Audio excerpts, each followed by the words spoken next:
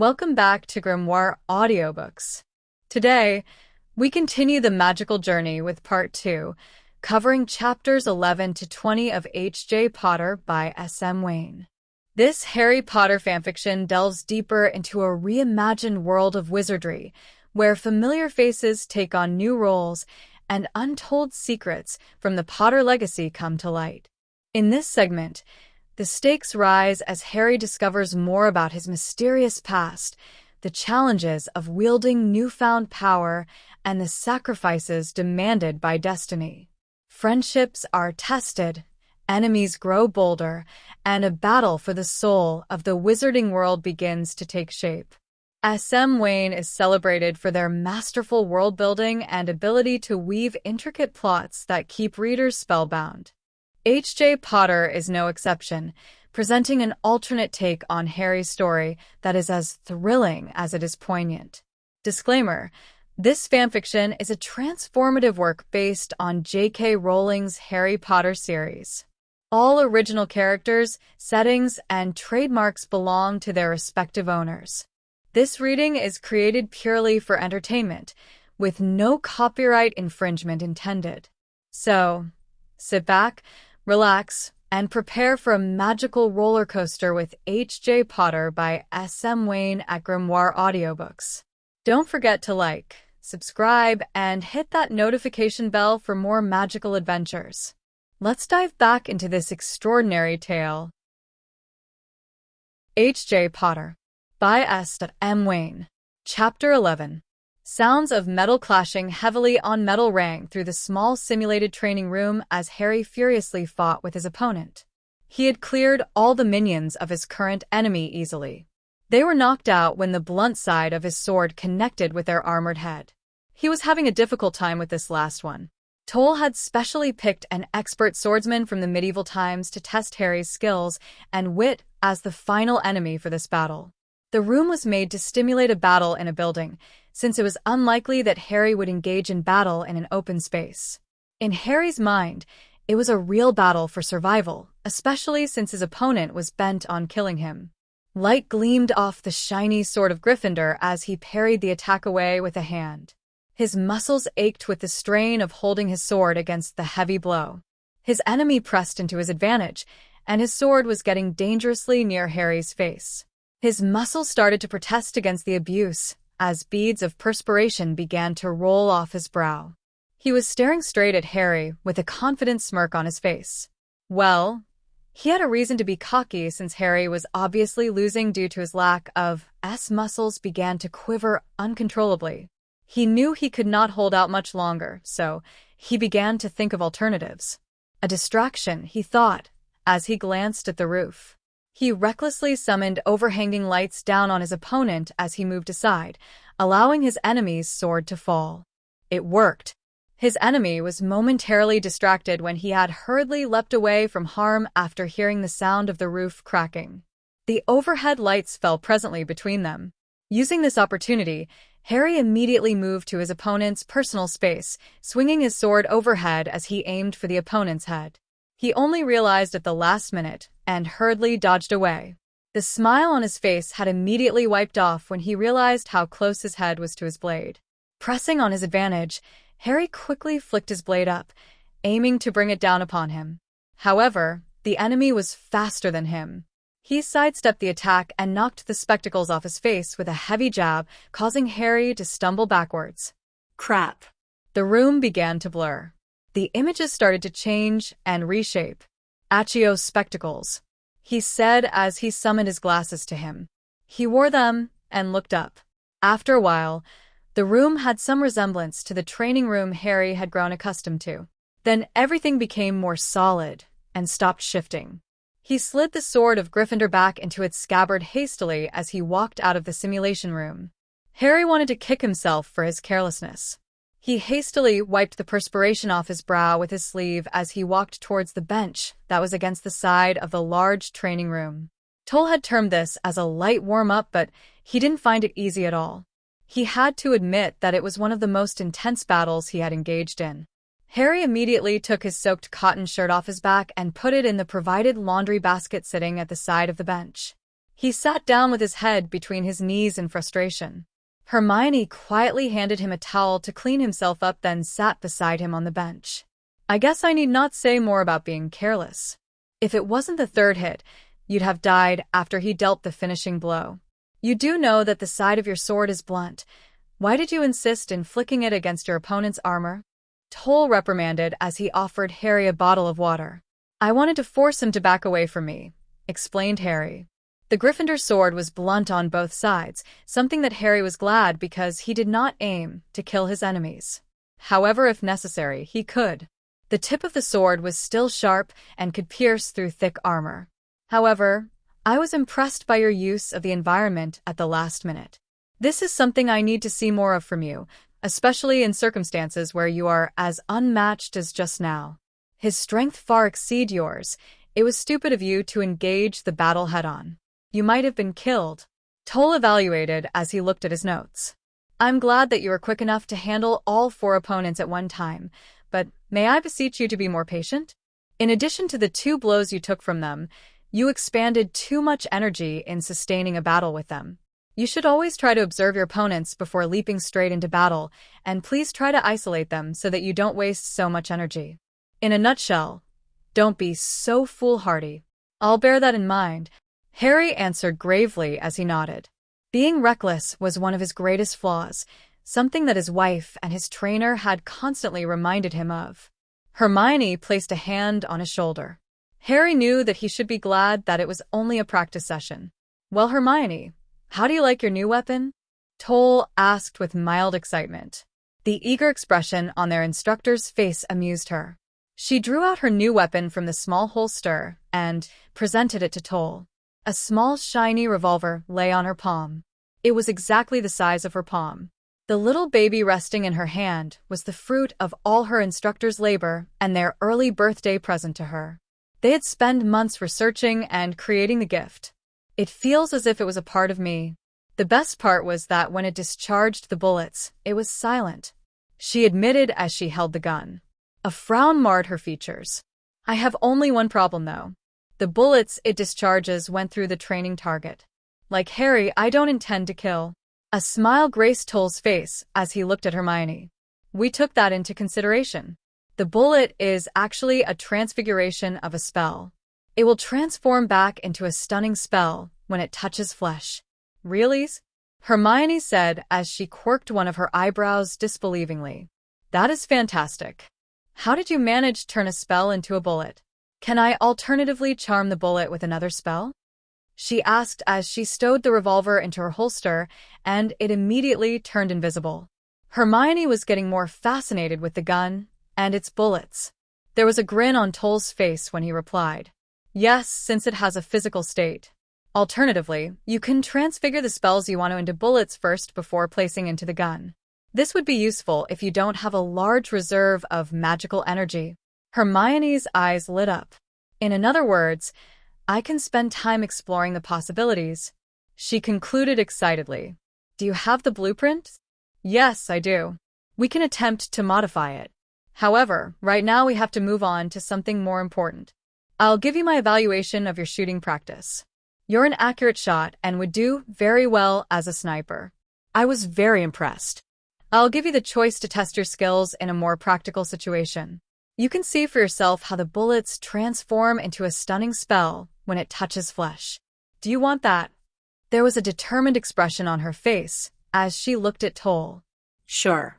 Let me get ready, she answered as she loaded her gun nimbly. The usual rules apply. Take 3 blows and the training session would be considered a failure, Toll informed. She nodded her head. The room had immediately faded and transformed into a room of a building. It was exactly the same simulation that Toll had put Harry through. Hermione hurriedly cast a disillusion spell as she sneaked to the side to observe the number of enemies she was facing. There were 4 of them, and they were carrying melee weapons and patrolling around the room. She began to formulate her plan. She knew that if she took one down, the others would be alerted and she would lose her advantage. However, there was no way she avoid alerting them. She aimed the revolver and fired, hitting one of the men standing closest to her.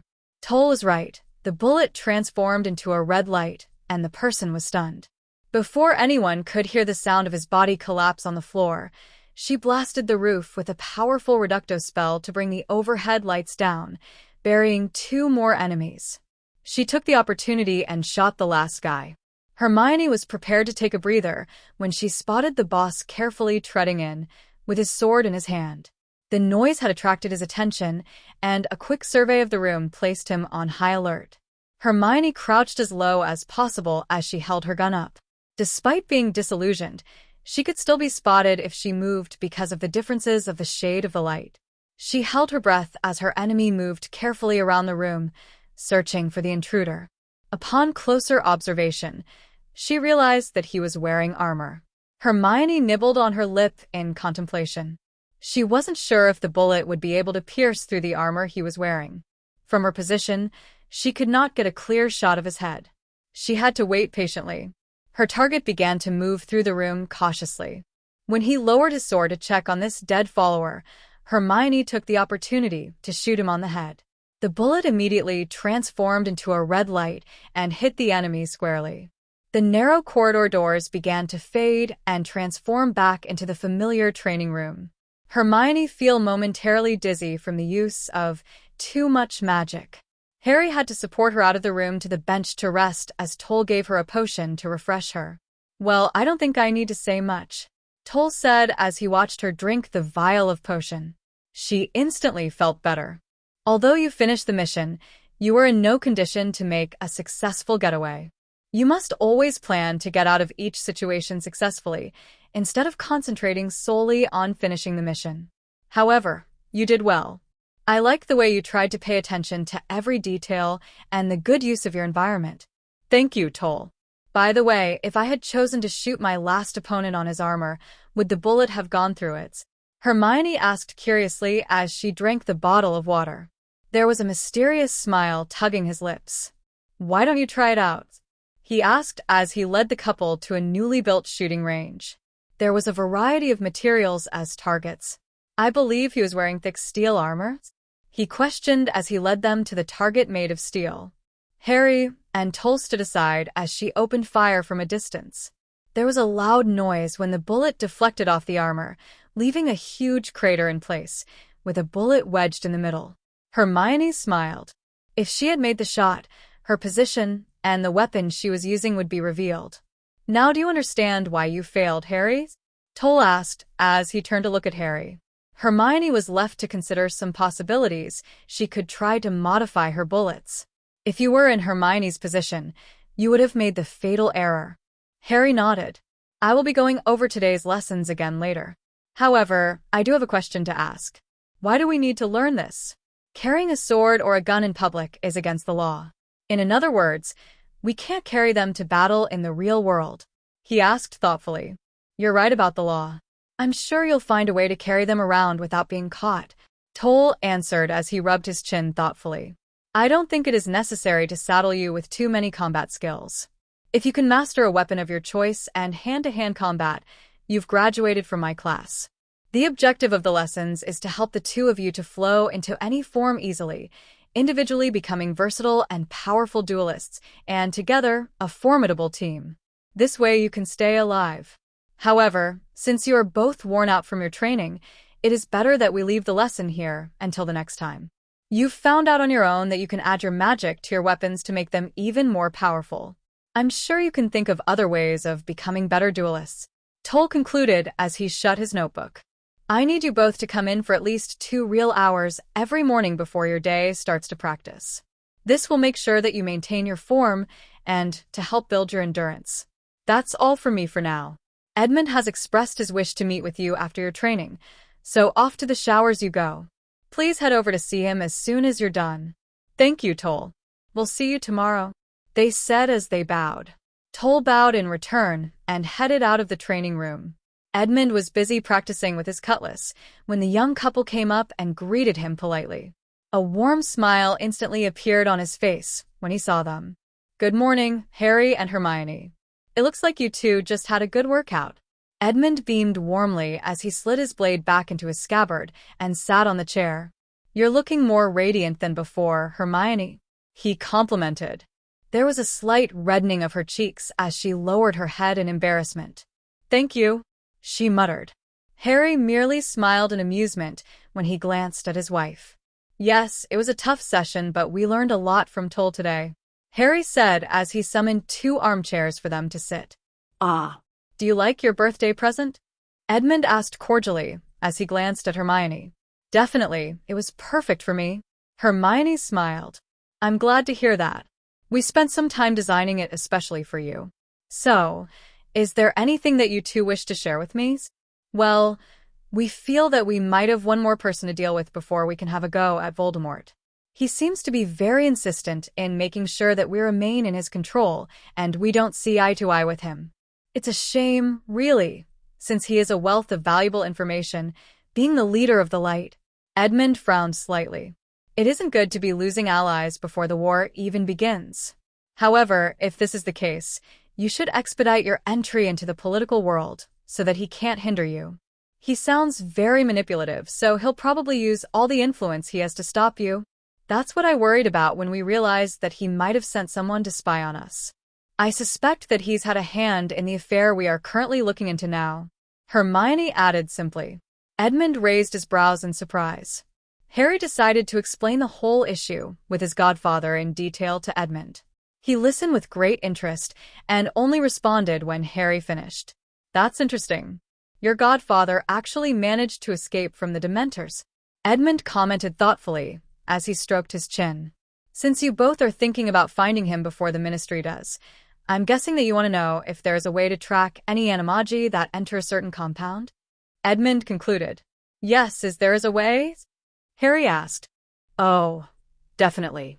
However, you will expand too much magical energy to create a detector strong enough to cover an area as large as Hogwarts. It's just not feasible. Besides, I'm sure that he will be safe until he reaches Hogwarts if he has managed to remain undetected for this long. I feel that you should be more concerned with providing him a safe place to hide and clearing his name. The Potter Mansion should be a good place for him to stay," Hermione stated. "Anyway, he was placed into Azkaban without a trial on the charge of killing a baker's dozen. The most important thing that we need to do is to influence the right people so that we can call for the case to be reopened. Well, it seems that it's important to accelerate the process of entering the Wizarding Society formally," Harry added solemnly as he scratched his chin. "I was planning on doing that much later." Edmund chuckled. "It doesn't matter if you enter now or later. Everyone always has their eyes fixed on you because you are the boy who lived. That is important. However, to clear your godfather's name, you need to find that rat." Hermione nodded absently, already trying to mentally list the possibilities. "Even though you have to do this, you'll have to find time to relax. You don't get to live your 3rd year twice. Take the time to enjoy schooling," Edmund added as he shook his head. He knew how workaholic Harry and Hermione were. "I believe you were getting ambitious? You want to ward houses?" he asked. "I've warded Hermione's family home with basic wards as a safety precaution." It was something that was weighing on Hermione's mind. He answered sheepishly. "Come to think of it, we do have a lot of projects.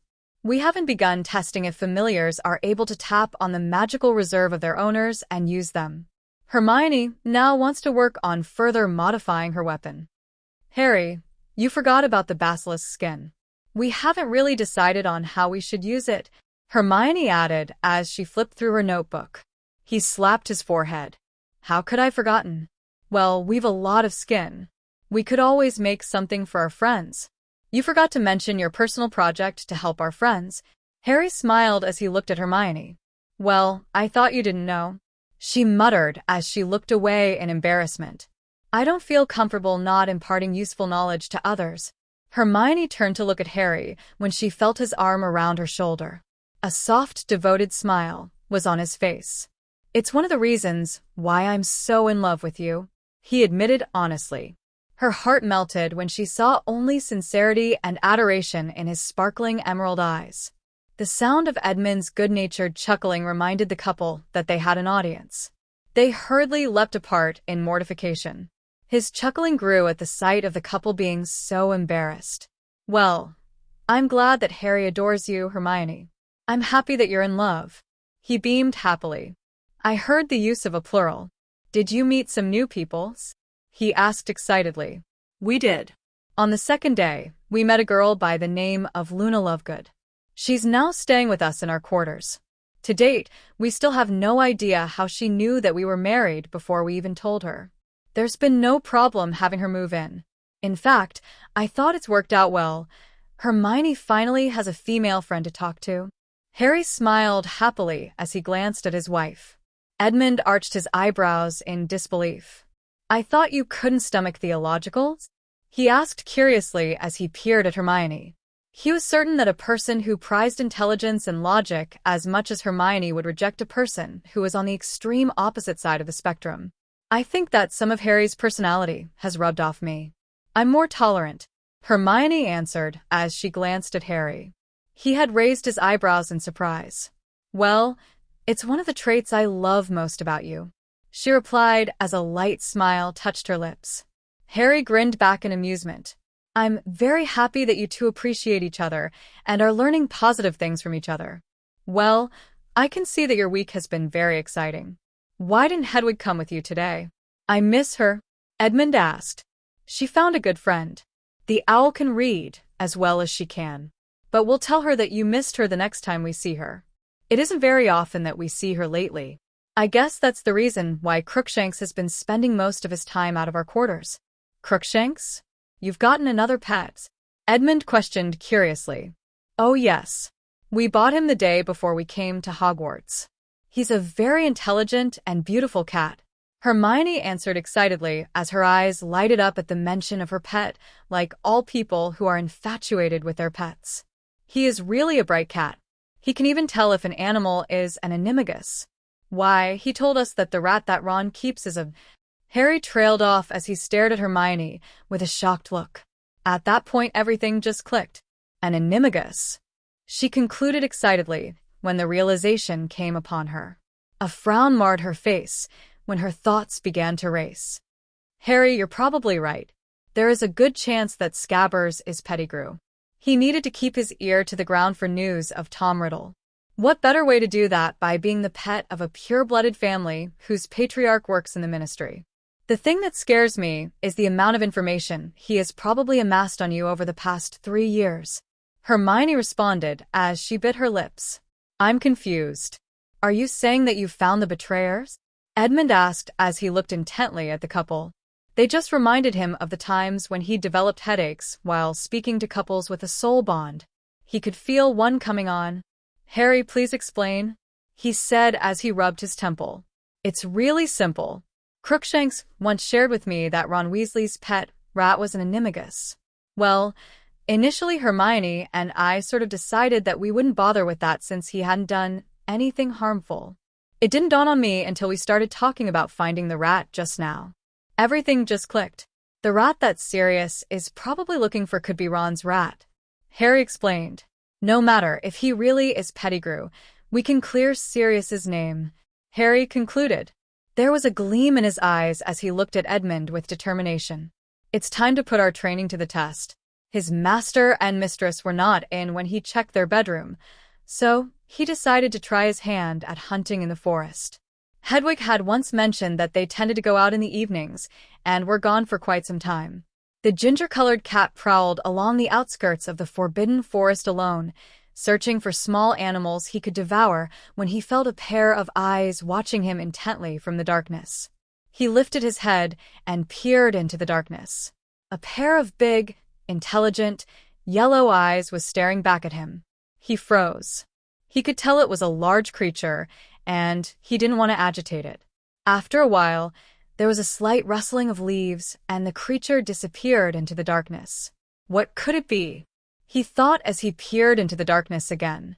The growling of his stomach persuaded him to continue on his mission. He obeyed immediately and soon found several spiders under the bushes for starters. What do you mean that we're not allowed to provide any additional information on the war? Or training for Harry and Hermione? It's clear that you know who will be coming after them. Why aren't you allowing us to assist them in these areas? Professor McGonagall demanded brusquely as she stared at the old man sitting in his large chair with her beady eyes. Her nostrils were white with rage. They were in the headmaster's office discussing school matters. Dumbledore gave the instruction after she finished her verbal report. Albus Dumbledore was not terrified of that famous Scottish temper of hers. He merely looked at her peacefully. The faculty is merely discouraged to do so. First, Harry is too young for such a burden. I don't want him to be preoccupied by this entire business of destroying Voldemort.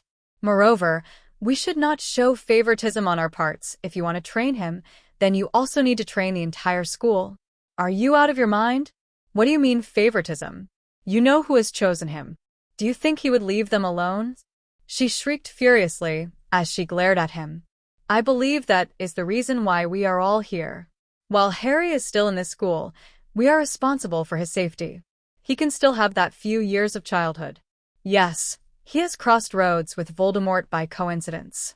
You know that Harry wouldn't have met Voldemort if he wasn't so curious or reckless. Dumbledore answered calmly. He mildly surprised that she was close to screaming at him. She took a deep breath and composed herself. The fact remains that we've slipped twice, the elder auburn-haired lady declared in a clipped tone. I'm sure we can all agree that up to now, it was fate that allowed Harry to cross paths with him thrice. I'm uncertain if Harry will survive the next time we make a mistake. However, I am certain that he will meet Voldemort again.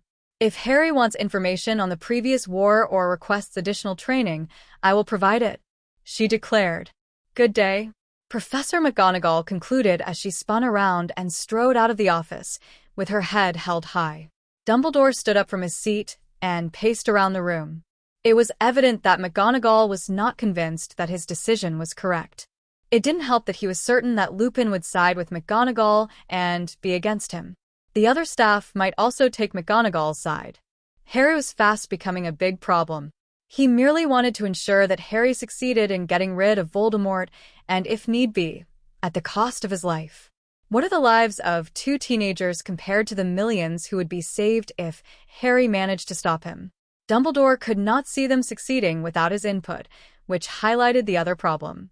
The company that Harry now kept may not be easily swayed by his words. He knew that it would be an obstacle in establishing his control over the young teenager. He once considered the alternative of using legilimency on them to learn more about their plans and their mysterious tutor. However, it was clear from their previous conversation that he could no longer pick thoughts of their heads whenever he wished without alerting them of his actions. He could count on Hermione to help Harry take him up to court if he did that. A frown seized his forehead. We need the information and expertise of people who experienced the war to prepare us.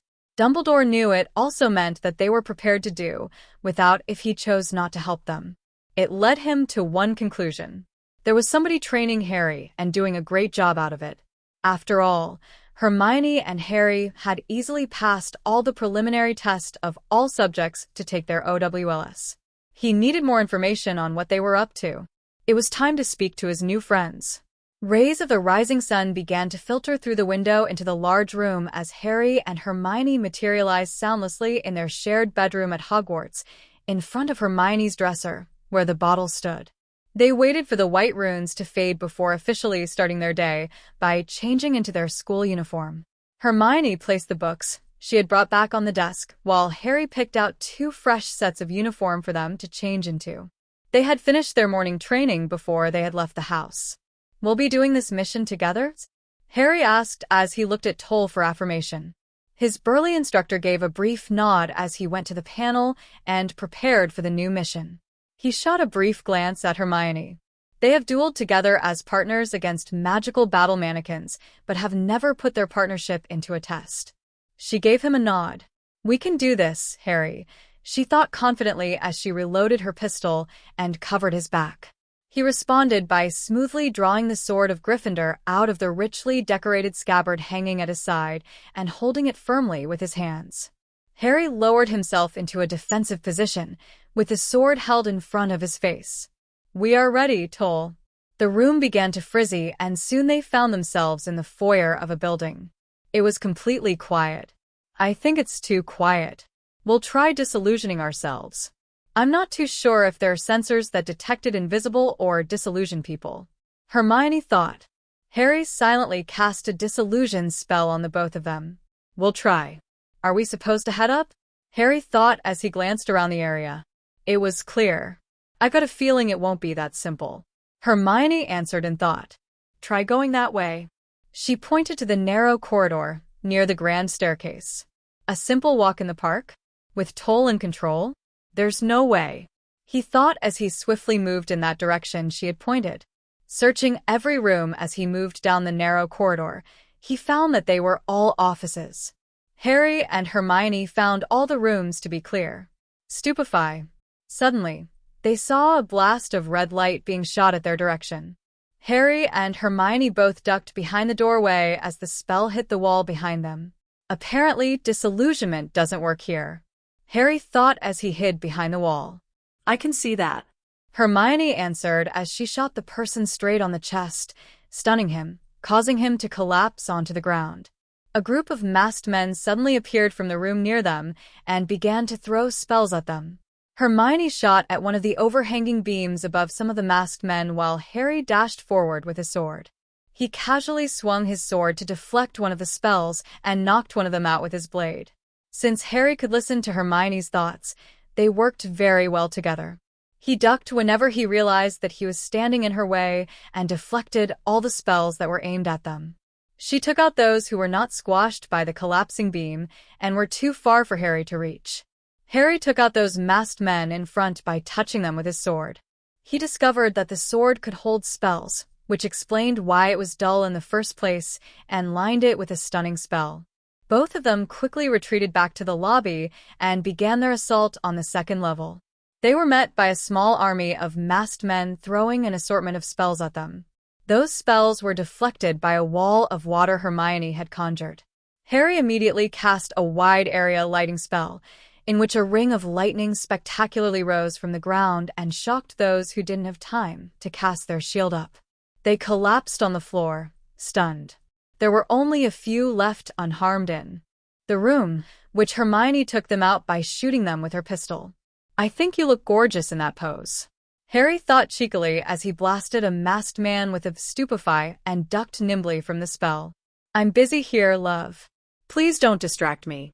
Hermione thought in mild embarrassment as she continued shooting their enemies with her pistol. Harry grinned in amusement as he dodged another incoming spell and fired several stunning spells back at them. As they continued to battle on, Harry realized that prolonged usage of elemental magic made him tired easily, so he decided to stick with standard spells and his sword. He swiftly stunned a masked man at the side as he rapidly moved down the corridor, with Hermione covering his back. Don't you think it's strange that we are only encountering wizards who can cast spells? Acio's sword. He heard someone shouted. The sword of Gryffindor flew out of Harry's hand, but since Hermione was able to take the person down, the sword flew to the end of the long corridor instead of flying into the enemy's hand. This was followed by a rapid firing of stunning spells by the masked men. They leapt out of harm's way and hurriedly took cover behind a convenient statue or a wall. You've got your wish. There are swordsmen, Hermione observed as she shot the wizards casting offensive spells at the far end of the corridor with her pistol. The dull corridor was lighted up by the various color of offensive spells exchanged from both sides. By then, Harry had ejected his wand from its holster and was firing a chain of stupefy spells at the charging warriors. Some of the stunning spell hit them squarely on their bodies, and the charging swordsmen collapsed onto the ground. However, there were a few, unflustered by the fall of their comrades, charging straight at them, deflecting his spells effortlessly. Even Hermione could not get a clear shot at them since she was occupied with shooting the irritating wizards casting an assortment of offensive spells at them. With the sword of Gryffindor at the other end of the room, they were in the losing end if the swordsmen charged straight at them. At this crucial moment, Harry decided to take a risk. He leapt away the statue he was hiding, summoned his sword with his hand and shooting several of the charging warriors with stupefy spells with his wand as he dashed towards the swordsman. Some of the remaining warriors collapsed after being hit by the spells. Only one swordsman remained. Harry and that masked warrior were getting close. The masked warrior swung his sword up in preparation to cleave it down on Harry as they crossed paths. Harry dodged slightly to the right, grabbed the sword of Gryffindor from midair with his left hand and hit him hard with the side of the sword. The spells meant for Harry hit the enemy in front of him and acted like a shield. Hermione took the opportunity to come out of hiding and shoot them. She stunned the remaining enemies quickly.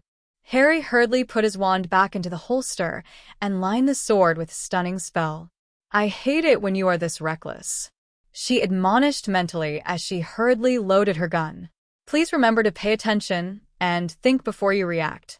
"Yes, dear," he answered simply as they continued on with the mission. They managed to clear the level with much effort since they were dealing with wizards and warriors at the same time. Hermione alternated between shooting and casting wall made of water to defend them from spells cast at them. Harry engaged with several swordsmen in a close combat while deflecting spells with his sword. It was the only time when Harry showed the caliber of his swordplay. He moved swiftly and agilely, parrying, blocking, attacking, and deflecting. He flowed from one form to another swiftly as he took on a group of swordsmen. Since all he needed was to hit them once with his sword, they were all stunned after a while. Hermione, on the other hand, alternated between hiding behind the wall and shooting the wizards casting spells.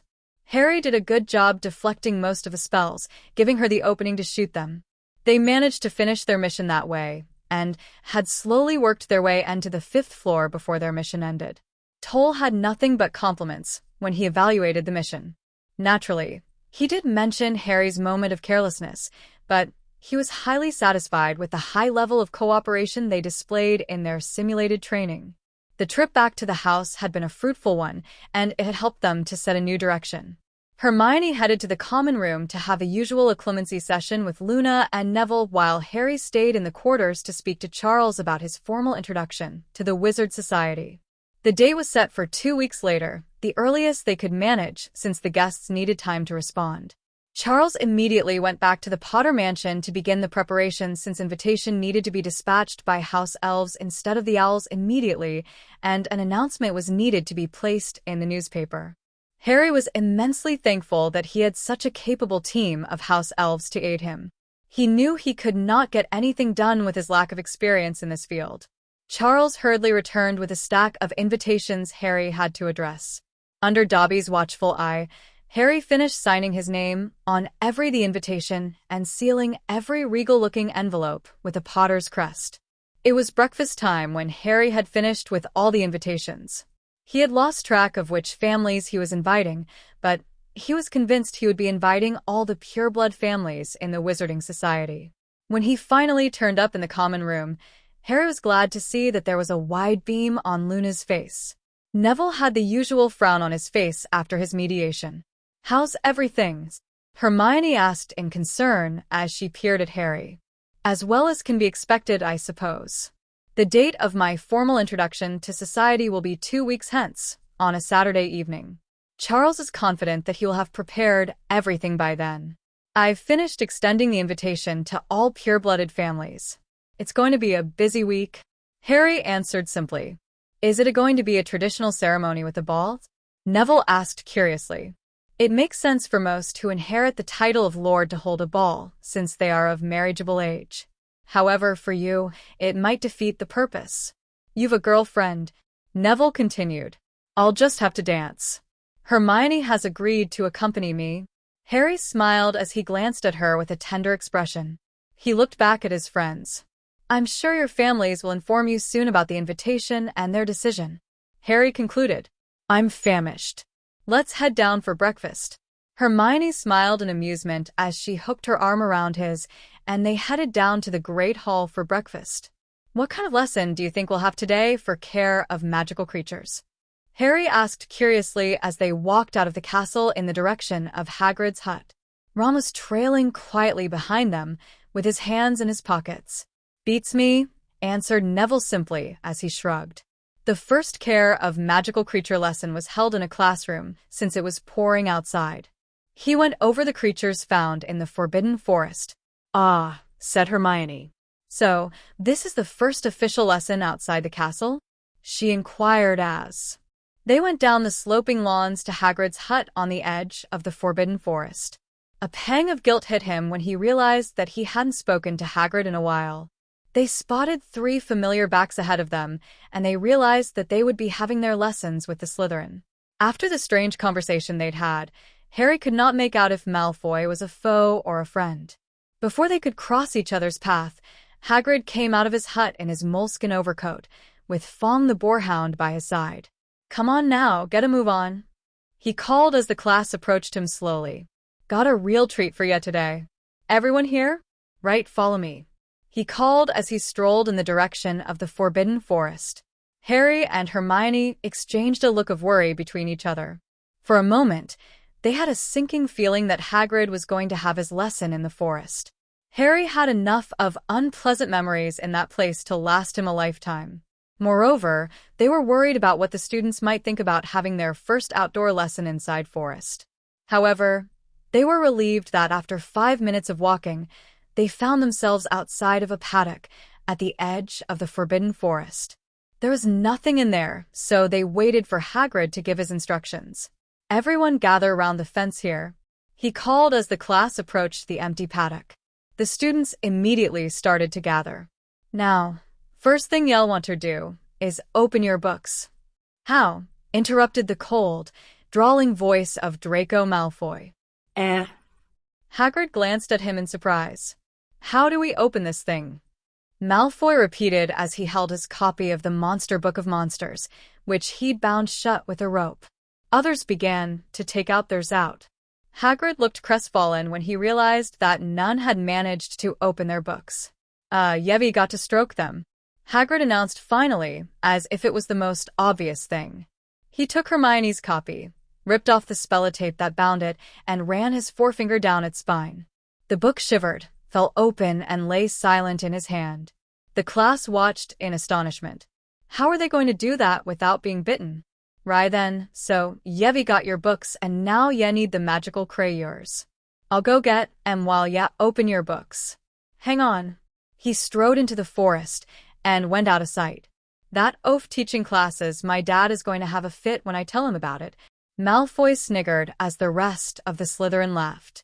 Harry was about to ask him to shut up when he spotted some creatures trotting into the paddock. They had the bodies, hind legs, and tails of horses, but the front legs, wings, and heads of what seemed to be giant eagles with steel-colored beaks and large, brilliantly orange eyes. The talons on their front legs were half a foot long and lethal-looking. He identified them immediately as hippogriffs. Hermione and Harry were in awe of the large creatures that Hagrid had tethered to the fences.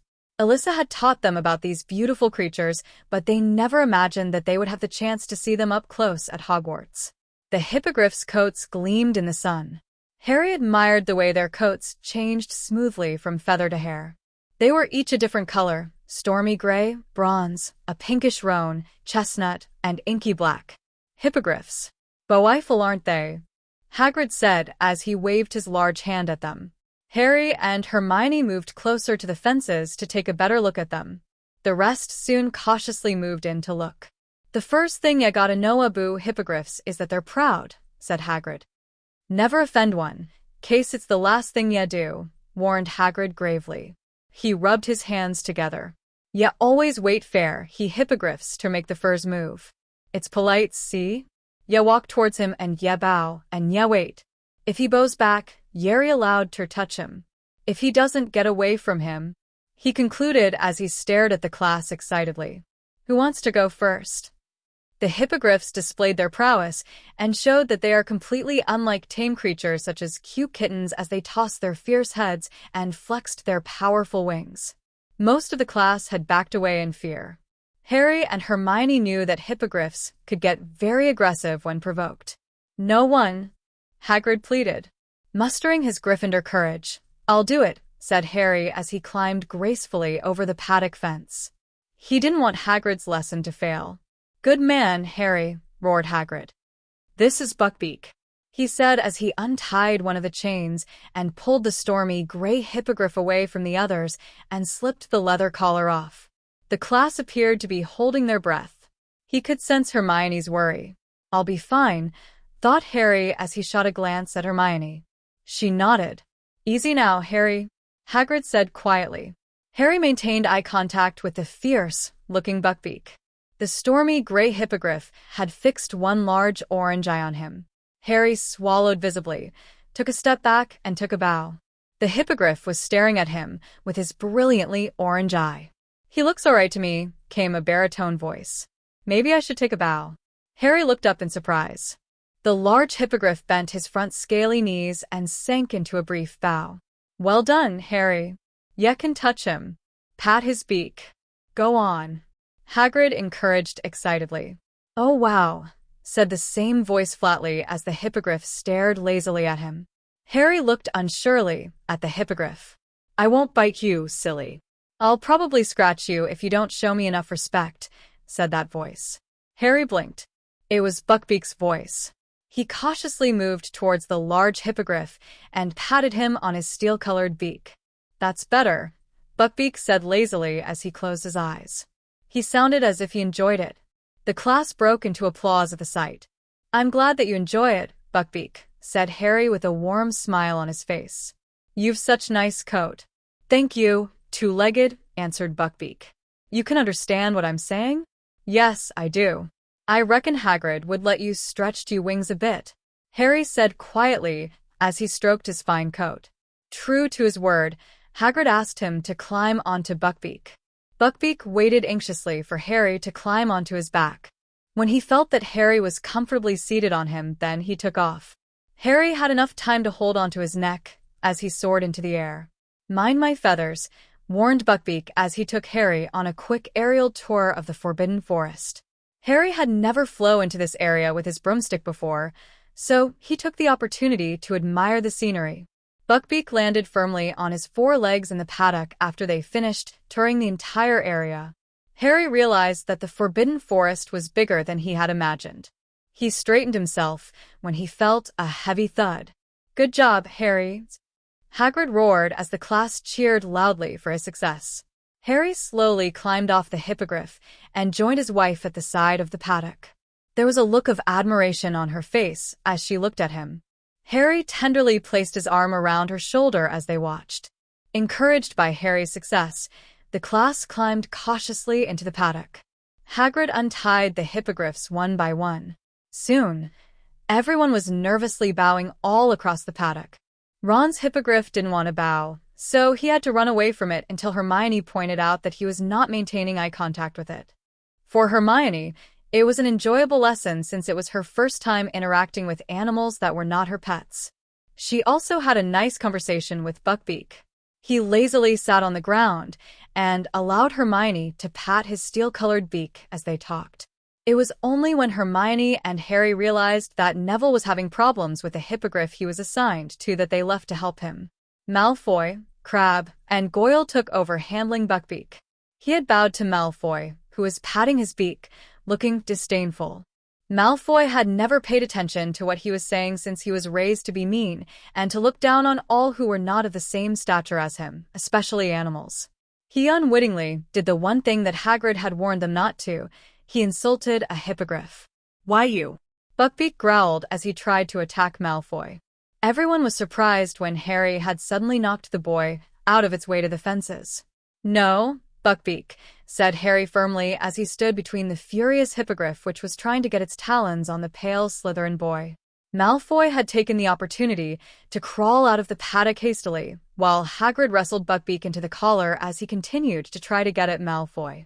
Hermione immediately rushed forward and joined her husband, placating the irate hippogriff. "Relax, Buckbeak. You're going to hurt yourself if you keep straining the collar," she said soothingly as she stroked his side.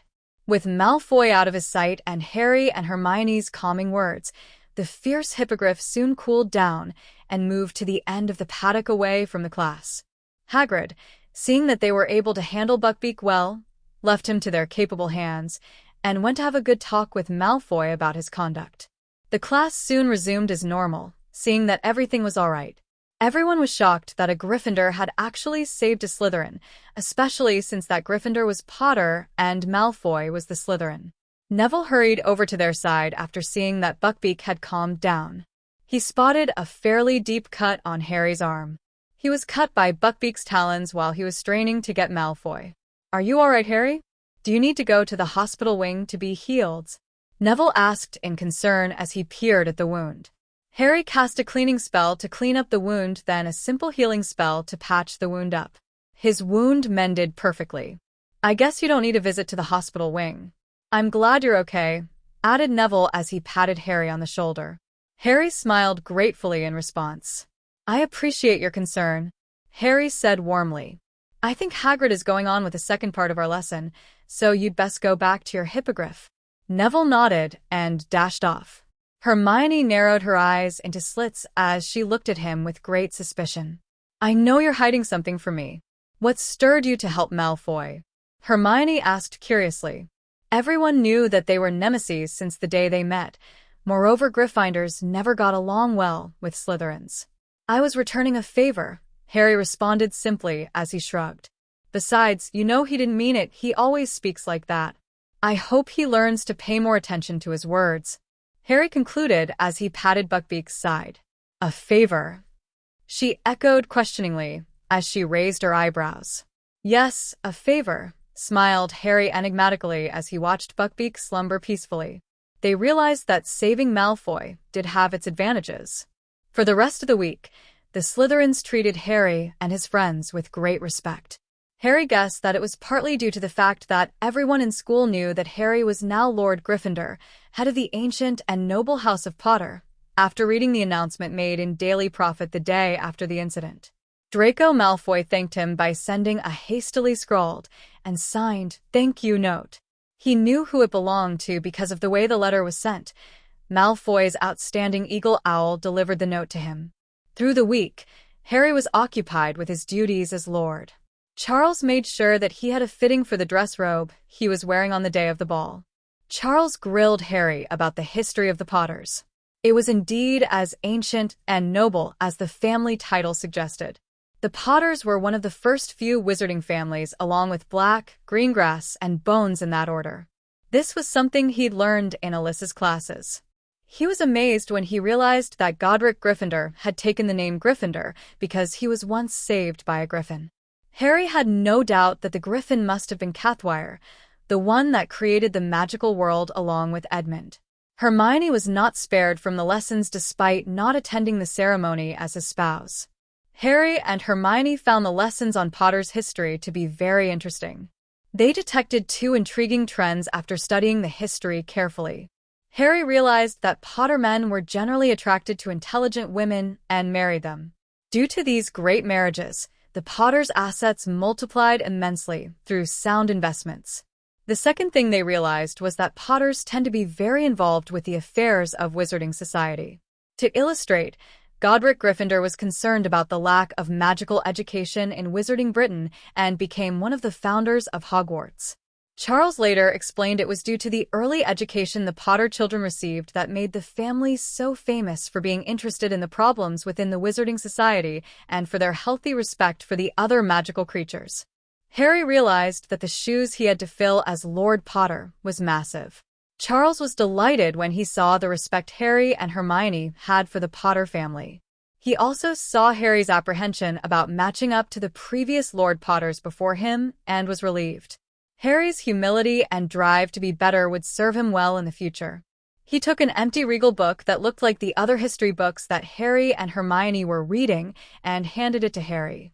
My lord and lady, we will be waiting to fill this with the deeds you've done as Lord and Lady Potter, so that your descendants can learn from your success, avoid your failures, and appreciate the legacy you've left for them. With every new Lord, a new chapter of Potter's history will be added. I'm sure this new section will be as thrilling and fascinating as the other chapters, Charles added solemnly.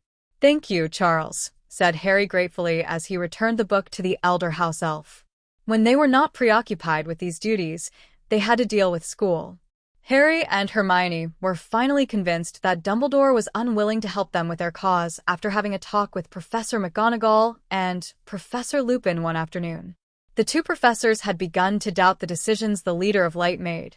Sirius Black was a clear example that they shouldn't have blindly listened to Dumbledore without checking things out for themselves. They pledged all their resources to help Harry when they found out that he'd decided to be formally introduced as Lord Potter sooner simply because he wanted to have the ability to influence others to give Sirius a proper trial. Lessons were a breeze for Harry and Hermione. They spend most of their time coaching their peers and recapping their third-year work. The professors teaching them continued to be very pleased with their work. They were pleasantly surprised when they realized that Harry's handwriting had improved. It was now an elegant scrawl, comparable to Hermione's beautiful, neat handwriting, instead of his usual messy scribbles. To make his week even busier, his first Quidditch match was coming up soon. Practices every evening took up all his time before dinner. Oliver Wood, captain of the Gryffindor Quidditch team, was determined to see Gryffindor win the Quidditch Cup, since it was his last year at Hogwarts. Harry did not grumble since flying helped him to unwind, but he was worried about his wife. She faithfully accompanied him to every practice and patiently waited for him in the stands until practice ended. It was a gesture that he appreciated greatly, but he knew that she was wasting valuable time doing so. Thus, he tried to dissuade Hermione from accompanying him, but she refused to budge. She did try to make him feel better by using the time to tutor Neville or do her homework. He finally relented and thanked her by taking her on a quiet stroll after practice every day regardless of his condition. Harry and Hermione had to go to the house frequently for lessons. They would slip into the house at bedtime to continue their physical training with Toll, lessons on politics with Alyssa and Edmund, finish their daily homework, and get enough rest. Occasionally, Hedwig would join them so that she could have some physical training with Toll and learn more dueling tactics from Elle. Harry and Hermione took some time out during the week to meet Hedwig's new friend. Harry was shocked when he realized that Callan, the male snowy owl, was the same owl who told him off on his birthday. Flashback. Who might you be from? Harry asked as he looked at the rather noble-looking snowy owl. The owl opened his eyes in a rather conceited fashion as he fixed his yellow eyes on him with apparent distaste. Can't you read the letter? An irritated male voice came into his head as the owl held out his leg where 3 envelopes and a parcel were attached on it. Harry chuckled as he took the letters and the parcel. Thank you. Harry grinned brightly. He remembered that he could speak to animals with the ring. You're welcome. I'm glad that you at least have the manners to thank me after making me wait so long. The owl had added arrogantly as he stared at Harry. I am surprised that you can understand what I'm saying. I am sorry. I was shocked when I realized I could talk to my owl. Harry added apologetically. Would you feel better with a drink of water and some rest? Harry asked politely. The letters are from Hogwarts. I'd best be going. Thank you for the offer. With that, the owl stretched his wings and flew out from the window. End flashback. Hermione and Hedwig laughed after Harry had shared the incident. Hedwig felt slightly sheepish that she did not recognize him at first sight like Harry. It's simply because you haven't been put down by an owl before, quipped Harry as he laughed. You tend to remember others better if they were the first of their kind to put you down. Harry chuckled as he stroked Callan. Everyone hooted in laughter. During their conversation, Hermione noticed the large wound on Callan's wing, so she healed him with a complex spell using Harry's magic. The spell regenerated new tissues and knitted them together. When the spell was finished, his wing looked as good as new. Callan was overjoyed when he flapped his newly mended wing and felt no pain. He thanked them profusely. He excitedly flew off to show his owner his healed wing. Hedwig's joy did not go unnoticed by Harry or Hermione. Harry and Hermione left the Ollery with a new task. They were very excited at how close the 2 owls were. Don't you think it's time to speak to Callan's owner? He asked quietly as they walked down the spiral stairs leading back into the main building of the castle. Maybe we can matchmake Crookshanks to Callan's owner's cat. I heard that she has always kept a female cat. Hermione added excitedly. Harry smiled. You know how picky Crookshanks can get. I do really want to meet his owner. I'm sure she's a very nice girl since she had the heart to save a post owl. We'll ask Callan to introduce us to his new owner in the near future, concluded Hermione as she smiled.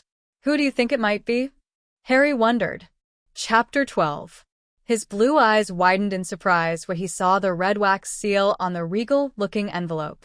Glancing through his half-moon spectacles at the polite house elf in surprise, Dumbledore saw that it was wearing the same crest, the crest of the ancient and noble house of the Potters. He hurriedly opened the letter and found that it was an invitation to Lord Potter's formal introduction to the Wizarding Society. He was further astonished when saw that the event was going to be held 2 weeks' time. What game was Harry playing now? He thought as he looked at the invitation. No matter. It was the ceremony of one of the oldest and richest families in the wizarding community. Being the head of the Wisingamot, he had to make an appearance. He hurriedly wrote a suitable reply and handed it over to the elf that vanished instantly after bowing deeply. He did not like the way things were going, and if his hunch was right, Lord Potter had something up his sleeve. He was getting exceeding difficult to rein in. It was a week ago since Harry received the reply from Dumbledore among the replies he received from the other families.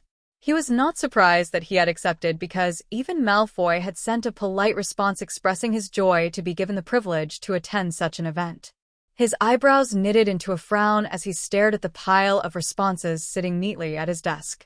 Well, he asked to invite every single family to this ceremony.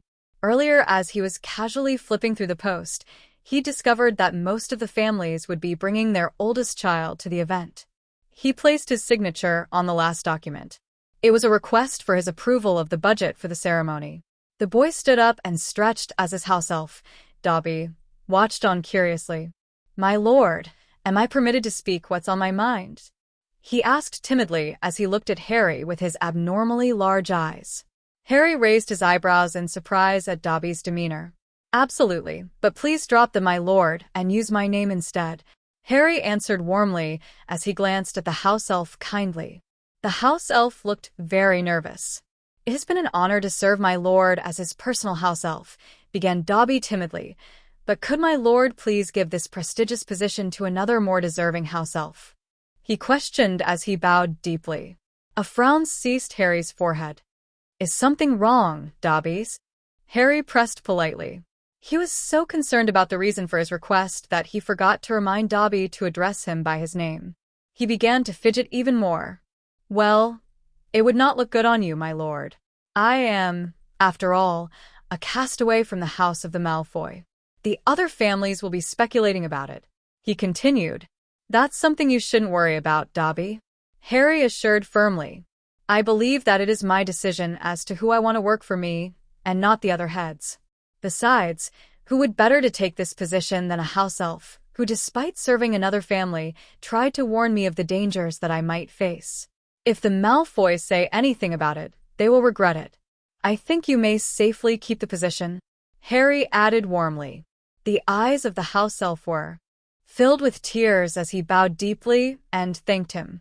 He excused himself so that he could help out with the preparation over at Potter Mansion. The realization that he needed to be somewhere dawned upon him, and he hurriedly rushed out of his study room. A smile graced his face when he spotted a girl speaking quietly to a white owl in the Ollery as he rushed up from his quarters. Her long golden hair cascaded down to her shoulders. "Good morning. Are you Callan's owners?" Harry asked politely as he slowly approached her. The girl turned around at the sound of his voice. He recognized the face at once. It was Daphne Greengrass, the infamous Ice Queen of Hogwarts. He'd had several classes with her since first year, but he never had the chance to speak to her. The Slytherin girl was undoubtedly the most beautiful girl in his year, and one of the prettiest girls in Hogwarts. He was surprised to see her. Who would have guessed that the warm, kind soul would be her? "We've never been formally introduced.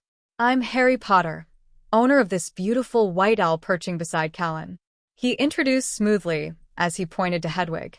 There was a warm smile on his lips as he looked at the emotionless girl. "Good morning, Potter. Should I address you as Lord Potter instead?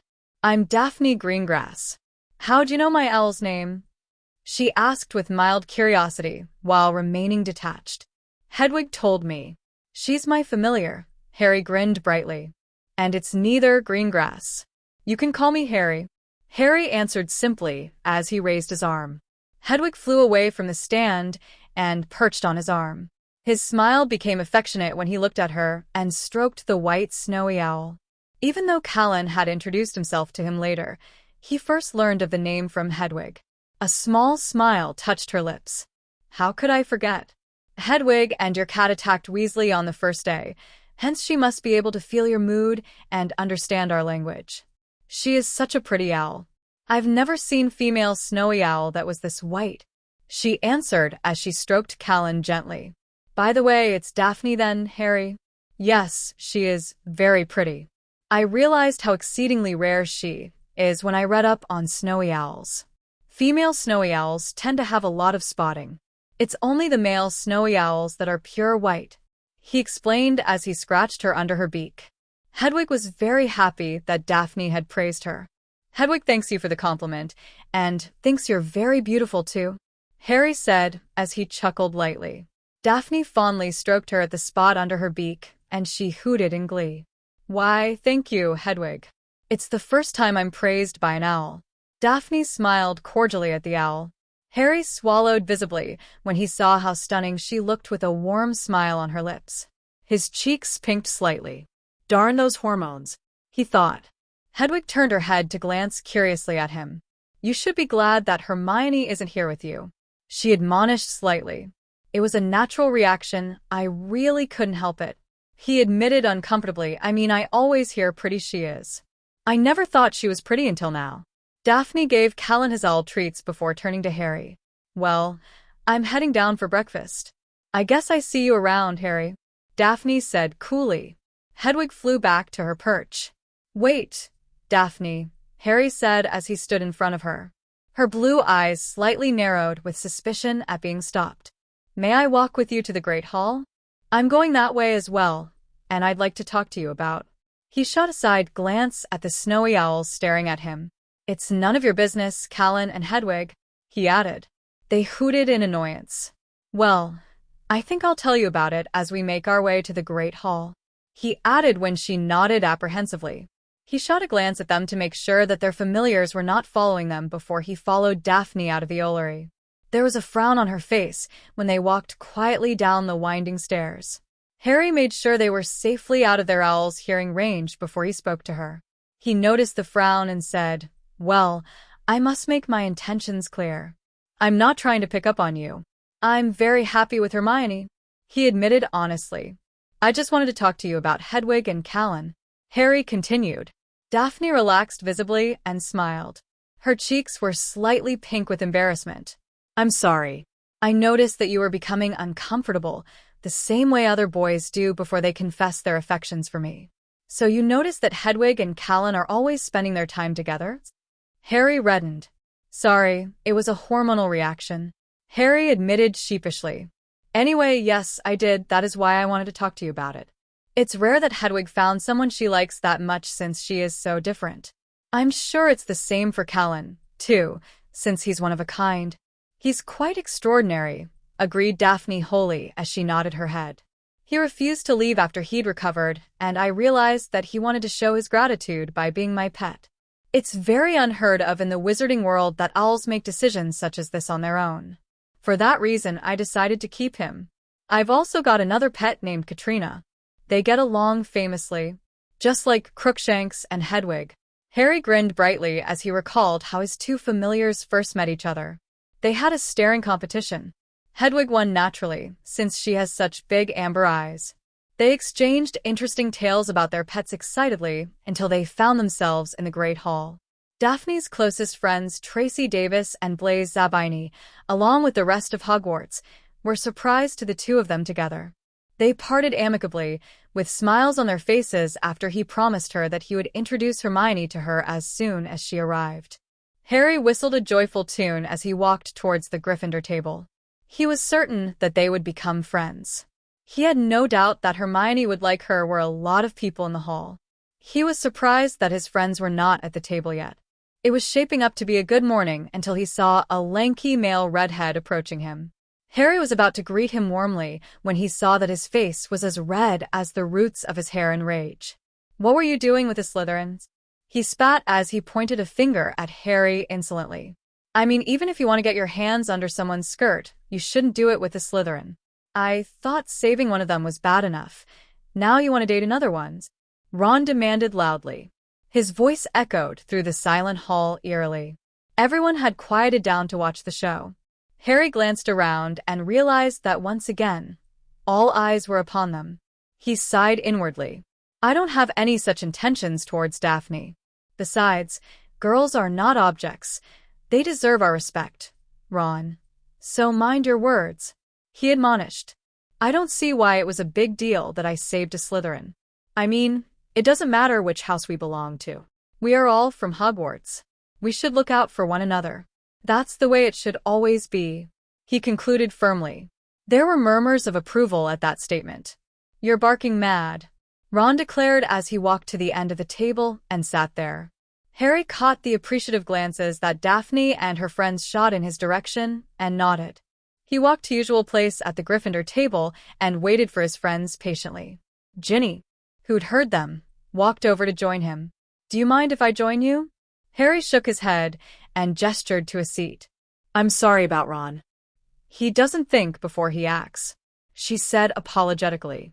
He's been that way since I've known him, Harry stated as he shrugged casually. I can't believe he leapt to the conclusion that I want to sleep with Daphne when I'm with Hermione, he added as he drained the entire goblet of pumpkin juice. Well, anyone can see that things between you and Hermione have been going really well. Anyway, it's unusual to see you at the Great Hall without her. Is everything okay? Harry chuckled lightly. Everything is fine. We each had to attend to different things today, he explained. Now that you mention it, Hermione and I must seem like we've been joined at the hip since we started dating. Yeah, answered Ginny softly. A frown seized her face briefly. She glanced at Harry and realized that he didn't notice it. Actually, that's not true. The two of you have always been close. It's been that way since first year. Now that you've started dating, it's almost impossible to see her without you. That was my intention, answered Harry enigmatically as he grinned. Before Ginny could question him further, she spotted Hermione, Luna, and Neville walking into the Great Hall. I've got to go to prepare for my classes. See you around, Harry. Ginny smiled sweetly and left. Okay, see you later, muttered Harry distractedly as he watched his wife. Her hair was clipped back and the masses of brown waves cascaded down to her shoulder. A warm smile graced his face as he stood up. She had smiled affectionately in return when she spotted him. Good morning, greeted Harry adoringly as he pecked on her lips. Good morning, Luna and Neville. How was your lesson? For the first time since they had started their clemency lessons, Harry saw a smile on Neville's face. I managed to calm down with a change of environment. I must say that mediating near the Black Lake in the morning is very relaxing. I look forward to hearing that you've found your center soon, mate. How about you, Luna? How are things coming? Pretty great. Actually, I'm halfway there. I saw the nettles this morning. I've just discovered today that they are attracted to lakes before dawn, replied Luna in her usual dreamy fashion. Harry smiled at her indulgently. What about you? How was your preparation for the ceremonies? Luna asked curiously as she began to fill up her plate with food after drinking from her goblet. It was okay, answered Harry as he helped Hermione to get some food. Neville and Luna were so used to seeing this that they said nothing. Hermione flashed an appreciative smile at him. I can't believe that the whole event is coming up this Saturday. I haven't really finished preparing an adequate speech. Neville quirked one of his eyebrows and said, You're 13. They don't expect you to say much. Neville took a bite of his food before continuing. By the way, I'll be attending it with Gran. And I'll be attending with my father, Luna added. That's great. Harry smiled as he rubbed his hands. He had additional plans since the day after the ceremony would be September 19th, Hermione's birthday. Hermione glanced at him quizzically at his sudden enthusiasm. Before she could ask him what was going on, a female voice interrupted them. I wanted to come over to thank you for defending me earlier, Harry, Daphne said as she came up to the Gryffindor table. Plus, I'm here for the introduction you promised. Hermione's eyes had widened with disbelief as she glanced at Harry and found him smiling sheepishly at her before he stood up.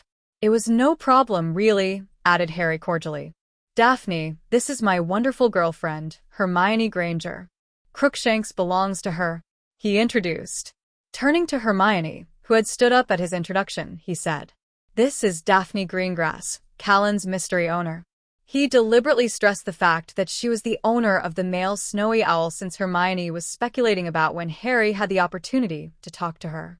Was she the one you thought as pretty just now? You went to the Ollery to meet the owner of Callan just now, didn't you? Well, yes to both questions. It's a hormonal reaction. I'm at the age to notice girls. By the way, I prefer girls with brown, wavy hair, Harry thought. Hermione smiled and shook Daphne's hand. There was real warmth in her eyes as she did so. Thank you for healing Callan, Granger, added Daphne with a smile. It was good of you to relieve his pain. I could see that he was ecstatic. Calling me Hermione would be fine, Daphne. It was really nothing. I couldn't leave him like that. He is such an adorable and proud owl, very much like Hedwig. Hermione grinned cordially. Daphne chuckled softly at Hermione's words and her joy when talking about their pets. Hermione frowned in confusion and glanced at Harry. The Ice Queen is laughing? There was an amused smile tugging his lips. I apologize for laughing, it's just that Harry made a bet with me. He was confident that I'd like you very much. Initially, I was a bit apprehensive, but now I realize that he was right. Daphne beamed. I forgot to introduce my close friends to you. This is Tracy Davis and Blaise Zabini. Hermione took the cue to introduce their companions to them. These are our friends, Luna Lovegood and Neville Longbottom. Hermione introduced their friends to each other. They greeted each other affably. Well, I guess that means I'll have to join you guys in the future? Daphne asked, as arched her eyebrow quizzically. Well, you did bet on it. Harry reminded with a grin.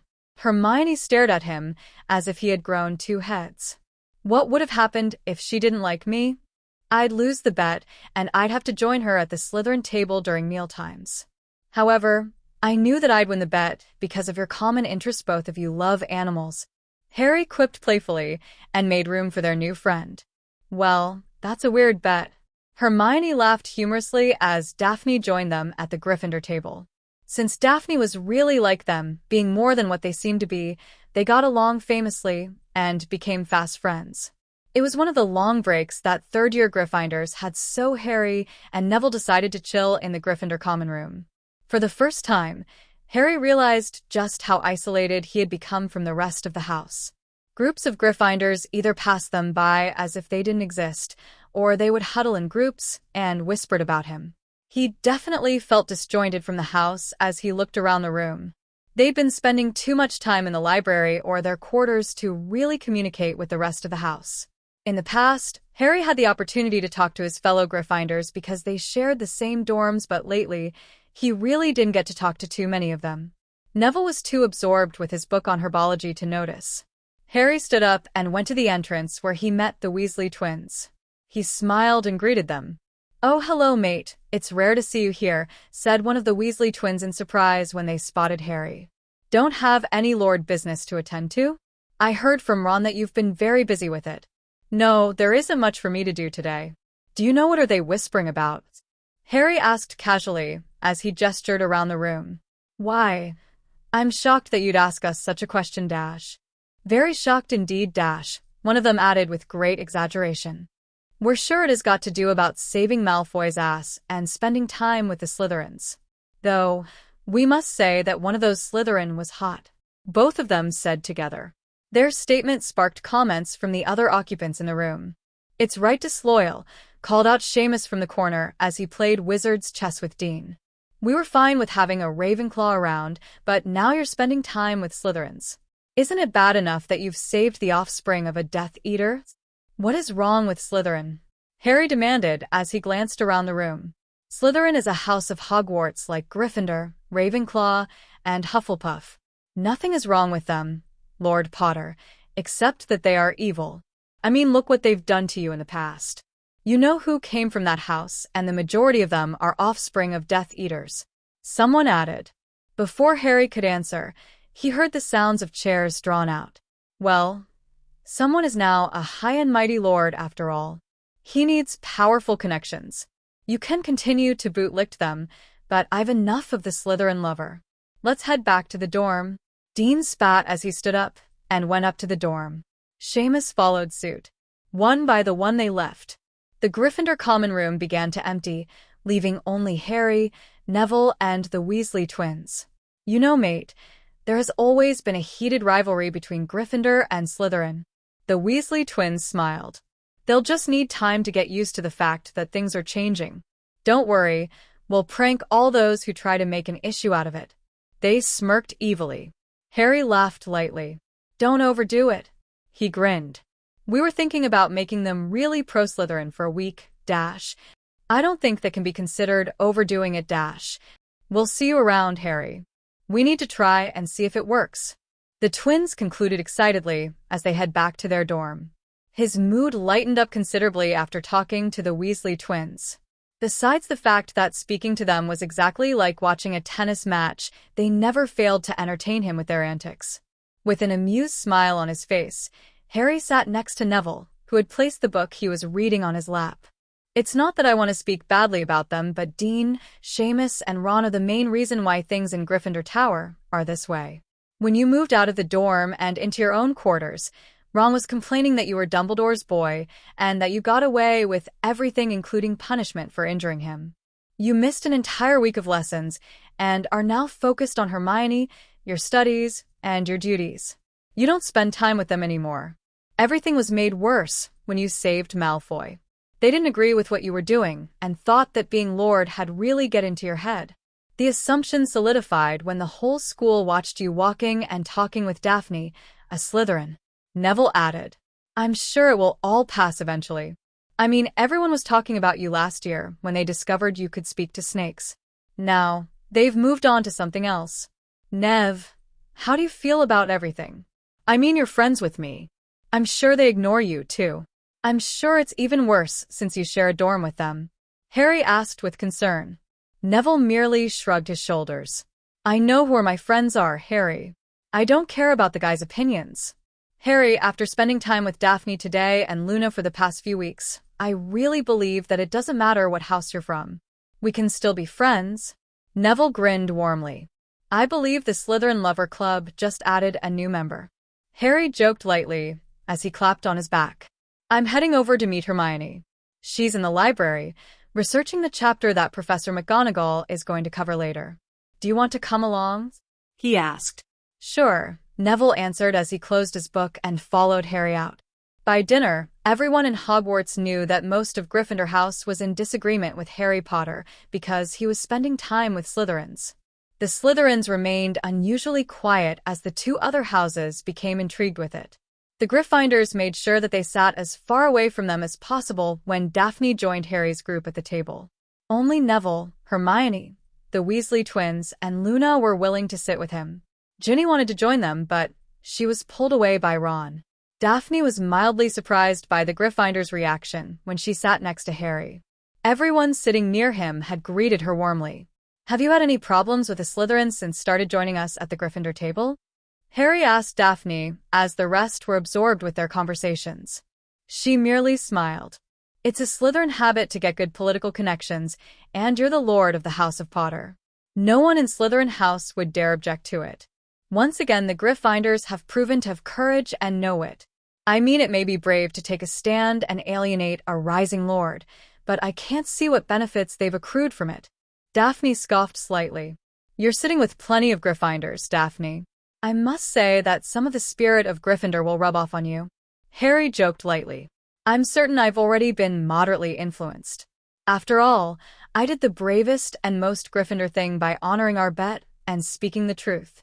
I could have pretended that I didn't really like Hermione and snake out of the whole deal, admitted Daphne as her eyes twinkled in amusement.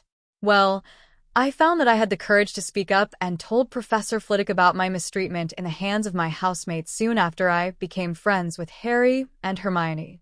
Of course, I was intelligent enough to let the real Griffins confront the Ravenclaws. Luna added in her usual dreamy voice. Everyone who heard the exchange of words cracked up in laughter. Then I must say, Harry, that you're a true Gryffindor because you did the most foolhardy and brave thing by saving and making friends with a Slytherin. One of the twins joked as they roared in laughter. There were tears in their eyes after they finished laughing. Everyone in the Great Hall had turned to look at them, wondering what had transpired between them. It was the first time they saw a group of students from different houses mixing so well together. So we now have pseudo-Gryffindors. I realized that all we need now is someone from Hufflepuff, so that our group can represent all the 4 houses. Hermione observed keenly as she looked at the group. I always thought we'd won dash, one of the twins added solemnly. The others glanced at each other in surprise. Neville's so loyal. Sometimes we forget that he's from the same house as us. The other twin continued as they cracked up in laughter. Well, Hermione's too smart to be a Gryffindor dash, Luna added as she smiled. Fred and George Weasley are too sneaky to be Gryffindors dash, Neville commented. So Harry is the only true Gryffindor, huh? I beg to differ. He's too sly to be a real Gryffindor sometimes, added Hermione teasingly as she grinned at Harry. He flashed an amused smile in response. The twins wore exaggerated expressions of shock. I didn't know dash, one of them began. You were a closet Slytherin dash, the other continued. Explains a great deal. Why you saved Malfoy and became friends with Daphne dash. Since you are one of them after all. Shut up, fellow closet Slytherins. Harry said jokingly, as he chuckled. We shouldn't expose our real identities. It's not very Slytherinish to do that when we are supposed to be Gryffindors. Everyone howled in laughter. The corners of Hermione's lips lifted when she saw that dinner had taken his mind off the Gryffindors. The week passed faster than he had imagined. His friends helped to take his mind off things as he spent all his time with them. Daphne was a great source of information regarding the magical society, and he learned even more from her. The rest of the week gave him the opportunity to learn more about his new friends. The Weasley twins had given their house 1 week to accept Harry's new friends since they took that long to develop a new prank. Harry couldn't help waiting to see the fruits of their labor after the weekend. Most of the Gryffindors were still not on speaking terms with him, except the members of the Quidditch team, his friends, and Ginny. The Slytherins, however, continued to treat him well, much to the amusement of Lupin. He reminded Harry that this was unprecedented in the history of Hogwarts. On the morning of Harry's formal introduction to the Magical Society, a small group of students were allowed to go home since they would be accompanying their parents to the Potter Mansion. Dobby took Harry and Hermione to the Potter Mansion. Upon their arrival, the new mistress and master of the house were swept into a whirlwind of activities. Hermione was taken away by the second-in-command, Gareth, so that she could finalize the details preceding the ball that night. Harry, on the other hand, was taken by Charles to do several important tasks like establishing the new blood wards in the Potter Mansion. A large surge of magical energy surged through the house when the blood ward was established. The household burst into a loud applause when they saw that the large drape that hung prominently between the 2 large stairs reflected the new change. The emblem turned gold, and Harry's name was reflected at the bottom of the Potter's crest. It was soon approaching evening, and Harry was led to his bedroom to change into his formal outfit. Harry could not recognize the reflection in the mirror as he stared into it. The person in the mirror looked elegant and poised. The simple black tuxedo fitted the lean body perfectly, and his short black hair was neat. Harry had decided to choose a black tuxedo that bore the Potter crest instead of a dress robe because he felt it best suited him. His stomach felt queasy as he thought of greeting all his guests. Charles had informed him a few moments before that the guests had begun to fill up the place. Taking a deep breath, he tried to relax a little. There was a polite knock on his door. "Please come in," said Harry as he checked his appearance again. "My lord, are you ready?" Dobby asked as he walked in. Dobby was garbed in formal attire that also bore the Potter crest.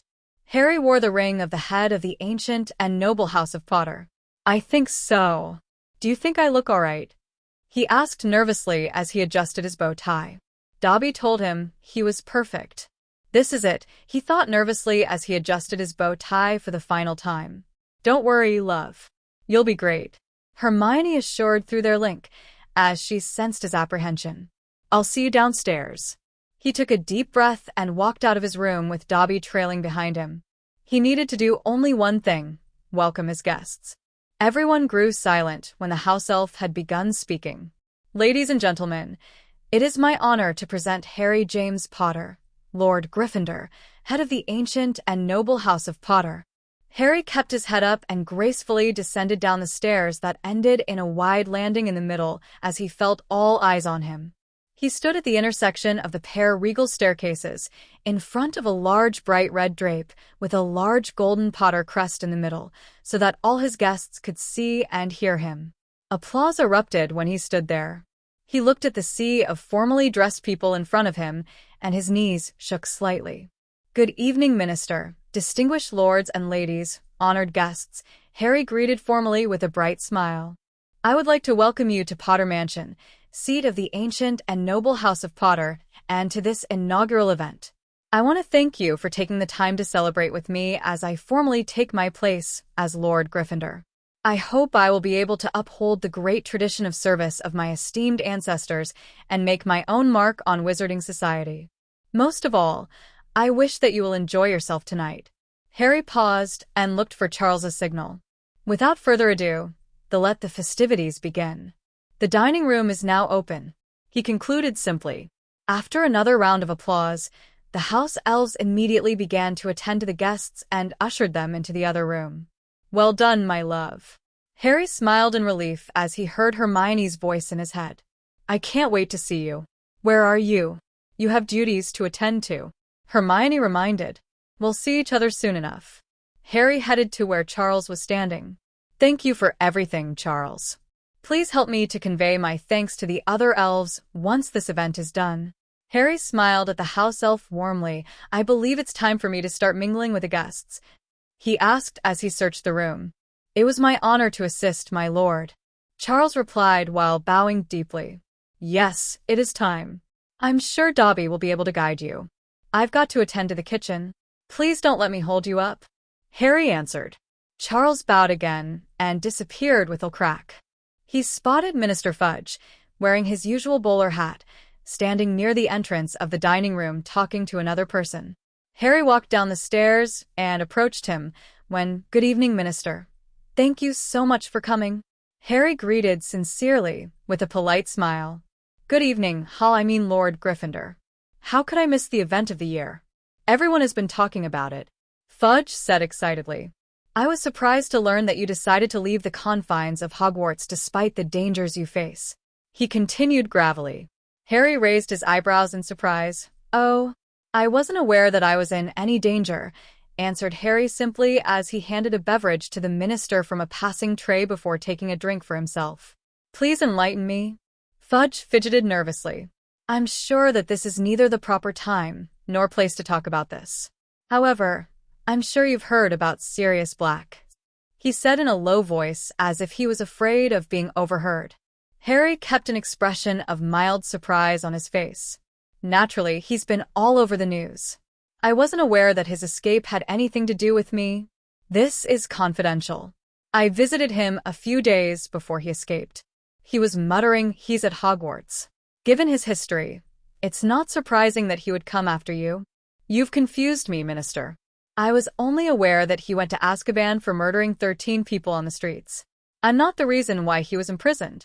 It's hard to imagine why he would want to go after my blood," Harry replied simply. Fudge peered around checking if anyone would overhear him. In an almost inaudible whisper, Fudge said, "He was a supporter you-know-who. He betrayed your parents and led them to their death." "I see. "Nevertheless, I'm sure I'll be protected here, Minister. Thank you for worrying about my safety," Harry assured cordially. "Please don't let me keep you. Help yourself to the food," Harry said graciously.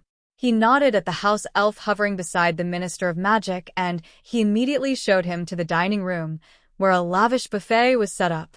Glancing around restlessly, he spotted the person he'd wanted to see all evening. A loving smile touched his lips as he gazed at her. For the night, she had decided to wear a simple, pink dress that clung nicely to the curves of her body. He whistled as he admired her looks and her deportment. She looked ravishing. Her brown wavy hair was pulled up into a chignon, highlighting the extravagant necklace that her father had given to her on her wedding day, a stunning choker with sparkling rubies. His duties could wait for a moment. Harry hurriedly walked towards her. Hermione was standing at the corner of the room, speaking to Neville, who was dressed in a simple and timeless black dress robe with the crest of the noble house of Longbottom. "Good evening, my lady," Harry crooned as he bowed deeply. An excited smile spread across her lips when she saw him. He took her hand and lovingly pressed a kiss to it. His lips lingered on her hand longer than necessary. Hermione smiled affectionately in return. "I must say that you look stunning," he praised. Her cheeks turned slightly red. "You look pretty dashing yourself, my lord," she answered shyly. Harry chuckled in amusement as he turned to his friend. He greeted him cordially. "Good evening, Nevada. You look sharp." He grinned playfully as Neville reddened. "If you two will excuse me, I have to get back out there. I was distracted by a certain somebody here. I still need to greet several families." Harry continued. "Do I look okay?" he asked worriedly. "Evening attire befitting a lord." Hermione smiled tenderly as she moved closer to him.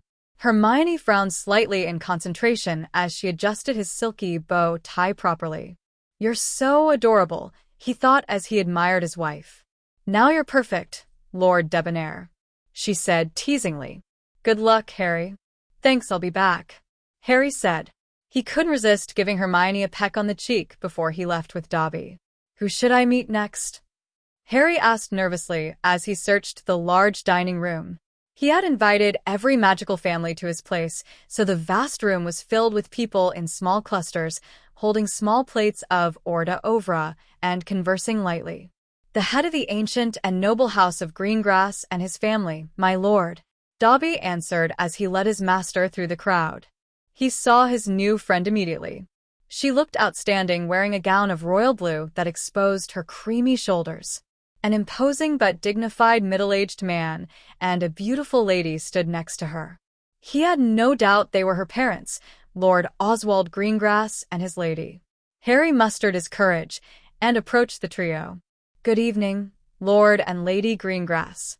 I hope the food is to your liking," said Harry genially as he greeted them. "Yes, it's excellent, Lord Potter. I must say that you've done a good job in establishing control over the Potter mansion," Lord Greengrass answered with a warm smile. Harry relaxed immediately when he felt his genuine kindness. "There really hasn't been too much effort on my part, I'm afraid. I'm blessed to have a team of efficient house elves under me," he admitted. He turned to Daphne. "Good evening, Daphne. You look lovely tonight," complimented Harry as he bowed. He picked her hand and gallantly brushed his lips briefly across her knuckles. "I had no idea that you two were already acquainted," Lord Greengrass continued as he looked at them. "It's a pleasant surprise. We met by a stroke of luck, Daddy, bonding over owls of all things. We caused a minor uproar when we became friends," Daphne answered as she smiled. "By the way, that was very chivalrous of you, Harry," Daphne added, referring to his greeting to her. The older Greengrass were shocked to see their usually stoic daughter smile. "I'm certain that you did. Historically, Slytherins and Gryffindors have never gotten along with each other. You're a definitely true Potter. The Potters tend to stir things up wherever they go. I'm sure that both of you must get along well enough to evoke that kind of tumult," Lord Greengrass said as he chuckled lightly. "We found that we have identical interests, Lord Greengrass," Harry answered. "I think the whole pandemonium cemented our friendship." He smiled in amusement as he glanced at Daphne. "That's great to know. I'm sure that you're familiar with the history of the Potters because of Charles. Ever since the pact was made a long time ago, the four ancient and noble families have always been close. This is something that even Daphne isn't aware of because of certain circumstances, but I'm glad that this relationship won't end with your generation," he answered simply. "In fact, James, your father, was the younger brother that I never had. I carried him when he was still a baby, since I'm 10 years his senior. I know you've heard this many times, but you looked exactly like your father when he was at your age. Well, except for the eyes. You've definitely got your mother's eyes," Lord Greengrass continued affectionately as he looked at him. Harry knew that the four ancient houses were connected because of a pact that bound them. However, he had no idea they were this close. The Greengrasses were seen as a dark family, but they remained neutral during the war. He felt as if there were a lot of contradiction in Lord Oswald's words. His brows knitted into a frown as he tried to come into terms with what he'd heard. It still didn't make sense to him, and he had plenty of questions to ask. Daphne and her mother, sensing that the two lords needed some time alone, excused themselves to speak to the other guests. "If my father was like a brother to you, why is it that you've never helped him during the war?" Harry posed, curiously. "That's a long tale," he added solemnly. "I think it's best if we speak of this in detail some other time. We might not be able to finish the tale if we start tonight. I can tell you that the deceased Lord Bones, your father, Sirius Black, and I were very close in the past. Personally, I was shocked when I didn't receive custody of you immediately after your parents' passing. James would have definitely given the custody of his child to the head of one of the other ancient houses.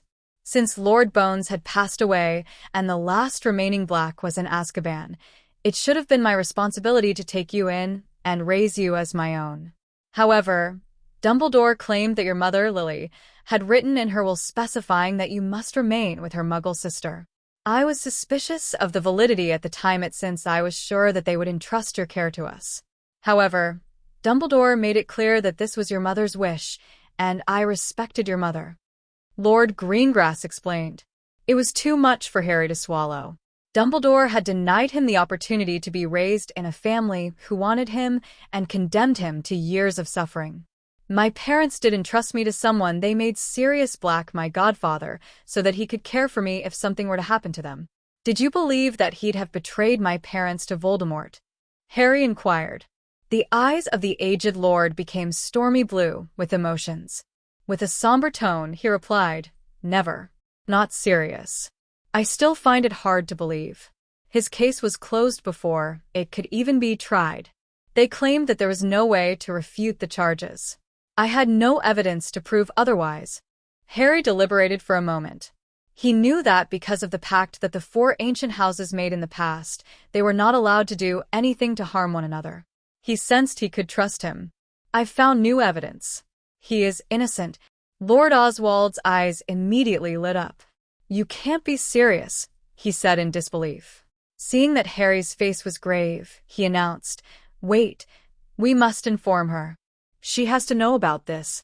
He quickly searched the large dining room for someone. The room was crowded, and they took a while to find her. Harry could guess who he was looking for, Lady Bones. Lord Greengrass and Harry cut through the crowd in the direction of a formidable-looking lady, standing next to a girl he recognized from his year. Amelia Bones, head of DMLE or Lady Bones, was speaking to several other adults. When she saw Lord Greengrass approaching her, her gaze turned icy immediately. Tension mounted when the two heads greeted each other. He watched the two adults in confusion. His schoolmate smiled at him shyly before excusing herself from their company. "Good evening, Lord Potter. I'm pleased to finally meet you," she said with a warm smile on her face when she turned to face Harry. "Good evening, Lady Bones." Harry returned cordially. Lord Greengrass immediately whipped out his wand and cast a spell to prevent others from eavesdropping on their conversation. Lady Bones' eyes narrowed suspiciously. "I know you've never forgiven me, A.M. However, we have something important to discuss with you. It's about Sirius Black." Harry believes Sirius is not guilty of what he's been accused of. "Harry, tell us about the new evidence you've found." Harry began to share everything in detail as the two adults listened attentively. At the end, Lady Bones and Lord Greengrass were thrilled. "I think that might be enough to appeal for a trial of the case," she commented as she smiled. "Yes, especially if we can capture that rat. We must discuss all of this in detail." "You said that Professor McGonagall is in the know?" Lord Greengrass questioned. "Yes, Lord Greengrass. That's way too formal. Just call me Uncle Oswald, Harry. I mean, I was close to your father." He smiled warmly. "Harry, you may call me Aunt Amelia as well. I was also very close to both Sirius and James. We were all the same age," she added affectionately. "I was never part of the Marauders, but I knew all of them. If you really want to know about your parents, I can always share some of my memories with you. Anyway, I never would have expected that Pettigrew would be the one to betray them. We must take him in for questioning soon. Yes, we need to come up with an effective plan to capture the rat and get his case tried. Lady Bones and I can be counted on to present it to the Wisengamot. Harry, you need to make sure that you catch the rat and bring him to us. I think my daughter and Amelia's niece can assist you since all of you are in the same year." Lord Greengrass said as he rubbed his chin thoughtfully. Yes, Susan can definitely help you. I've heard from her that you and Daphne are now friends. Lady Bones asked. Harry smiled. Yes, we are. I'll be glad to be given the opportunity to get to know her better, since I've heard that the children of the 4 ancient houses have traditionally grown up together. Yes, for several generations. It was no different for my generation. We knew and treasured each other. Well, generally, she said as she cast a dirty look at Lord Greengrass. She must have touched a nerve, because Lord Greengrass hotly responded. James, Sirius, and William were important to me. A.M. Especially Will, since he was the same age as me. I was upset to learn that he had been murdered, he said. Her nostrils had turned white at his statement. Upset? You didn't do anything to avenge his death. You maintained your neutral stance and went on with your business. If you were upset, you could have cut off all trade with the supporters of the Dark Lord. It could have crippled them before they killed James and Lily. Greengrasses are businessmen. We've never interfered with political issues because it makes it complicated for us to do our business. After all, it's our responsibility to ensure that the economy does not come to a standstill. Our families decided to take a neutral stand from the beginning. I didn't know that he would come after James and Lily. In a nutshell, you are more concerned about making profits rather than the well-being of your brothers. Lady Bones scoffed. Most of your parents were still the head of the houses back then. I was already head of the family. You know that the old Lord Black was pro-Voldemort because of his wife's influence. In fact, Regulus himself became a Death Eater. The pact doesn't allow us to go against each other. So, the other heads of the family could only declare that our stance was neutral even though we didn't like Voldemort and his cronies. After all, Lord Black refused to listen to us. William and James were not compelled to make the stand because they were not the heads of the family at that point. They were able to oppose him openly. You could have opposed them when Lord Black died from the guilt, she added. The new Lord Black was Regulus, remember? He killed himself after Voldemort died. There was never a chance for me to oppose them, he added sadly. I know I could have helped to end Voldemort's reign early. If I had done that, maybe James and Lily would be still here. Lord Greengrass added sadly. Lady Bones said naught and left. Harry understood the animosity she bore for Lord Greengrass. However, he also understood his point of view.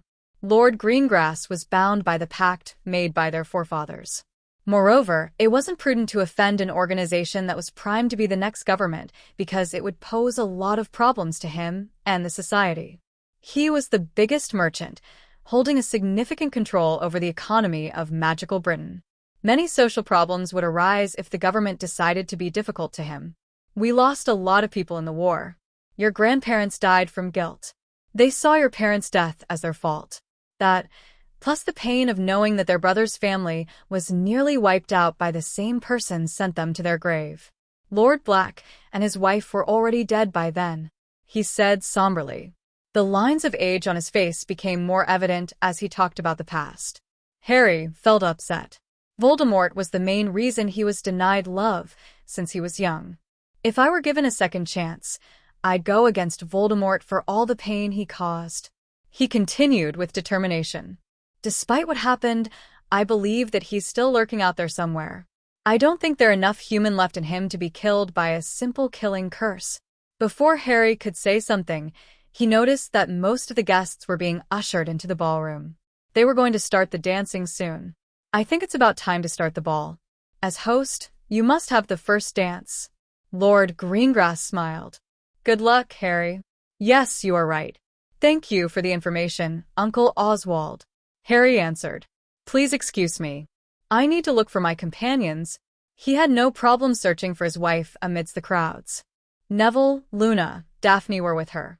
Hermione was watching him from the moment he started making his way towards them. He knew that Hermione had sensed his misery from the way she was looking at him with concern.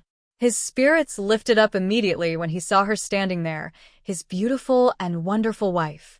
Hermione, said Harry with a loving smile plastered on his face, would you honor me with this dance? Harry extended his hand towards her and waited for her response. She nodded. He led her to the center of the ballroom. looking at her as if she was everything to him. Hermione could not tear her eyes off her husband who adored her as much as she did him. The moment Harry and Hermione walked to the center of the room, the orchestra immediately struck up a melodic waltz. He slipped his arm around her waist and held her hand in one fluid motion as they moved closer to each other. Worry was written on the slight creases on her brow as they began to dance. "I'm fine," he whispered softly. "You were upset, Harry.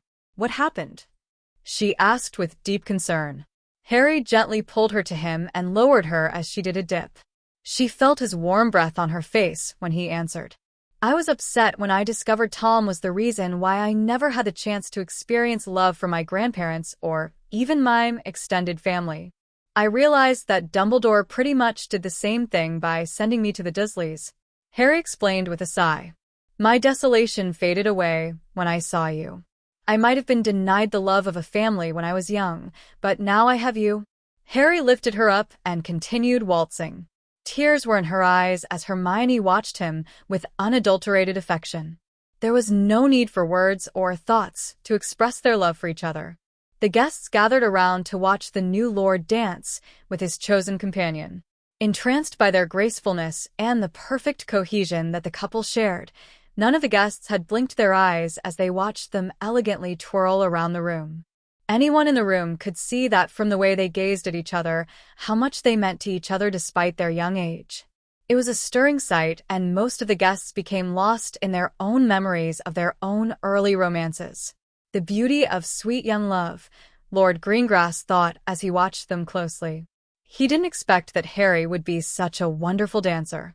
He knew that he wasn't Harry's father, but he heartily approved of his choice of girlfriend. James and Lily would be delighted if they were still here. James and Lily, he thought achingly. They'd do anything just to have the chance to see their son so happy. "It looks like he's already found somebody, Jamie, but it isn't Daphne. So much of a wistful thinking on your part. I guess we were all already a family, without intermarriages." He spotted someone dressed in tartan green standing on the outskirts of the crowd and walked over to speak to her. The song ended soon and other couples began to join them at the floor.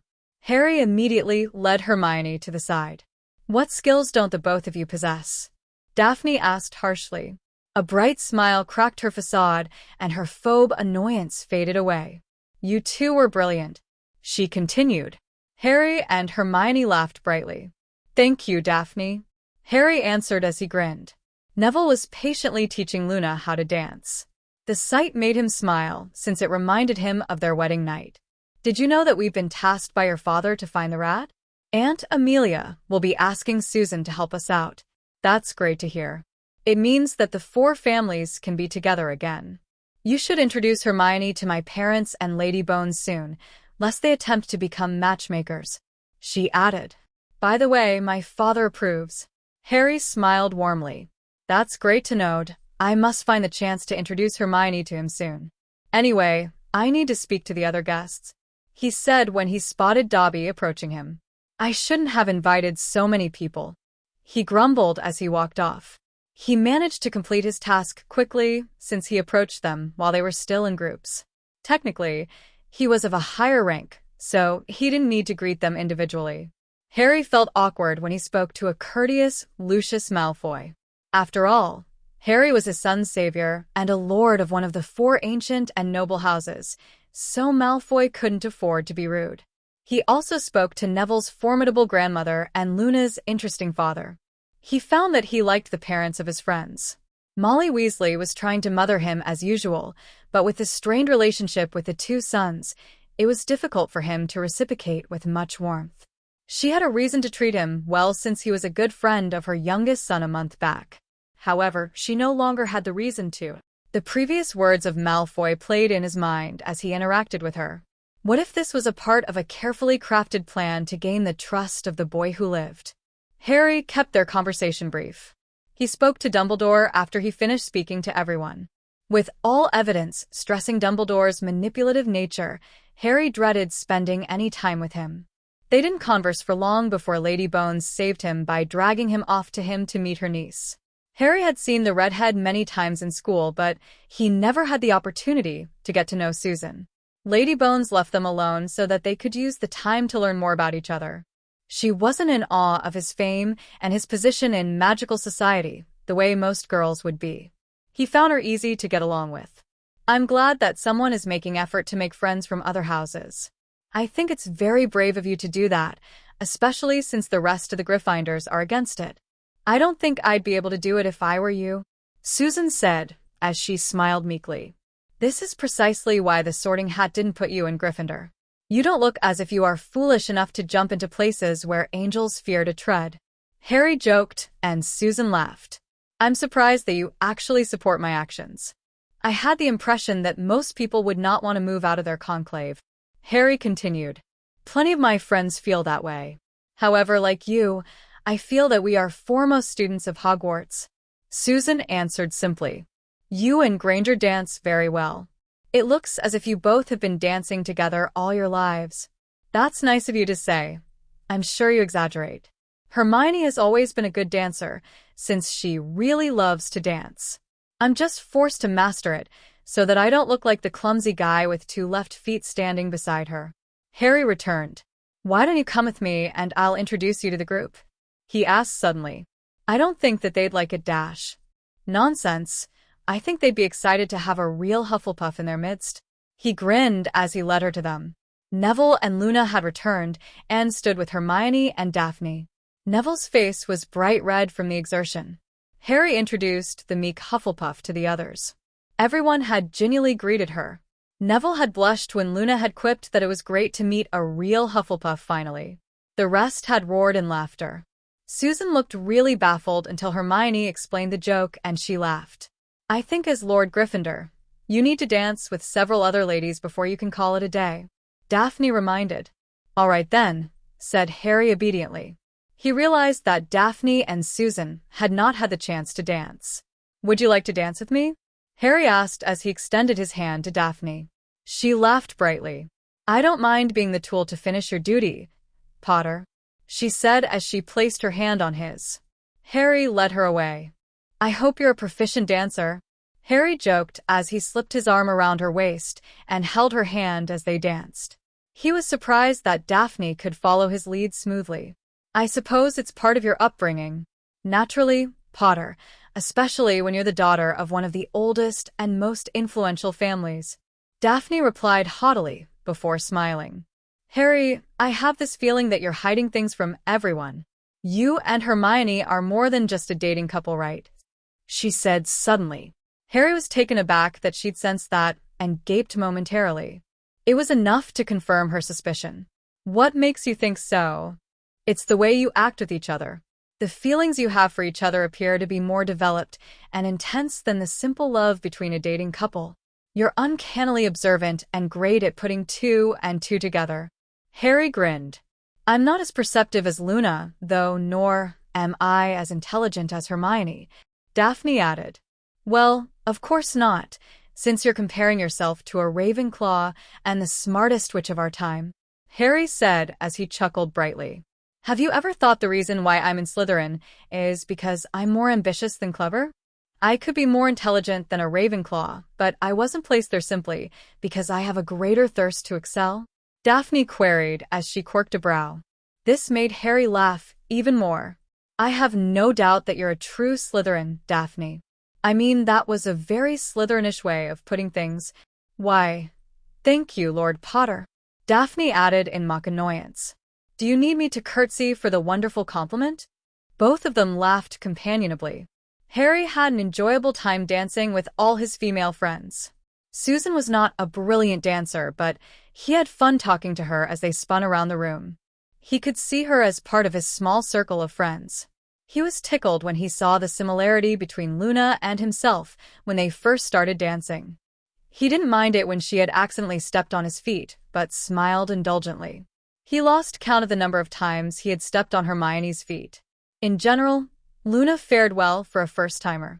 When he and Luna rejoined his friends, Harry was surprised to see that Hermione and Susan were talking. Harry knew that she never really had any female friends before. Within a short span of about a month, it seemed that she was going to have 3 very good female friends. The night was drawing to a close. He was glad to see that all the guests had enjoyed themselves. Most of them were dreading the end of the evening since it had been a long time since they'd had such a large, enjoyable social event. Most of them were still going strong, and it looked as if they would only leave at midnight. However, the star of the day was looking forward for the end of this night, since the main highlight of his week would only begin once the clock strikes 12. After all, when the clock strikes 12, it would be September 19th. Chapter 13. All the guests began to leave just before midnight. Harry dutifully did his job as a hospitable host. He stood at the door, thanking all his guests personally for taking their time to attend this event with a warm smile plastered on his face. Meanwhile, an army of diligent house elves marched into the large mansion and began the massive task of putting everything back to order. A few moments earlier, Harry had asked Lord Greengrass and Lady Bones to wait for him in his study. "Uncle Oswald and Aunt Amelia, can I have a word with both of you for a minute?" Harry asked as he approached them quietly. Lord Greengrass and Lady Bones were mildly surprised by his gesture, but they followed him to his study. "Please have a seat," said Harry as he gestured them to the large, comfortable armchairs littered around the room. Lord Greengrass remembered this room. He used to spend countless hours in the same room, discussing about plans with the elder Lord Potter, Lord Black, and Lord Bones. He sat in a familiar chair and took a good look around the study. Nothing has changed since those times, he thought devastatingly as the memories of the past haunted him. "I was hoping that you would wait here until after I have said goodbye to the rest of my guests. There is something I'd like to discuss with you," Harry explained.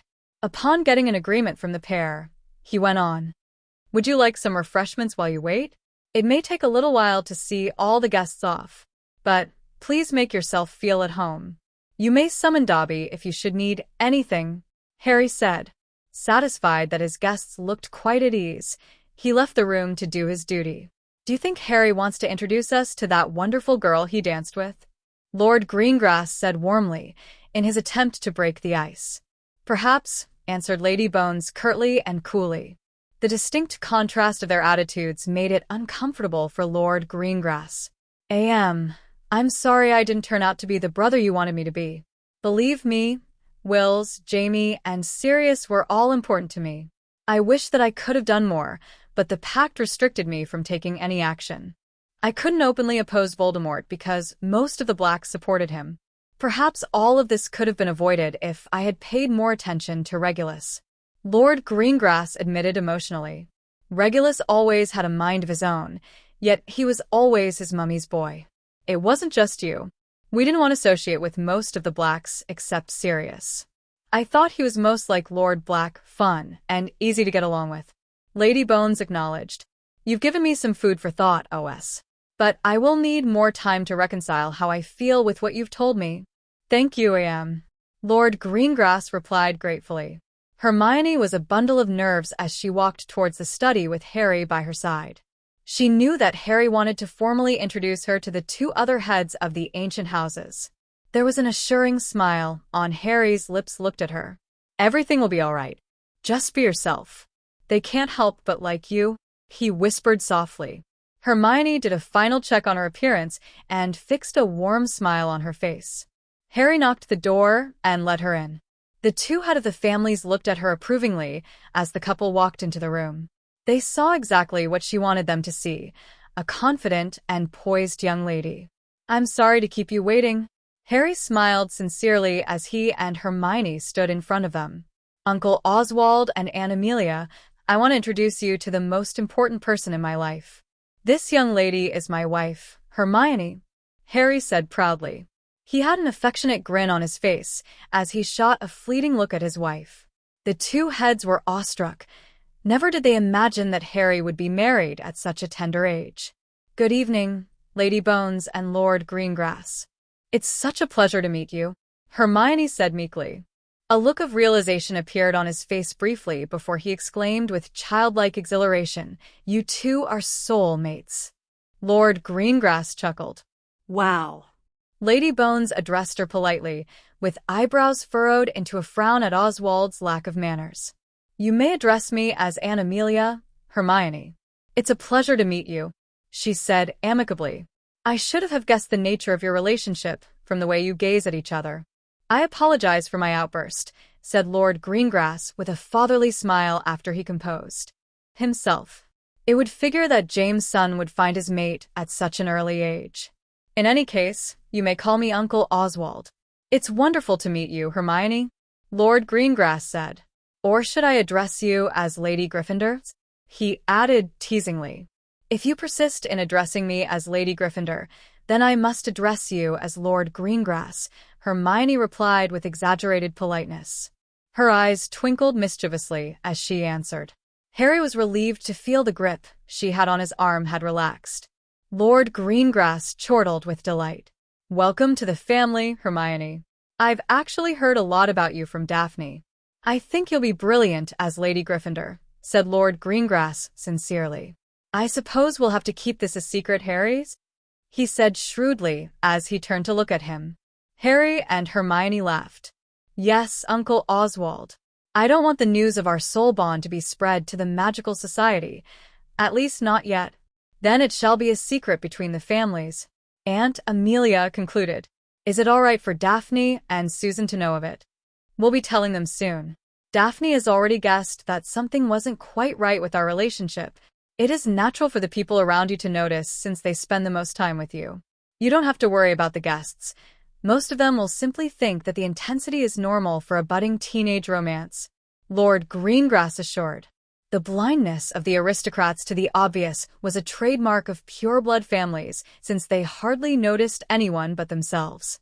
Harry and Hermione were convinced that the other head of the families could not have discovered their secret. "Well, back to the issue at hand. I suppose Susan and Daphne have already learned occlumencies?" Hermione asked. "Yes, of course. It's a skill that most pure-blooded families teach their children, especially children of ancient and noble houses. You can call us paranoid about our privacy if you wish."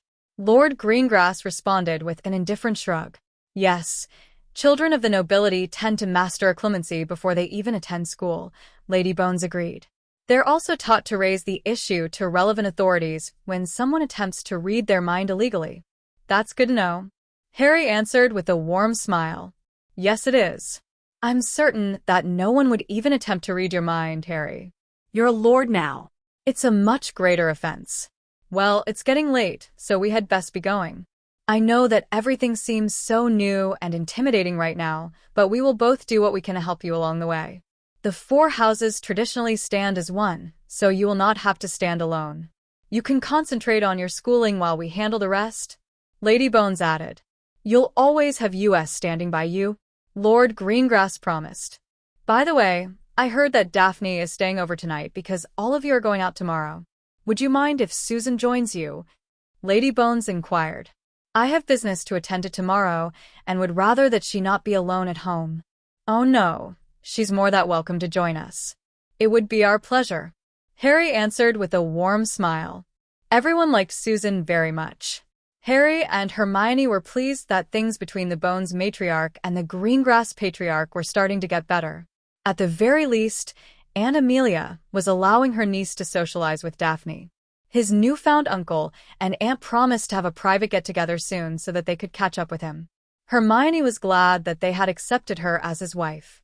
She had stepped into her role of lady of the house after the guests left and supervised with Gareth the work the house elves were doing. Harry took the opportunity to check with Charles about the activities that would take place the next day. "Charles, is everything prepared for tomorrow? Have our overnight guests settled down for the evening?"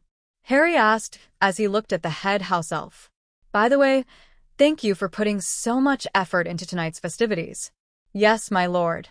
Everything has been prepared, and your guests liked their accommodations. Dobby will bring your other important guests to the mansion in time for the celebration." "We are very happy to have a chance to be busy, sir. It's in our nature to enjoy hard work," Charles answered. "I hope not too hard," Harry replied with a smile. "Ask the staff to get some rest early, please. Also, please convey my sincere thanks to all house elves for tonight's success. The guests seem to have enjoyed themselves immensely. I owe this accomplishment to all of your efforts," Harry declared sincerely before he strode up to his room. "Yes, I will, my lord. I hope that you will have an early night as well." The large room was luxuriously furnished. He found it peculiar not seeing any evidence of feminine influence in the bedroom. Hermione and Harry had been sharing a bedroom since they were married, thus he was accustomed to see her personal items scattered around the bedroom. This was not the case at the Potter mansion since Hermione had taken residence in a room connected to his. Apparently, that was the traditional arrangement for all wealthy couples. He opened his wardrobe, once again noting the absence of female clothing in it as he selected his night clothes. He mentally noted to inform Charles to change this arrangement in the morning. Hermione wearily dragged herself to her room. It had been a long week for her, and the thought of it ending brought a smile to her lips. She was certain that Harry shared the same sentiments. She could feel his fatigue. Harry was sitting on the bed reading when she entered her room. "Why aren't you asleep?" "It's very late," Hermione questioned as she walked to the dresser and began to remove the pins from her hair. Her lips curved in appreciation when she felt his hands on her head. Harry was gently taking out those troublesome pins. "I thought you probably needed help with this," answered Harry as he continued removing the pins. "Thank you so much for everything you've done to make this night such a success. Did you think I wouldn't notice that you'd had a hand in most of the preparation?" He continued as he grinned at her affectionately. "I'm the lady of the house after all." "There's no way that I wouldn't pitch in," replied Hermione. "I can't believe how complex it is to run a household. I don't know what I would have done if Gareth and Charles weren't there to guide me," she continued. There was an exaggerated look of shock on Harry's face. "I'm surprised that there's something the smartest witch of our time can't do," he teased, receiving a slap on the chest from her. Harry chortled brightly from her reaction. "No worries, we have a long time to learn the ropes together. Some of the bigots are convinced that I must marry a pureblood so that I won't disgrace myself in the future." I was surprised that Malfoy didn't say a word. A frown came across her face. "So, do you feel the same way?" she asked hesitantly. It's obvious that pureblood wizards seem to be more knowledgeable in such circumstances and least likely to dash. "Hermione Jane Potter," interrupted Harry. "I think you've been doing an excellent job. Look, even Uncle Oswald thinks you'll be brilliant as Lady Gryffindor. In any case, I don't want to marry a pureblood witch because I'm already married to the one person I want to spend the rest of my life with. I married you," Harry added resolutely. "We are soulmates, and I know what you're thinking. I don't like Daphne that way.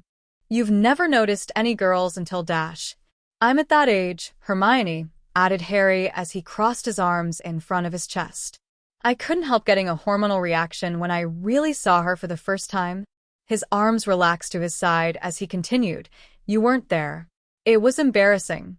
Daphne, for a moment, thought I harbored a crush on her until I told her that I was happy with you. We got along after that, Dash."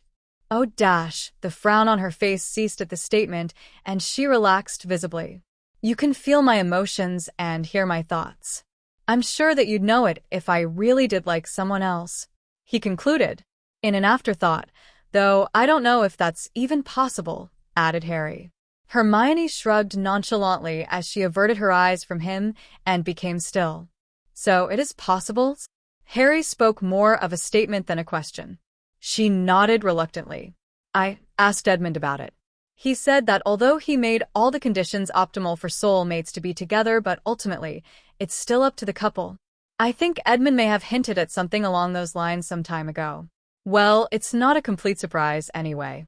A few days ago, I arrived at a certain conclusion, no doubt under the influence of my brilliant wife, that feelings can't simply be created, and they have to be cultivated.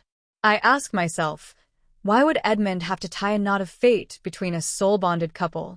It is to give them the opportunity to develop those feelings.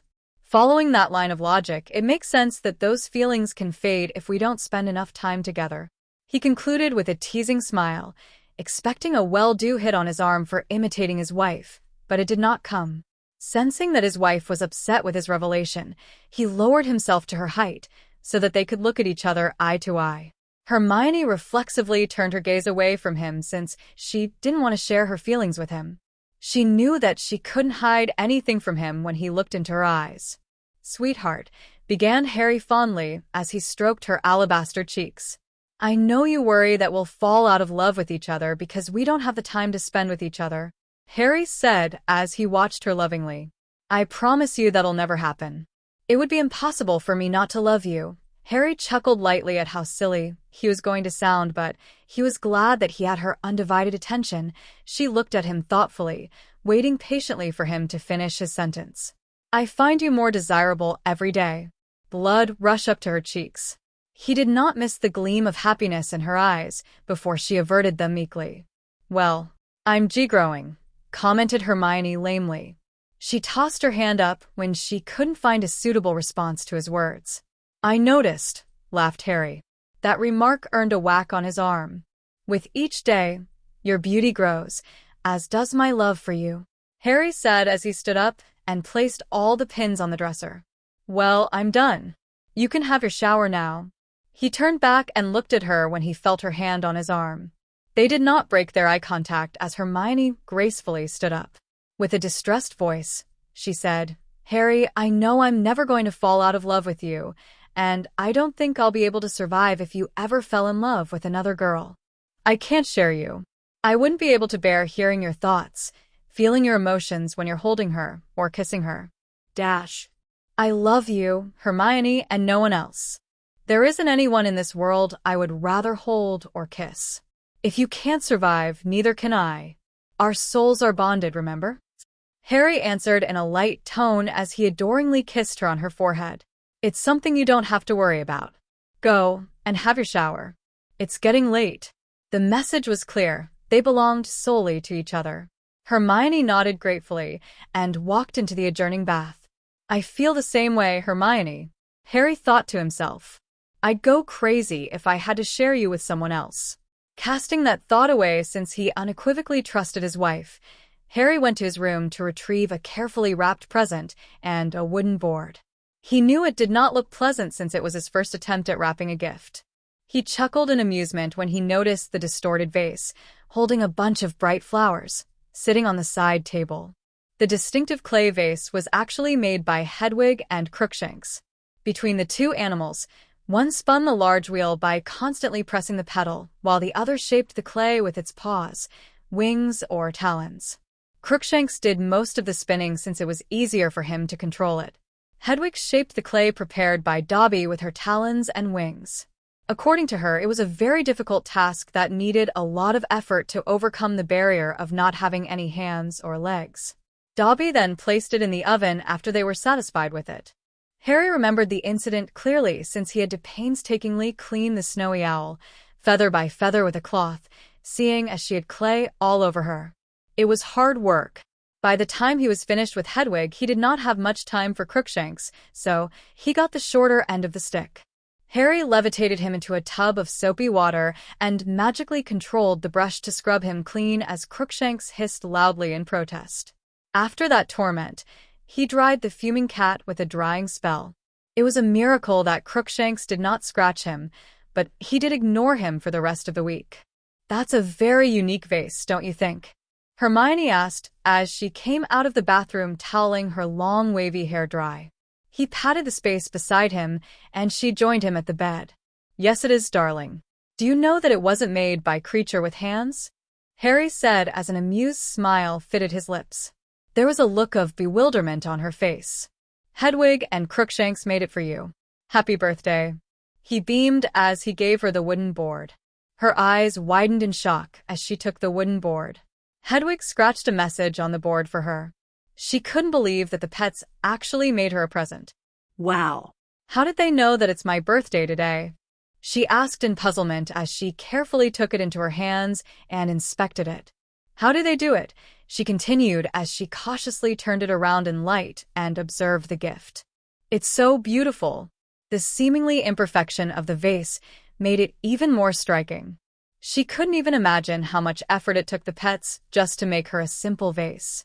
If you have to know, Hedwig did it with her wings and talons when she wasn't in control of the wheel. Crookshanks used his paws, but he mostly spun the wheel, answered Harry as he grinned. The sight of her being so happy made him contented. You won't know how dirty they were. I was taken aback when I discovered that my vain little owl didn't mind getting grubby to make your present, he said as he wrapped his arms around her waist. Hedwig always made sure that she looked perfect. There was never a stray or offending feather on her since she groomed herself constantly. It remained a surprise to him how she got over that barrier to do something like that for Hermione. As for how they knew that information, someone clued them in. She gently set the vase down on the side table, spun around in his arms, and gazed at him. The same way Malfoy clued you in on where my favorite spot in Hogwarts was? I spoke to him today, and he admitted to it, said Hermione. Shrugging indifferently, he said, I'm busted. He smiled as he took her hand and placed a present on it. Happy birthday, said Harry sweetly. I hope you like it. Her eyebrows rose in astonishment when she saw that the present was too small to be a book. Harry usually got books for her. She looked at him expectantly, hoping to get a hint from his eyes. He merely smiled and gestured for her to open it. I must warn you that the present might not be as good as the one from Hedwig and Crookshanks, said Harry as he watched her closely. Hermione unwrapped the paper carefully and opened the lid. A beautiful, shiny watch nestled in its velvet surrounding. She glanced at Harry. This is really beautiful. I've wanted a new watch for some time. It's more than just a watch, explained Harry with an enigmatic smile. I spent quite a bit of time modifying it to suit your needs. I know that you miss your parents while we're at school, so now you can use the watch to communicate with your parents or with me. I've installed communication mirrors in their house that the watch can connect to. It also has a built-in organizer. Any data input into the watch will automatically be reflected on the timetable and the to-do list boards in our quarters and at the house. But I must say the most useful feature of the watch is the 2 vials of Tears of Phoenix stored in it. He smiled as he took it out of the box and helped Hermione to put it on. It was then she realized that he was wearing an identical watch, only his was slightly larger. Thank you, Harry. It's a wonderful gift, said Hermione as she absently pecked him on his lips and went to try out her new gift. Harry smiled in pleasure when he saw that familiar childlike spark in her eyes. He knew she probably wasn't going to sleep until she had tried out all the functions and figure out the mechanics.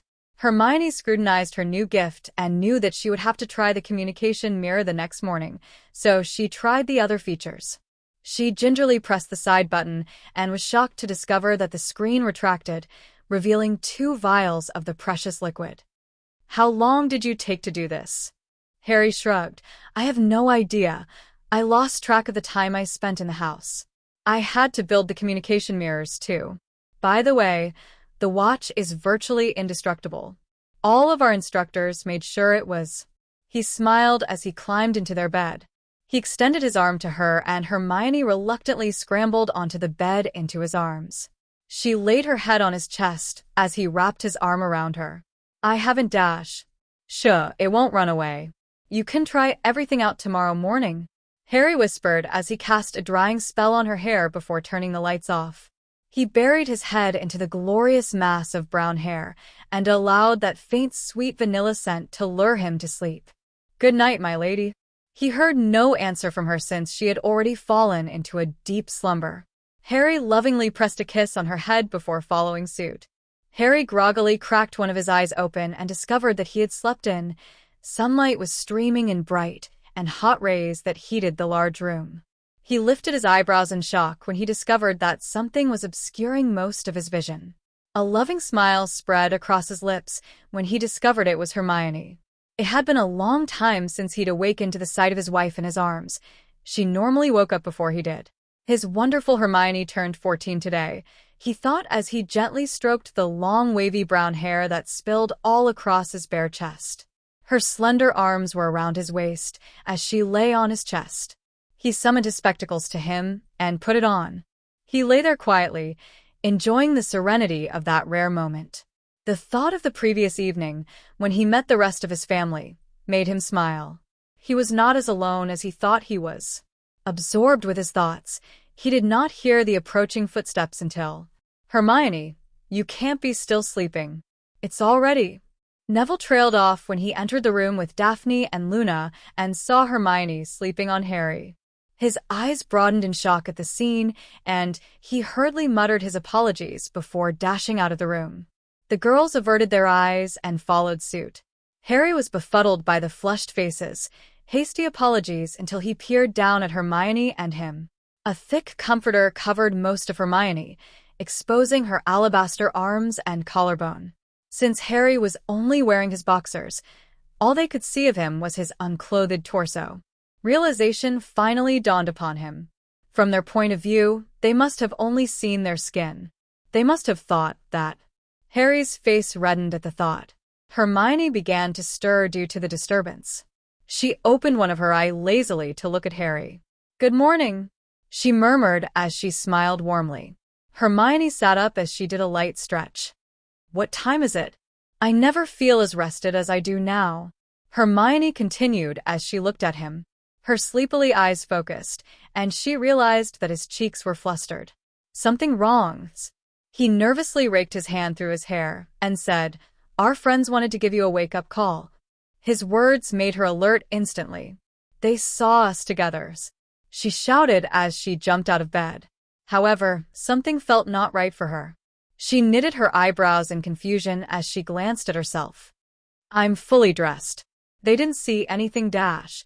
I think they had the impression we were sleeping in our birthday suits. I don't think we can keep the cat in the bag much longer," Harry continued as he scratched the back of his neck tensely. "I'm in a nightgown," she said as she glanced at herself.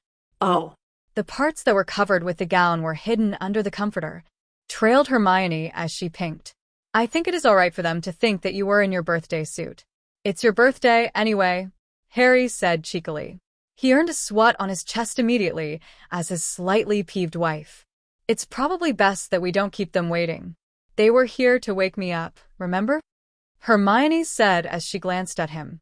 "Well, I must say they achieved their objective," Harry muttered as he climbed out of the bed to refresh himself. The young couple hurriedly joined the others at a smaller dining room for breakfast.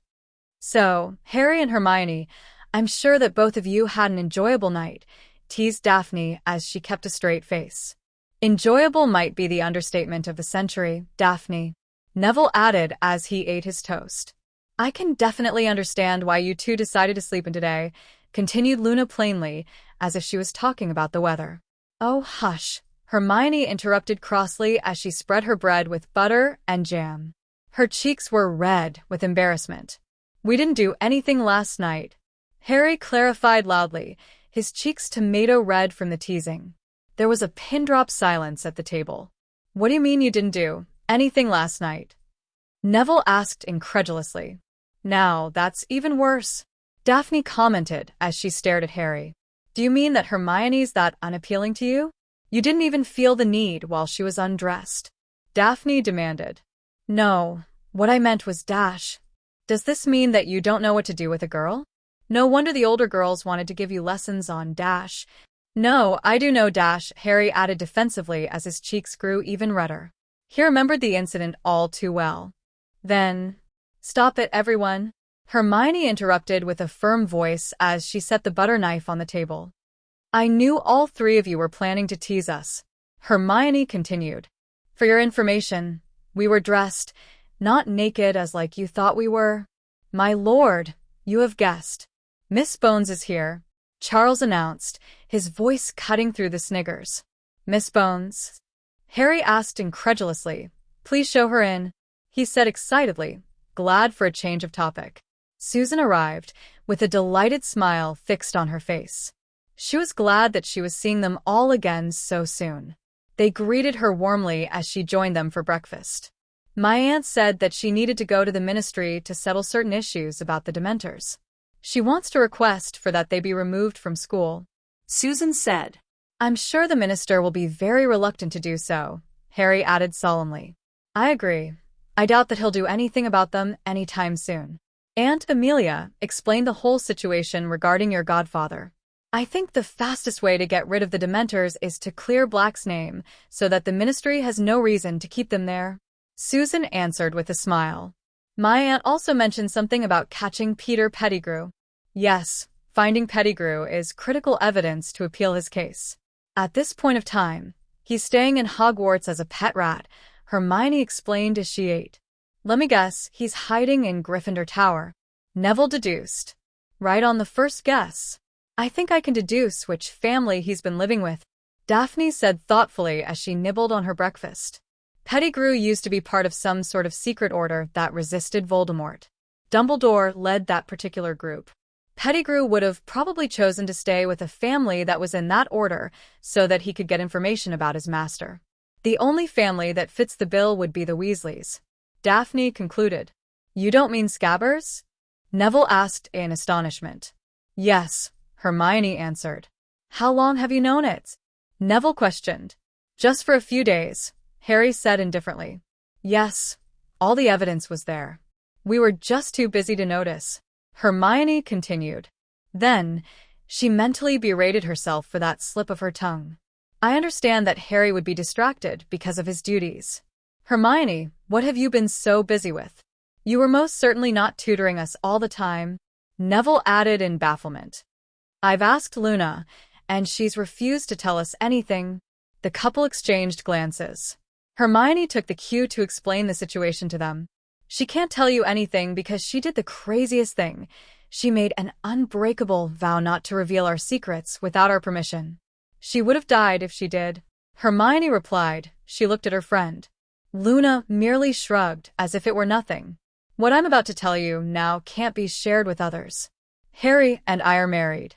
We discovered we were soulmates when we found ourselves mysteriously married after sharing a kiss during the summer holidays. Wow, a soul-bonded couple. Susan commented. That's really rare. It explains everything, Daphne added with a knowing smirk.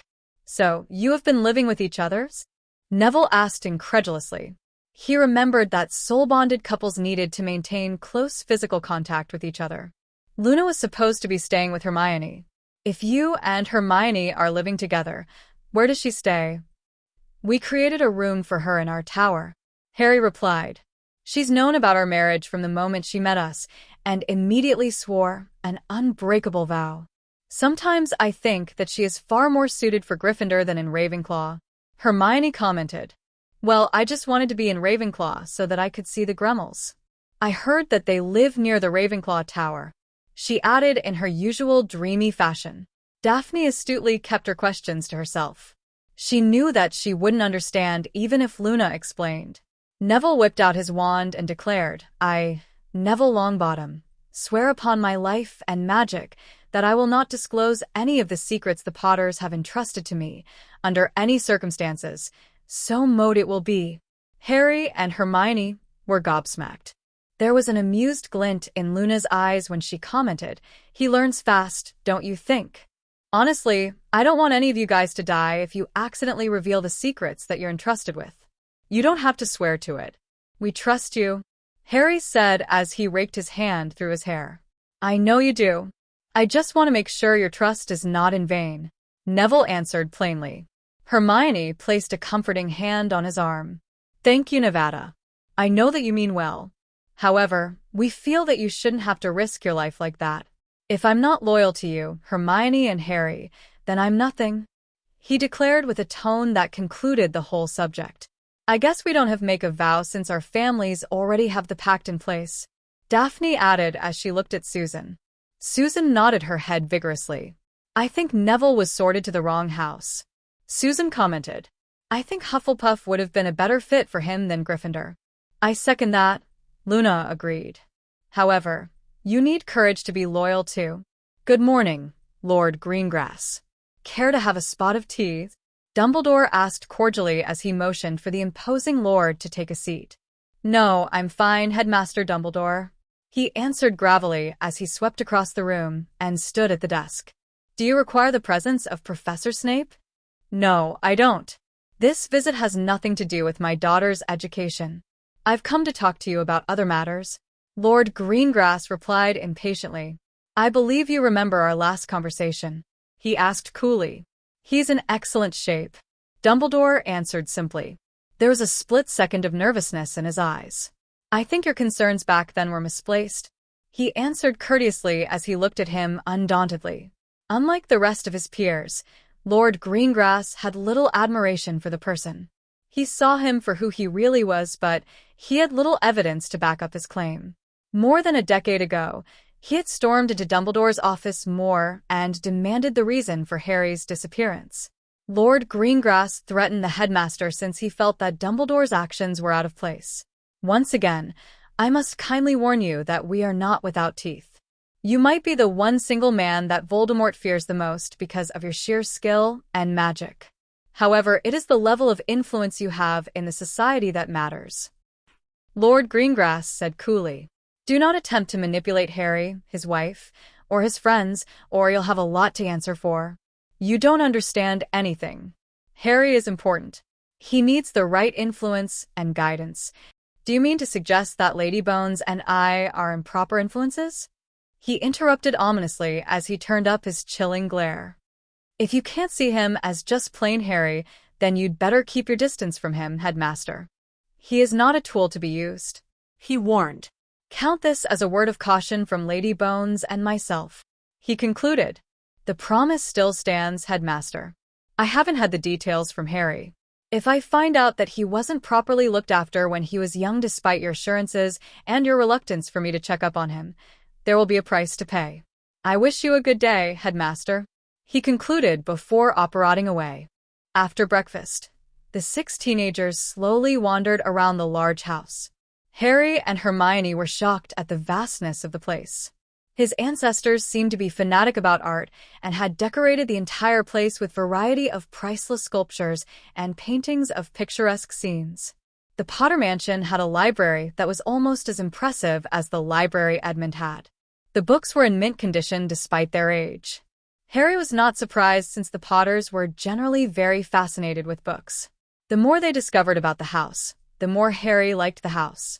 He was told that the land surrounding the Potter Mansion was equally expansive, despite the fact that some of the land was given to the house elves to establish a town.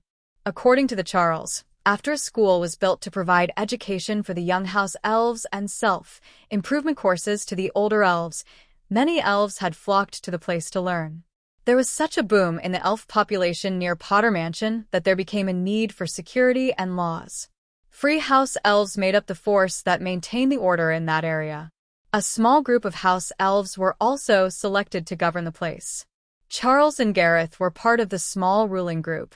Shops set up by house elves soon sprouted up around the school, making it a small bustling town, and it became a place where many house elves wanted to live. As such, the house elves were exceptionally grateful to the Potters, so they used their magic to strengthen the security of the mansion, making it the safest place in the magical world. By the time they had completed exploring the house, it was already noon. Charles operated over to inform Harry of the arrival of his important guests and led them out to the gardens for lunch. A large skirted table covered with platters of food stood in the garden as they arrived. In large, bright gold letters, "Happy Birthday," Hermione blinked constantly across the table. Surprise! The 2 adults shouted as Hermione came into view. Taking that as a cue, everyone whipped out their wand and showered her with colorful streamers as they shouted, "Happy Birthday" to her. Before she could say anything, tears began to well in her eyes as she took in the sight. It was at that moment that Charles brought the birthday cake in. In cheerful voices, everyone burst into the birthday song and loudly clapped along. Hermione was mildly embarrassed with all the attention. Hermione made a wish with her eyes closed after they finished singing the song. Dan had taken a picture with the camera he brought. She blew out the candles on the cake, and everyone clapped jovially. "Birthday kiss, birthday kiss," they chanted repeatedly. Harry refused politely, seeing the look of embarrassment on Hermione's face. However, someone gave him a playful shove towards Hermione. His face cracked with a wide beam as he stared at his friends, then at Hermione. He realized that Hermione had suddenly grown a fascination for her shoes and chuckled lightly. Harry took a deliberate step towards her and tipped her chin so that their gazes met. Harry swiftly bent down. Their lips met in a sweet kiss. They broke apart after a few seconds, much to the disappointment of their friends. Dan managed to capture the moment with his camera. "Happy birthday, sweetheart," Jean said affectionately as she embraced her daughter. Her father stood at the side, smiling at her. He hugged her when Jean released their daughter. With a broad grin on his face, Harry embraced them too. Dan playfully tousled his hair as they watched Jean interrogate Hermione. "Daddy and Mummy, you must meet our new friends." I'm sure you've heard all about them from our letters," Hermione excitedly said as she began the round of introductions. The teenagers had no trouble recognizing them as Hermione's parents because she shared a likeness with them. Most notably, she inherited her father's warm brown eyes and unruly wavy brown hair, and her mother's smile. Harry led all of the guests back to the table, where their lunch was left forgotten. "It's time for presents," Luna said brightly as she took a small present from the table and gave it to Hermione. She was surprised that they had brought presents for her. "It's a good luck charm that I made. It also keeps the Pieges away." Luna smiled affectionately. "So that I won't forget anything, right?" Hermione smiled indulgently as she hugged Luna. "Thank you for the wonderful gift." Neville took a wrapped present that looked suspiciously like a book and presented it to Hermione. "This is for you," Neville began. He caught the look on her face. "Yes, it's sort of a book. It's an organizer and a diary. I reckon that it would be something you would use since you have so many things to take note of," he explained sheepishly. "Thank you," Hermione said as she gave him a grateful smile. "It's a very thoughtful gift." Neville gave her a one-armed hug. Daphne and Susan took the last gift on the table and gave it to Hermione. "It was just a present from Daphne until last night. I decided to chip in." Susan smiled. "You didn't have to. We've only known each other a short while," Hermione said in shock. Susan flashed her a warm smile. "Expect a present for me on Christmas, though." "So what is it?" Hermione asked as she looked at the large gift. She had no inkling what it could be. "It's a dragon hide bag. It is charmed to be indestructible, weightless, and bottomless. It's to defend you from spells thrown at your back by jealous fangirls," Daphne said with a straight face. "I thought it was to hold all her books." Susan questioned in disbelief. "Do you mean to tell me that Hermione is usually hexed in the back?" Dan demanded as he stared at his son-in-law. "No. Hermione has never been hexed by green-eyed fangirls," Harry corrected quickly as he protectively wrapped his arm around her waist. "Hermione can tell you that." He'd heard that fathers tended to be protective of their only daughter. He laughed when he saw the twinkle in his eyes. Dan was only pulling his leg. The sigh of relief that Harry had given before laughing amused Hermione greatly. "Thank you for the wonderful gift, Daphne and Susan," Hermione said appreciatively as she hugged Daphne and Susan for the gift. Harry helped her to put her birthday gifts aside as everyone sat at the table. "So, were you surprised?" Luna asked as they began to tuck in. It was the first time the Grangers tasted the food prepared by the house elves, and they liked it very much. "Yes, you all surprised me. I didn't think you all knew it was my birthday," Hermione said as she smiled at Harry gratefully. Harry, as usual, was serving her some food. "You have your husband to blame. He wanted your friends and your family to celebrate your birthday with you," Daphne said. "He kept reminding us about your birthday," added Neville. "Yes. He didn't even spare me," Susan teased. Harry merely held up his hands in surrender. "I am guilty of all charges. However, I think all of you exaggerate far too much." Harry grinned. "It's not that far off from the truth, Harry," Luna answered. "You did remind us whenever Hermione wasn't around." Blood rushed up to his cheeks, tinting them red. "I'm sure it wasn't that often," he muttered to himself as he lowered his gaze and tried to recollect. The comment was meant for him only, but everyone at the table heard it, and it incited everyone to burst out laughing. After their lunch, the Grangers decided to take the entire group out to celebrate Hermione's birthday. "Are you sure you don't need to raise a wand to get a bus? We just wait here for the bus," Daphne asked in confusion as she looked at the Grangers. Everyone was dressed in normal Muggle clothing. It wasn't anything new to most of them since they had all worn Muggle clothing before. Hermione wanted to celebrate her birthday by going into the Muggle world so that their friends could have a taste of what it is like being a Muggle. "Yes, I'm sure that we don't. We wait until we see the bus, then we flag it with our hand. Look out for this number, because buses with other numbers service a different area," Dan explained to the young witch. Harry chortled as he looked at his friends. "Well, you can't really say that you've been to the Muggle world if you've never used public transport. So, that's why Mum and Dad decided to travel by public bus." Dan and Jean soon discovered the differences of the two worlds. "That's weird," You have buses to different areas.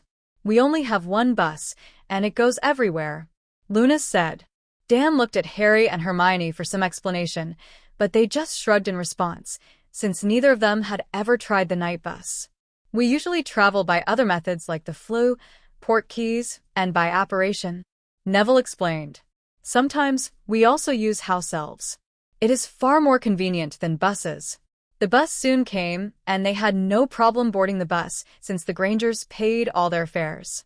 They know that we're not supposed to do magic at all, right? Hermione asked Harry worriedly as she glanced at her friends. Luna, Daphne, Neville, and Susan had their faces plastered on the windows of the bus as they watched the scenery outside.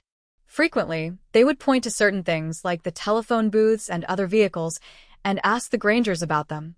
I think they all know that we're only allowed to do magic with the supervision of parents. You don't have to worry about getting in trouble with the ministry. Susan must be really familiar with the rules since her aunt is the head of the law enforcement, Harry assured as he held her closer to him. Hermione placed her head in that familiar crook of his neck as she wrapped her arms around his waist for support. Let me get this straight. We're heading to a cinema to catch a movie, then we'll have a meal, and break up for shopping? Harry asked as he looked at his wife. Yes, I really can't think of anything else, unless you want to go to the amusement park again, she answered. However, you've just been there recently, she pointed out. Very well, movie and shopping it will be, he stated with a wide smile. I think it'll be an interesting experience for them, Harry predicted. Their friends, used to shopping in the small shops in Diagon Alley, were pleasantly surprised when they first entered the shopping mall. It was like being in heaven for Daphne and Susan. They loved to shop. The store's window displays fascinated them, and their teenage heads were spinning from trying to take it all in. The variety of clothing and the bold colors were amazing to them. There were a few displays that dazzled them so much that they stood outside the store staring. Harry and Hermione had to stop to check on them every so often to make sure that they didn't lose any of their friends. In the end, Hermione decided to change her plans. They ended up shopping first. Daphne and Susan tucked Hermione and Luna's arms with theirs and led them to explore the shops. Hermione had never shown any real enthusiasm for shopping unless she needed to buy something. This was the first time she seemed interested in browsing under the Daphne and Susan's guidance.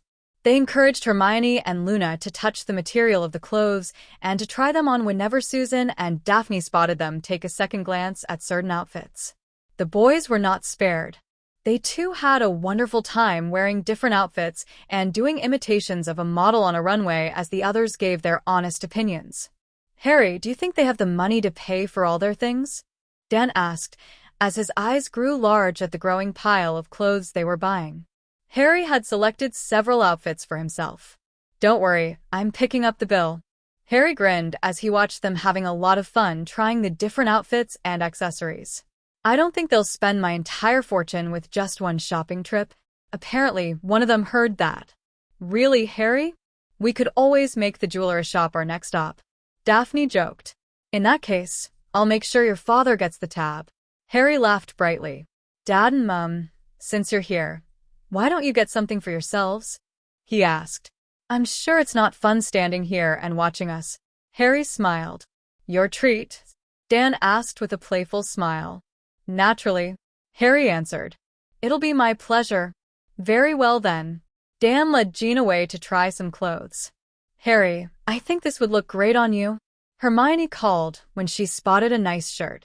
Harry joined his wife to look at the shirt that she had picked out for him. The sale assistants warmly helped them when they realized that they were going to be spending a lot in the shop. And spend they did. Dan had frowned when he saw the bill, but Harry nonchalantly gave the cashier his credit card. Harry had to find a spot to enlarge the matchstick box he had kept in his pocket to its normal size. He stored all their things in the trunk, then reduced the size again. How I love magic, Harry grinned rakishly. It gave them even more motivation to shop, seeing that they didn't have to carry all their purchases around. Harry didn't think shopping could be that fun. Neville, Luna, and Hermione had gotten into the spirit of shopping and began to purchase many outfits and accessories. Luna was more interested in accessories like earrings and necklaces, and she spent a lot of time looking through the jeweler towers. She was the only one who bought weird assortment of things like dream catchers and small keychains. Hermione went on another shopping spree at the bookstore, grabbing the novels on the shelves that interested her and pilling them up. The other teenagers were interested in the stationery the Muggles used. They were shocked when they realized that Muggles didn't use quills or parchment. They decided to buy some ballpoint pens, paper, and folders when Hermione had explained their uses. "I can't believe how convenient writing could be. No spills," Neville said. "That was the reason why I had difficulty writing during our first year. We had to use quills. I was using pens and pencils in school before I went to Hogwarts," Harry explained. "You mean you'd already attended school before you started Hogwarts?" Daphne asked in surprise. "Yes, we did. Non-magical children usually begin their school by the age of 4 or 5, Hermione explained. Seeing that she had difficulty carrying the books, Harry immediately took the stack from her. "Hermione, it looks as if you are trying to bring the entire bookstore home," Neville commented as he gaped at the amount of books Harry was carrying. Her cheeks turned pink at the comment. "We don't usually get a chance to go to a Muggle bookstore to buy books. Novels," Daphne commented as she briefly looked through her selection. "I thought you were better than this," she teased. Her cheeks reddened even more. "I can't be reading about magic all the time. I need something for leisure," she defended. "I thought reading thick volumes on charms or ancient runes was your idea of relaxation," Harry joked as he raised his eyebrows in mock surprise. He knew she would have hit him for that remark if he hadn't been carrying the stack of books. All of those books went into his trunk too. The teenagers expressed an interest in watching a movie, so they purchased tickets to a comedy, 17 again. Harry, Hermione, and her parents were bombarded with questions about the snack they bought, popcorn. The Grangers left the teenagers to have their own entertainment. When they entered the theater, there were even more questions since it was the first time the magical teens had been in a theater. Hermione calmly explained to them the workings. When the lights went off and the show began, everyone was so engrossed with the large animated, talking people on the screen that they stopped asking questions and watched as they popped kernels of popcorn into their mouths periodically. Harry smiled as he leaned as close to Hermione as their seats would allow. He lovingly pressed a kiss on her knuckles as he observed his wife. He was delighted that Hermione was enjoying the outing so much. They had all loved the light-hearted movie, and it had made them interested in other movies like Star Wars. Neville and Harry thought that the lightsabers were cool. The protagonist and his friend were using replicas as they fought. Hermione told them she could rent the movie for them to watch if they ever went to her place. Harry decided that if it was possible, he was going to install a miniature movie theater at the Potter Mansion. The girls, included Hermione, swooned over the young good-looking actor in the film. Harry realized that they weren't the only girls doing that. The boys just didn't understand why girls had found him attractive. Harry, with his hands tucked firmly in his pocket, commented sullenly to Neville that he didn't find the actor dashing at all. Neville had agreed heartily to his comment. Their exchange of words did not go unnoticed, and it incited cool glares from the girls. The Grangers found them standing the same way when they met up with the group a few moments later. The girls were still in an active discussion about the handsome young actor, ignoring the two boys who were standing a short distance away from them. Jean smiled at the sight of her daughter, mixing with her female friends. She had never seen her daughter getting along well with other girls. Dobby and Charles took the teenagers back to Hogwarts from the Grangers' residence. They were required to be back at school by dinner time. Susan joined them at the Gryffindor table for the meal, and by then, everyone was used to the idea of having special guests at their table. Harry noted the strange look Dumbledore had shot in his direction and suspected that something had happened while he was away. He saw the familiar ginger-colored cat approaching him from the side, and Harry immediately picked Crookshanks up and into his arms. There is another two-legged pretending to be an animal on the grounds. This time it's a black dog. I think he wants the other two-legged, Crookshanks thought as he looked at him. You were waiting for him, weren't you? Harry's heart soared at the news. He was certain that Crookshanks might have overheard their conversation and knew what he had to look out for. Where is he? Is he all right? He said in an excited whisper as he scratched the cat. He purred in contentment. He's a bit thin. You might consider bringing food and clothes for him. I can bring you to him, he answered simply. All right. Harry smiled. You bring me to meet him later. Good job, Crookshanks, he answered as he let the cat down. He rewarded him with a juicy chicken leg, which Crookshanks attacked immediately. I'm still mildly angry with you for that bath, Crookshanks added as he ate the chicken leg. Harry chuckled lightly at his comment. Would apologizing help? He asked affectionately. How about another chicken leg, and we'll call it quits? Crookshanks answered as he eyed at the chicken leg on Harry's plate meaningfully. Harry casually glanced at his wife and realized that she had not noticed their interaction. He took the chicken leg and slipped it to Crookshanks. Go hide somewhere to eat it. Hermione isn't going to be too pleased if she finds out I'm feeding you fried food. I know she can't stay angry with you for long. So don't act as if you're doing me a big favor. Crookshanks answered cheekily as he took the leg and hid under the table to eat it. Chapter 14. Of all times, I can't believe that you'd arrived today. Harry growled inwardly. He'd wanted to spend the rest of the day with his wife. He squinted his eyes in a desperate attempt to find his way around in the dark without casting a spell. Not that the Dementors would notice if he cast the Lumos spell, of course, but Harry had a feeling that they wouldn't be the only ones out on the grounds on this particular night. The invisibility cloak over his head did not make things easier for him. Harry knew he could use a simple disillusionment spell, but for this particular task, he felt that he needed to do it the Marauder's way, sneaking around under his father's infamous invisibility cloak. He had to tread carefully around the outskirts of the forest. The bushy ginger tail of Crookshanks, which could be seen swishing side to side if he looked hard enough, was his only guide for this expedition. Harry heedlessly set out to meet Sirius alone, with only Crookshanks as a guide and without a backup plan in case something went wrong. It wasn't as if it were safe to venture outside the school. There were Dementors patrolling the grounds, and Harry had no idea where this meeting place was. Assuming that there were people with brains within the Ministry, there was probably an increased number of Dementors on patrol. He considered himself lucky, since he hadn't run into any. He could deal with them, but it took a lot of magic to do so. From afar, he noticed the familiar lone tree planted in the middle of the grounds. It was the Whomping Willow. Harry shuddered slightly as he recalled how violent the tree was. The car that Harry and Ron drove at the beginning of their second year had crashed straight into the tree. He had to thank the lucky stars that he and Ron had managed to escape from the tree without any lasting injuries. Crookshanks halted, turned around, and stared at him. Since Harry was invisible, he wasn't sure if Crookshanks knew that he was looking straight at him, but he heard his thoughts. Wait here, Crookshanks commanded firmly. Turning around, he trotted towards the tree. The branches of the tree began to lash aggressively, trying to hit the cat. Harry held his breath as he watched Crookshanks deftly avoid the swishing branches and disappear under the roots. Harry dashed forward, terrified that something might have happened to the pet. Abruptly, the tree became lifeless. Not a leaf twitched or shook. Crookshanks came back into sight, unharmed, waiting patiently for him to join him. Harry expelled the breath that he was holding for so long and joined the cat. What did you do? Harry asked curiously. There is a knot near the trunk. If you can squeeze in to touch it, the tree becomes motionless.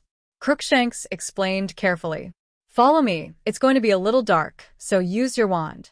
Harry drew his wand from the holster and silently cast a Lumos spell as he followed Crookshanks into the hole in the roots. Harry had to crawl on all fours to get in, and he slid down an earthy slope to the bottom of a very low tunnel. The tunnel was so small, and Harry had to walk with his back hunched over. He removed the invisibility cloak and kept it in his pocket since he no longer needed it. The tunnel was quite long, and after walking for a while, he had a feeling that he was not longer on the grounds of Hogwarts. His assumption was confirmed when he heard Hermione's frantic thoughts. Harry, I don't see you on the map anymore. Is everything all right? I'm fine, sweetheart. You were checking the map? Naturally, I had to make sure that you were all right. Anyway, I also needed the map to check if the coast is clear. It wouldn't be nice if Ron actually caught us kidnapping his pet. You're catching the rat tonight? All the better to clear his case by tomorrow, don't you think? You can't expect us to stay here in Gryffindor Tower doing nothing while you sneak out. It is danger-free compared to what you're doing now. I'm just going to meet Sirius. I don't think he's going to hurt me. Besides, I have my invisibility cloak. Dementors can't see through disguises and invisibility cloaks, Harry. You're not particularly good at dealing them when they are close to you. I'll shift to you if any situation arises. Please don't do anything reckless. I won't, Harry assured. I was planning to ask Dobby to take Sirius to our place after I've spoke to him. It's nothing risky, Hermione. All right, I'll ask Susan and Daphne to tell Anne AM and Uncle OS about your plan so that they can welcome him at Potter Mansion after we've caught the rat. To play it safe, we're going to put Pettigrew in a deep sleep. Good luck, Hermione. Be careful. You too, Harry. How do you even know of this place? Harry asked as he followed tiredly. Running in a crouched position was no easy feat at all. The two-legged showed me, Crookshanks answered as if it was the most obvious thing in the world. You really need to exercise, Harry. That's really low, Harry answered. The bathing incident was more than a week ago. Crookshanks merely laughed. Harry was glad when the tunnel began to widen. He was finally getting out. Moments later, the path twisted and Harry had never felt more relieved than when he saw a patch of dim light through a small opening. Harry eagerly edged forward to see what lay beyond. It was a room, a very disorderly and dusty room. Paper was peeling from the walls and there were stains all over the floor. Every piece of the furniture was broken as though someone had ripped it apart. The windows were all boarded up. Harry examined the scratch marks on one of the pieces of furniture carefully and realized it belonged to a werewolf. This was the room that Harry had read about in his father's diary, where Uncle Moony, while he was still a student at Hogwarts, was brought to every month to transform. There was no wolfsbane potion available back then, so he had to be distanced from the rest of the school lest he bit them accidentally. He pulled himself out of the hole and spotted a shadowy hallway to the right of him. He crept into the hall and up the crumbling stairs to the second level. When he reached the dark landing, only a door was opened. So Harry walked in. Sitting on the bed, scratching the purring Crookshanks with his bony hand was a skinny man with a mass of filthy matted hair that hung to his elbows. The light shining from his wand caught his attention, and he whipped his head up to look at him. Harry's face reflected the same disbelief that was on his godfather's face when Harry looked at Sirius for the first time. If his eyes weren't shining out of the deep, dark sockets, he might have passed off as a corpse. The waxy white skin was stretched so tightly over the bones of his face, it almost looked like a skull. Azkaban has taken a toll on him, Harry thought as pity made his tongue grew thick. Sympathy was soon replaced by rage, and that emotion began to heat his blood when he discovered the extent his godfather had suffered in vain. They will pay for this, he thought, making a silent promise to himself. Harry ended the spell and lowered his wand. His eyes were fixed on the ashen white man in front of him. A look of surprise crossed the man's face as his eyes followed the movement of his wand. A glimmer of recognition appeared in his unusually dark eyes. Harry's? He asked hoarsely as the man stood up shakily. It sounded as if he hadn't used the voice for a long time. The huge contrast between the man he saw, smiling happily, next to his father and his parents' wedding photograph and the person who stood in front of him gauging his response, rendered him speechless. Harry swallowed visibly before giving a nod. An affectionate beam stretched across his godfather's face. The happiness emanating from him was infectious, and Harry felt a smile tugging his lips. "Hi, Sirius," he greeted in an uneven voice when he finally found his tongue. "I must say you're the least person I expected to see tonight," he said in a throaty voice. The smile on Harry's face widened. "We need to talk," Harry said cordially as he gestured him to take a seat on the bed. "Before we do, I need to ask someone to join us." A look of confusion and fear crossed Sirius' thin face briefly. "He won't betray your whereabouts. We know that you're innocent," Harry assured calmly. Sirius nodded uncertainly. Harry then called for Dobby. A crack was heard instantly, and the faithful house elf immediately appeared with a huge basket of food and drinks. He was thoughtful enough to bring a clean set of clothes. Sirius's eyes had widened in shock at the sight of the food and clothing. "Can you please bring Professor Lupin to me?" asked Harry as he looked at his faithful friend. But don't let anyone know that you're bringing him to meet me," Harry cautioned. Dobby nodded excitedly before disappearing to fetch Professor Lupin. Harry grinned when he saw a bewildered expression on Sirius' face. "All in good time. Sit down and tuck in. I'll fill you in as you eat," Harry answered. At that invitation, Sirius immediately helped himself to the food ravenously.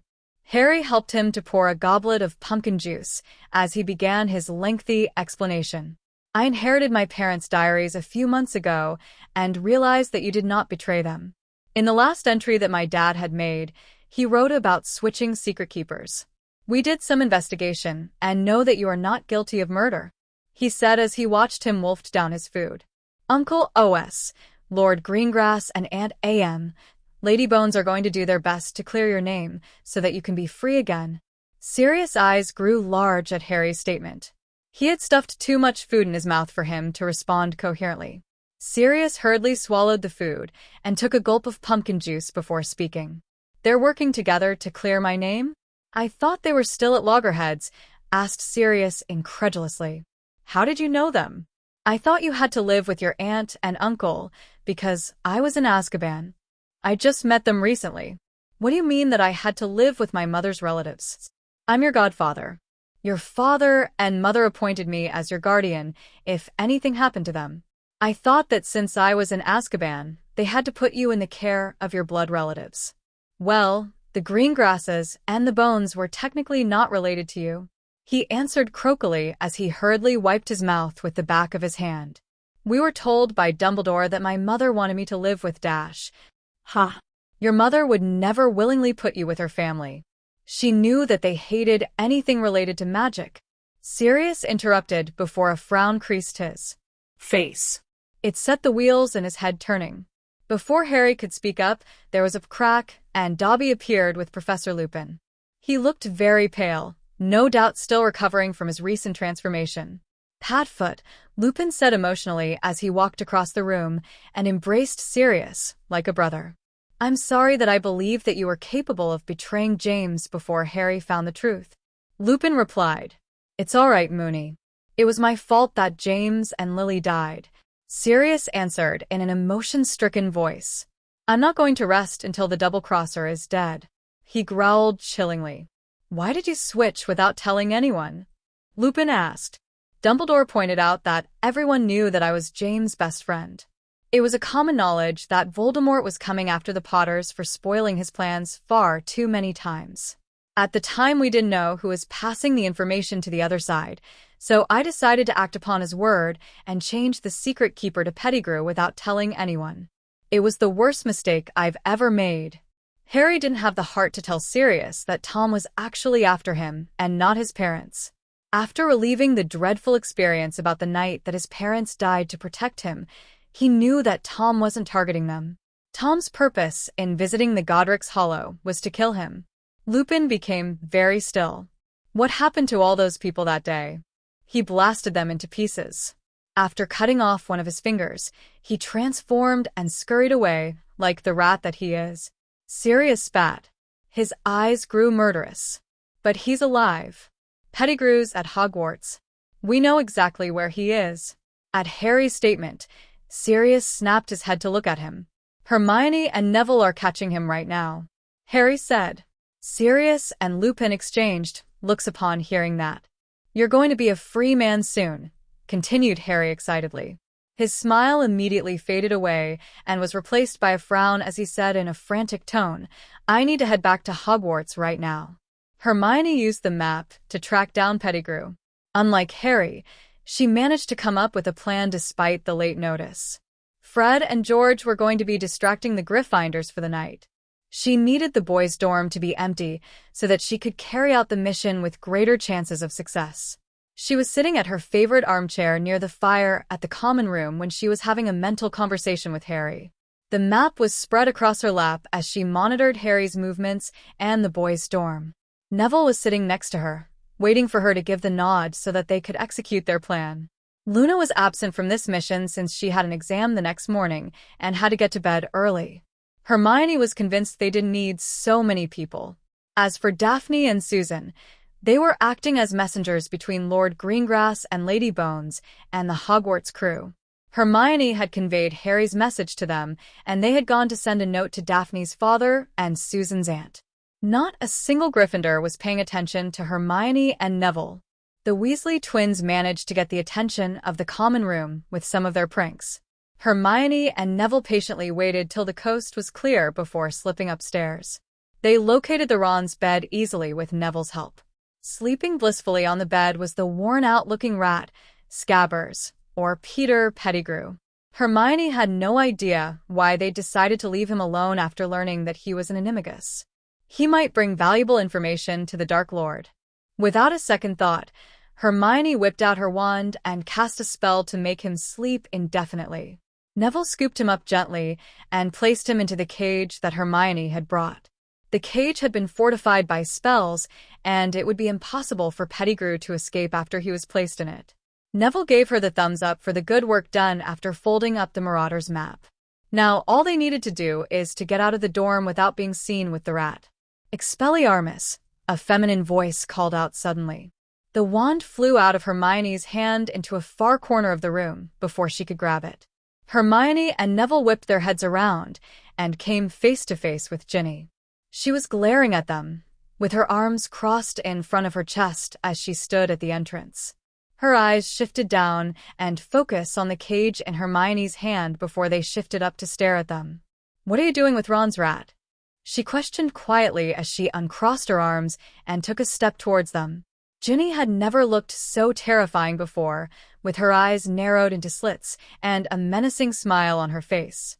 Hermione and Neville instinctively took a step backwards. The image Hermione always had of the red-haired second year was of a young, sweet, and bubbly girl. That picture of her shattered at this point as Hermione looked into her eyes.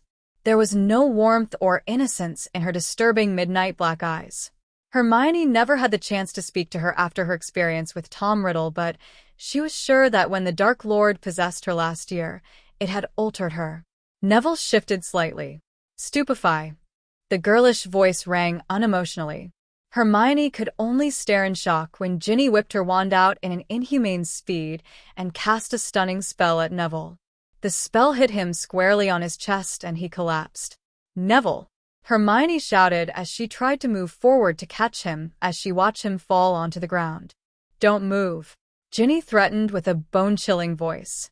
Hermione, distracted by the sight of Neville, didn't realize that Ginny had crossed the room and pointed the wand at her throat until she felt something poking her.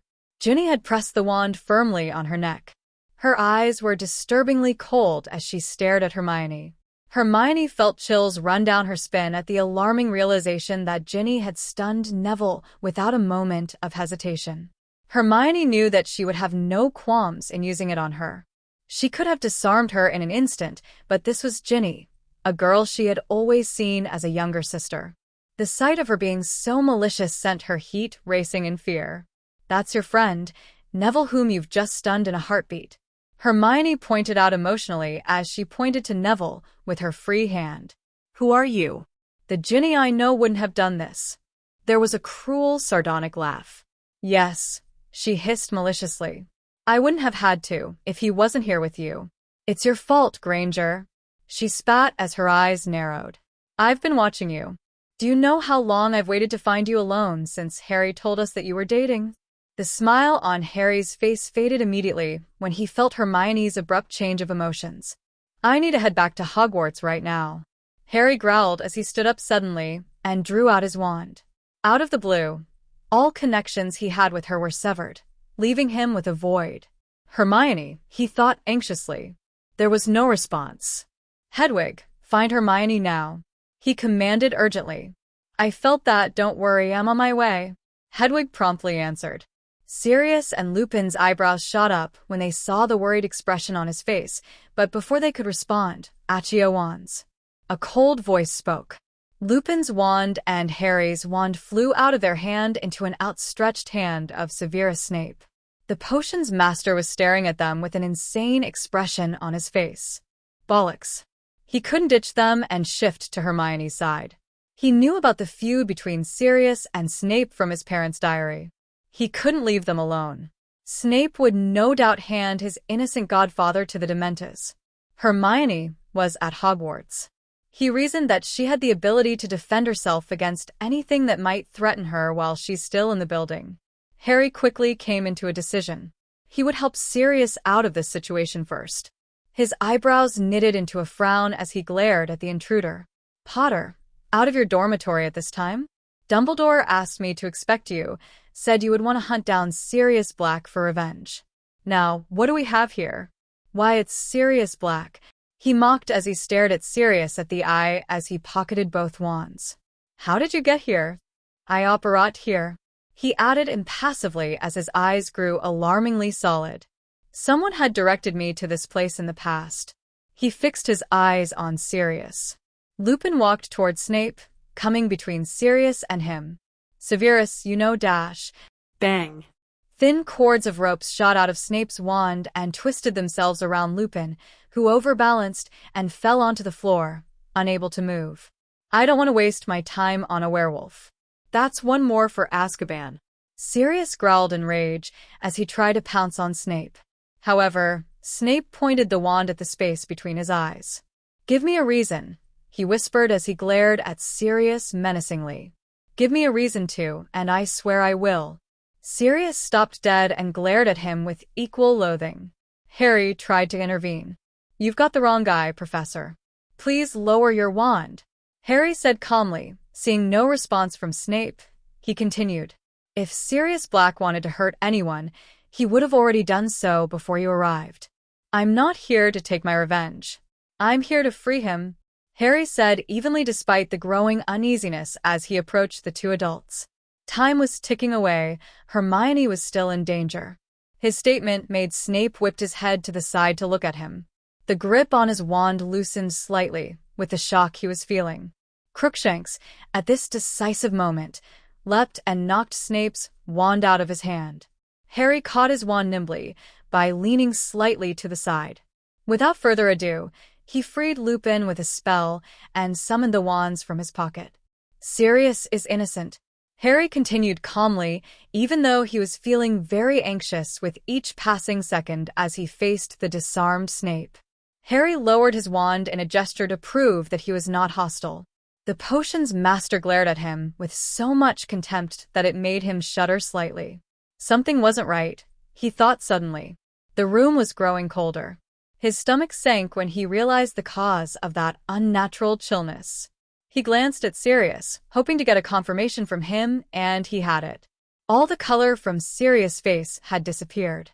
They were here. There was nowhere to run. Snape burst into raucous peal of laughter. "I didn't think they'd arrive so soon.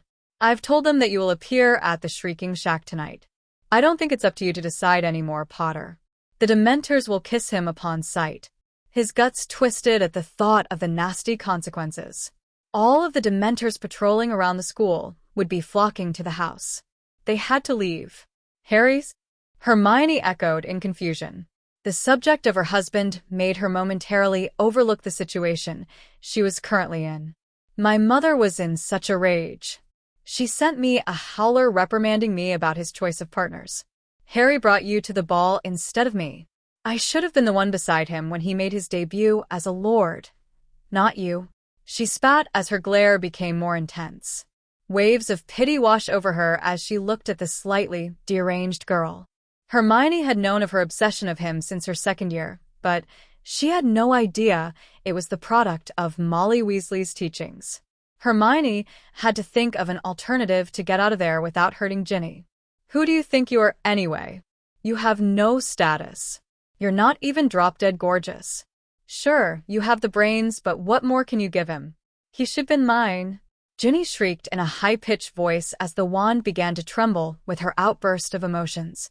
Hermione remained silent. For once, she did not have an answer.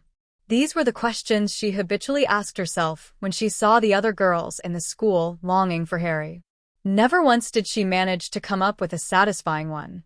"With each day, I find you even more desirable. You're smart, loyal, fun to be with, and a whole lot more. The list is unending. They may be pretty, but you have both inner and outer beauty." Harry's loving words along with the endearing words that her parents always use flooded her mind as she pondered for an answer. She finally understood. She would only know the answer when she looked at herself through the eyes of those who cared for her. Hermione was forced back into reality when she heard the next statement. "Maybe with you out of the picture, he'll finally notice me," the redhead whispered softly. There was an insane look on her face that made Hermione unable to hold back her outbursts. "Are you mad?"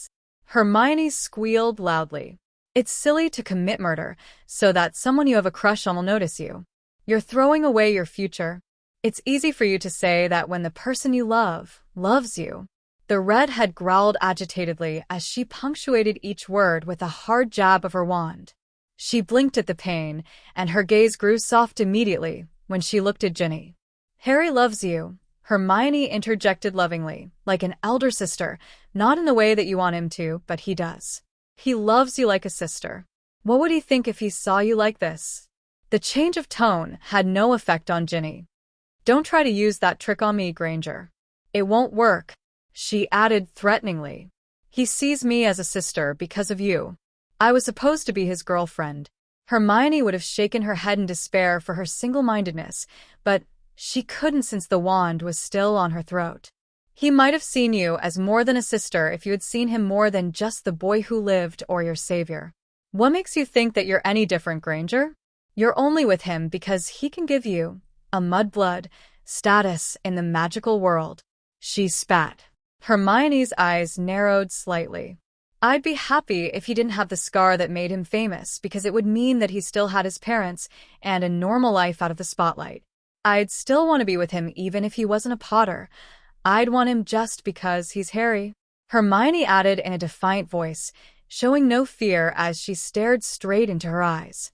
"Charles, take Sirius," he ordered as he threw Lupin's wand back to him.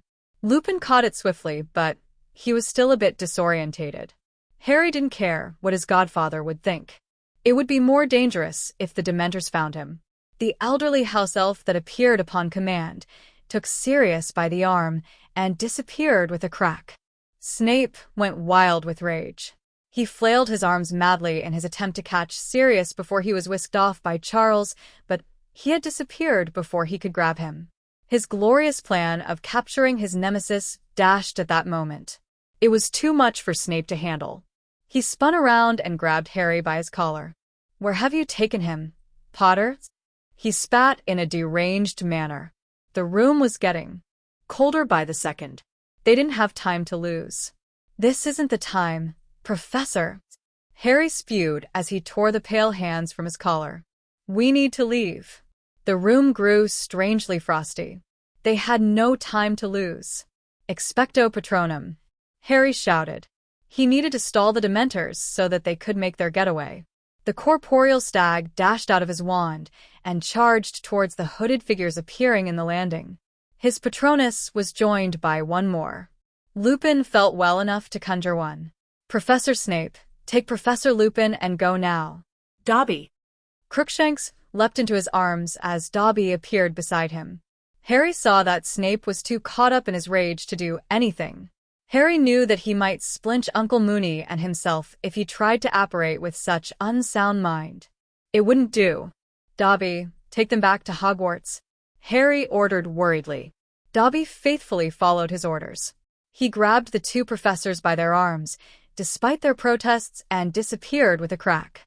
"Stay still and hold on tight," Harry told Crookshanks. The ginger-colored cat nodded, and he shifted. Harry and Crookshanks found themselves in the boys' dorm. The sight of his lover in danger evoked the protective nature of him. Without a second thought, he pointed the wand at the offender and shouted, "Expelliarmus!" Stupefy. The wand that Ginny held to Hermione's throat shot sharply out of the way as she was stunned. She collapsed on the ground when the spell hit her straight in back. Hermione watched in surprise as Ginny paled suddenly, closed her eyes, and slumped forward. She caught the small red-headed girl in time as her body fell. Hermione raised her head sharply and saw Harry standing near the entrance, with his wand out. Their eyes met. She saw relief in his eyes after surveying her. Hermione gently placed Ginny on the floor as Harry ran across the room to her. His arms went around her in a bone-crushing embrace as he hugged her forcefully. "Never do that to me again. I didn't know what was happening with you. I was so frightened." Harry growled worriedly into her hair as he held her close. Hermione hurriedly removed the mental barriers. His relief flooded through her system. "I was afraid I was too late." Snape was dash. The feeling of Harry next to her brought a sense of serenity to her. Her mind couldn't discern the muffled words that Harry was saying, but she could feel the immediate lifting his spirits when he found her unharmed.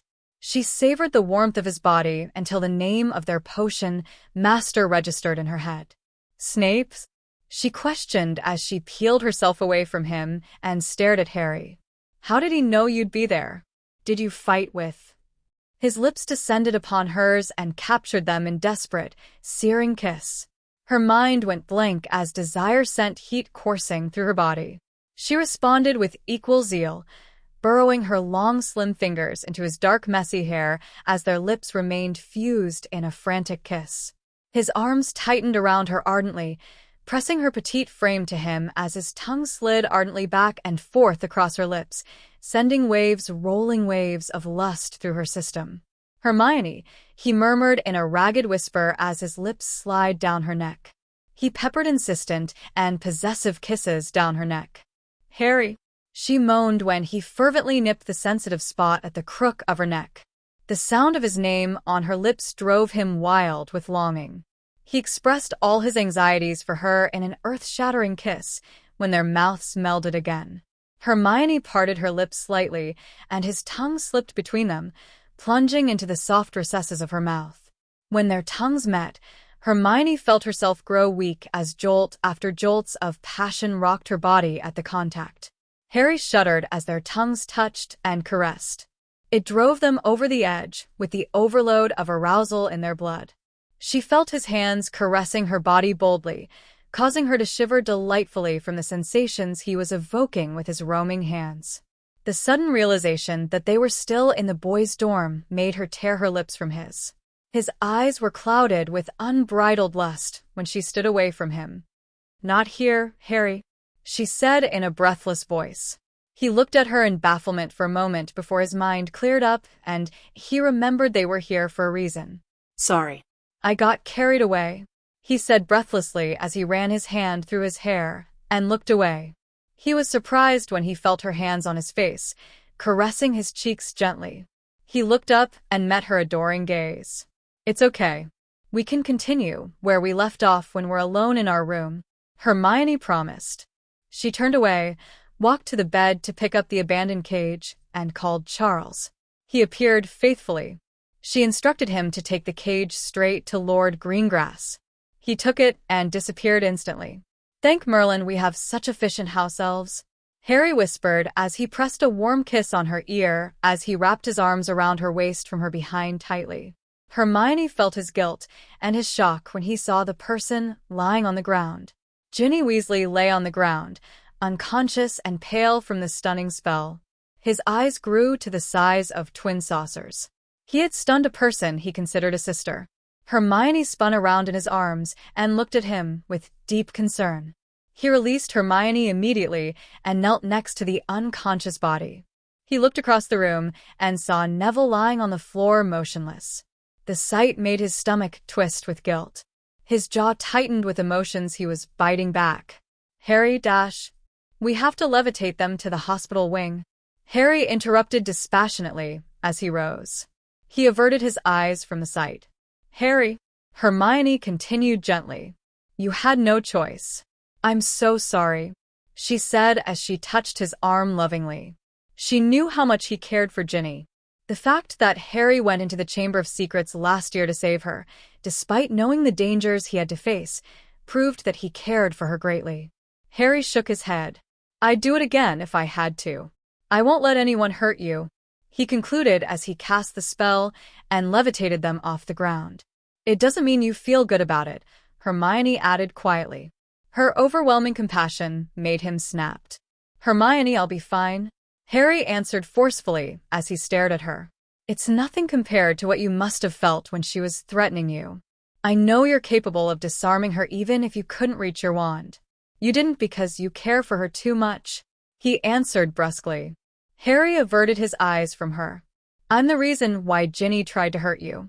I'm the reason Neville was stunned, Harry concluded in frustration. Harry shook his head as if he was trying to shake his feelings off. With a composed tone, he spoke. We need to head to the hospital wing. I think Professor McGonagall will meet us there as soon the other Gryffindors see them in this state. There were certain things that Hermione was persistent about, and not allowing Harry to wallow in his own guilt was one of them. She stood stubbornly in his way, so that he could not walk out on her. Harry, you are not the reason why Ginny tried to hurt me. Yes, she wanted to get me out of the picture because we are dating. That's because she was raised to be obsessed with you. She's got it in her head that she is your future wife, Hermione said calmly. What? Harry asked. He was taken aback. So, she couldn't accept the fact that we're together. Hermione continued, as if she was not interrupted. The confrontation happened because she was upset with me. She was furious with me because I'm dating you. Therefore, from my point of view, the only mistake that I think you've made is falling in love with me. Nothing would have happened if we were not in love. Do you consider falling in love with me as a mistake? Hermione questioned rationally. Harry sighed.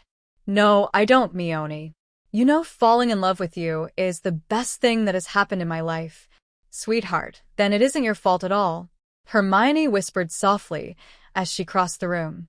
You can't control everything, Harry. It's not right for you to take all the blame and feel guilty for it. Harry did not look her in the eye. Ginny made the decision to hurt me and stun Neville. There was an underlying tone of profound sorrow as she spoke that statement. The rowdy Gryffindor room became unnaturally still when they saw Harry and Hermione levitating two unconscious housemates out from the boys' dorm. Some of them had paled as they watched Harry and Hermione walked past them silently and out of the room. The portrait swung ominously open as the young couple approached the entrance. They came face to face with the head boy. His face turned red with rage when he saw his unconscious sister. What happened? What did you do to my sister? Percy demanded brusquely as he glared at Harry, and he shoved him. Harry's eyes narrowed into incensed slits as he glared at the head boy. Don't touch me. Harry spoke softly. There was no mistake that it was a threat. Hermione placed her hand on his arm. The simple, small physical contact made him relax. Harry isn't in the mood to talk. Come with us to the hospital wing if you're really worried about your sister. Hermione answered frostily as she shot a mildly incensed look at the head boy. She laced her fingers with his as she held her hand and led Harry away from him. However, Percy was persistent in not letting Harry go. He stood in front of him, blocking his way. If I find out I stunned her, Harry stated truthfully as he stared at the head boy. His face turned purple, the same shade Uncle Vernon would turn to when he was angry. There were sounds of people gasping at his admission in the room. I'm calling you out for hurting my sister, Percy declared as he glared at him. I'll honor it, Harry answered coldly as he scowled. He knew full well that Percy had called him out because of the incident that took place more than a month ago. He desperately wanted to deal damage to release the pent-up emotions in him and recklessly agreed. Hermione tugged him away before they started doing damage to each other. Harry was right. Professor McGonagall and his other friends met him at the hospital wing a few moments after they had arrived. Madame Pomfrey placed the two unconscious teenagers on beds. What happened? Professor McGonagall asked as she strode in briskly. Miss Bones and Miss Greengrass updated me briefly. They said that you went out to meet Sirius, and Miss Granger was at the tower with Mr. Longbottom to catch Pettigrew. What happened to them? She asked as she gestured to the two beds. Ginny stunned Neville when she caught them kidnapping his rat. She tried to hurt Hermione, but I stopped her, stunning her in the process, he answered. Why would Miss Weasley want to hurt you, Miss Granger? Professor McGonagall asked with worry lacing her tone. The teenagers grew quiet. Professor McGonagall could guess the answer. Where is the rat? She asked, switching the subject. They sent him to Lord Greengrass. He's with my aunt. They are at the ministry trying to appeal the case. If nothing goes wrong, they could have the trial very soon. Susan answered. That's great to hear. How's Sirius? Professor McGonagall asked. He's fine. He's weak and very thin, but he's fine. We ran into a little problem when Professor Snape interfered. Professor McGonagall's face turned livid at the name. He wouldn't have let Sirius go without a fight. We didn't fight, Harry answered. I had the impression he was there on Headmaster's orders. The Headmaster might be under the notion that he was trying to protect you, Professor McGonagall added uncomfortably when she understood what Harry was hinting. He was insistent about the idea that Sirius betrayed your parents' which he didn't. Sirius told me that, heeding Dumbledore's advice, he switched the secret keeper to Pettigrew. Professor Lupin was there. He heard that too. Harry interrupted. Dumbledore knew that he was innocent. Why would he want an innocent man behind bars? Professor McGonagall questioned. So that I couldn't live with Sirius. My mother never said anything about placing me in the care of my blood relatives. Sirius said that my mother would have never placed me in their custody because they knew that the Dursleys would mistreat me for being magical. Dumbledore could have his way in forcing me to live with my relatives because Sirius, the appointed guardian by my parents, was in Azkaban. The Dursleys were the next in line, Harry answered as he sat on one of the chairs. Hermione's face turned livid with anger. It was his idea to put you there? She asked quietly. Professor McGonagall paled. She observed the Dursleys for a day and knew what kind of people they were. She tried to warn him, but Dumbledore would have nothing of it. Dumbledore had assured her that he was keeping tabs on Harry as he grew up. From Hermione's reaction, she had deduced that Dumbledore didn't. Why didn't you say anything when you first arrived in Hogwarts, Harry? I thought you were fine because Dumbledore sent someone to keep track of your well-being. She asked gently as she looked at Harry. Dumbledore assured me that it was fine for you to be so thin, she said sadly. I'm so sorry, Harry. It's fine, Professor McGonagall. That's water under the bridge, Harry answered graciously. There was a frown on the professor's face. This can't go on. I'm going to have a word with him.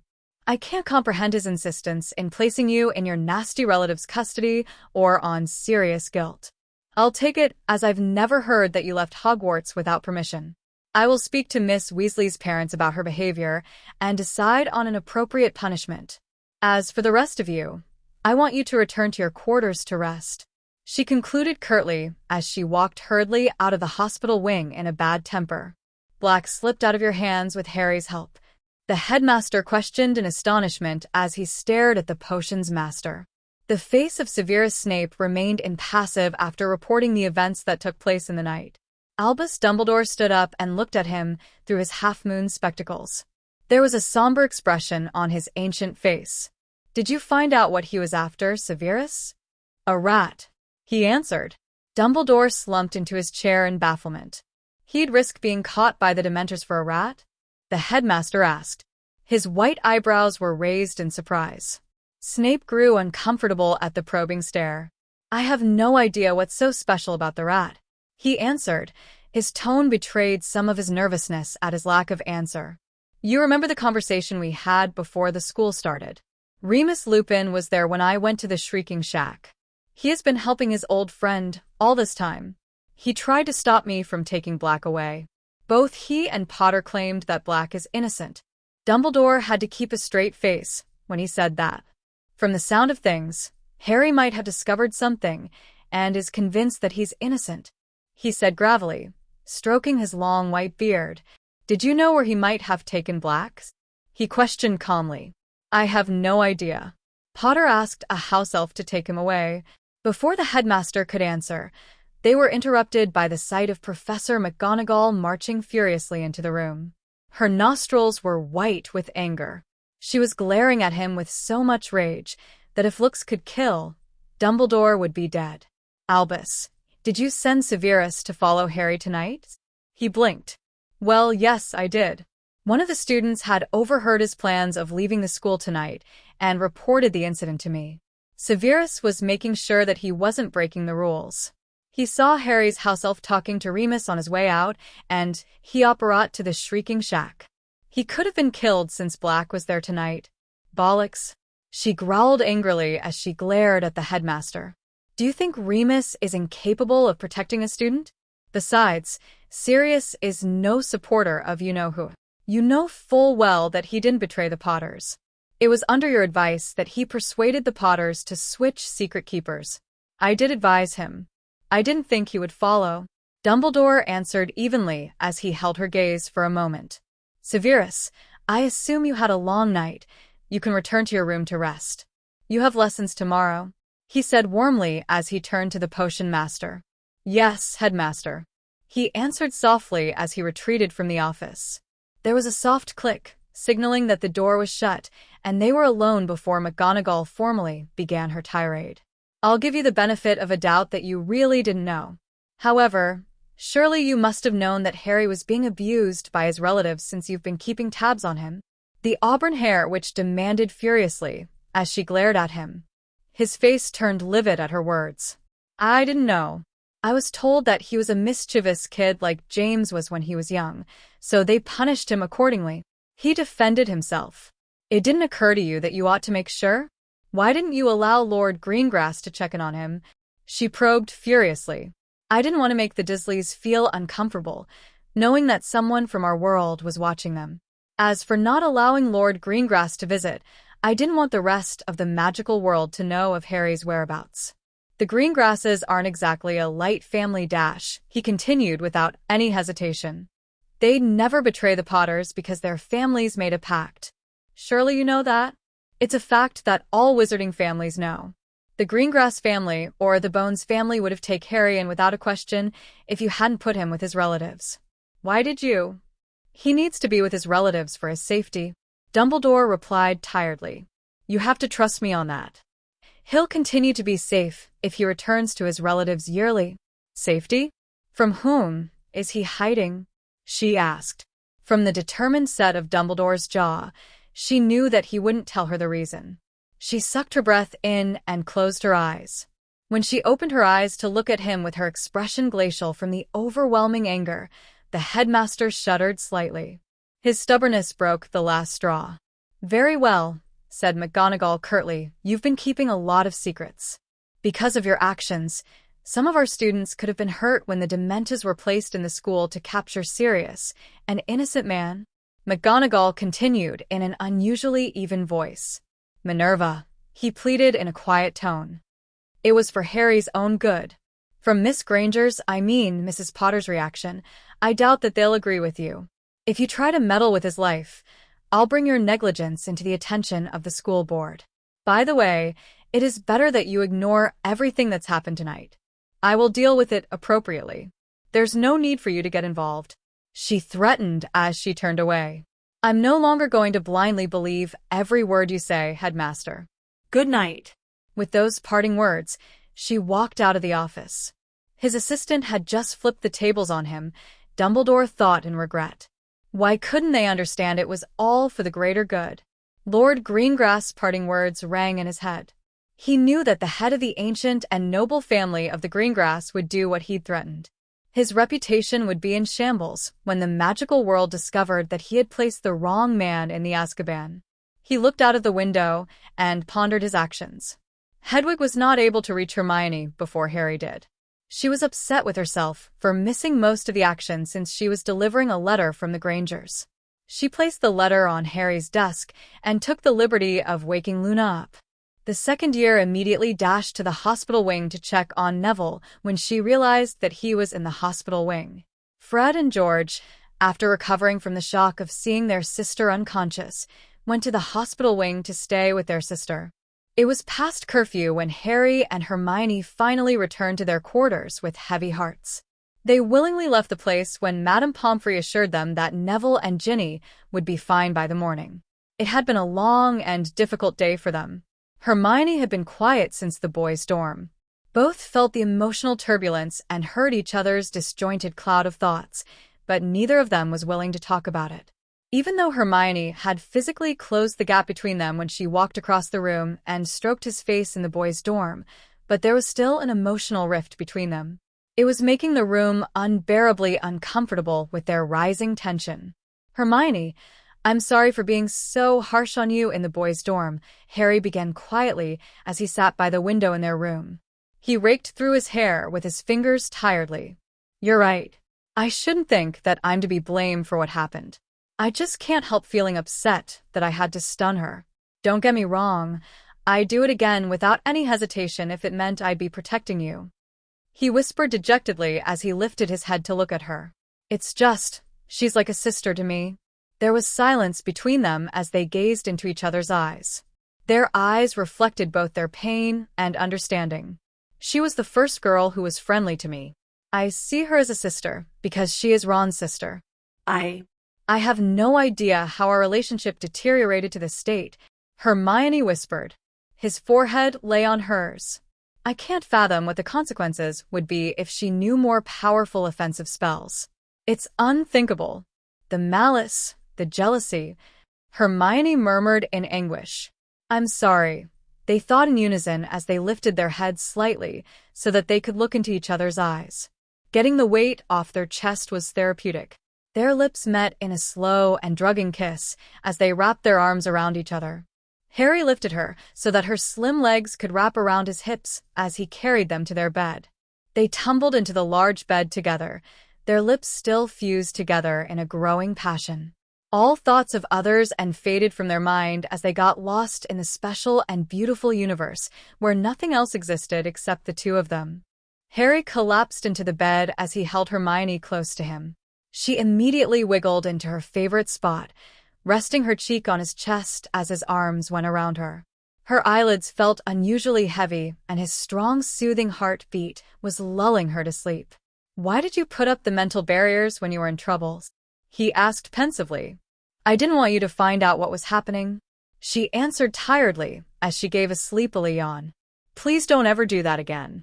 You'll have me worried. He admonished gently as he lifted her chin so that she was looking at him. That sounds awfully familiar, Harry. She giggled lightly. I'm not surprised. It seems that we've switched roles for tonight. Promise me, honey, he said solemnly as he looked into her eyes. Hermione could see that he really meant it. Hermione nodded. You'll have my promise as long as you promise to do the same. I promise, he answered as an answering smile played at the corners of his lips. Good night, milady, he whispered lovingly. Good night, my love, she murmured sleepily as she snuggled closer to him. Breakfast at the dining hall was a strange affair. Tale of the event that took place last night in the boy dorm had leaked out to the rest of the house. The Gryffindors were struggling to come into terms with the news. Never was there a confrontation between students of the same house. The idea that Ginny had stunned Neville and threatened Hermione shocked them. The news of the impending wizards' duel between Percy and Harry spread like a raging wildfire. In a span of a few minutes, everyone in the school knew of it. Harry and Hermione arrived in the dining hall with wide smiles plastered on their face as they sat at their table.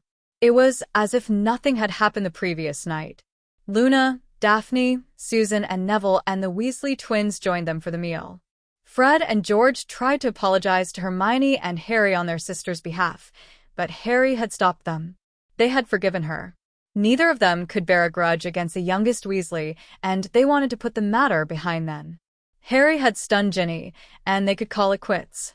They quickly updated each other on the events of the previous night until the usual flock of owls began to fly through the hall, delivering the mail. There was an edition of the wizarding newspaper, the Daily Prophet, attached to a letter addressed to Harry, Hermione, Susan, and Daphne. The sight of front page shocked them into immobility. The headline went, Trial for Alleged Mass Murderer, Sirius Black, starts today. In the article, it had stated there was new and strong evidence presented to suggest that Black was innocent of all the charges and he would be given a trial later that afternoon. In addition, all Dementors were recalled to the ministry. They briefly stated the charges that he was jailed for. Yes, Harry shouted victoriously as he pumped his hand into the air after he finished reading the article. All their efforts were not in vain. There were triumphant smiles on their faces as they read the article. No more Dementors, Luna said with invigorating excitement. The news lifted their spirits. They hurried to open the envelope. It was from Lord Greengrass, giving a blow-by-blow account of last night. Lord Greengrass and Lady Bones decided to act immediately because Charles had told him the circumstances in which he had retrieved Sirius. They took the rat to Minister Fudge without delay and convinced the minister that Pettigrew was alive by transforming him back to a human.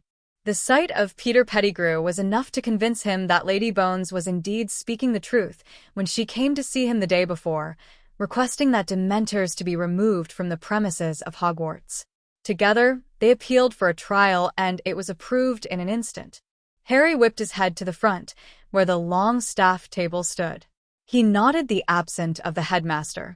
He must be called to attend the trial. Professor Lupin was flashing a wide smile at him as he pointed to the newspaper. Harry smiled back and nodded. I hope he gets his freedom today. Well, he'll be acquitted of all charges when they can't pin anything on him, Harry. Susan assured. I guess they have to retract Pettigrew's Order of Merlin when the trial is over. I hope you're ready for the duel, Potter. A voice interrupted from the side. Harry did not have to look up to know who the speaker was. I thought it was better to settle everything today. Harry grudgingly stood up and faced the pompous head boy. Trailing behind him was Ron, who had an irate expression on his face. Harry wanted to be hurt for hurting Ginny yesterday, but after last night, that feeling wore off and he regretted agreeing. Percy and Ron, don't be such pigheads and call it off. One of the twins interrupted in an exasperating tone. Are you even Ginny's brothers? They besmirched her name. Do you know what everyone is saying about her? She stunned Neville so that she could confront Hermione alone for being with Harry. It's no doubt his doing. He spat as he pointed his finger at Harry. He rolled his eyes slightly at the accusation. Merlin, I love Ginny like a sister. Harry answered in frustration. Every word of that tale is true, Neville said courageously as he stood up and glared at Percy. Why were you, Hermione, there in the boys' dorm in the first place? Ginny said she was trying to stop you from stealing Ron's rat. Percy scowled. I searched everywhere for Scabbers. I can't find him. You must have taken him. You may get away with your stroll outside the castle after dark, but you can't escape from stealing my rat, hurting my sister, and sullying her name. Ron spat as he glared at him. You tattled on me to the headmaster. Harry spoke quietly as his gaze turned chilly. Harry could have explained their need for his rat and its identity. However, the thought of Sirius and Lupin almost being caught by the Dementors last night made him lost control of his temper. He swallowed visibly as he turned away. Your hero complex, along with your newfound fame and status as Lord Potter, has given you a swollen head. It's time that someone deflates that pride. I still think you're slightly insane, talking to that ugly cat. Everyone from his table stood up in rage at Ron's statement. Percy and Ron backed away from them slightly. Professor McGonagall, Harry began in a stern voice as he turned to the front. I believe that we're allowed to duel for personal reasons. We're both recognized as adults, he said. Harry, Hermione began as she lay her hand on his arm. Don't do this. Yes, but I do hope you consider issues amicably in private instead of a public wizard duel. Professor McGonagall answered. I do not wish to see students dueling against each other. Is there no other way? My wand demands satisfaction for the tarnishing of my sister's reputation, and thus my family's reputation, and the injury dealt to her. Percy answered. I do not deny his request. Harry answered somberly. He had enough of their jealousy. Professor McGonagall shook her head. The matter is not yet settled. I have not fully investigated what happened. Professor, the fact still stands he hurt my sister.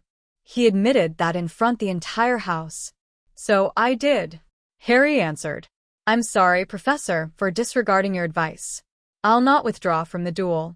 He continued apologetically as he bowed deeply. Ron is my second, Percy answered curtly. Harry turned around and looked at his friends. He knew that they would be his second. Willingly. Hermione was out because of their combined power. Weasley twins were out because he didn't want to pit them against their brothers. Neville, would you like to be my second? He asked sincerely as he looked at his housemate. Neville blinked in surprise at his choice. Me, Harry? I can't duel. I might hurt you instead. Neville added frantically. You know just as many spells as Ron, you'll be fine, he assured. I really need the emotional support from a friend, he continued as the corner of his lips lifted up slightly. Neville took a deep breath and continued, if you insist, Dash. Neville is my second, Harry declared proudly. There was a loud collective gasp. Professor Lupin, since you are in charge of defense against dark arts, please take charge, Professor McGonagall said in a resigned tone. Yes, Professor McGonagall. Professor Lupin nodded. Chapter 15. The slightly weary-looking professor hesitantly pushed his chair back and climbed onto his feet. His eyebrows were knitted into a frown as he fixed his eyes on his nephew. There was an air of indifference about the way the black-haired wizard stood. However, tense fix of his jaw gave him away. It was as if Harry was biting back several emotions to keep his face impassive. Mr. Weasley and Mr. Potter, are you certain that you want to go through with a wizard's duel? As Professor McGonagall suggested, it's better to wait for things to settle down before calling each other out. I'm sure the people involved in the events that took place last night knew of the risks and wouldn't want the two of you to duel. Mr. Weasley, won't you consider retracting that offer? The young professor spoke, with concern lacing his tone as he looked at the vengeful head boy. Professor, I do not wish to retract my challenge. This is my final decision. I demand satisfaction now. The head boy responded pompously. From the stubborn set of his chin, the professor knew that his mind was set. He sighed at the futility of an inevitable duel between the two teenagers. No doubt, this duel would widen rift between the members of the Gryffindor house. Very well, concluded Professor Lupin gravely when he noted the lack of response from Harry. In that case, please prepare for this duel. With a swish of his wand, a dueling platform appeared in the middle of the large dining hall. Please take your sides now. You must bow to each other before facing your opponent, and then at my count of 3, you can start to fire your spells. Be careful, Harry, Hermione whispered in concern as her grip on his arm increased, as if to emphasize the point. Turning away, Harry, accompanied by Neville, quietly walked to one side of the platform as Percy and Ron made their way to the other side. Harry understood that Percy was upset because of what happened to Ginny, but could not comprehend the reason behind that fierce and slightly mad gleam in his brown eyes when he and Percy locked their gazes on each other as they made their way up the short flight of stairs and onto the platform. They stood at each end, facing each other. Bow. Harry lowered himself into a curt bow as Percy reflected his actions. You may start firing your spells at the count of 3. There was a flicker of madness in his eyes when Harry looked at him. Snape had borne the same expression when Sirius disappeared right in front of his eyes. Why? Harry questioned. 3. Penny can't help singing praises about you despite what you have done. It was all about you. 2. A dumbfounded expression crossed Harry's face. And you hate me because of that. Yes, Percy answered succinctly as the gleam in his eyes grew wilder. 1. The head boy's response made him come up with an alternate plan. Harry did not want to give him that satisfaction of truly dueling against him. Harry immediately dropped into a roll to duck a stunning spell cast by Percy, which flew past him. Harry climbed nimbly to his feet and conjured a stone statue that looked suspiciously like a boy. Before anyone could take a good look at the granite statue, it was blasted into pieces when Percy shouted Reducto. Harry took the time to conjure an identical granite statue. The second was blown apart minutes after the first was destroyed in a similar fashion. Percy furiously cast a Reducto spell, shattering the statue. Harry instantly conjured another statue of same build and height. His continued creation of stone sculptures during a wizard's duel caught the attention of everybody in the hall. There was a buzz in the hall as the audience tried to make out what Harry was doing, much to the annoyance of his opponent.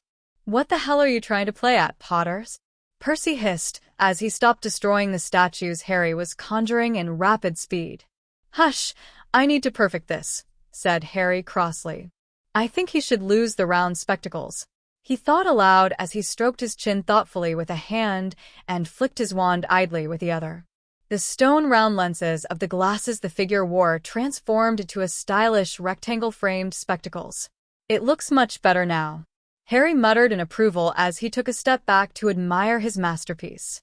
By then, everyone realized what he was doing. Harry was conjuring replicas of himself for Percy to destroy. Percy's face turned crimson when he discovered what Harry was up to. The statues bore a striking resemblance to their creator.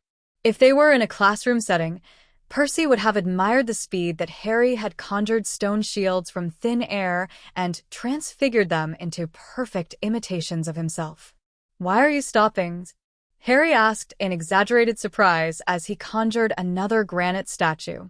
This time it was of him riding his broomstick. There were murmurs of approval at his fine transfiguration work. "Get serious," spat Percy as his face turned into a deeper shade of red. Harry looked at him innocently. "I was doing my best to create duplications of myself so that you can derive some satisfaction from blowing up the boy who lived. I hear it's very therapeutic." Turning to face Ron, he continued, "Ron, you're welcome to join in. To participate, point your wand to the desired stone statue and shout Reducto. Please remember to stress the second syllable." He offered kindly as he went back to his task. There was a raucous of laughter when Percy, in his attempt to injure him, blasted another granite statue into pieces. Harry realized that the Ron's face became as red as the roots of his hair. "You coward! Fight like a real man instead of conjuring statues to protect your skin." "Well, I'm defending myself. Can't you see?" Harry pointed out. As if to highlight the purpose of conjuring stone statues, one of the sculptures was neatly beheaded by Percy's Steffindo. "Try creating an imitation of you dealing the finishing blow to a basilisk," Neville suggested, getting into the spirit. "I don't know how I looked then," Harry answered as he frowned thoughtfully. "I think I'll create one of myself casting a spell." With that, he fashioned another stone sculpture doing exactly that. "No, you frown in concentration whenever you cast spells," commented Neville as he looked at Harry's work. "Oh," Harry answered as he transfigured the figure to frown. "Like this?" "Uh-huh." "It looks exactly like you now," Neville affirmed. The finished product looked exactly like a somber-looking Harry Potter raising his stone wand and pointing it at Percy. "Are you mocking me, Potter, by not raising your wand against me? We are supposed to duel," Percy bellowed in rage. Harry stared meaningfully at the newly created granite sculpture, then at Percy. The dining hall instantly burst into another round of laughter. "Don't tie your tail into a knot. We will resume our battle once you start destroying my creations again," answered Harry plainly. "Technically, I'm creating statues that coincidentally look like me to defend myself from your scary spells. Anyway, if we are supposed to duel, why aren't you doing anything?" he pointed out innocently. It incited a round of sniggers from the hall. His face turned purple with rage at his witty response. Everyone in the hall knew that it took more magic and skill to do what Harry was doing easily compared to the offensive spells that Percy was wildly throwing. He decided to try another approach. "What? Too timid to attack me in front of everyone after you attacked my sister?" Percy mocked irately. "I only stunned Ginny to protect Hermione. If you were to see Ginny pointing her wand at the neck of a certain Miss Penelope Clearwater, I'm sure your reaction would be similar to mine." "Lies, dash," he spat as he tossed a stunning spell. It hit another stone statue. To Harry's surprise, the granite sculpture absorbed the spell. "Ask your sister to tell you the truth," Harry answered coolly as he folded his arms. "Why you?" "Eat slugs," Ron growled as he threw the spell at Harry from the side. Harry adroitly dodged to the side, and the spell hit another stone figure. Now, if you really wanted to eat slugs, you have to be more forceful about it," Harry added as he transfigured the sculpture that Ron's spell had hit. "Oops, I forgot that I've never seen myself vomiting those awful things. Will this do?" Harry asked. Instead of statue being another Harry, it was a model of Ron vomiting slugs. Laughter rang through the hall when everyone looked at it. It was a very detailed sculpture, since Harry could remember the incident quite well. It took place a year ago. Ron began to vomit slugs when his spell backfired. His ears turned bright red with fury.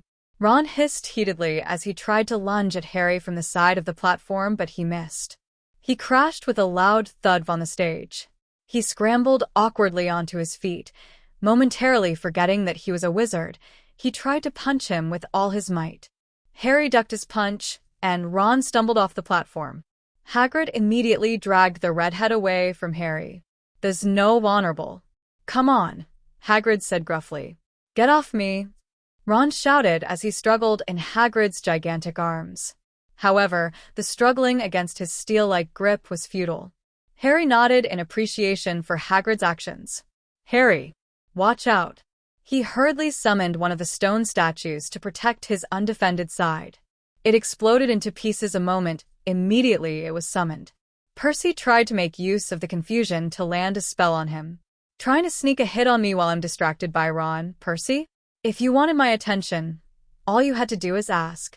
Harry answered icily. Of all types of people, Harry didn't like opportunists, without an ounce of integrity the most. "Who wants attention from you?" he asked angrily as he panted. "It's considered a fair fight if you choose not to pay attention to your opponent." He defended hotly as he cast another fruitless spell onto the stone statue. It shared the unfortunate fate as the other sculptures before it. It was blasted to pieces. Percy's face was tomato red from exhausting too much magical energy. It seemed that his reckless tossing of spells was costing him. "From the way you've been so obsessed with me, it's not hard to figure out that you really want attention from me. I mean, you called me out for a duel not because you are really defending your family's honor, but because you can't stand the praises you hear about me from your girlfriend. Your brother Ron isn't any better. He's always wanted what I have. Need I say more?" Harry answered frostily. There was no playful twinkle in his eyes. Harry seemed to emanate an intense aura of sheer power, and that sent shivers down Percy's spine. Incapacitated by fear, he lost his ability to speak and was unable to refute his claims. "Cat got your tongue?" Harry said with arched brows. Knowing that his opponent was reaching his magical limit soon, Harry took pity on him. He ended the whole duel by disarming him easily. The wand flew out of Percy's hand to a corner of the hall. It was like déjà vu, a defenseless Percy glaring at him with contempt for the humiliation. The only difference was there was no headmaster to stop the duel between them. Harry walked towards him, after banishing all his conjurations with a flick of his wand, so that Percy could hear his next words clearly. "To answer the question if I was mocking you, head boy, I didn't have to mock you to make you look bad, your actions did. You're not worth my time," he answered softly. "We've had enough of your foolish acts. Leave me, Hermione, and all my friends alone," Harry concluded as he retracted his wand. "This duel is over," Harry announced loudly as he walked down the platform. Neville happily clapped his hand on his back when he followed Harry down the stage towards the Gryffindor table. Harry made a blatant error when he underestimated his opponent and turned his back on him. Percy, in his rage and desperation to salvage his pride, channeled all his magical energy to summon his wand. The wand, like a faithful, eager puppy, heeded his master's command and flew into his hand. There was a loud grasp in the hall. "Diffindo!" He pointed the spell at Harry and Neville. Harry only had a split second to react. He pushed Neville out of the way. The spell missed him by inches and made a large, deep slash on the wall at the back of the hall. A part of the wall crumbled into pieces due to the fault, creating a large hole near the entrance. Harry leapt up from his position, his eyes an intense green with anger. He was about to cast a spell when he saw Percy collapse onto the platform from the overexertion of his magical core. One of the professors hurried over to levitate him to the hospital wing. In the midst of the confusion, Professor Lupin announced Harry's victory. "You all right?" Harry questioned as he frowned in concern as he helped his friend up. "I should have remembered he's 7th year. They're encouraged to do magic without wand." "I'm fine, Harry," Neville answered in a shaken voice. "We'd already stepped off of the platform." "It's against the rules to attack you," Neville said. "Yes, it is," Harry answered. "Remind me never to cross you, Harry," Neville commented softly. "How did you learn to transfigure like that?" he asked curiously. It brought a smile to his lips. "My father taught me the secret behind it," Harry answered. "The key to transfiguration lies in the imagination," Harry continued as he tapped on his temple to stress the point. "I've never caught you staring at the reflection of yourself in the mirror. How is it that you are able to reproduce an accurate copy of yourself?" Neville questioned. "Hermione pays a lot of attention to details," Harry answered nonchalantly as he approached their table. Hermione thought of him often. As such, he was able to see himself through her eyes. He briefly glanced through the table, searching for the only one whose opinion mattered the most to him. His eyes fell only on Hermione. Her arms were draped across her front as she watched at him with worry written across her face. "I'm fine, Hermione. I've just learned an important lesson. A desperate man takes desperate measures," he answered her probing stare. Harry was engulfed by Hermione's bone-crushing embrace. "I know that you're capable of handling yourself," whispered Hermione before she moved away from him. "I think I should hex him properly for that low-down attack. It was completely dishonorable," she continued. "I'll guess that have to wait. He's spending at least a month in the hospital wing for exhausting his magical core, that is, if our professors got him to Madame Pomfrey in time." Harry replied as he shrugged. "He deserves it," Daphne interjected. "I can't believe anyone would be stupid enough to risk his own life in a duel over such a petty matter." Susan expressed her agreement on her sentiments. Harry grinned when he saw an amused smile tug at the corner of Hermione's lips. "I think the duel revealed a hidden side of you. I didn't think you were that much of a prankster. It's refreshing. I'm glad that you approved it, milady," he answered as he lifted her hand to his lips. "I was considering hexing them into pieces or just having a good laugh at their expense. I decided the latter and honor the marauders. I was once told that laughing is very good for health. I'm sure everybody will be pink with health after this morning's entertainment," Hermione said as she wrapped her arms around his waist. "Hermione, you should be glad that you have such a protective lover. Harry ought to be placed in Slytherin for moves like that. It was the best way to get back at the Weasleys. Besides, the display of your skills and your power sent a clear warning to the rest of the school that you won't hesitate to hurt anyone who tries to harm Hermione," Daphne said with admiration lacing her tone. Hermione thought, "Thank you." She gazed at him adoringly. "Hey, remember that I was given a choice between the two houses," Harry announced as he entwined his fingers with hers. "What an awesome prank!" One of the Weasley twins began with wide smiles splitting their faces as they stood up. "Looks like we've been outclassed, continued the other. "Deserving of the offspring of the greatest pranksters that Hogwarts has ever seen," they concluded together. "Thanks for the compliment," answered Harry as he bowed in appreciation when Hermione let go of his hand and sat down. "I hope you won't get in trouble with your family." "No worries, Harry. My siblings needed to be taught a lesson. We're nothing if we're not loyal," the Weasley twins answered exaggeratedly as they shot a side glance at Neville. He was sitting beside Luna, engrossed in a conversation with her when they commented. However, Neville heard the retort and chuckled. "Where did you get the idea of conjuring duplicates of you for them to destroy?" Luna questioned when Harry sat down. "It was actually from a cartoon I watched at Hermione's house. The Muggle world is a wealth of ideas." He shrugged, eating his meal as if nothing had taken place. "I'll have to agree. Things like shopping malls can improve our lives. I've even told my father to consider building one in Diagon Alley," Daphne answered as she sipped her goblet of pumpkin juice. She offered Harry more food as she observed him. She was in awe of the level of magical power he had at this age. He had conjured and transfigured many statues but looked as if he had not exerted any magic at all.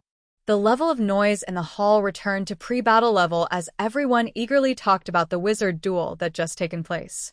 Harry's breakfast was disrupted by the Gryffindor Quidditch team congratulating him for the brilliant victory. The jovial crowd parted when Professor McGonagall walked towards them. "Mr. Potter, Miss Granger, Mr. Longbottom, and both Mr. Weasleys, I need you all in my office after breakfast. You'll be excused from your morning lessons," Professor McGonagall said when she reached the table. "Mr. Potter, that was a brilliant display of transfiguration. It was going to be the next lesson I wanted to teach all of you," she commented quietly with a twinkle in her eyes. "Well, I'll expect you to be on much better behavior. Please refrain from dueling with other students in the future," she added sternly. "We'll speak more about this when we're alone." She left the group alone as she walked out of the dining hall, repairing the wall with a flick of her wand as she walked past it. "I don't like the sound of this," Neville commented as he watched Professor McGonagall go. "You'll be fine, you haven't done anything wrong," assured Luna as she looked at him with mild interest. After all, She doesn't seem to be too cross with Harry for crossing a few lines over the past couple of days. They were not surprised to find Arthur and Molly Weasley sitting with Ron and Ginny in front of Professor McGonagall's desk when they arrived. A wide beam split the woman's face when she saw Harry. She tried to engulf him in her usual smothering hug, but Harry deftly avoided it and gave his attention to his professor. "You wanted to see us, Professor?" "Hello, Mum and Dad," greeted the Weasley twins in unity. "Up to another prank, I suppose?" Mrs. Weasley asked as she looked at them warily. "Have you gotten the rest of your family into troubles?" "It wasn't the twins this time. I called you here about Miss Weasley." Professor McGonagall interjected from her desk when she recognized the look on Mrs. Weasley's face. She was about to give the twins a lecture. A frown of confusion crossed her face. "Ginny?" she echoed as she looked at the assistant headmistress, then at her only daughter. She guiltily avoided her mother's eye. "Yes, I also need to speak to you about the two other Mr. Weasleys. We'll talk about Miss Weasley first." Professor McGonagall responded as she stood up and took out a pensieve. "I'm conducting an inquiry into the events that took place last night in Hogwarts. Would anyone like to share their memories?" Professor McGonagall offered. Neville and Harry both offered theirs. Professor McGonagall guided Neville on copying the particular memory from his head and transferring it into the pensieve. Harry took his wand, extracted the correct memory from his head, and placed it in the vial provided. The three adults dived into the two short memories. After a while, the elder Weasleys with ashen faces stared at their daughter. "You wanted to kill Hermione?"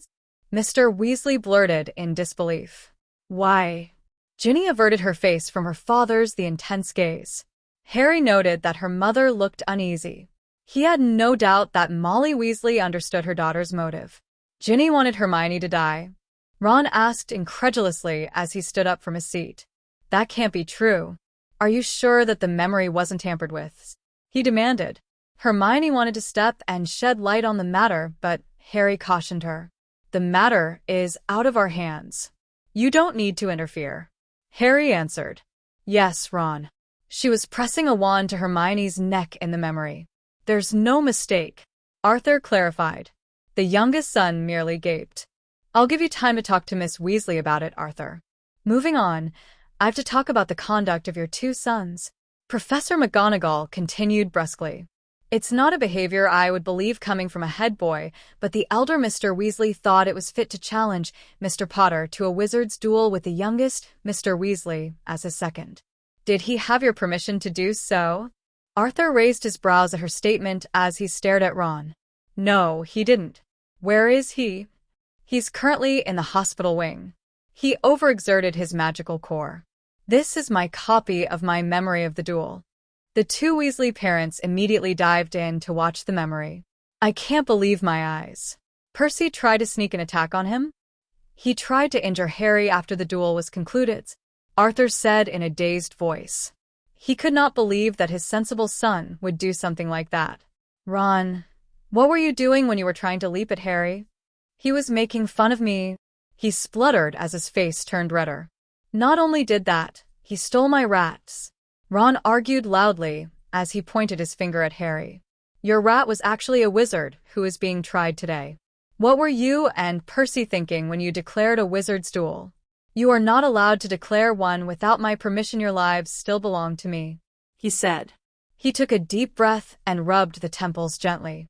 The confused expression on Ron's face was telling, so Arthur dived into an explanation.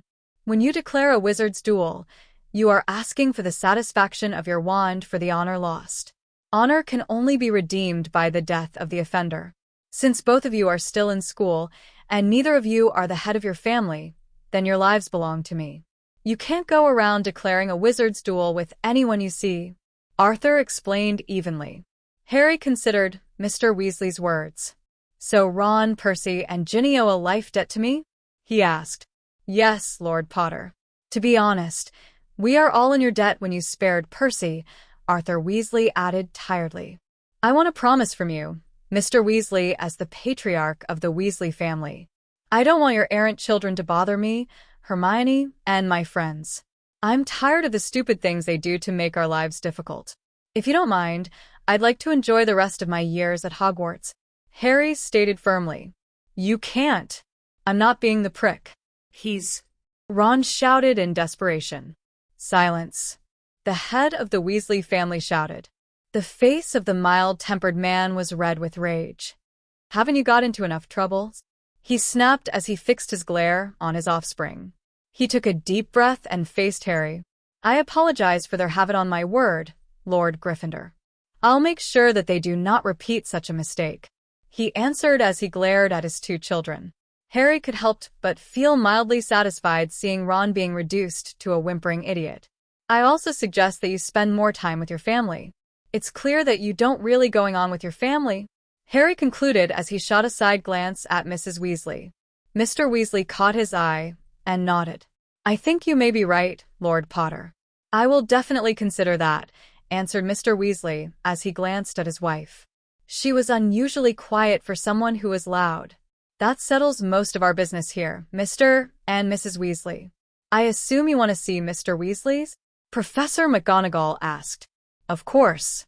Would it be too much to ask for permission to bring my children back home with me? I need to have a nice long talk with them. Arthur spoke as he stood up. Not at all. Will a day be sufficient? Professor McGonagall asked. Yes, it would be. Hermione and Mr. Longbottom, will you be bringing this issue to Wisengamot? Arthur asked as he looked at them.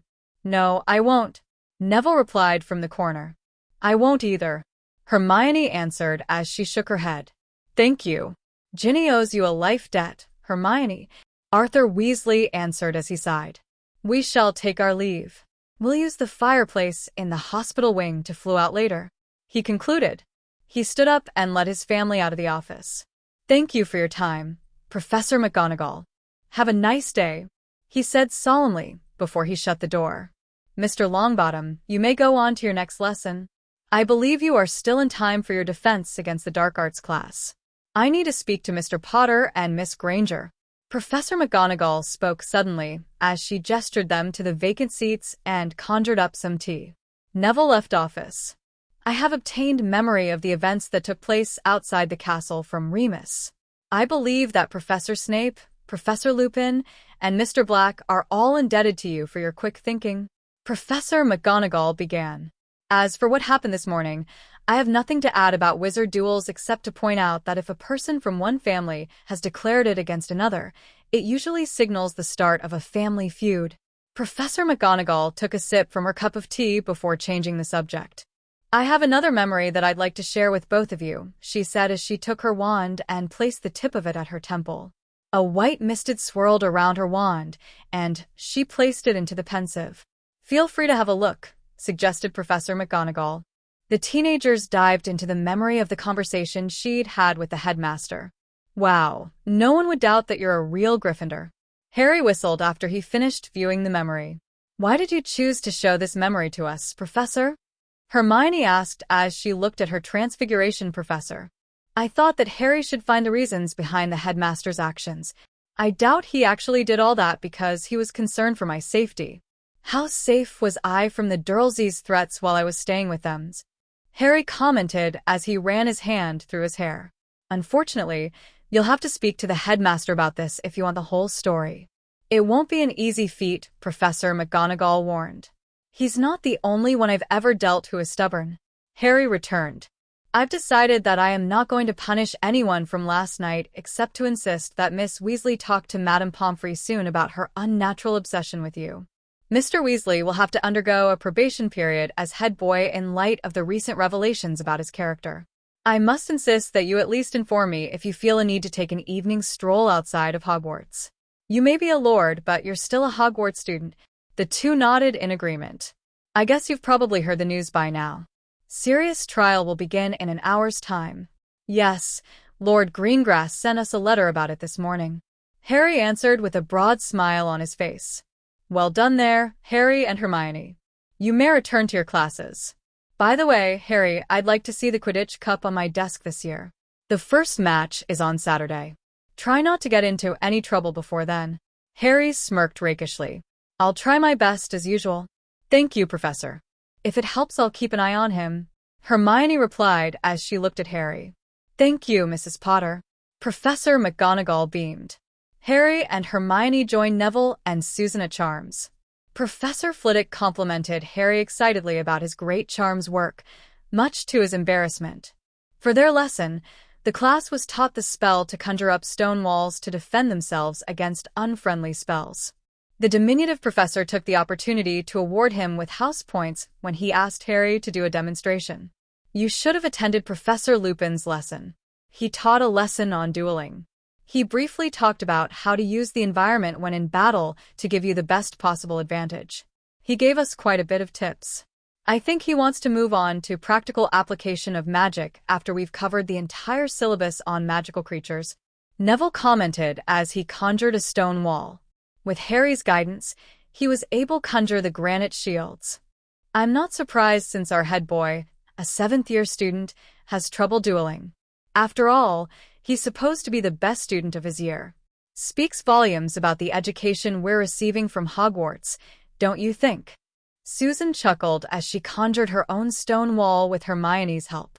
No offense, Susan, but it's not as if we really need those skills, Ernie Macmillan interjected from the side.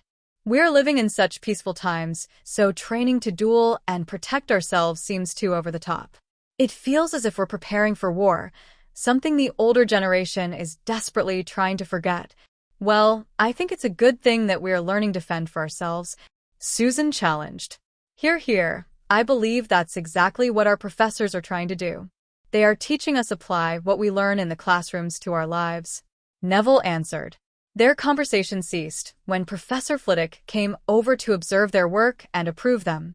Mr. Macmillan, you'll have to try harder, he said when he realized that Ernie could not conjure a stone shield. Yes, Professor, he responded as he focused his attention on casting the spell. When the tiny professor left them, Ernie spoke. By the way, Harry, I wanted to let you know that I admire the courage you've displayed as you build bridges between the other houses, especially since your housemates are so resistant to the idea. It has been inspiring. Well, most of Hufflepuff disagree with the idea, but I think you got it right. We're Hogwarts students above anything else. Thank you, Ernie, Harry replied with a warm smile. Don't mention it, he answered as he returned to his work. Try stressing the first syllable and loosening your grip on your wand, Harry suggested after watching Ernie cast a spell. Ernie was able to conjure stone shields after following Harry's advice. The lesson ended soon after, and they were given homework on the lesson. Harry and Hermione were excused from it due to their brilliant conjuration skills. However, they were asked to hand in an essay on a 5th-year spell. I think it's brilliant to hear that someone from another house supports what we've done, Harry, Hermione commented as the 4 students fell in step. To think it was Macmillan, Susan added glumly as she looked at her timetable. She brightened up when she realized it was time for lunch. Bad blood between the two of you? Neville asked in surprise. No, I just don't care for him much, Susan answered as she walked slightly faster. Hermione smiled in amusement at her response. Isn't he rather popular with the girls in Hufflepuff? Naturally, he's probably not as popular as Diggory, Hermione commented as she nudged the Hufflepuff gently. Come on, you're talking about Cedric Diggory. He's the epitome of hotness itself, especially when he's wearing a Quidditch uniform, Susan said animatedly as she explored the topic of hot-looking boys on broomsticks with Hermione. Hermione enthusiastically shared her opinions with Susan, much to Harry's amusement. I never thought I'd see the day when Hermione animatedly talks about boys instead of some obsolete concept she has discovered in books, Harry said to Neville as they wisely lagged behind the 2 girls. Oh, I believe it's because she's been spending too much time with Susan and Daphne. Anyway, I think it's healthy for us to talk about the opposite sex occasionally, Neville observed. I think the trial should be coming to a close soon. Are you worried about it? No, I have confidence that Uncle OS and Aunt AM have it covered. The Wisengamot will have no choice but to grant him his freedom, Harry answered. The hearing was very taxing and long. With the presentation of Peter Pettigrew in front of the Wisengamot, everyone began to doubt if Sirius was really guilty of the charges that he was serving his sentence for. With each careful presentation of evidence in favor of his innocence, like his faithful wand that was seized immediately at the scene, and the deliberate emphasis that conclusive evidence in favor of Black's innocence was destroyed over time due to a lack of trial, it was becoming clear that a grave injustice had been done. Sirius Black had suffered for nothing. The council also did not take it well that the injustice was a result of the negligence of the office that swore to uphold justice in the wizarding world. Peter Pettigrew was administered Veritaserum, and the truth of the entire betrayal of the Potters was finally exposed. He had been working undercover for the Dark Lord for more than a year before the Potters' demise, and was giving the Death Eaters vital information about the operations of the Order of Phoenix. The Dark Lord grew anxious about getting rid of the Potters after a Death Eater in his inner circle told him about the prophecy. He had no idea what prophecy said other than the fact that it involved the downfall of the Dark Lord. The Potters were already in hiding then, since they had crossed paths with the Dark Lord far too many times. When the Potters had changed their secret keeper from Sirius Black to him, he went to the Dark Lord with the information the very next day. He had no idea that this critical information would lead to the downfall of his master. He tried to run away since his cover was blown, but Sirius confronted him on the street. To survive, he cut off his own finger, blasted the entire street full of Muggles, and transformed into a rat. He scurried into the nearby drains for safety. He told them that he eventually became a pet of the Weasley family so that he could keep tabs on what was going on. The hearing was immediately adjourned so that the council could digest the vast amount of information presented and come to a decision. Sirius Black's palms were cold and sweaty as he waited anxiously for the verdict. His long black hair was fashioned into a neat ponytail. Dressed in a simple black dress robes, he looked quite good, especially since under Harry's instructions, he had been well taken care of at Potter Mansion. For once, he had a good night rest. He anxiously crossed his long legs again. Finally, the panel made their decision, and the aged wizard in bright purple robes stood up. It was no surprise that the head of Wizengamot, Albus Dumbledore, would preside over this important hearing. With overwhelming evidence supporting your innocence, the committee has come into an agreement that Sirius Orion Black, scion of the ancient and noble house of the Black, is not guilty of all the charges.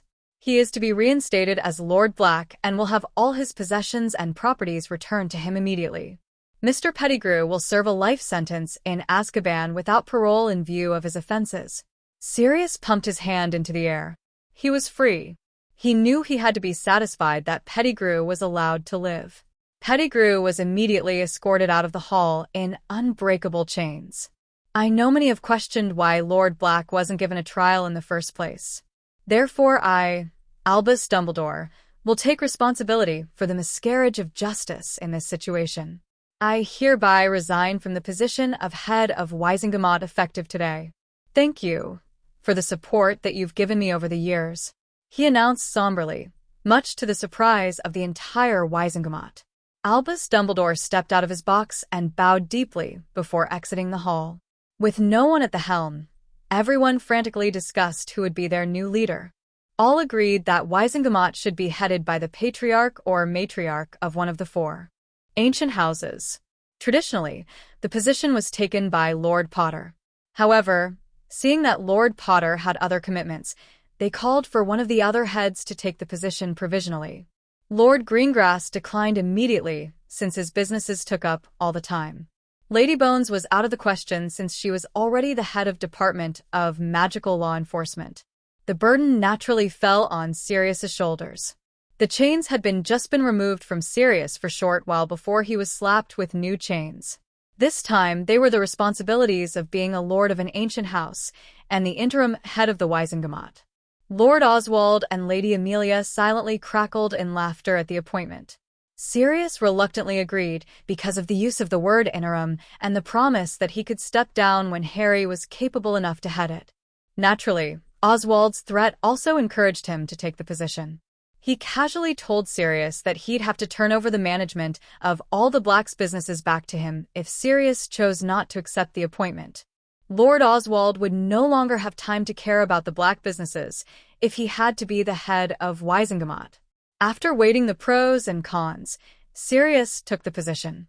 Nevertheless, Sirius was pleased that he was no longer on the run. He happily walked out of the hall to enjoy the fresh air of freedom.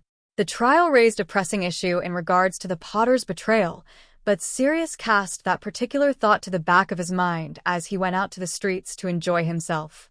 The headmaster brought back to his office. Your great-grandson is free of all charges. He's now heading the family, he said to the portrait of ex-headmaster Phineas, Sirius Black. He cracked one of his eyes open to look at his successor. You mean Sirius? The oddball that was sorted into Gryffindor House? I always thought he was different from the rest. He couldn't have been a Death Eater like Regulus. My guess is that he'll be in for a hard time because I don't think Orion had the foresight to training both of his sons in the ways of managing businesses and running a household. Well, he has Greengrass and Bones to show him the way, he answered as he stroked his long white beard. With one obligation gone, he could focus more attention on far more important matters back at school. He threw some green powder into the fireplace. Severus, I need you, he called. Pettigrew's confession was on his mind when he quietly dismissed the portrait. Headmaster Black's portrait went back to sleep. Harry, you have to read this, Daphne called out excitedly as she dashed through the crowds in the great hall to their usual table. Sirius is free. He's acquitted of all charges and made Lord Black. She handed him the letter. That's fantastic. He's also made head of Wisengamot? Does this mean that Dumbledore stepped down? Hermione asked as she looked at Harry. Apparently, he took the blame and tendered his resignation on the spot. Harry answered as he quickly scanned the letter. I wonder why. Hermione pondered as she placed a thumb on the page she was reading so that it would not be lost. There isn't really much to it. It was all rather boring, according to my father, Daphne added nonchalantly. To be honest, I wouldn't give the matter any consideration at all. I mean, don't you find that it's a strange move coming from a man who loves manipulating? Hermione continued. It was a brilliant move to save his reputation.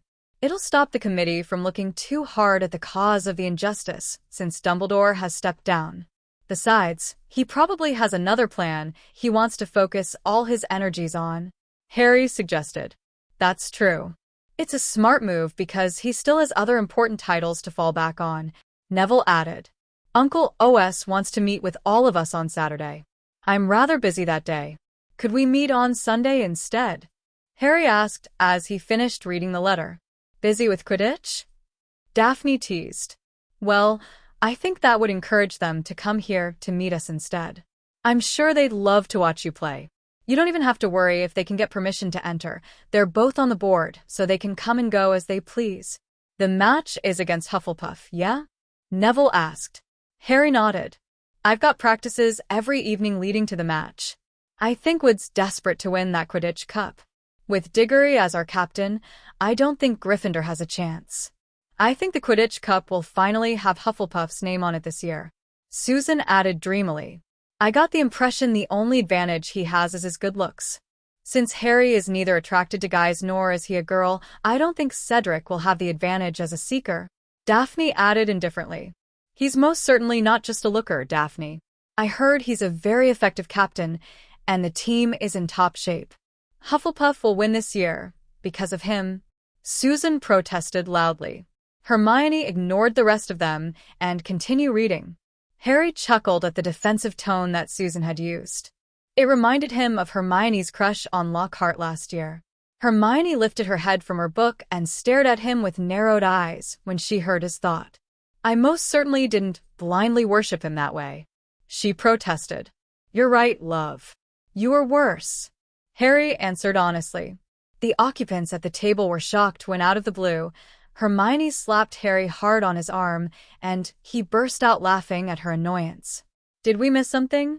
Susan questioned with arched brows. No, not at all, Harry answered as he kept his face straight. With a frown marring her face, Hermione went back to her reading. When the rest of their friends became engrossed with their conversation, he decided to placate her with another truth. Will it help if I tell you I used to wish that I was him last year? Hermione watched him with curious eyes. I don't mind being the one who can bring that twinkle to your eyes or cause you to smile dreamily at the mention of my name, he continued. Oh, Harry, You're being incredibly daft. Hermione replied in thought as she laughed dazzlingly and turned away from his gaze. Harry fondly took her hand into his and gently rubbed her hand with the pad of his thumb. The gesture got Hermione's undivided attention.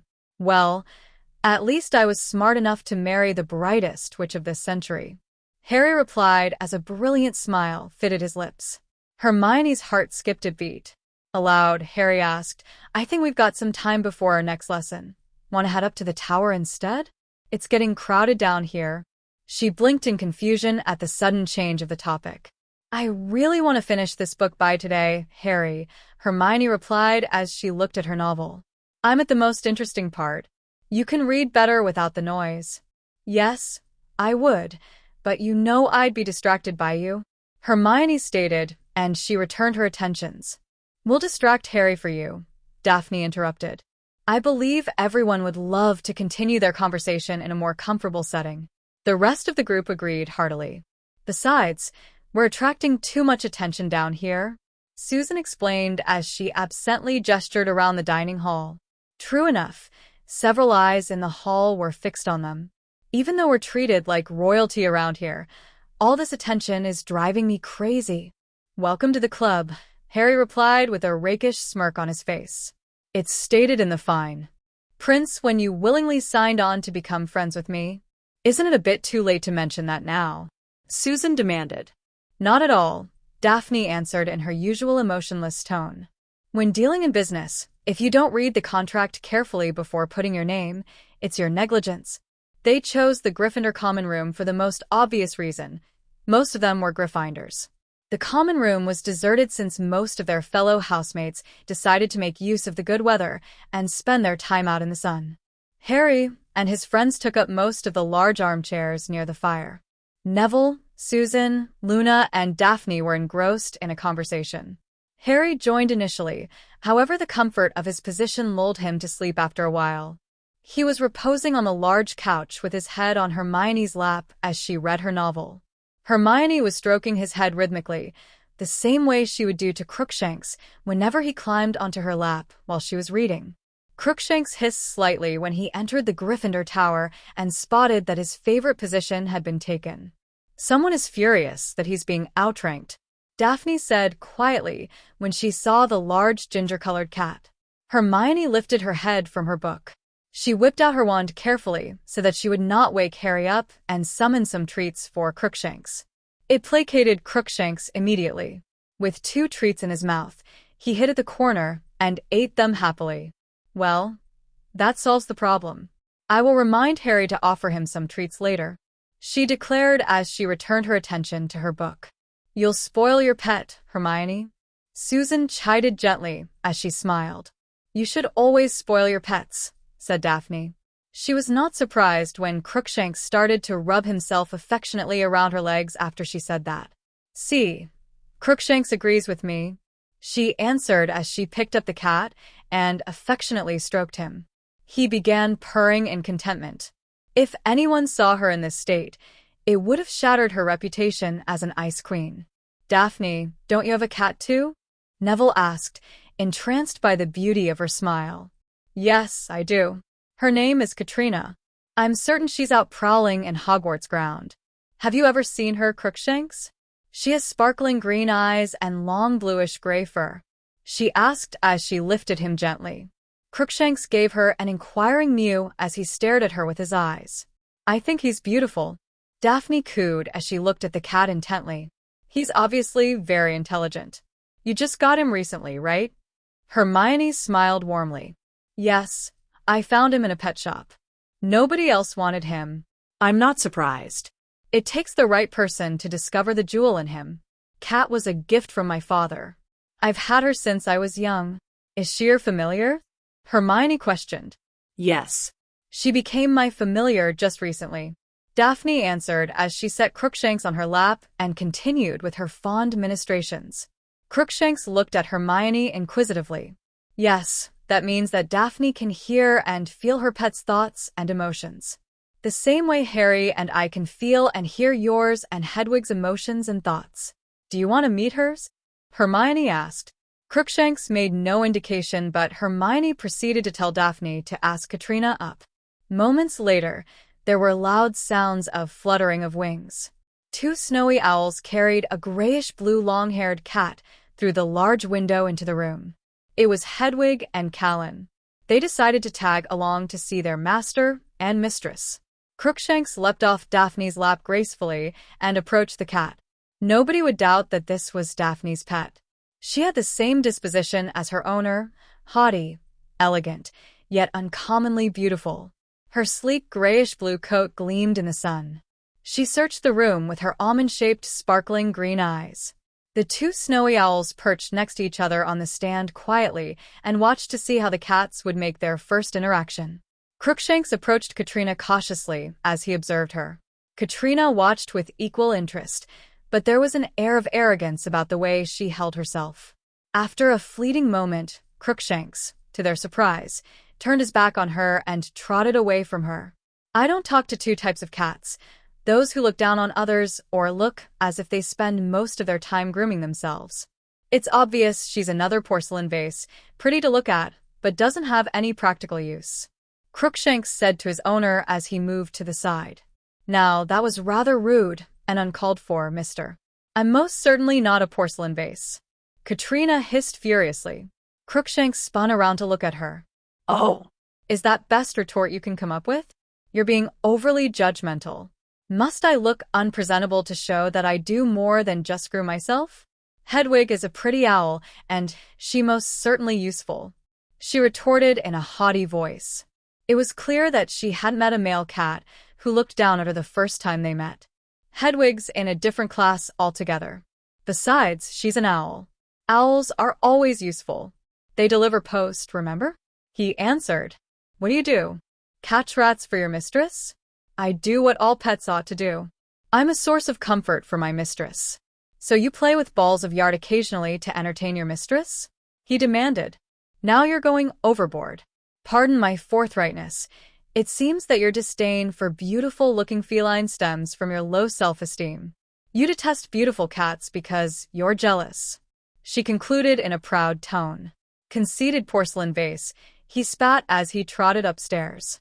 Jealous bigot, she retorted as she lifted her head and walked out of the Gryffindor common room. The 2 owls hooted in laughter at the exchange of words between the 2 felines. Hermione and Daphne exchanged glances. I must say that went very well indeed, Hermione said with raised brows. I've never seen her throwing a hissy fit. He's hit her sore spot, Daphne answered. Crookshanks is never this blunt.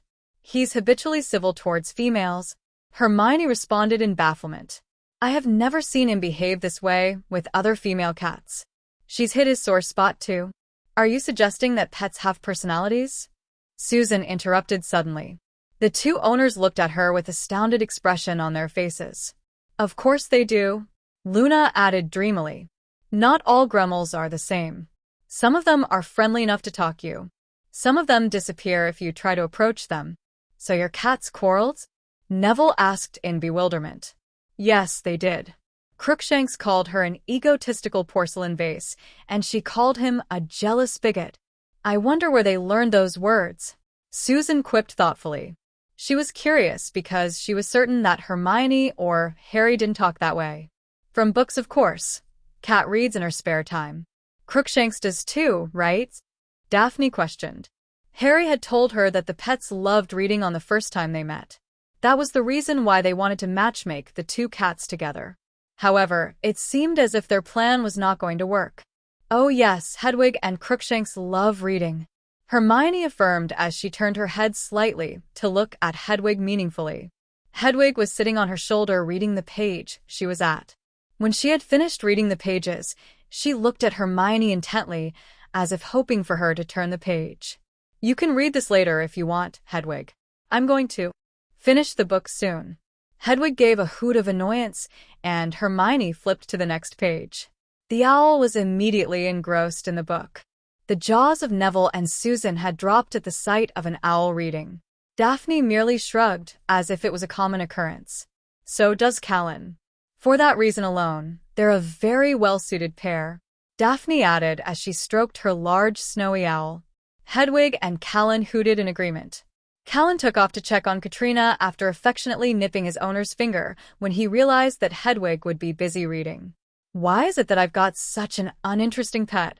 I've never seen Trevor do anything besides sleep and eat. He grumbled to himself, much to the amusement of his companions. The Gryffindors and the Slytherins had Transfiguration after their long break. True to Professor McGonagall's word, she was teaching them how to transfigure masonry. Like their charms professor, she asked Harry to do a demonstration so that she could award him house points. She went through the wand motion and the spell words before allowing the class to try their hands in transfiguring the rock into statues of their partner. To everyone's surprise, Neville managed to get his transfiguration done at first try. He had transfigured it into a statue of Harry on a broomstick. "Well done, Mr. Longbottom," Professor McGonagall said proudly. 10 points to Gryffindor for that excellent work. His cheeks had reddened slightly as Neville muttered a sheepish, "Thank you." Harry good-naturedly clapped him on his back and cheekily transfigured his rock to imitate Neville. The same embarrassed smile was on the sculpture's face. He decided that it was no fun, since he did not get a reaction from Neville. He decided to transfigure his statue so that it became his wife's likeness. A wide beam split his face when he beheld his final masterpiece. It was of Hermione in the stunning, simple pink dress she wore to the ball. Her wavy hair was pulled up into a chignon, highlighting the extravagant choker with sparkling rubies. His attention to details made it no different from the person he had decided to model his statue. "Is this how I really looked that night?" Hermione asked in awe as she looked at the sculpture. The rest of the class had stopped casting their spell to take a look at his work. "Yes, when I first spotted you in the crowd," Harry replied honestly. "You've got a good eye for details," Daphne commented. The statue of Hermione she created was not as lifelike as his. "You're horsewhipped, Potter," Malfoy remarked from the side. Much to Hermione's delight, Harry shrugged indifferently at his remark. "I don't deny that I am. After all, she's brilliant," he answered. Chapter 16. Hermione never really liked Quidditch, but she'd always tolerated it since her best friends, including her husband, were crazy about it. However, she absolutely hated the upcoming Quidditch match. There were 3 main reasons why she hated it.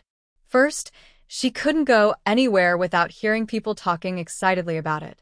In fact, practically all of Hogwarts had been talking about it ever since they got over the Wizards' duel. It was not only the guys that were so revved up about the match, the girls were equally as ecstatic. Hermione was initially fascinated by the excitement, but soon grew tired of it. Eventually, she grew annoyed with it. Her dark brows furrowed in irritation as she slammed the thick volume of book in her lap closed. "That's it. I've had enough," she exclaimed with great irritation. Her eyes narrowed into slits as she glared at the offending group of thrilled Gryffindors discussing Quidditch. The students hurriedly scrambled onto their feet.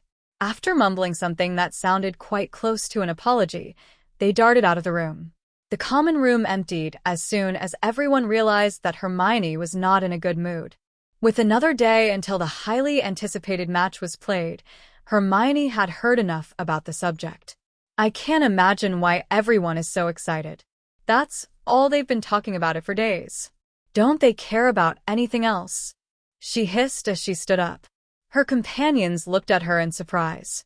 "You really can't tell why, Hermione? This match will determine the winner of the Quidditch Cup this year. Besides, the 2 hottest guys at Hogwarts will be flaunting their skills and their muscles on the pitch," Susan explained. Hermione realized several days ago that Harry Potter had made it into the list of most desirable hunks in the school when she overheard a conversation between 2 girls. She knew that there was a list, but ever since she had moved into the married quarters with Harry, she had no chance to access to such information. Daphne and Susan informed her that he just made into the list when he returned back to Hogwarts looking so filled out. She knew that Cedric Diggory was on the list last year. It explained a great deal on the females' interest in the match. "I still don't understand. How can one Quidditch match be more important than your tests? Our exams are coming up and I can't find a suitable place to study. This match is all anyone can talk about," she answered crabbily. That was the second reason why she hated the upcoming match. She couldn't even seek refuge in the library to do some studying. Madame Pants desperately tried to hush the students in the library. However, since everyone was talking at the same time and she was helpless in maintaining the room's sacred silence, Daphne's trimmed blonde eyebrows rose into her hairline at that statement. You shouldn't be so surprised, Hermione. After all, you're the only one who gets to see Harry unclothed. The rest of the female population has to be satisfied with the sight of him without his thick robe. She teased. A smile of amusement appeared on Daphne's lips when she heard Hermione's earlier outburst. Hermione ignored the Slytherin's comment as she stared out of the window. The sky was dark and it was raining cats and dogs. It was the reason why they had decided to retreat to the Gryffindor common room instead of spending time outside. Everything will be over tomorrow, Hermione. You'll get to see Harry as often as you wish, Luna said as she placed her arm around the gloomy brown-haired witch's shoulders. This was the last reason why she hated the upcoming match. Oliver had commandeered all the free time Harry had for Quidditch practices over the past few days. The team had grueling practices in the morning and in the evening over the last week.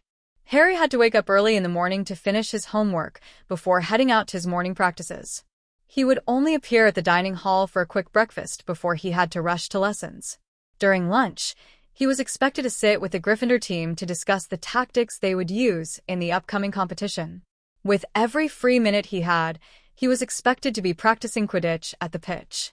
Naturally, they had practices after their lessons ended. Hermione would only see Harry when he entered their room after curfew. By then, Harry was so exhausted that he would collapse into bed after a brief shower.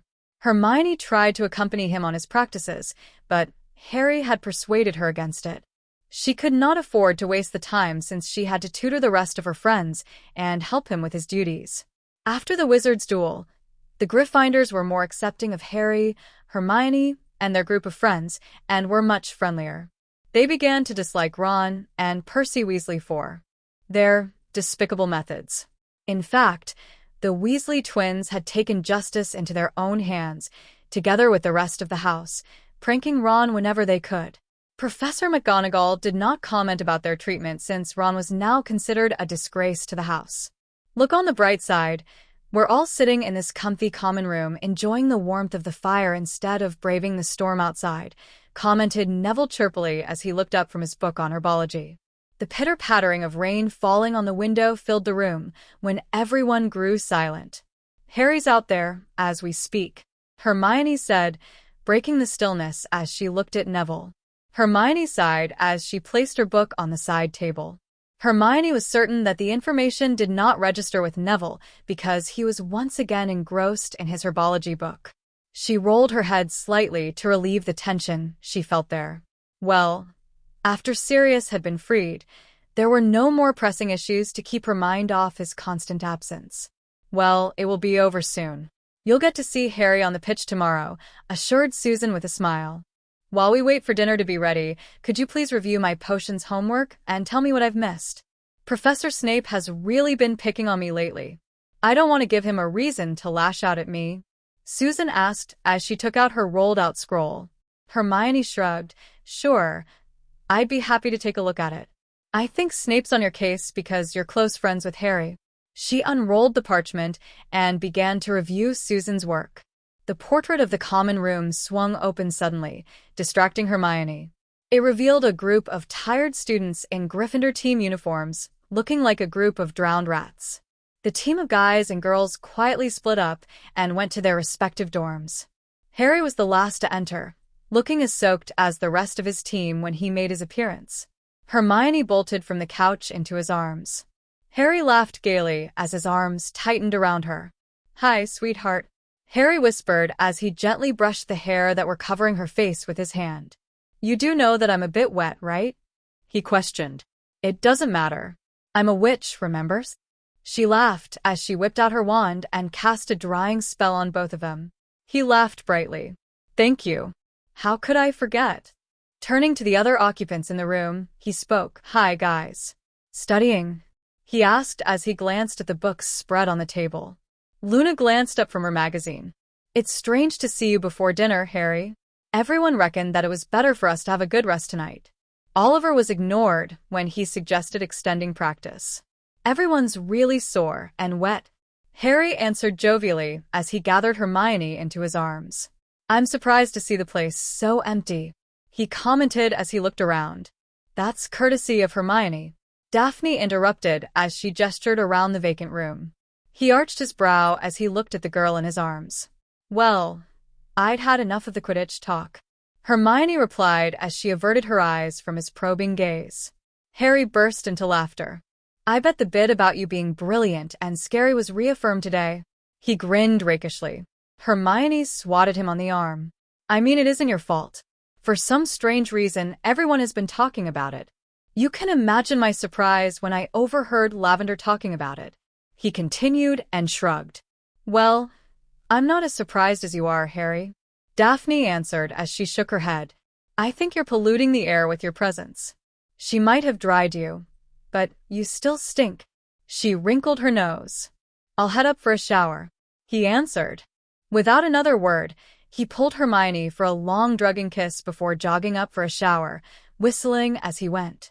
Affected by his abnormally good mood, Hermione found herself smiling as she watched him retreat upstairs. The menacing mood dissipated immediately, much to the hilarity of the rest of the girls. So you needed me to check your work, Susan? She asked patiently as she folded her arms in faux annoyance. Susan nodded calmly after regaining some composure and brushing the dust off of her clothes. She had laughed so hard that she fell off the couch, clutching her stomach, which evoked another bout of laughter from the group. Hermione shook her head at the sight. You must have been your etiquette teacher's nightmare, she teased as she sat next to Susan and continued to read her work. There was an amused smile tugging her lips as she focused on the potion essay. Harry and the Weasley twins joined them after they had showered and changed into their school uniforms. Once again, Hermione noted that Harry's tie was crooked. What kind of lord doesn't know how to put his tie on properly? She asked with mild annoyance as she began to adjust his tie. Harry stood still as he allowed his wife to deal with it. A lord who has an attentive and capable wife, Harry whispered into her ear when Hermione was done with the task. He offered his arm to her, and she took it. I don't know about you, but I'm famished. Let's talk in the dining hall, he said as he turned to his friends. Hermione shook her head in amusement when she realized that they had been sniggering. Dinner was a joyful affair as Harry and the Weasley twins were updated about the events that took place in their absence. The group had started to run with Hermione every morning before Neville and Luna's occlumency lessons. It had all begun when Luna went Gremmel hunting the morning after the Dementors were recalled. Neville agreed to go with her on that trip since he'd wanted to wake up earlier to practice occlumency.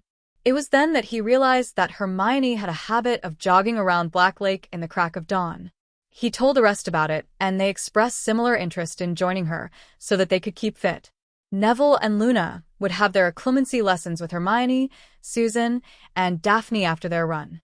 The Weasley twins thought that it was a wonderful idea and had also decided to join them for their daily run after their match.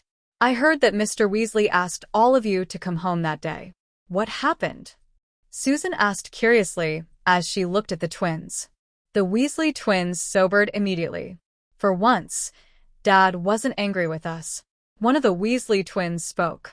We've never seen him in such a temper. Mum was livid with fear. She was not the only one.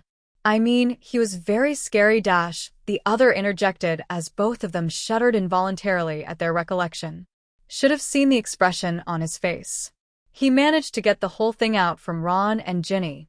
He was absolutely incensed when he realized that you've saved Ron and Ron repaid that by plotting to hurt and betray you. At least he felt ashamed for his actions after Dad set him right. Harry exchanged looks with Hermione. They were certain that he would forget after a while. Ginny, on the hand, was difficult. She showed no signs of remorse when she told Dad about the entire year. She shared with us how she constantly planned to take Hermione out of the equation and prepared herself by reading up on offensive spells. It was clear to us that Ginny was not right in the head. He decided to temporarily withdraw her from school so that she can seek treatment at St. Mungo. It's really what's best for her.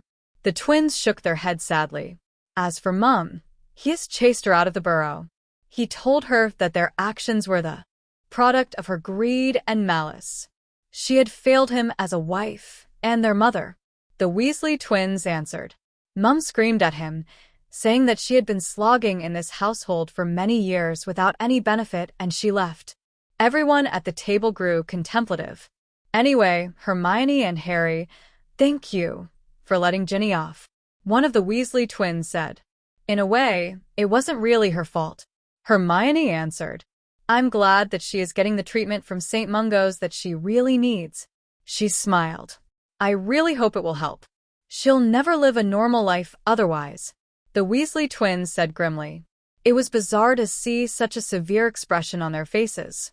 Neville and Luna immediately switched to another topic, talking about Quidditch. Hermione was surprisingly understanding about the change in subject. The Weasley twins brightened immediately and began sharing about their favorite team as Neville and Luna did their best in appearing to be interested. Daphne and Susan played their part by sharing too. Soon, their conversation grew lively. The group retreated back to their respective dormitories after they finished dinner so that they could rest. Harry sat by the window, looking at the starless sky outside. It had been pouring all day, and it seemed that it would continue to rain the next day. He could feel butterflies in his stomach at the thought of the match the next day. Harry remembered all of his pregame nights. He had such a hard time getting any sleep because of his nerves. Hermione walked into their bedroom, dressed in her nightgown. Her hair was neatly tied into a ponytail, as if she was going to do some work. He spotted a small bottle in her hand. He arched his brows questioningly as he looked at his wife. I know you usually can't sleep before a game, so I've thought of something to help you relax. She answered as she gestured him to the bed. He climbed into the bed and lay on his stomach, with his head on the pillow. There was a faint smell of ylang-ylang when she unscrewed the bottle cap.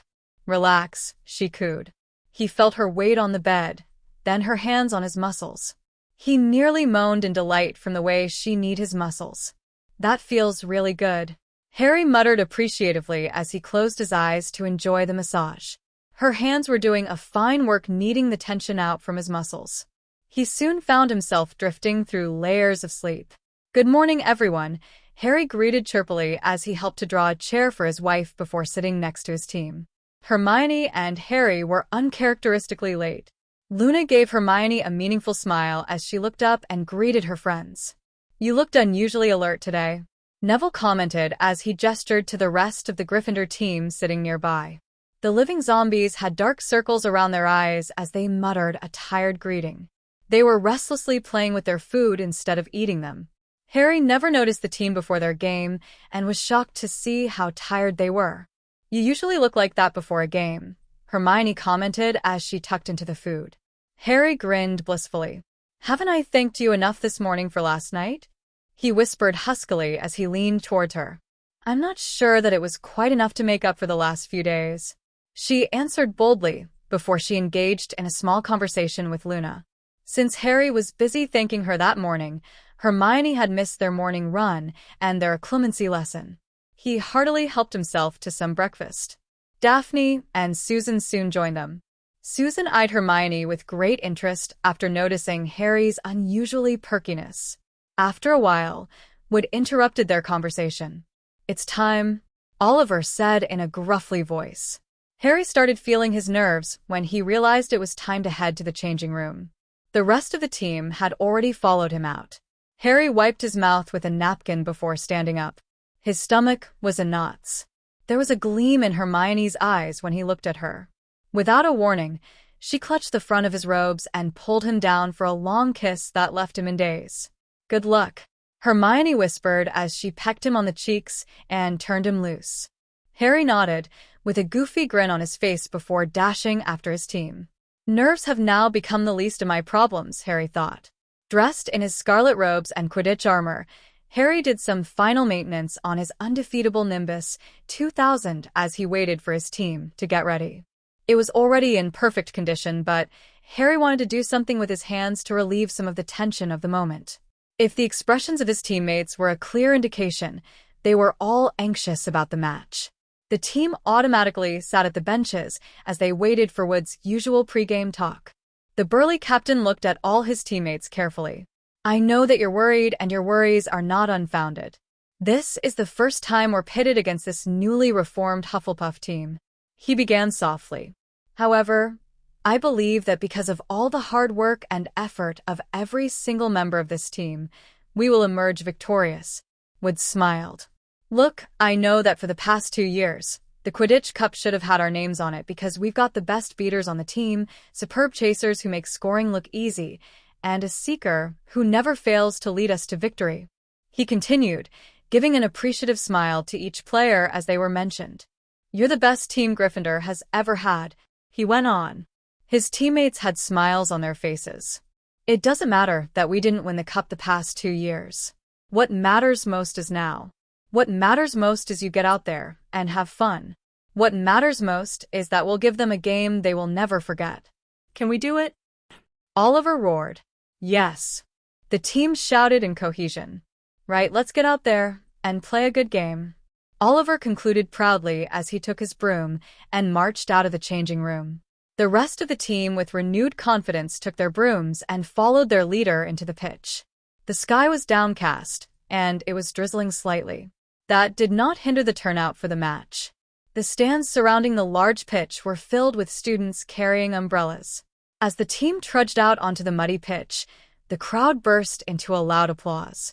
Lee Jordan was again the commentator for the game, and he proudly announced every member of the team. Harry noticed there was an even number of students wearing red and yellow. Someone had created a large majestic lion that roared when they had made their appearance. He could not help but feel nervous the moment they stood in place, awaiting the start of the match. Madame Hooch, holding an umbrella, was refereeing the match. "Captains, shake hands," Madame Hooch said. The tall and dashing boy in canary yellow robe strode forward. Harry immediately recognized him. It was Cedric Diggory. Diggory had a warm smile on his face as he walked forward to shake Wood's hand. They grasped each other's hands before turning away to join their team. "Mount your brooms," she announced as she placed the whistle near her mouth. 3, 2, 1.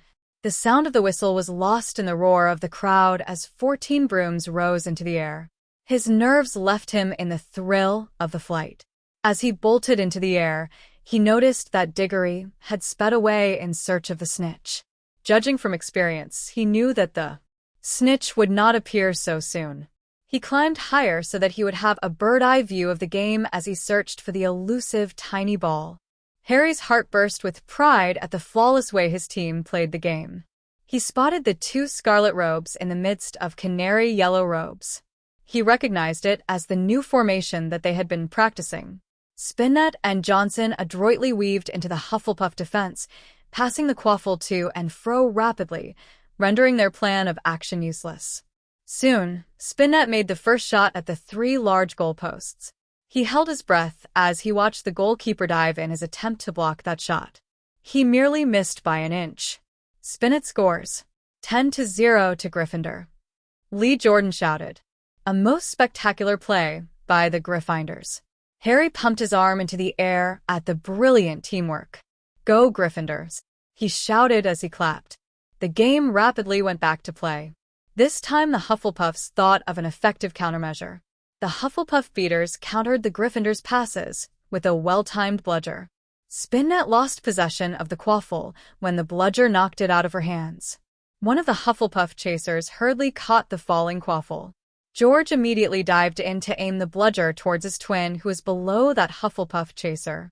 The chaser nimbly dodged the bludger by leaning on his broom, but he was nearly knocked out of his broom when Fred beat it right back at him.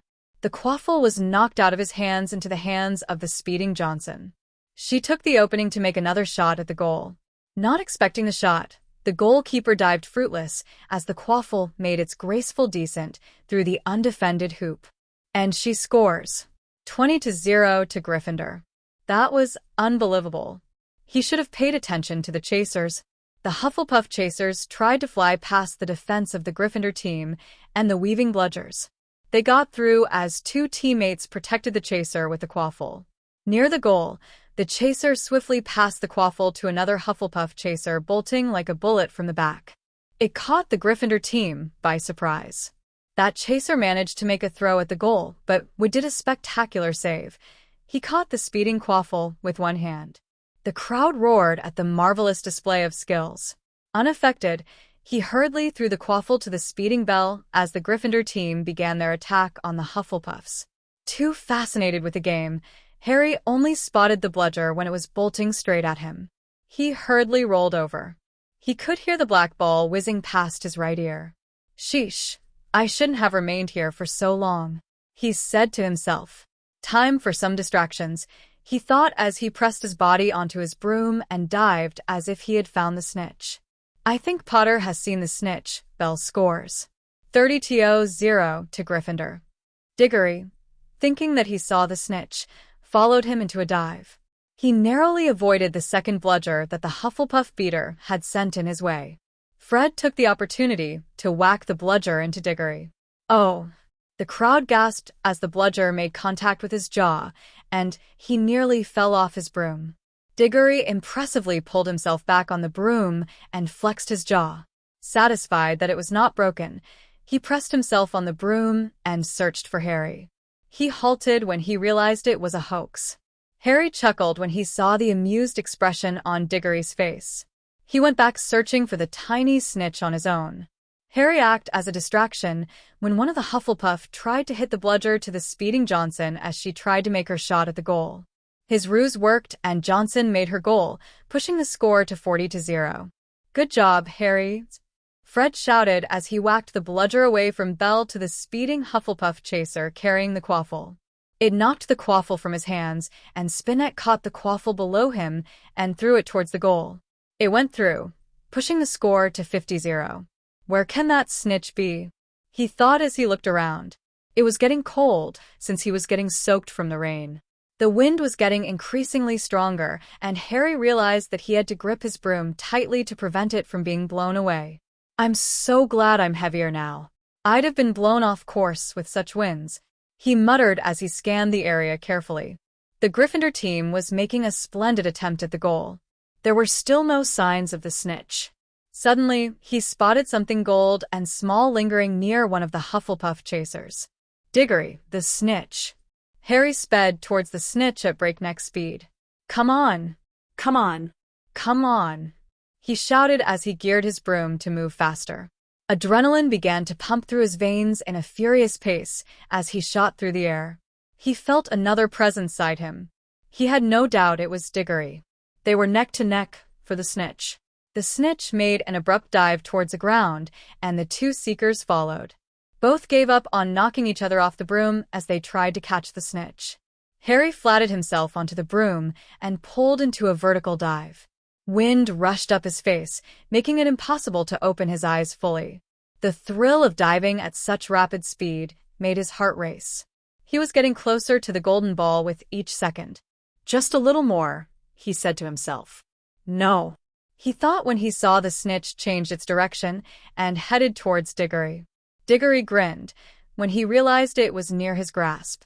He took one hand off his broom and reached for it. It was inches away from his clutch. Harry, without hesitation, pulled the broom and immediately released his hands. He knocked Diggory's hand out of the way and snatched the snitch from Diggory's grasp. His broom collided with Diggory's broom with an awful sound. Diggory instantly held onto the broom for support. Harry, on the other hand, was nearly knocked off his broom. Before he could recover from the collision, there was a loud wham. A bludger knocked into one of his legs from another direction. The impact threw him off the broom completely. Harry felt himself falling through the air in increasing acceleration.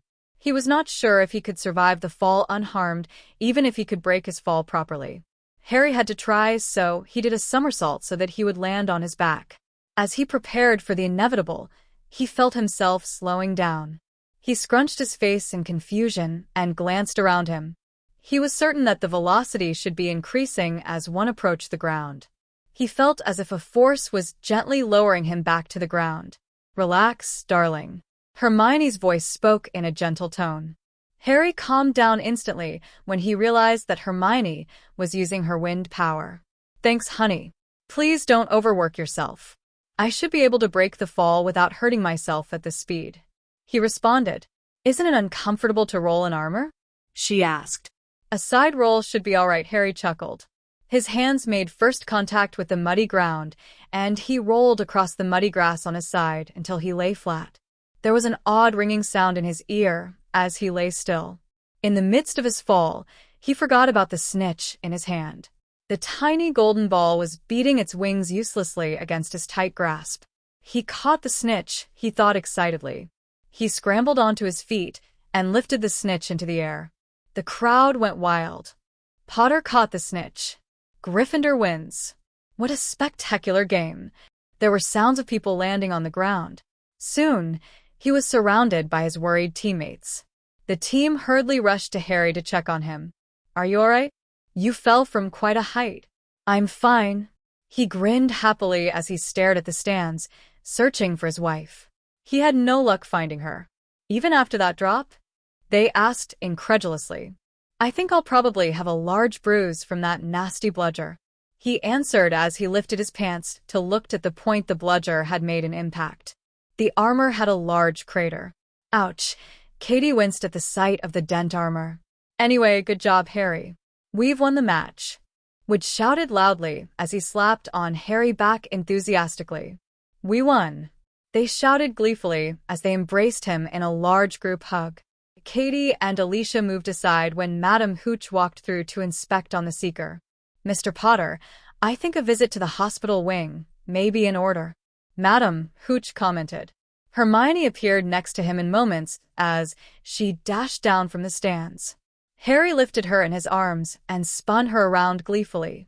She held onto him tightly, as if her life depended on it. I hate it when you do that, she mumbled when he set her down. He fondly tucked some of her hair behind. Or maybe not, Madame Hooch said to nobody in particular as she headed indoors.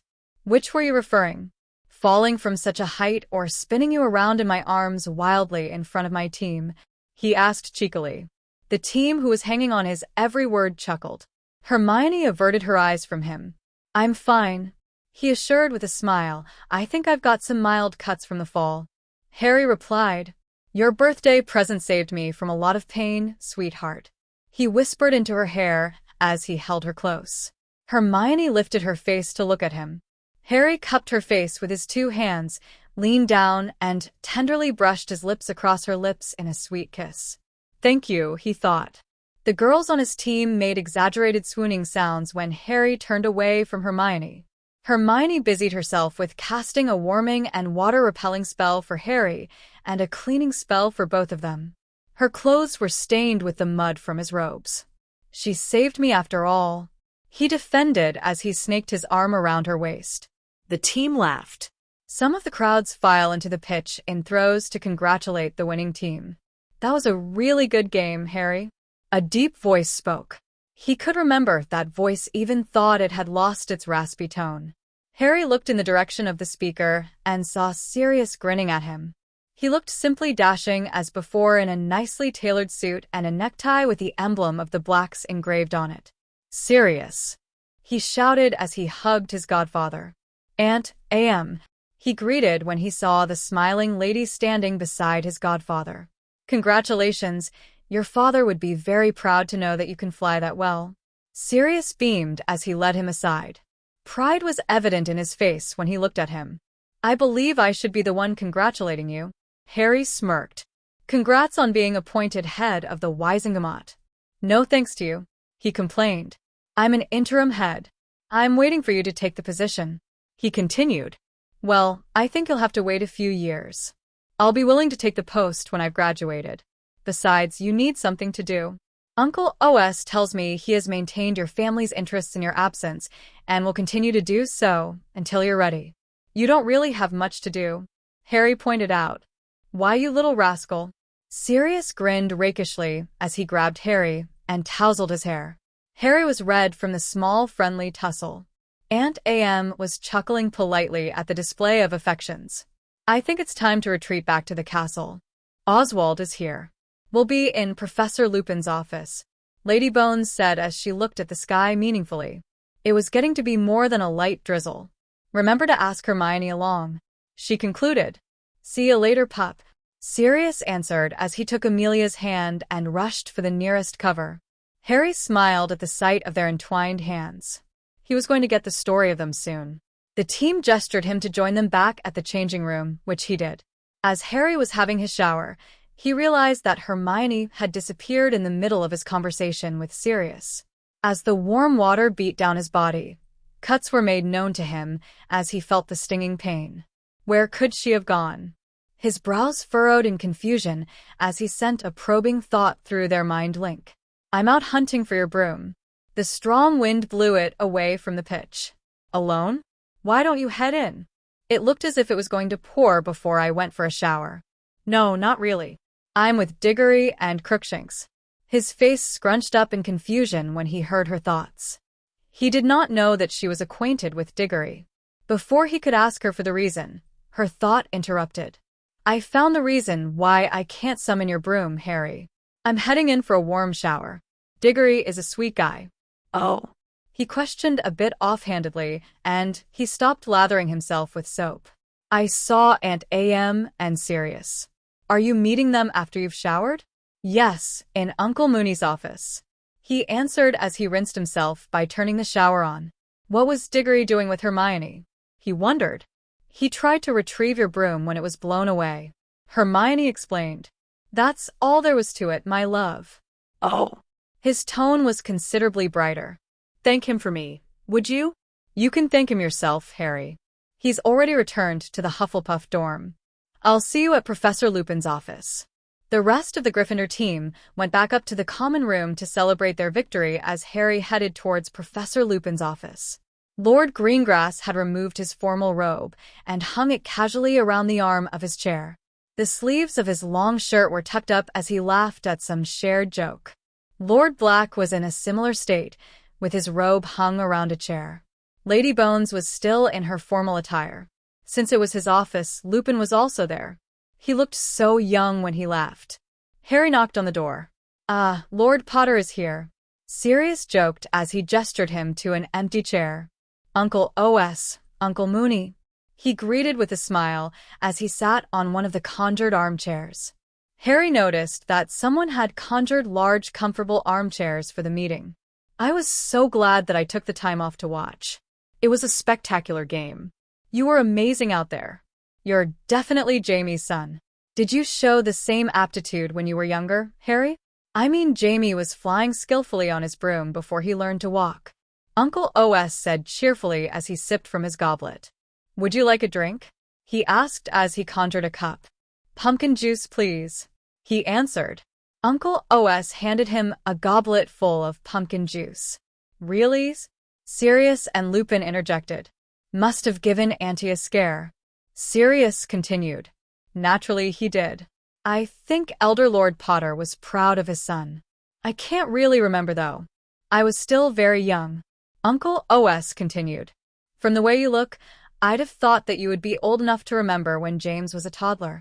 Sirius teased. Uncle Oswald's forehead was seamed with a frown. Look here, who's responsible for the premature wrinkles on my face? I'm made old by handling all of Black's and Greengrass business. You could help me to look younger by taking control of your own family business.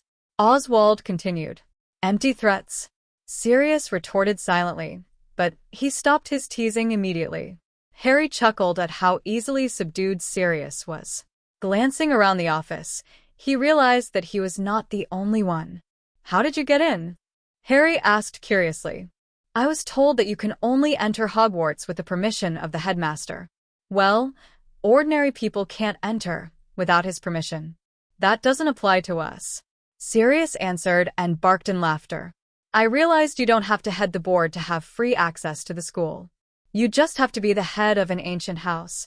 I always hated the entire Lord affair, but it really does have its privileges. Uncle O.S. smirked. It piqued Harry's curiosity why he needed free access to Hogwarts. By the way, where's Hermione? He asked as he looked at Harry. Hermione? Sirius echoed. I was not aware that you've a daughter by that name. I remember the name of your firstborn, Daphne. Is Hermione your other child? Sirius questioned. Before anyone could answer, there was a polite knock on the door. "Sorry for being so late," Hermione said politely as she entered. Harry immediately stood up and walked to her side. "I just got here a few minutes ago myself," Harry answered as he wrapped one of his arms around her waist. Surprise was written clearly on Sirius's face. "Sirius, allow me to introduce you to the most important person in my life." Harry grinned affectionately as he shot a side glance at his wife. "This wonderful lady beside me is Lady Gryffindor, or Hermione Potter," Harry said proudly. His godfather stood up in shock. He was gobsmacked. "Lady Gryffindor?" he repeated incredulously as he took a good look at her. "Good afternoon, Lord Black." "Yes, that's my title," Hermione replied. He scrunched his face in confusion as he looked at the couple for a while. The dots began to connect, and he exclaimed, "You're a soul-bonded couple." He smacked his head hard. "How could I have missed the signs? I was wondering how you claimed your position, since you were Muggle-raised." "It was Hermione who was in danger that night, wasn't she?" he asked quietly. Harry led Hermione to a seat so that they could recount their side of the tale. "Are you nuts, Harry? You let the Weasleys go," Sirius demanded as he stood up angrily. "Don't you care about Hermione? I mean, she's your wife." "I should murder Dumbledore for sending that slimy git to check on you. He nearly killed all of us. That informer should be disowned for his lack of principles. I'm going to have a word or two with him." Sirius growled as he tried to storm out of the office. "Don't be reckless, Sirius. You'll just make yourself look bad," Aunt Am chided as she held his arm. "I love Hermione. If it had been anyone else, I would have done far more than to stun them," Harry argued. "Mr. Weasley has already sent Ginny to St. Mungo's, and the rest have been punished." "Punished? How?" "Broken wands? Detentions? Earlier curfews?" Sirius demanded. "You're a lord of an ancient house. If you don't want to flex your muscles to deter others from treating you this way, I most certainly will. There is one thing the magical society despises, and that is betrayal." Lord Greengrass nodded affirmatively. "I agree with Sirius. We've to set an example from them. Can you imagine the consequences if you let them off completely? They'd all think you have no teeth. Hermione could get harassed by other crazy fangirls as a result." "Star." "I'm in need of your services," he called. A house elf soon appeared.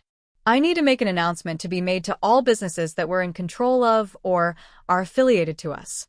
I also need to make another announcement to be sent to the Daily Prophet.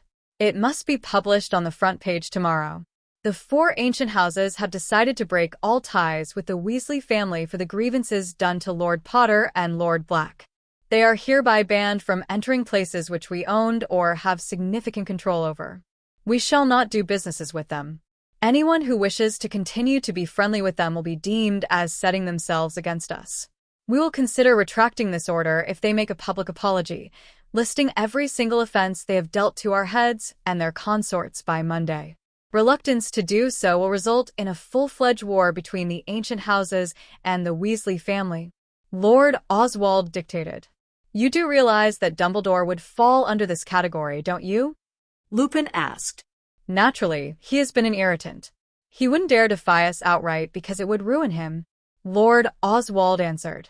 "Go to wars?" Harry questioned. "Yes." Lord Oswald answered simply. "Because of Voldemort, everyone is terrified of the idea of going to war. If we threaten to do so, everyone would sever their ties with them and add pressure on them to do as we request. I don't really see a need to anyway. All the businesses are either owned or are controlled by one of us. They would starve to death because of the lack of income. My 2 close friends are Weasleys too. It's too much to force them to choose between loyalty to their family or friends." Harry interrupted. "They'll be in school, won't they? The storm wouldn't affect them." "Well, unless his family refuses to do a public apology."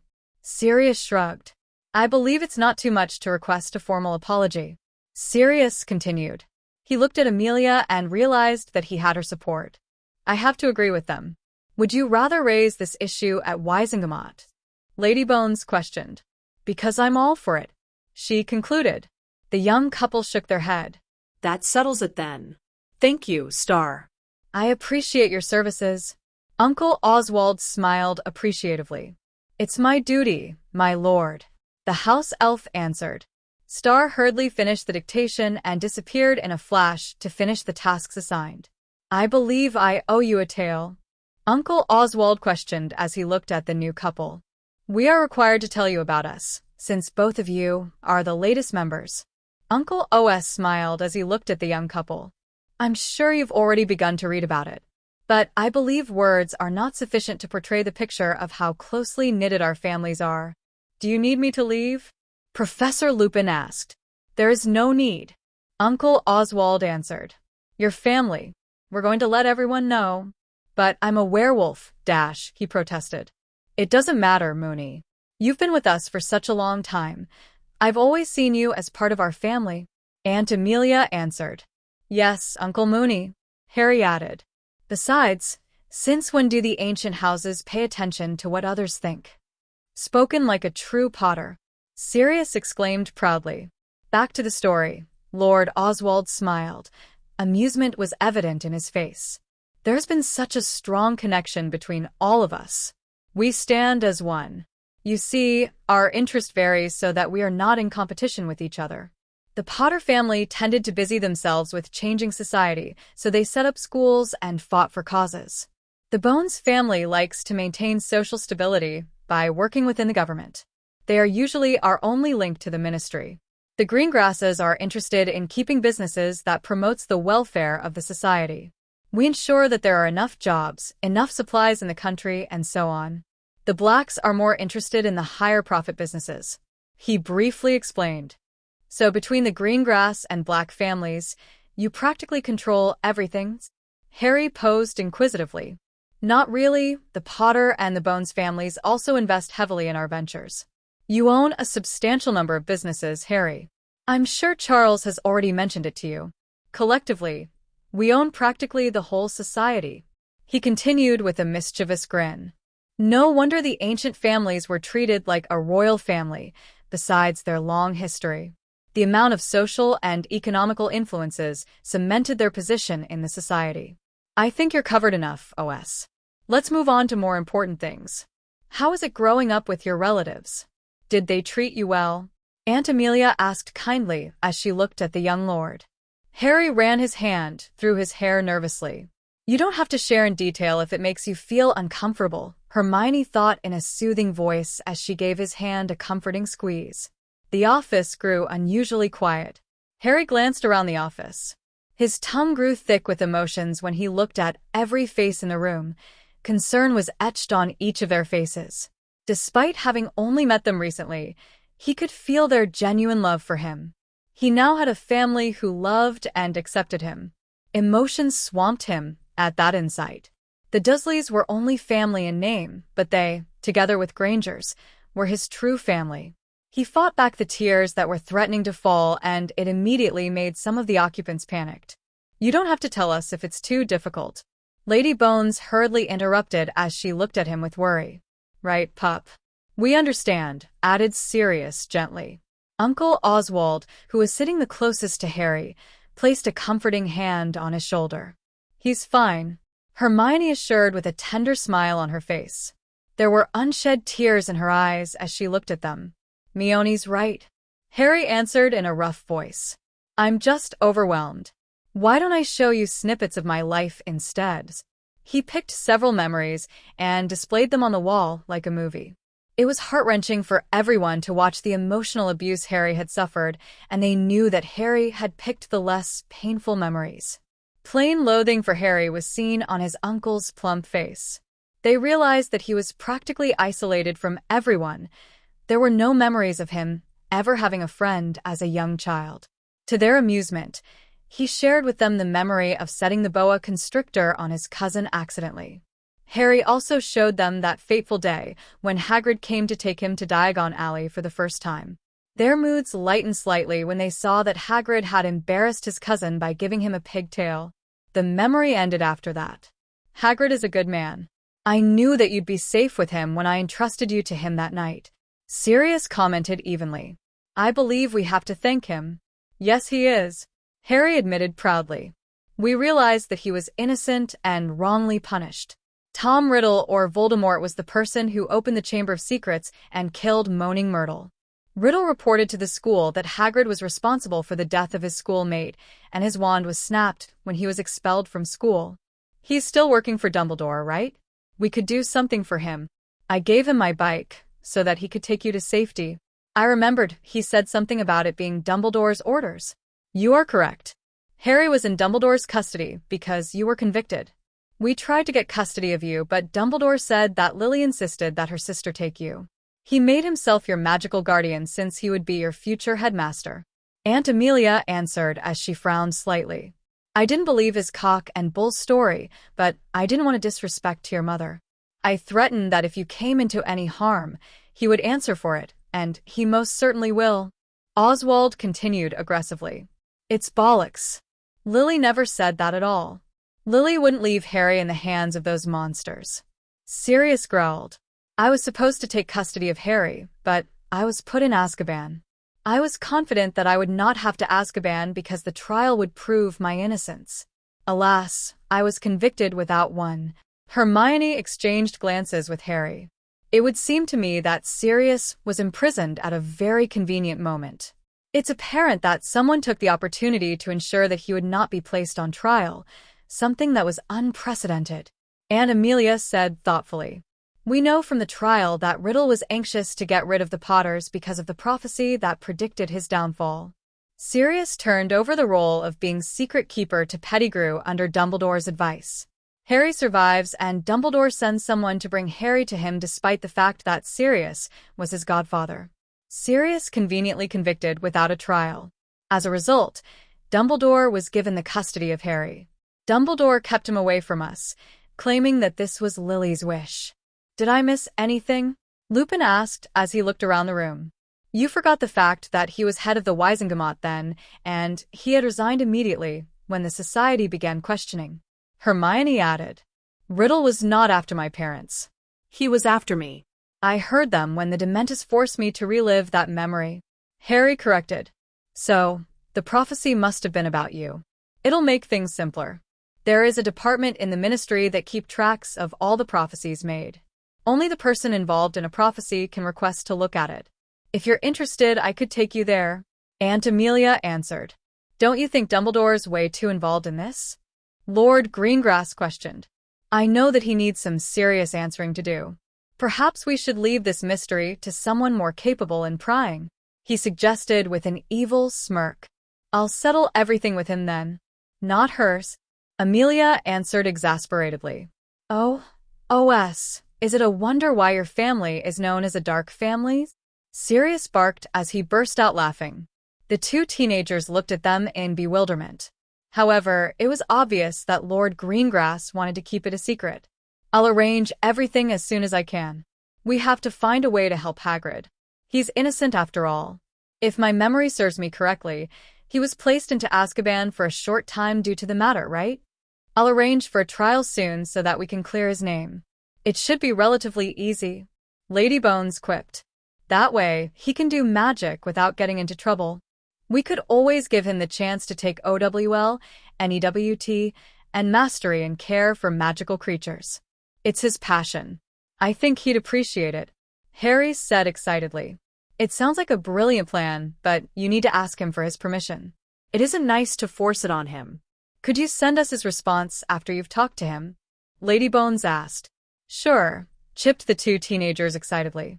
The notion that their friend was going to have the opportunity to pursue what he loves thrilled them. It's time for a little payback for the Dursleys, too. I'm tempted to charge him with our laws. I think we can use a bit of pranking to get back at them first, don't we? Lady Bones added mischievously as she looked at the two marauders. I think I'm starting to enjoy being a lord. It'll make everything easier. Sirius laughed. Harry couldn't deny he would love to see his relatives being pranked by them. Lord Greengrass chuckled. Count me in, smiled OS. I'll always have time for a little payback. I think you must remember to get in line. Hermione has always wanted to do something to them. Harry laughed when he recognized the look on her face. She was formulating a plan to get back at his relatives. With all the resources at their disposal, he was sure that the Dursleys won't know what hit them. Everyone burst into jovial laughter. Hermione totally fits into our family. Sirius beamed proudly. Aren't you a bit slow?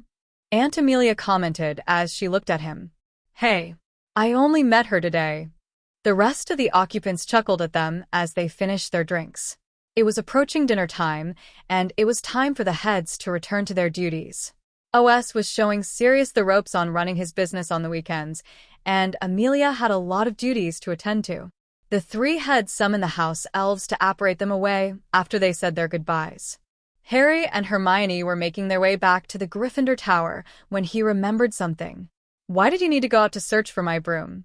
You could have summoned it, Harry said suddenly. Hermione grew nervous at the mention of that subject. I tried and it didn't come. With Crookshank's help, I went out to find it. Harry did not like the sound of her tone. He knew that Hermione could summon his broom from anywhere in the school to her without breaking sweat. We found it at the base of the tree planted in the middle of the grounds. Diggory was already there. He didn't dare to approach the tree. The Whomping Willow, Harry exclaimed. His stomach sank instantly. He knew the fate of his faithful broom. Hermione took a small bag from her pocket and enlarged it. Diggory retrieved them for you when Crookshanks did something that halted the movements of the tree. I'm sorry, Harry, Hermione said as she gave him the bag. Harry silently took the bag and looked inside. He could see pieces of his first broom in it. Harry knew it could not be repaired. He felt as if he had just lost a best friend. No, it's okay, said Harry quietly as he lifted his head to look at Hermione. Thank you for making the effort to retrieve the broom. I hope none of you were hurt. No, we weren't. Hermione shook her head. That's good. I really have to thank Diggory, Harry answered as a sad smile crept onto his face. Anyway, the Nimbus has served its purpose well.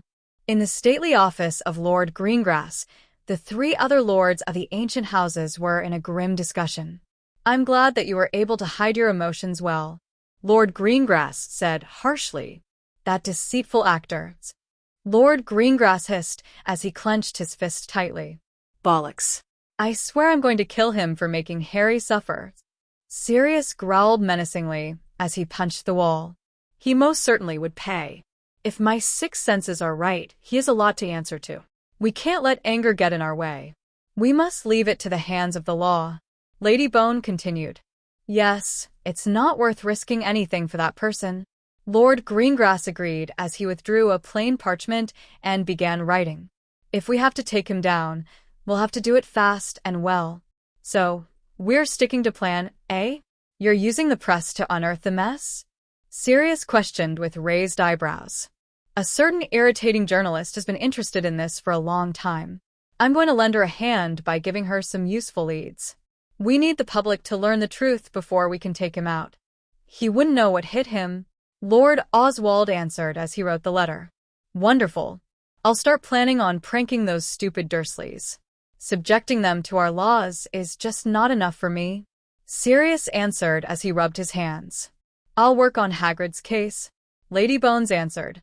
A large, snowy, white owl flew straight into the office and landed on the desk.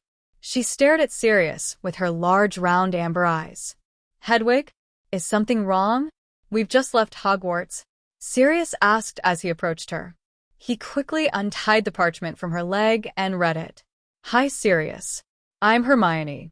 If you received the letter, it means that I didn't have the chance to tell you that Harry had broken his broom after the match. It hit a violent tree planted in the middle of the grounds. His broom can no longer be repaired. Harry probably knows about it by the time you see the letter.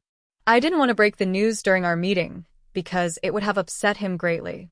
It's his first broom, and I believe he would be heartbroken when he learns of the truth. I've no idea what type of broom I should get for Harry. Would you mind helping me pick one? You can charge it to my account. Thank you. Yours truly, Hermione Potter. Chapter 17. The celebration was still in full swing when Harry returned to Gryffindor Tower. The Weasley twins were gracious hosts. They made sure that there were enough food and drinks to go around. The excitement of his fellow housemates was not sufficient enough to raise his spirits. Despite his slightly glum mood, he managed to mingle with his fellow Gryffindors for a little while. He made sure to thank everyone for their support with a smile on his face. Okay guys, I'm tired, Harry admitted. I'm going to turn in for the night." The occupants of the room jeered in response. "Oh, come on, Harry," one of the Weasley twins shouted from the corner. "Leave him alone, he's had a tough day," Oliver would admonished from the corner. "I still need my seeker for the next match, so give him a break." There was a chorus of good-natured groans in the room. The Gryffindors lightheartedly slapped Harry on the back for his excellent work on the Quidditch pitch before he headed back to his quarters. When Hermione entered their sitting room, she found Harry sitting quietly by the fire watching the flames flicker. He did not notice her presence until she laid a hand on his shoulder. "We haven't had dinner alone for quite some time, my love. Would you mind joining me?" Hermione implored hopefully. Harry gave her a small smile and nodded. Her smile widened immediately at his answer. She called for Dobby, and he appeared immediately with a tray of dishes. He set all the dishes on the glass dining table. Harry noted that his friend had brought all of his and Hermione's favorite dishes as he approached the table. He drew out the chair for Hermione before taking a seat himself. "Dobby has really made an effort. He even brought your favorite treacle tarts," Hermione commented, pointing at his beloved dessert. "I know, he really outdid himself tonight. I see some of your favorites as well," Harry answered as he served her some food. Hermione thanked him with a sweet smile before returning the gesture. Silence filled the room, so Harry picked a topic they could talk about. He knew he couldn't talk about Quidditch, so he decided on the next best thing. "Well, I was certainly surprised that Uncle OS has such a playful side to him," Harry commented as he began to tuck in. "Well, your father and Sirius had to learn it from someone," Hermione returned. "He doesn't seem like the type, does he?" "Uncle Mooney didn't seem to be that sort either, did he?" Hermione countered teasingly, causing Harry to chortle in delight. Her bubbly and mischievous mood was infectious, and Harry's spirits were soon lifted up. "My beautiful and brilliant wife is always right," Harry declared with mock solemnity. It earned him a playful smack on the arm from his wife. "What would Alyssa say if she saw you hitting me at the dinner tables?" Harry questioned. Doing his best to imitate their teacher's stern expression, he continued in an unusually high-pitched tone, "Hermione, this is not behavior expected of a well-mannered lady." Sounds of cheerful laughter filled the room as Hermione cracked up. Harry did such a wonderful job mimicking their teacher's awful pitchy voice and pinched expression that Hermione completely lost it. She was clutching her stomach with one hand and wiping the tears of laughter from her eyes with the other. "Oh, stop it, Harry," she said between breaths. Harry was grinning from ear to ear at the sight of his wife. Hermione managed to compose herself after a while. Her cheeks were still red from that hearty bout of laughter. "You know, I had every intention of cheering you up, but it seems that you're—" The twinkle in his eyes as he gazed at his wife adoringly caught her attention and made her lose her train of thought. Harry raised his hand and gently stroked her face. "Thank you for everything, honey." The corners of his lips lifted slightly, forming an affectionate smile. Hermione held his hand to her cheek as she looked into his eyes. "I don't believe that I have expressed my gratitude enough," he whispered softly. Hermione caught his meaning quickly, and the young couple, in their hurry to retire for the night, left their dinner unfinished. The good-looking Hufflepuff captain was at his house table talking to his friends when Harry and Hermione approached him the next morning. Harry was anxious to thank Cedric Diggory personally. "Good morning, Diggory," Harry greeted. The occupants of the Hufflepuff table immediately buzzed at the sight of Harry looking completely unscathed. Judging from the long fall they had witnessed the previous evening, most of them expected him to still be in the hospital wing. Surprise crossed Diggory's face when he turned to see Harry standing behind him. It was replaced with a friendly smile when he saw Hermione was with him. "Hi, Hermione," Cedric began warmly as he stood up to face the couple. "Hey, Potter, how are you feeling? I didn't think that Madame Pomfrey would release you this quickly." "I'm truly sorry about the loss of your broom," Diggory continued as he looked at Harry. Harry never realized how tall Diggory was. He towered over Harry. "Please call me Harry. I'm actually perfectly fine. I didn't even need medical attention," Harry explained. "Hermione told me that you tried to help retrieve my broom. Thanks for that." No, it was the least I could do. I mean, we were so close when you fell. I was too shocked to grab you," he admitted. I'm really glad you weren't hurt by the fall. Harry heard the relief in Cedric's voice, and that intrigued him. You didn't have to try to catch me. It was perfectly fine for you not to. We were in the middle of a Quidditch match. Yeah, but the game was already over when you caught the snitch. Moreover, we're all in the same school. I don't want anyone to be hurt unnecessarily. Since I couldn't prevent your fall, I could, at the very least, go find your broom when it was blown away from the pitch. Cedric replied. A friendly smile touched Harry's lips at Diggory's response. He found himself liking the 6th year. Well, thanks anyway, Harry repeated sincerely. By the way, you did a brilliant job training your team. They were excellent on the field. The towering Hufflepuff averted his glance shyly. I'm lucky to have a team who's willing to work hard. Unfortunately, I don't think we were as good as your team. I think that the distinguishing factor was that the Gryffindors have an obsessed captain hell-bent on winning. He made them practice every second they were free. Hermione interjected. Harry and Cedric laughed genially at her remark. I guess that explains a great deal why the pitch was booked almost all the time. Wood is in his final year, I presume? Cedric asked with raised brows. That's an excellent guess. Hermione chuckled. Maybe you can try for the cup again next year. Their captain will have graduated by then. That would only be possible if they don't replace Wood with another 7th year. Cedric added in amusement. Then you'll get your chance. We don't have any 6th years on our team. Harry said. I'm glad. I'd really love to win it. After all, it would have been my final year. I can't even remember the last time Hufflepuff actually won the Quidditch Cup. I think it's too soon to lose hope this year. We might be squaring off again if your team continues to do well. Harry remarked. I think it's a pretty good possibility, actually. You know that I'll be looking forward to a rematch. Cedric laughed. Would you like to join us for breakfast? After all, you're the only Gryffindors here, he continued politely. Harry glanced around the Hufflepuff table to gauge their responses. You don't have to worry, Cedric began. They won't mind. They know you're close friends with Bones. If all of Hufflepuff was against you, Bones would have heard about it when she befriended you. Thanks for the invite. We'd love to, Harry replied as he pulled a chair out for Hermione. She expressed her gratitude while Harry took the seat next to her. Think nothing of it. I think it's more comfortable to sit down and chat. Plus, I'm sure you're both hungry, Cedric said as he sat down himself. The 6th year sitting near Harry engaged him in a conversation about Quidditch as soon as he'd settled in. Cedric, seeing that Hermione really had no interest in Quidditch, began talking to her about school. Since Hermione had a keen interest in academics, they were soon engrossed in a conversation about their classes. Good morning, Susan greeted excitedly as she approached. I couldn't believe my eyes when I saw you two sitting at the Hufflepuff table. Her face reddened slightly when she realized that Harry and Hermione were sitting with Cedric. Good morning, Diggory, she added with a nod in his direction. The same to you, Bones.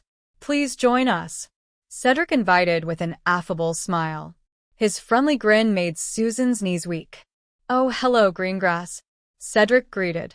He immediately stood up when he noticed the blonde Slytherin standing quietly behind Susan. Good morning, Daphne returned politely, but with cool indifference. Her eyes narrowed slightly at Cedric's reaction. Hermione arched a brow questioningly at Daphne's tone, but said nothing. Daphne and Susan soon sat down. How are you feeling, Harry? Daphne asked with concern. I'm good, Daph. I had several bruises and cuts, but Hermione patched me up. It was nothing she couldn't handle. Harry smiled at his wife proudly. I would expect nothing less from the most brilliant witch of the century, Susan commented with a smile as she helped herself to some food. Well, the armor took most of the impact. Harry shrugged as he bit into a piece of toast. The group caught up on what each of them did the previous evening. Seeing that the new additions and Harry were engaged in their own conversation, Hermione and Cedric continued with theirs. However, she noticed that Cedric was not as focused on the topic as he had been earlier, before they were interrupted by the entry of their friends. Curious about the reason for his distraction, she followed the line of his occasional glances. He was sneaking peeks at Daphne. The stunning Slytherin was smiling dazzlingly as she animatedly talked about her pet's latest antics. Hermione was not surprised that Cedric was enthralled by her radiant smile. She chose to focus on eating, leaving Cedric to admire her friend. His eyes haven't left her since she sat down. Harry's unmistakable voice rang in their shared awareness. Hermione chuckled when she realized that Harry hadn't noticed too. "Give me some credit, would you, Hermione? It's so obvious." Susan would have noticed it as well, if she wasn't so busy admiring Diggory. "All right, I'll admit you're not as obtuse as I thought." He rolled his eyes in faux annoyance. "Quit stereotyping, my love," Harry admonished. "You know, they'd be a pretty odd couple if they got together." "Why would you say that?" Hermione returned, looking at her husband pointedly. "I see Daphne as being like the moon, calm, mysterious, dignified, and alluring. Cedric, on the other hand, is more like the sun. He is warm, open, gregarious, and friendly. I think their personalities are too contradicting. Who's to say they'll get together? Granted, Daphne's attractive, so it's difficult not to be enthralled by her beauty. True, I think every male sitting at the Hufflepuff table has been staring at her since she got here. I believe that there may be something there. Are you up for a little wager?" Harry challenged. Hermione couldn't help but be amused about Harry's ability to concentrate on two conversations at the same was asking Daphne some questions while he playfully challenged her through their mind link without missing a beat. With arched brows, Harry stared at Hermione. "Is something wrong, honey?" Harry asked aloud. "No, not at all," Hermione said after clearing her throat. "Diggory, do I have something on my face?" Daphne inquired frostily, fixing her icy blue eyes on the handsome Hufflepuff. No you don't," Cedric responded, quickly averting his eyes away from her. He tried to concentrate on eating. She rolled her eyes in irritation. Harry and Hermione exchanged amused looks.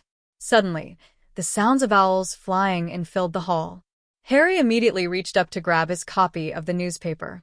"The ancient houses break off all relations with Weasleys," the headline announced. Harry read the article and discovered that it was written just as Lord Greengrass had dictated. The hall began to buzz as the students began to read the same article. "Mr. Potters," Dumbledore called out loudly from his seat in the Great Hall. He was holding a copy of the Daily Prophet. He looked paler than usual. "I need to see you immediately after breakfast." "Headmaster, if this about our demands, then I must decline respectfully," Harry answered confidently as he stood up. The headmaster's eyes widened at Harry's response. "Pardons?" Dumbledore stammered as he raised his half-moon spectacles to stare stonily at the young lord. Harry's confidence did not falter. "I'm aware that you're the headmaster, Professor Dumbledore. However, I believe that the actions of the ancient houses have nothing to do with my Hogwarts education," Harry explained coolly. "As headmaster, it is my duty to correct your behavior whenever necessary. You are stirring up Needle's trouble. You will cease it at once," Dumbledore commanded as he stood up. "Needless troubles?" Harry echoed vociferously as he glared at the headmaster. His far-fetched comments were incensing him. The hall became unnaturally quiet at his outburst. Hermione held onto his arm, which immediately had a calming effect on Harry. He sighed before responding. "I don't think that it's too much trouble to ask for a formal authority, not that I need to explain myself to you. You may be my headmaster, but you are not a lord of an ancient and noble house. Pardon my arrogance, but I am Lord Gryffindor, head of the ancient and noble house of Potter. You're in no position to instruct me about politics. I believe I will leave that up to my advisors, the heads of the 3 other ancient houses." Such haughtiness befitting of a Potter. Professor Snape spat from the side as he glared at Harry. Professor Lupin wanted to refute Snape's statement, but Harry stopped him with a pleading look in his eyes. He did not want to get his uncle into trouble since it was his battle. Professor Lupin acknowledged Harry's request and backed off. Turning to his potions master, Harry spoke boldly. "That's Lord Gryffindor to you. You have no right to comment, Professor Snape. You'll do well to remember who you owe your life to," he admonished. The potions master turned with rage, but held his tongue. The crowd in the hall began to murmur at the sight of their potions master being put down by a third-year student. Harry ignored the enraged professor and tuned to his headmaster. "It seems to me that you are allied with the Weasleys, Professor Dumbledore." Or have I misinterpreted your outburst? Harry asked idly. The underlying threat in his tone was not lost on anyone. Harry looked directly at his headmaster. Dumbledore tried to make him cower with the intensity of his piercing stare, but Harry held his ground. The tension in the hall grew to an unprecedented level and the silence became deafening. It was as if everyone was holding a collective breath and their eyes were fixed on the exchange. After a long while, Dumbledore finally lowered his gaze slightly. I was merely trying to remind you that your actions will have consequences, Dumbledore said calmly as he sat down. The headmaster had lost his entire attitude. Well, I thank you for your advice, headmaster. Harry replied graciously. The Weasleys will be fine if they choose to admit to and apologize for their mistakes. Harry went on before sitting down at the Hufflepuff table to finish his meal. I must say that I have to agree with Lord Gryffindor, Professor McGonagall added as she looked at the students meaningfully. She could see that some of her students were starting to form negative opinions about Harry. I believe that the Weasleys should make a public apology for the trouble they have caused him. It's my duty as the head of Gryffindor House to ensure that my students have the humility to ask for forgiveness for all the injustices they've committed. I'll make sure that they apologize to you before Monday, Lord Gryffindor. She shot a side glance at Dumbledore and noted his discomfort. She went back to eating her breakfast. The rest of the staff nodded in response to Professor McGonagall's statement. Pardon my interference, Professor Flitwick interjected, but Mr. Potter does have the right to demand an apology. The elder Mr. Weasley tried to attack Mr. Potter from behind after the wizard's duel had concluded. An apology is a small thing to ask for such a disgraceful act. Once again, the rest of the staff, save Professor Snape, agreed heartily with him. I was unaware of the circumstances, Professor Dumbledore added lamely. He sensed he would lose the support of his staff if he insisted on punishing Harry. He wisely focused his attention on eating his breakfast. Harry nodded in Professor McGonagall's direction to show his gratitude. The elder witch smiled warmly in return before she returned to her breakfast. We'll get him soon, Hermione promised as she gave his hand a comforting squeeze. We'll get him for all the things he allowed to happen to you. Harry nodded as he looked at the ancient man sitting at the staff table. Yes, that day will come soon, he thought.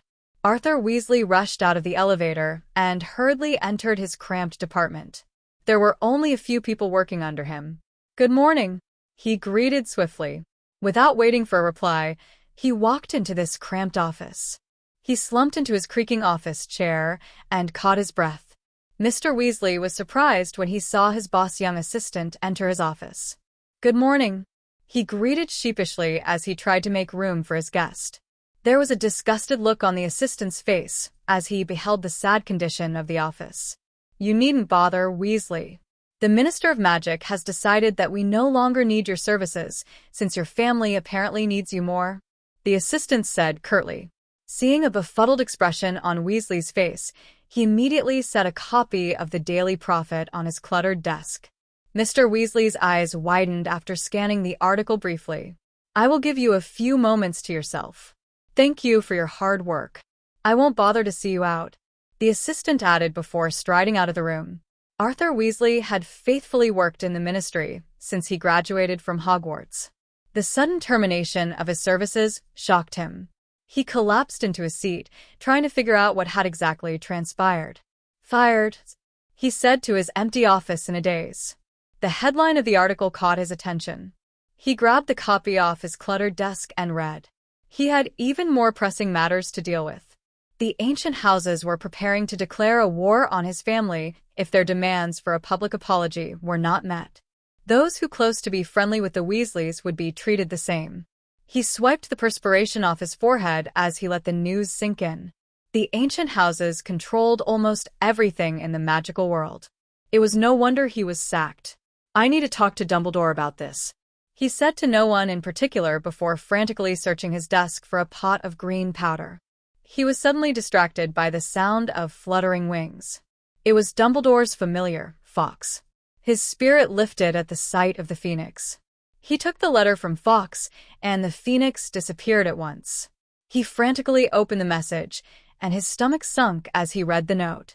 Arthur, as a friend, I advise you to consider the idea of giving in to their requests. It's all you can do. Sorry, I can only help you this much. It was unsigned, and Arthur understood the underlying message of the note. Albus Dumbledore did not want to be involved with this matter. Arthur could not believe that he would cut ties because it would be dire to his reputation. He clenched his fists until his knuckles turned white. I didn't even ask him to join me in a war. After all my family has done for him, he shouted as he kicked the table. Pain shot up his leg with the contact. He instantly grabbed his leg and hobbled around the room. Everything seemed to have gone wrong. He needed to meet with his children soon. In the hospital wing, Madame Pomfrey was shocked by the sudden outburst of a certain seventh-year redhead. What? He can't be serious. Percy growled as he threw the covers off his body. Ron tried to restrain his brother, but to no avail. Mr. Weasley, you need to calm down now. You don't want to kill yourself by exerting your magical core, she rebuked as she tried to shove the boy back into his bed. Percy, don't be daft and get back into bed, Ron pleaded as he helped the healer hold his brother down. The warning that his life was in danger did little to calm Percy's growing temper. I will not apologize to that brat for what he has done to my family. He's the reason why Ginny's in St. Mungo's. Percy, you have to rest, Ron insisted calmly. He continued to struggle against their restraints. Seeing that his brother's pleas were not helping, she swiftly put him to sleep with a simple spell. As soon as she was done with her incantation, Percy collapsed back into bed and slept like a log. Madame Pomfrey shook her head at his display of emotion. She could not believe that Percy Weasley could not see why he needed to apologize to Lord Potter. Without another word, she went to busy herself with the preparation of some potions. Ron sank into the chair beside Percy's bed tiredly. It took great effort to restrain his brother. Ron knew that they needed to apologize. It was the only way that he could get his housemates to talk to him again. If he didn't, he was sure that their father would disown them. He didn't fancy living in the magical world without a name. The thought of being subjected to more ridicule terrified him, so he made up his mind to do it, no matter how reluctant he was. Arthur Weasley was not surprised to see his two eldest children waiting for him at the Burrow when he arrived home. They had puzzled expressions on their faces as they greeted their father. What exactly happened? Bill, his firstborn, asked as he sat next to his father. The goblins fired me today on the grounds that they cherished their relationship to the ancient houses far too much. My boss gave me the boot too, Charlie interrupted. What feud do we have with the ancient houses? The Weasley patriarch began to explain to his older sons what caused the rift between the families. The list of injustices Percy and Ron committed was abysmal, and both Bill and Charlie grew livid upon hearing about them. Dad, why didn't it occur to you that we had to issue a formal apology? We have to send the letter as soon as possible, and we need Ron and Percy to be here when we do, Bill said as he summoned the necessary stationery into the living room. Her father tenderly rubbed his forehead. You won't believe how many things that I had to set right these few days. However, that is not an excuse, Arthur admitted worriedly. I'll get those two idiots home. Bill, you start on that letter, Charlie interrupted as he stood up. He threw some flip powder into the fireplace and disappeared into the flames. I'm sorry that you had to find out about Mum and the kids this way. I always thought that you knew what was going on and just chose to ignore it.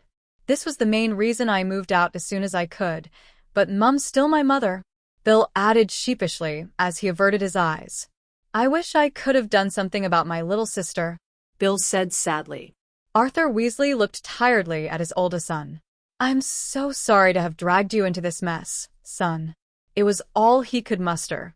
Bill draped his arms around his father and hugged him. I thought I'd find you here, Charlie said as he folded his arms. You need to get upstairs and gather some of your things. I am taking the both of you home so we can have a family meeting. We need to post that apology today. Why are you here?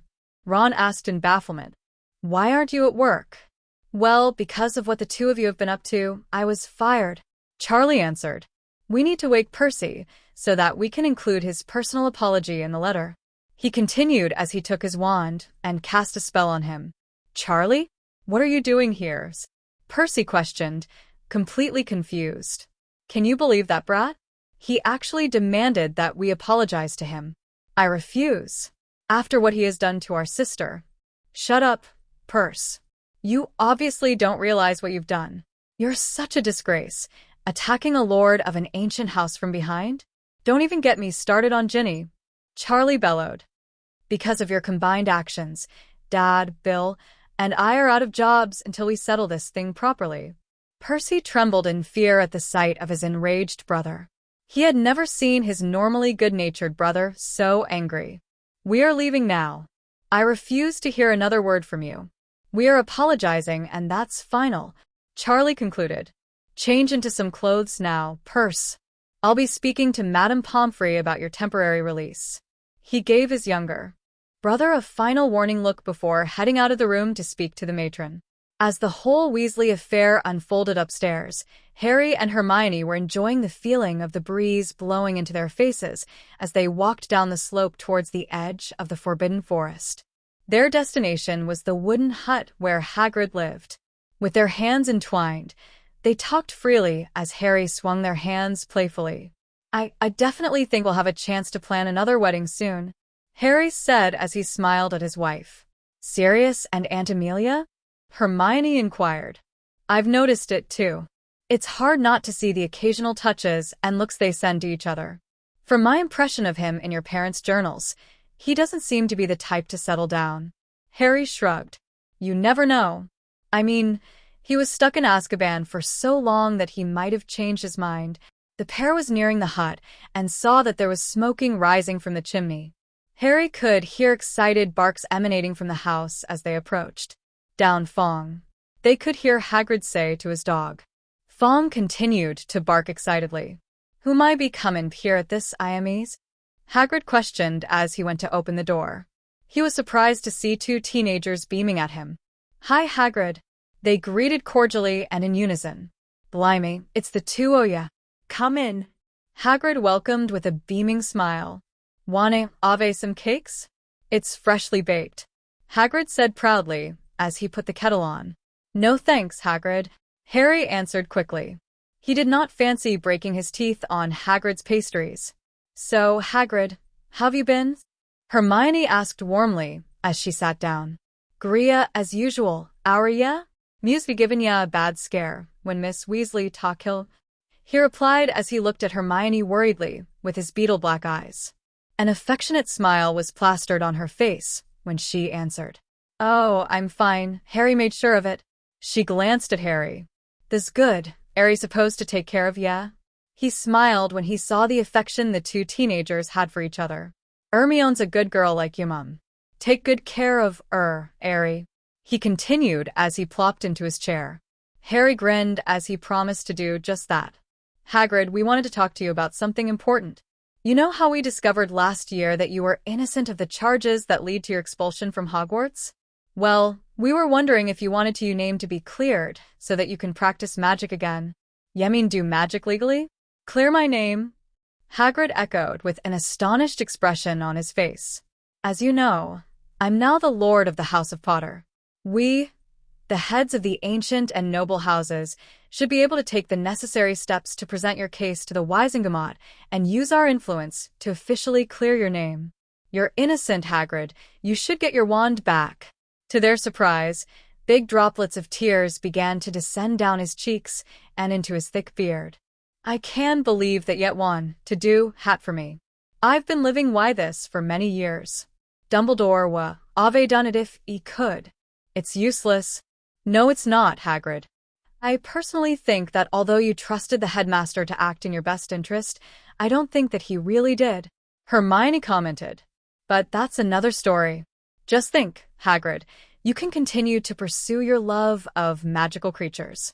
When you're cleared, you can take your OWLS, NEWTS, and mastery on the subject. You can dedicate your time researching them and imparting your knowledge to the younger generation. We have confidence that we can help you, Harry persuaded as he looked at his giant friend. Tears were still coming down at the mention of a chance to pursue his forsaken dreams. He had given up all hope and resigned himself to his fate. So many years had passed, and no one thought of reviewing his case. Do you really think it's possible, Harry? Hagrid asked hopefully. Dumbledore kept insisting that it would be impossible to clear his name. Lady Bones assured me that it can be done easily. She thinks we can clear your name by the middle of next week. As for your education, we can always sponsor your training to get you ready for your exams. Think of it as a thank you for all the help you've given me over the years. I think that you'll ace them. Oh, Hagrid, I've always felt that you deserved more recognition. The knowledge you have about magical creatures is simply astounding. I always learn something new from your classes because you give us knowledge that can only be attained through experience. Hermione added as she laid a hand on his arm. Give us a chance to bring your case before the Wisengamot. Lady Bones is already looking into your case. Thank ya, Harry and Hermione. Hagrid muttered emotionally as he gave both their hands a squeeze. After their visit, Harry indulged Hermione by doing some revising. He was certain that he knew his material well, but he reviewed his notes anyway to make Hermione feel better. She usually felt insecure about her exams if she didn't do some extensive revision. Daphne, Susan, Neville, and Luna joined them for an impromptu study session. The Weasley twins, who would have been included in the study session, had gone home with their brothers for their family meeting. Before their departure, they surprised Harry by telling him that they understood their reasons for his actions. Harry took the opportunity to reiterate his stand that they would never come to a point where they had to pick a side. It was far too cruel to them. Harry snapped back into focus when he heard Susan ask a question. How is it that you two make sense of Transfiguration? Susan demanded as she closed her book. Harry and Hermione had just looked up at their friend when they felt Hedwig's amusement. She began to hoot loudly, and it sounded suspiciously like she was laughing. The redhead narrowed her eyes into slits and glared at the owl perched behind her. I swear that Hedwig is laughing at me, Susan said as she looked at the snowy owl. A delighted smile spread across Harry's face. I won't lie, she is laughing at you, Harry said as he winked at his owl. Hedwig thinks that Transfiguration is simple. She doesn't understand why you don't. Hedwig hooted in affirmation. Be nice, Hedwig. Hermione reprimanded gently, without lifting her head. She was too busy reviewing ancient runes to truly involve herself in their conversation. Hedwig is offering to coach you, Harry continued. Would you like that? I think she's brilliant at theory work. Susan looked at Harry and Hedwig incredulously. Honestly, she can teach? I don't have a mind link with her. How will she instruct me? Susan questioned. That problem can be easily fixed. Harry continued as he conjured up a huge box of sand. Hedwig can write, he explained. To prove his point, Hedwig confidently hopped to the box full of sand and scratched, Yes, I can, in beautiful, neat letters. Why is it that the abilities of your pets never fail to surprise me? Susan asked as she stared at the owl. Hedwig turned her head slightly so she could fix her amber eyes on her. She's one of a kind, Harry complimented as he smiled at his owl. She taught herself to write so that she could make a birthday card for Hermione. Harry chuckled as he reached out and gently stroked his owl fondly. My beautiful, clever owl. He cooed lovingly as he tickled her. Is it any wonder why I am wrapped around your talon? He asked softly as he gave her an owl treat. She hooted in joy before turning back to continue to stare at Susan. There was amusement in Hermione's eyes when she glanced up at him. I couldn't help it. She was being so adorable. Harry defended as he scooted closer to her. You can't be jealous of my familiar? He asked in mock surprise. What if I am? She asked teasingly as she leaned into him. I think that I'd have to put a stop to that. Harry answered before his hands swooped to her sides and began to mercilessly tickle her. Hermione collapsed on the floor, giggling uncontrollably as Harry continued his torment. Stop, Harry. Please stop. She screamed as she laughed and cried at the same time. There was a cheeky grin on his face when he stopped. Hermione was lying on the floor and panting hard. So are you still jealous of Hedwig's? Harry asked teasingly. Leaning forward, he planted a kiss on her nose before helping her up. Potter, you are so dead for making that move, she threatened as she pointed a finger at Harry. There was a look of indignation on her face. Harry chuckled as he grabbed her and tried to pull her into his embrace. She wiggled in his arms, trying to break away from his hug. No, you're not really mad, he whispered in her ear. His warm breath made her squirm slightly. You wanted me to treat you like Hedwig, remember? Hermione turned around to face him. With narrowed eyes, she playfully shoved his chest away. Harry laughed brightly in response. Harry then gathered her close so that they could share a book. Hermione, content to be leaning against Harry, abandoned her thick tome on runes and chose to read Harry's book on charms instead. They soon settled down and began studying again. Their friends were delighted to watch the couple tease each other. They too settled into their studying. Hedwig helped Susan and Neville with Transfiguration. The group spent the rest of their weekend catching up their work. Harry was very sure that the Daily Prophet would earn a lot from this edition since everyone was looking forward to reading the apology that the ancient houses had insisted on. The Weasley family published a full-page apology, listing all the injustices they had committed against Lord Gryffindor and Lord Black. The length of the list and the severity of the injustice astounded the magical world. The sounds of the gasp coming from the staff upon reading the article was a clear indication of their disgust and shock. Percy and Ron also made a public apology during breakfast in the Great Hall. In light of his recent actions, Percy was removed from his post as head boy and was replaced by a fellow Gryffindor. Harry graciously accepted the apology and was glad that the ordeal was over. Even though the sanctions as against the Weasleys had been lifted, most of the students still chose to ignore Ron and Percy. Their true colors were finally exposed. The Weasley twins did not suffer from the brief clash. The three elder Weasleys had their jobs back, but Arthur was placed on a long-term leave until he could settle the affairs of his family properly. The apology also sparked another wave. This time it was directed at the headmaster. The Weasleys' actions raised several issues such as the unchecked power if the headmaster of Hogwarts. Ron admitted to spying on Harry at the headmaster's behest. This was a serious abuse of power, and the staff at Hogwarts became interested in the headmaster's motives. As a result, the school board requested a meeting with the headmaster to discuss this allegation. As the storm took place upstairs in the headmaster's office, Harry and his friends at the Gryffindor table talking. Breakfast had long ended, but since the teachers were all involved in the meeting, lessons were starting later that morning. Hermione contemplated the consequences of their demands and noted that it was a brilliant political move. Lord Greengrass had intentionally used the situation to pave the way for Dumbledore's punishment. He was using society rules to apply enough pressure to make him talk. The opposition against Dumbledore was weak, but it was slowly gaining momentum as people began to question the actions of the leader of the Light. She knew that if the whole truth came to light at this critical period, it could spell the end of Dumbledore's political career. It was a totally inspired move. Harry agreed aloud after hearing Hermione's thoughts. It seems as though Uncle OS wants to crush him. Hermione, noticing that everyone but Daphne was engrossed in their own conversations, continued. I don't think that's his intention. At least not yet. I think he's waiting for the opportune moment so that will be portrayed in a positive light when we do finally bring him to justice. I think he is merely reducing Dumbledore's support by encouraging doubt. I'm almost positive that's what Father is doing. It's a good move since Dumbledore enjoys far too much support. Daphne added thoughtfully. Your father is such a seasoned politician. Harry commented as he cringed inwardly. I wouldn't dare pit myself against him. I can't imagine what will happen. I want to think the tide is working in our favor, Hermione admitted. I am just glad that Lord Greengrass is on our side. We can leave things in his capable hands and simply sit back and watch how this will all play out. You're worrying needlessly, Daphne pointed out. Father will act in the best interests of the ancient houses. He can't do anything but that because of the pact. Yes, I'd love to see what the outcome will be.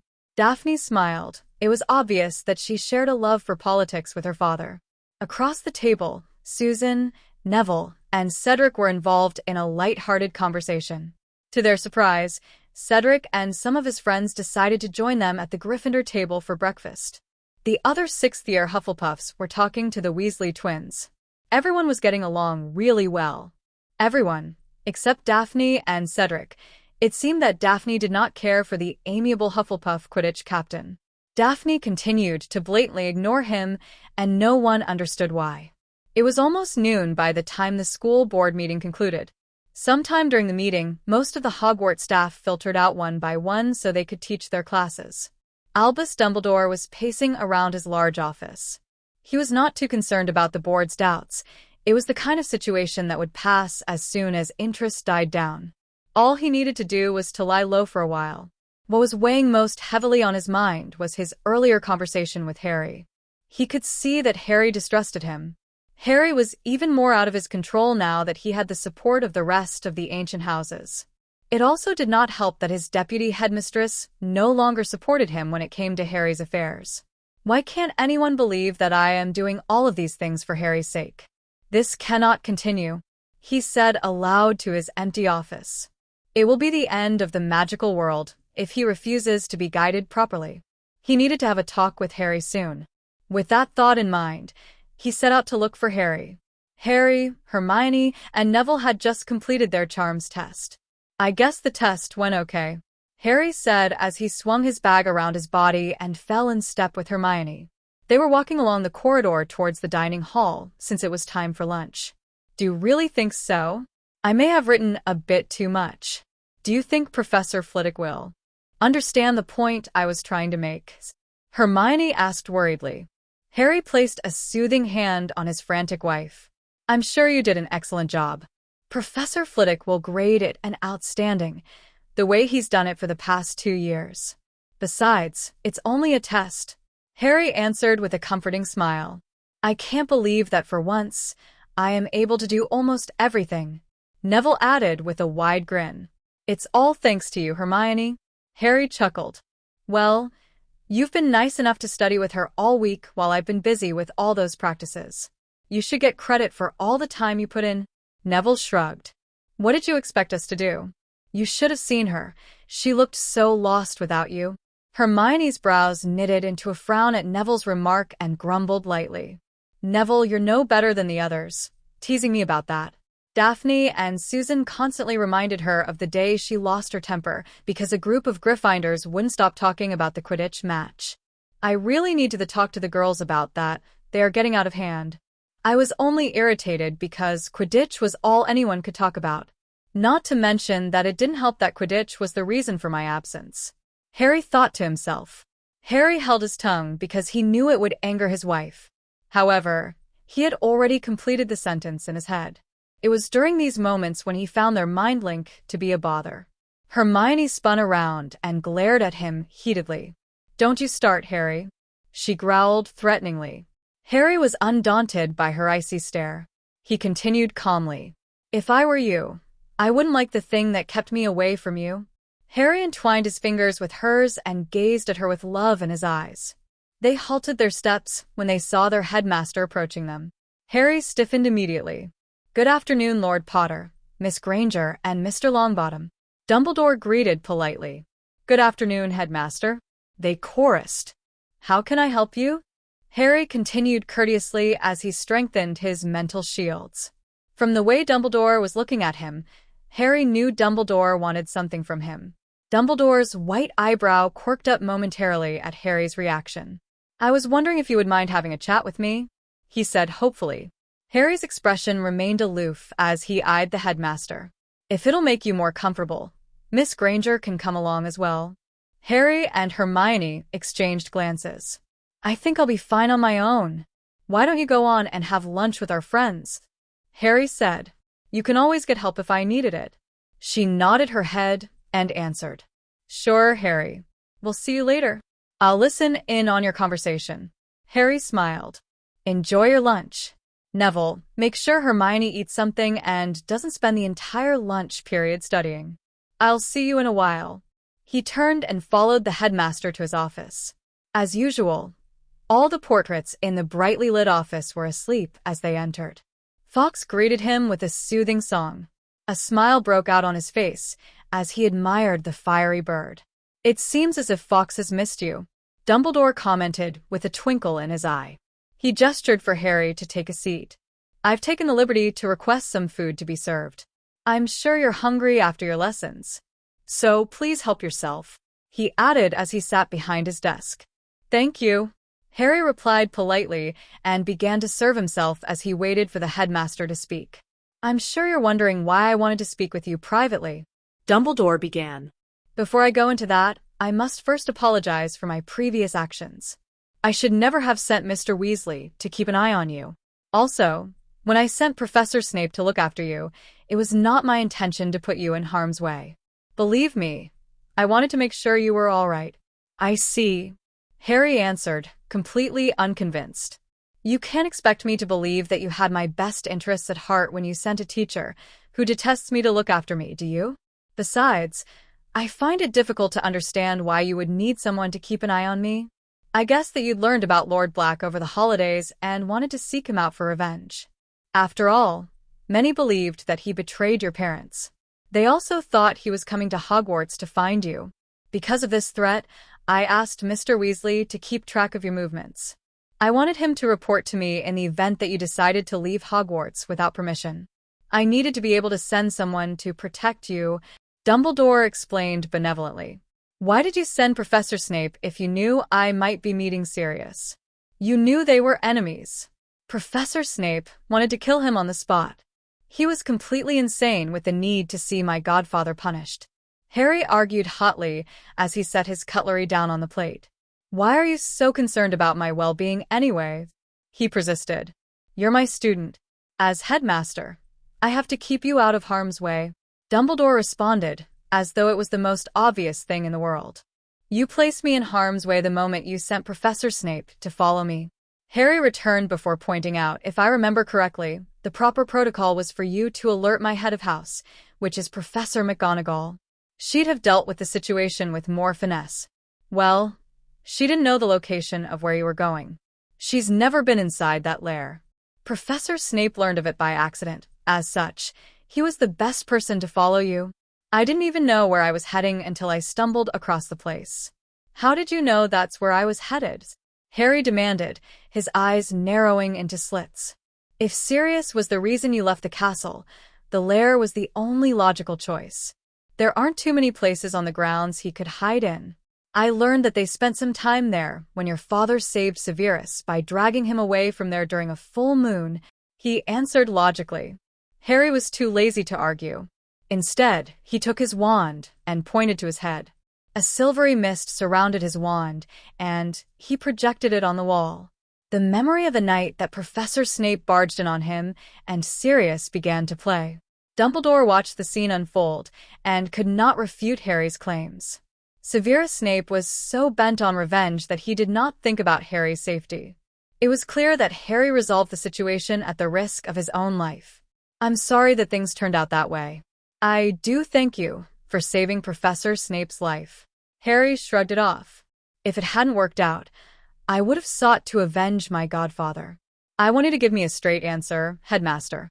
Why do you feel the need to be so involved in my life? Harry demanded. It's nothing more than concern for my charges. I really only want what's best for you. You're a very special person, and you have to trust me to guide you in fulfilling your destiny. Destiny? What destiny? Harry questioned as he met Dumbledore's gaze. The headmaster remained tight-lipped. Trust is a two-way thing. Your actions of late have not encouraged me to do so. I believe that we have nothing left to say to each other, Headmaster. Harry declared coolly as he stood up. Thank you for lunch. Wait, Harry. Dumbledore called out. I am acknowledged as an adult in the wizarding world, so you really can't tell me what to do. If you can't reveal this bit of information, then I can't trust you. Hermione will not either. Harry stated plainly. I will ask you one last time. What destiny? He looked pointedly at the headmaster. Dumbledore shook his head violently. It's far too early to tell you. I don't want you to waste your time dwelling on this. You are only young once. I want you to enjoy your school experience. Besides, there really is no need for you to know at the moment. Harry sighed. There were times when Dumbledore sounded exactly like Edmund. If I don't need to know, then why'd you bring it up? Harry muttered under his breath. Very well, let me ask you another question. Why did you insist on placing me in the custody of my relatives? Harry asked in irritation. They're your last relatives, and I believe that it is safer for you in Muggle world, Dumbledore answered. I'd have been safer if you had placed me with Lord Greengrass or Lady Bones. Why my relatives? Harry asked again. They can offer you protection that no other family can. You have to trust me on this and continue to live with the Dursleys until you turn 17. It's the reason you are still alive today. I have to live with them until I turn 17? Harry echoed. He might be talking about blood protection. Didn't you say that your mum died while protecting you? He might have placed you in their custody to continue that protection. Hermione said. I will have to do some research on that. Maybe we should visit Edmund soon. So, he's trying to protect me from Tom? I've gone up against him twice already. Even though he's been reduced to a less than human state, he's still a threat. Harry returned. It may have protected you from Tom, but it did nothing to protect you from your family abusing you for so many years. Hermione replied. The fact that he neglected you after placing you with the Dursleys makes him partially responsible. Yes, it doesn't justify anything. Harry thought. You do know what they did to me, don't you? Harry asked. Yes, I've heard about it. I didn't know things were that bad at your relative's house. I'm sorry, but it was necessary for me to help buy you a few more years. Dumbledore answered tiredly. Why didn't you allow Lord Greengrass or Lady Bones to visit? They would have made sure that things would be different. Harry asked sharply. People might have traced them. It's common knowledge that they are close to the Potters. Many people would have wanted to know your location. It was for the greater good. Harry grew silent as he tried to control his temper. Your apologies don't mean anything to me, Headmaster. If I didn't have Hermione in my life, I can't imagine how I'd go on. In any event, I'm not sure about going back to the Dursleys. If it's the only way to stave off the inevitable, I might consider it. He declared stonily. This doesn't mean that I trust you. I'll no longer do anything just because you've told me to. I'll do as I see fit. I have lessons soon, so I will bid you good day, Headmaster. Harry strode out of the office swiftly. Fawkes was staring at Dumbledore with disappointment. Without a sound, the phoenix spread his large wings and took off, leaving the headmaster to consider Harry's words. Rita Skeeter was chewing on her obnoxious pen as she pieced the information she'd gathered in her office. She'd always thought that there was more about the leader of the light that most people didn't know. After all, one's character was never truly perfect, not even the supreme mugwump of the International Confederation of Wizards. The useful tip that an anonymous person had given her a few days ago was proving to be very useful, and she began to look in the right direction. She was duly rewarded when she found some documents that Albus Dumbledore had insisted on preventing Sirius Black, one of the members of the Order of the Phoenix, from having a trial. After much researching on the man, she got an idea about Dumbledore's motives. The reason became crystal clear with the publishing of the Weasley's apology. I wonder what people would say if they discovered that Dumbledore placed Sirius Black in Azkaban so that he could gain custody of the boy who lived, making the boy completely dependent on him. There was an ugly smile on her face as she began to pen the article that would make her indisputably rich. Are you really going to go back to your relatives when our third year ends? Hermione asked as she looked at Harry with concern. They were lying on their bed reading. Why don't we run the idea by Alyssa and Edmund? We can verify if there is still a need to continue the blood protection this way. After all, we've married and are considered adults in the wizarding world. If I really need to, then I will. It will be fine. I won't have to stay the whole summer, just like this past summer when I got to spend most of it with you, Mom, and Dad. Harry replied before a mischievous grin came across his face. I have you and the rest to count on as well. Besides, I can protect myself with magic. I'm not planning on staying anywhere without you. I wasn't planning on letting you do that either. Hermione said. Did you check the items on your desk? Dad and Mum sent us pictures from my birthday party.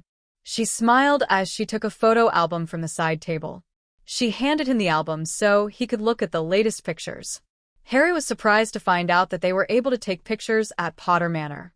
They were using a digital camera, weren't they? Harry asked as he continued to look at the photographs. Why, yes, Hermione answered, unsure of why he was asking. Don't most Muggle devices fail to work in the magical world? He asked. Her eyes shone with excitement when his meaning dawned on her.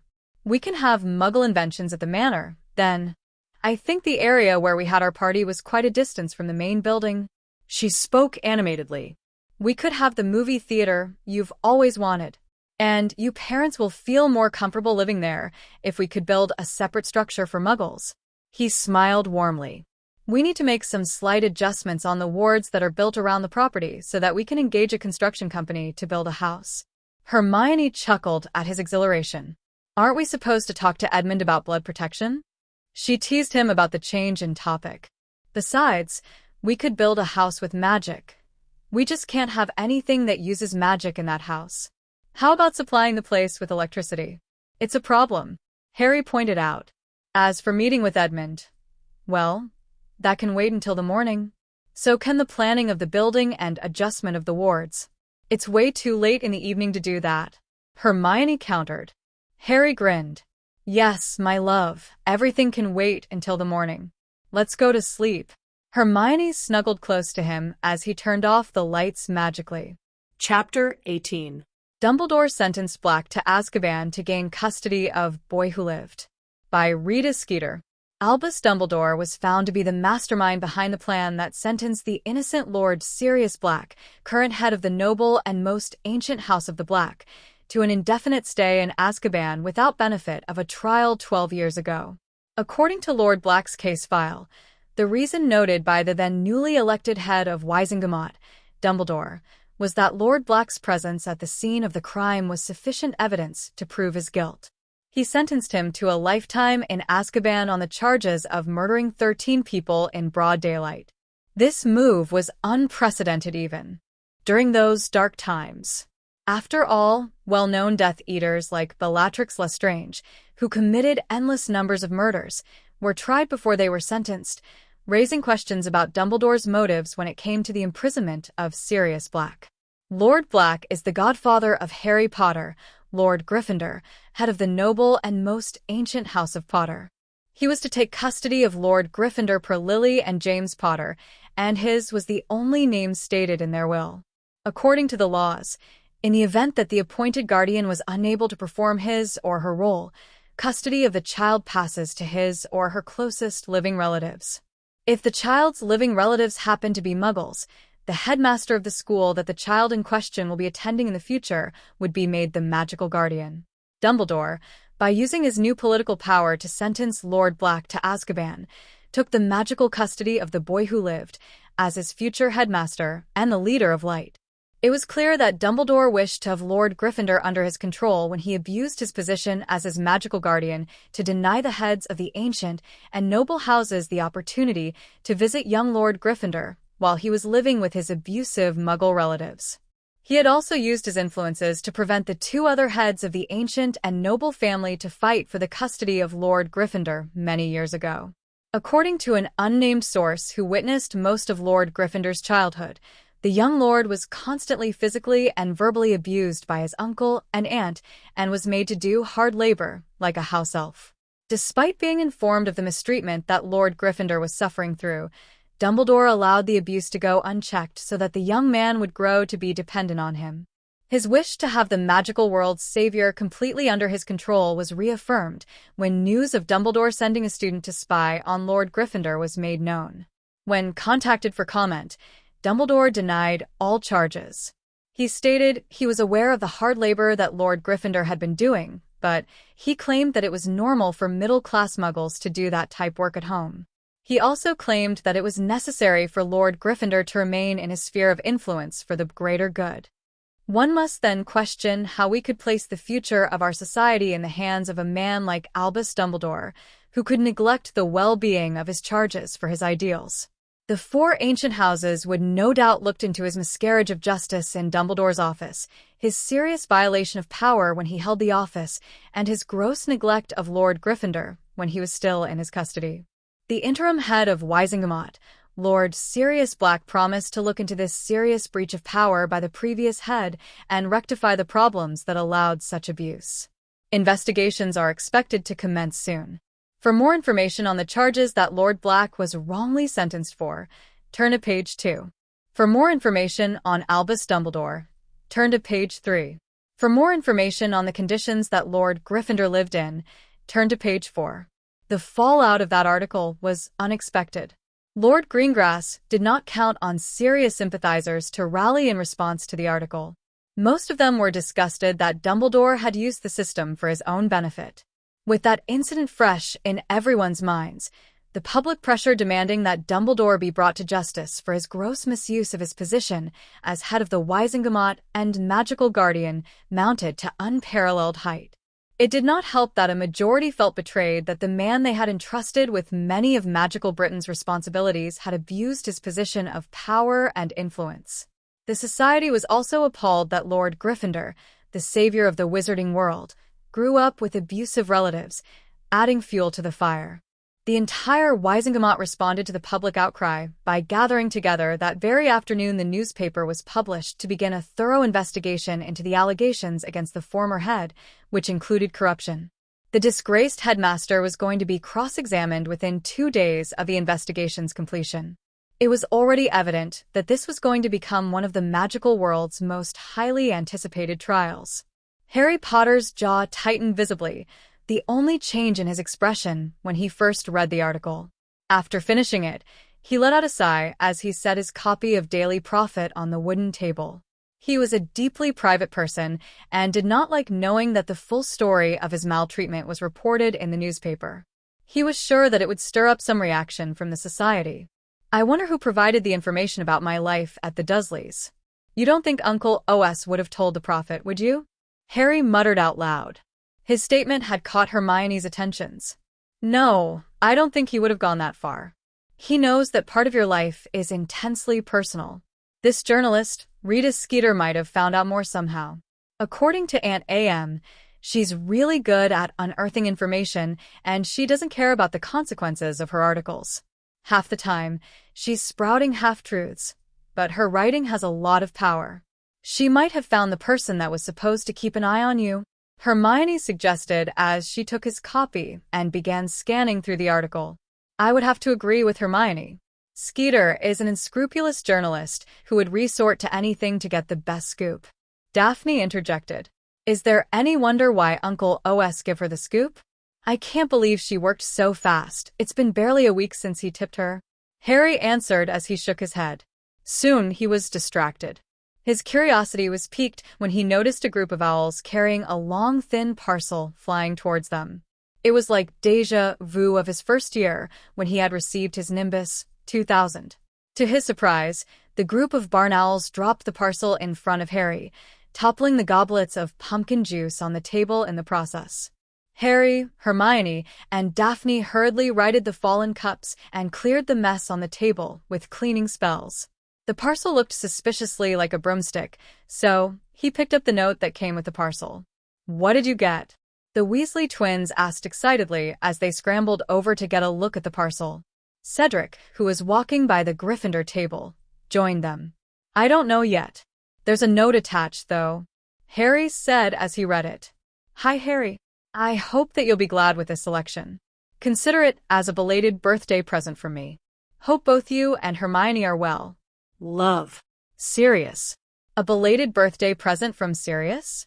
He thought as he looked at the parcel. With a thrilled smile plastered on his face, he tore the brown wrapping paper surrounding his gift. He could not believe his eyes when he saw what Sirius had sent. Wow, it's a firebolt and international standard brooms, one of the twins announced reverently as they beheld the magnificent, gleaming new broomstick. Its handle glittered as he picked it up. He could feel it vibrating, and when he let it go, it hung in midair, completely unsupported, at exactly the right height for him to mount it.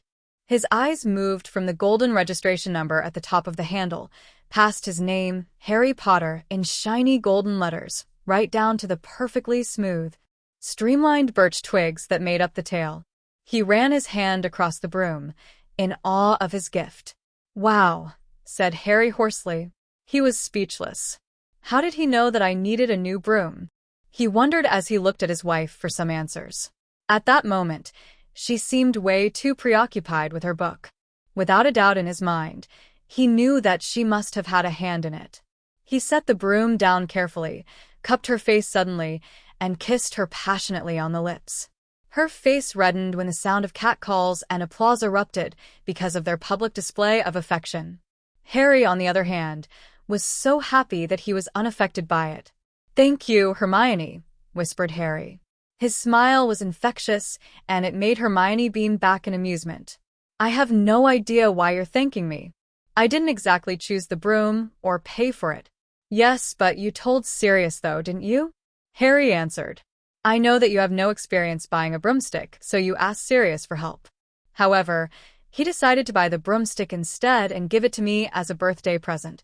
He guessed as he smiled as he placed an arm around her shoulders. She neither confirmed nor denied his claims, but Harry knew that he was right. Many gathered around to view his gift. They were all in awe of his new broomstick. A huge smile split Wood's face when he learned that Harry would be using an international standard broomstick. We're going to win that Quidditch Cup for sure, he said to one of his friends as he walked off. I just can't believe it.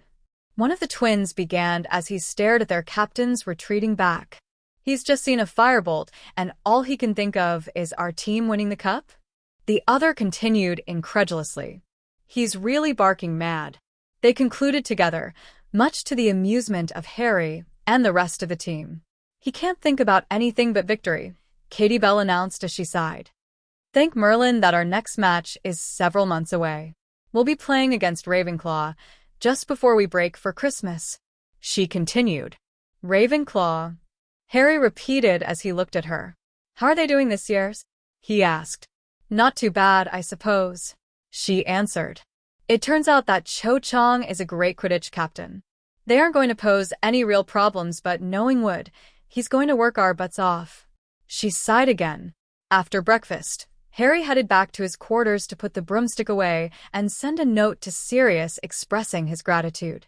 Neville, who was involved in a project to help Madame Sprout with caring for the plants, took off to the greenhouses so that he could check on his precious flora. Susan and Luna went to the library so that Susan could tutor Luna on charms. Cedric was already out at the pitch, training his team for the upcoming match against the Slytherin, leaving only Hermione and Daphne at the table. The hall began to empty as the rest of the students flocked outside to enjoy some sun.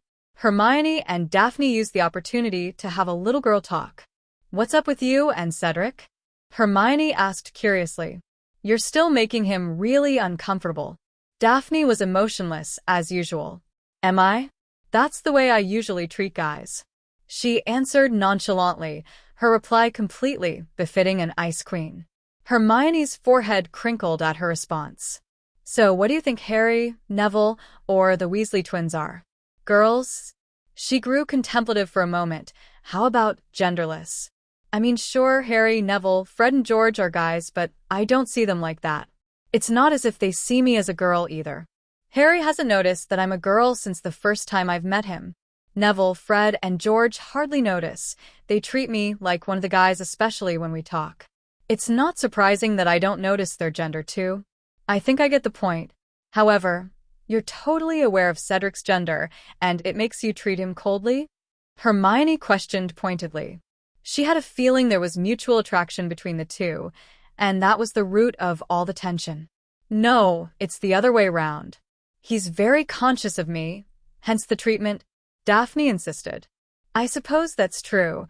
I mean, what other teenaged male in this school hasn't noticed that you're an attractive girl? Hermione continued. Daphne merely arched her eyebrows in surprise. Scratch that question. My point is that it's difficult for him to ignore that you're a girl, and a gorgeous one to boot. Are you going to continue to ignore him as long as he's infatuated with you? Yes, Daphne answered.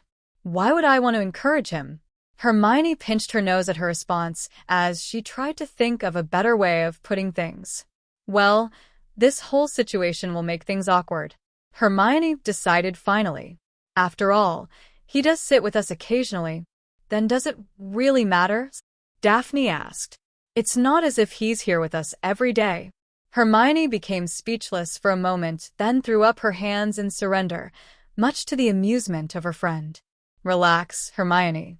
Don't tear your hair out over such minor things, Daphne answered as she smiled brightly.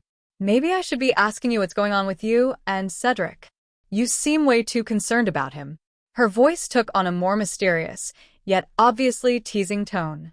Harry may be my friend, but I can keep a secret. Hermione rolled her eyes in response. Don't be silly. You know we're just friends. Hermione answered flatly. And if that's your way of trying to change the subject, it's not working, she added. I only brought it up because I noticed everyone's discomfort whenever you snub him. She chuckled at Hermione's reaction to her words. It seems that I can't wiggle out of this, can I? I will work something out with Cedric, I promise. Daphne replied. You want me to trust the words of a Slytherin? Hermione asked in faux surprise. I'm a pseudo-Gryffindor, remembers? She laughed. I'll speak to him after his practice. Anyway, how are you feeling? Is what I read true? Daphne questioned. What are you referring to exactly? Harry's awful childhood. Hermione asked before sighing. I wish I could say that it wasn't true. Anyway, I can't believe that Dumbledore had the cheek to say that it's normal for middle-class muggles to do hard labor at home. We do maintain our houses ourselves, but Harry has to do everything. I actually just learned how bad it was for him over summer holidays. He really didn't want others to know about it.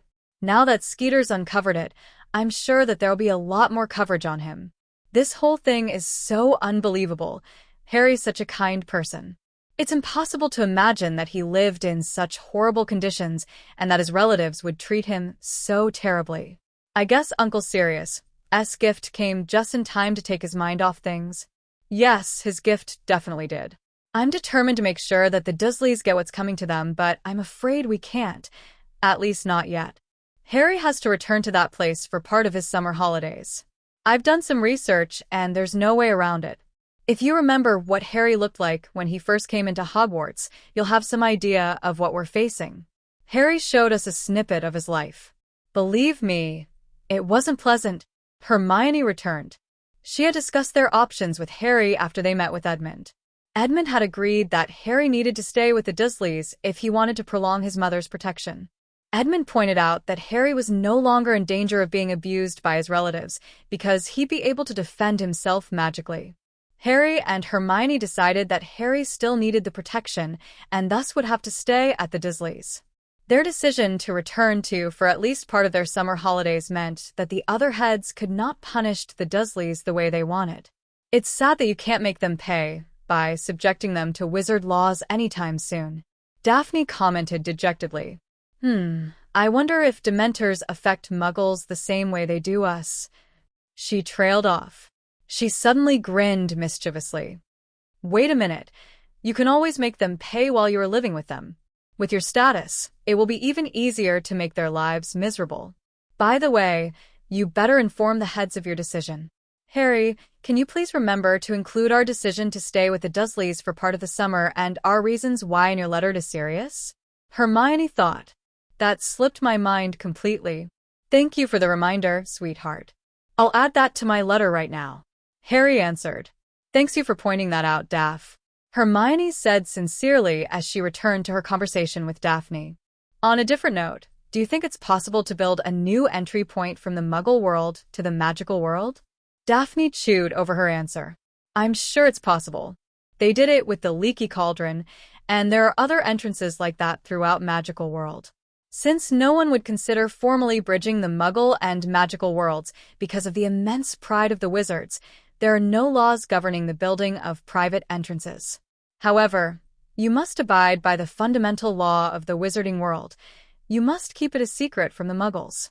Otherwise, you're safe to do as you please. Hermione brightened at her answer. That's great. I can start working on my plan. She smiled. You're going to build a private entrance? Daphne asked in astonishment. Yes, Hermione replied. We've been thinking of getting a place where we can have our Muggle entertainment like a home theater. Unfortunately, there is no electricity in the magical world, and the devices run on it. So I was thinking along the lines of either building or finding a place in the Muggle world that we can connect to the Potter Mansion magically so that it can become an extension to the house. Hermione explained. We were thinking of buying the place near my parents' house. Daphne chuckled. It sounds like an excellent idea. That way the two of you could remain in close proximity to them, yet you'd still have your own private space. So now, we just need to buy the house and start building the gateway to the Potter Mansion. Hermione grinned happily. True to her promise, Daphne was waiting patiently for Cedric at the Quidditch pitch when his training session was over. He spotted the third-year Slytherin the moment she entered the stands and wondered what she was doing there. He then realized that he was not the only one who noticed her when two of his male teammates crashed onto each other because they were too busy staring at her. The impact of the collision did not hurt them, but Cedric was tickled by the sight. He had to bite back the laughter that was erupting from him. He cleared his throat and assumed an authoritative tone befitting a captain. He shouted, "Good practice, everyone. Remember to stay focused when you're flying. That's all for today. You may return to the ground and head back to the changing room to shower. See you all later." One by one, every single Hufflepuff Quidditch player touched down and headed for the changing room. Cedric flew straight to the stand where Daphne was sitting and landed neatly next to her. "Hi, Daphne," he greeted with a warm smile. The stunning blonde turned her head to look at him. "Good evening, Cedric," she answered cordially. There was no hint of dislike in her clear blue eyes when she looked at him. His beam widened. He took an eager step towards her but halted after that. Daphne raised her eyebrows in mild astonishment at his hesitance. "I assume you want to have a word with me. Would you prefer to wait until after I've showered?" he asked as he kept his distance. He knew that he stank. "Oh yes, please go and have your shower. I'll wait for you," Daphne replied as she turned to look at him. To her amusement, his smile grew even wider. "I'll be back soon," he answered excitedly as he mounted his broom with grace that was unusual for someone so tall and sped off in the direction of the changing room. Daphne chuckled at his childlike reaction. Observing the way he conducted Quidditch practice was an eye-opener for her. He was certainly more than just the looker she'd always thought him to be. The way he interacted and led the team with ease showed his leadership abilities. It was evident that everybody on the team respected him. Opening the book she'd brought along with her, she began to read. It was only 20 minutes later when she heard footsteps approaching her. Looking up, she saw Cedric, looking more handsome than ever with his wet brown hair slicked back on his head, jogging towards her. He was only dressed in his white shirt and black school trousers. The top 3 buttons of his shirt was unbuttoned, revealing some of his lean body. Daphne was certain that her heart had skipped a beat, so she hurriedly averted her eyes from him. "I'm sorry to keep you waiting," he answered as he sat next to her. "What did you want to talk about?" Cedric questioned as he buttoned his shirt and put on his vest. "Hermione pointed out that I was treating you badly. I don't agree because this is the way I treat all you guys, but it seems to bother them. She wants us to work things out," she explained emotionlessly as she shrugged. He was rubbing the back of his neck with one of his hands as he looked at her with a sheepish expression. "My bad, I suppose?" he answered with a lopsided grin. He was happy to know that she really didn't have anything against him. Daphne turned away from him, annoyed that his boyish charm could get to her that easily. "Naturally, it'd be different if you didn't stare at me all the time," she retorted stiffly. Cedric laughed in response, earning a dirty look from her. It didn't seem to dampen his spirits. "I'm sorry," he apologized earnestly. Her stare softened a little from the sincerity of his apology. "You must know that you have that effect on guys," he continued in a light tone. His brown eyes twinkled, reflecting the mirth he felt. "But I also know that I'm not the only one who looks at you that way. Why are you so unnerved by me?" His direct question took Daphne by surprise. It was moments later when she rolled her eyes exaggeratedly. "No, I'm not," she insisted. He was about to call her a bluff when she continued. "Okay, I just don't like to be stared at like I'm an object," Daphne answered gruffly. She noticed that he had turned away from her, no doubt hiding his amusement. "Hey, what's so funny?" she demanded coolly. "I thought you'd be used to that by now. After all, you are a scion of an ancient house," he explained as he turned around to look at her. "Besides, it must be quite entertaining at times. 2 of my teammates collided in midair when they saw you enter the pitch. I'm sure that there have been many unfortunate guys who have crashed into pillars as you walked past them along the corridors." She looked at him with a blank expression on her face. "You mean you didn't notice what happened?" he asked incredulously as he laughed. "It was funny." "Well, it wouldn't have been quite as funny if they'd gotten hurt, but they weren't," he answered. "Have you seen guys walking into walls because they were staring at you?" "Far too many times," she answered as she desperately kept her face straight. It made him laugh. It's obvious that most of you don't think with your brains. She scoffed as she looked at the empty pitch. I thought Hermione asked you to make peace with me? This whole thing won't be resolved if you keep up that haughty tone, Daphne, he added in a mock somber tone. His tone caught her attention. She was relieved when she saw the playful twinkle in his eyes. How about this? We forget our initial impressions of each other and properly introduce ourselves as if it's the first time we've met. This time around, we'll spend time getting to know each other. You'll realize that I'm more than a brainless admirer, Cedric suggested. With a wide smile plastered on his face, he stood up and introduced himself. Hi, I'm Cedric Diggory. He extended his hand, offering his friendship. Daphne met his eyes for a moment. She gracefully stood up and grasped his large hand. If she cared to admit it, she would have realized that their hands fit perfectly together. Hi, I'm Daphne Greengrass. It's nice to meet you, she answered pleasantly. To her surprise, he lifted her hand to his lips and brushed his lips across her knuckles like a gentleman before releasing her hand. It's my pleasure to meet you, he returned as he did a curt bow. In an afterthought, he added teasingly, Princess. She rolled her eyes in mock annoyance, but a smile had cracked the mask. That's not helping to make new impressions, Cedric. She sat down and encouraged him to do the same. She decided to make a concentrated effort not to be so cold to him. What made you decide to join Harry's group? She inquired. There wasn't a specific reason, exactly. I mean, Harry's a great guy and Hermione is really nice too. We get along well, and I admire his courage in bridging gap between the houses. Besides, from what I've seen, he doesn't put on any airs, he's accepting of people, and it's just nice to be around him. Cedric answered thoughtfully. So, what about you? How did you meet him? Why did you decide to become his friend? It was Daphne's turn to be reflective. We met each other because of our pets. Callan, my owl, has paired up with his familiar, Hedwig. I was really surprised by his candor. When I first met him, I noticed that he grew uncomfortable around me.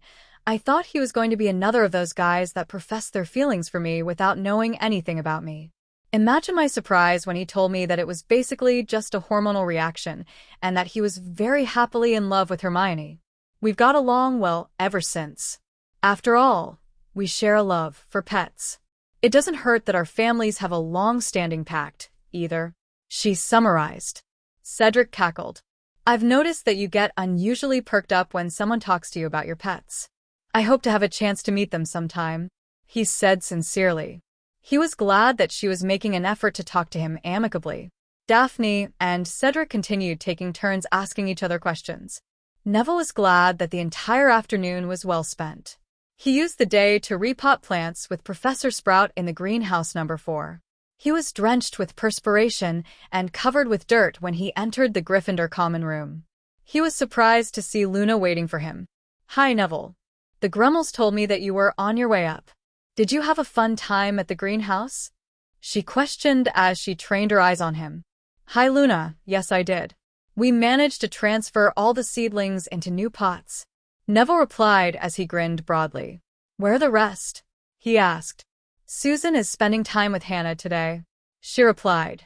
Daphne is with Cedric, and Hermione is with Harry, she answered dreamily. Daphne and Cedric? Are you sure they'll be okay alone? He asked out of concern for them.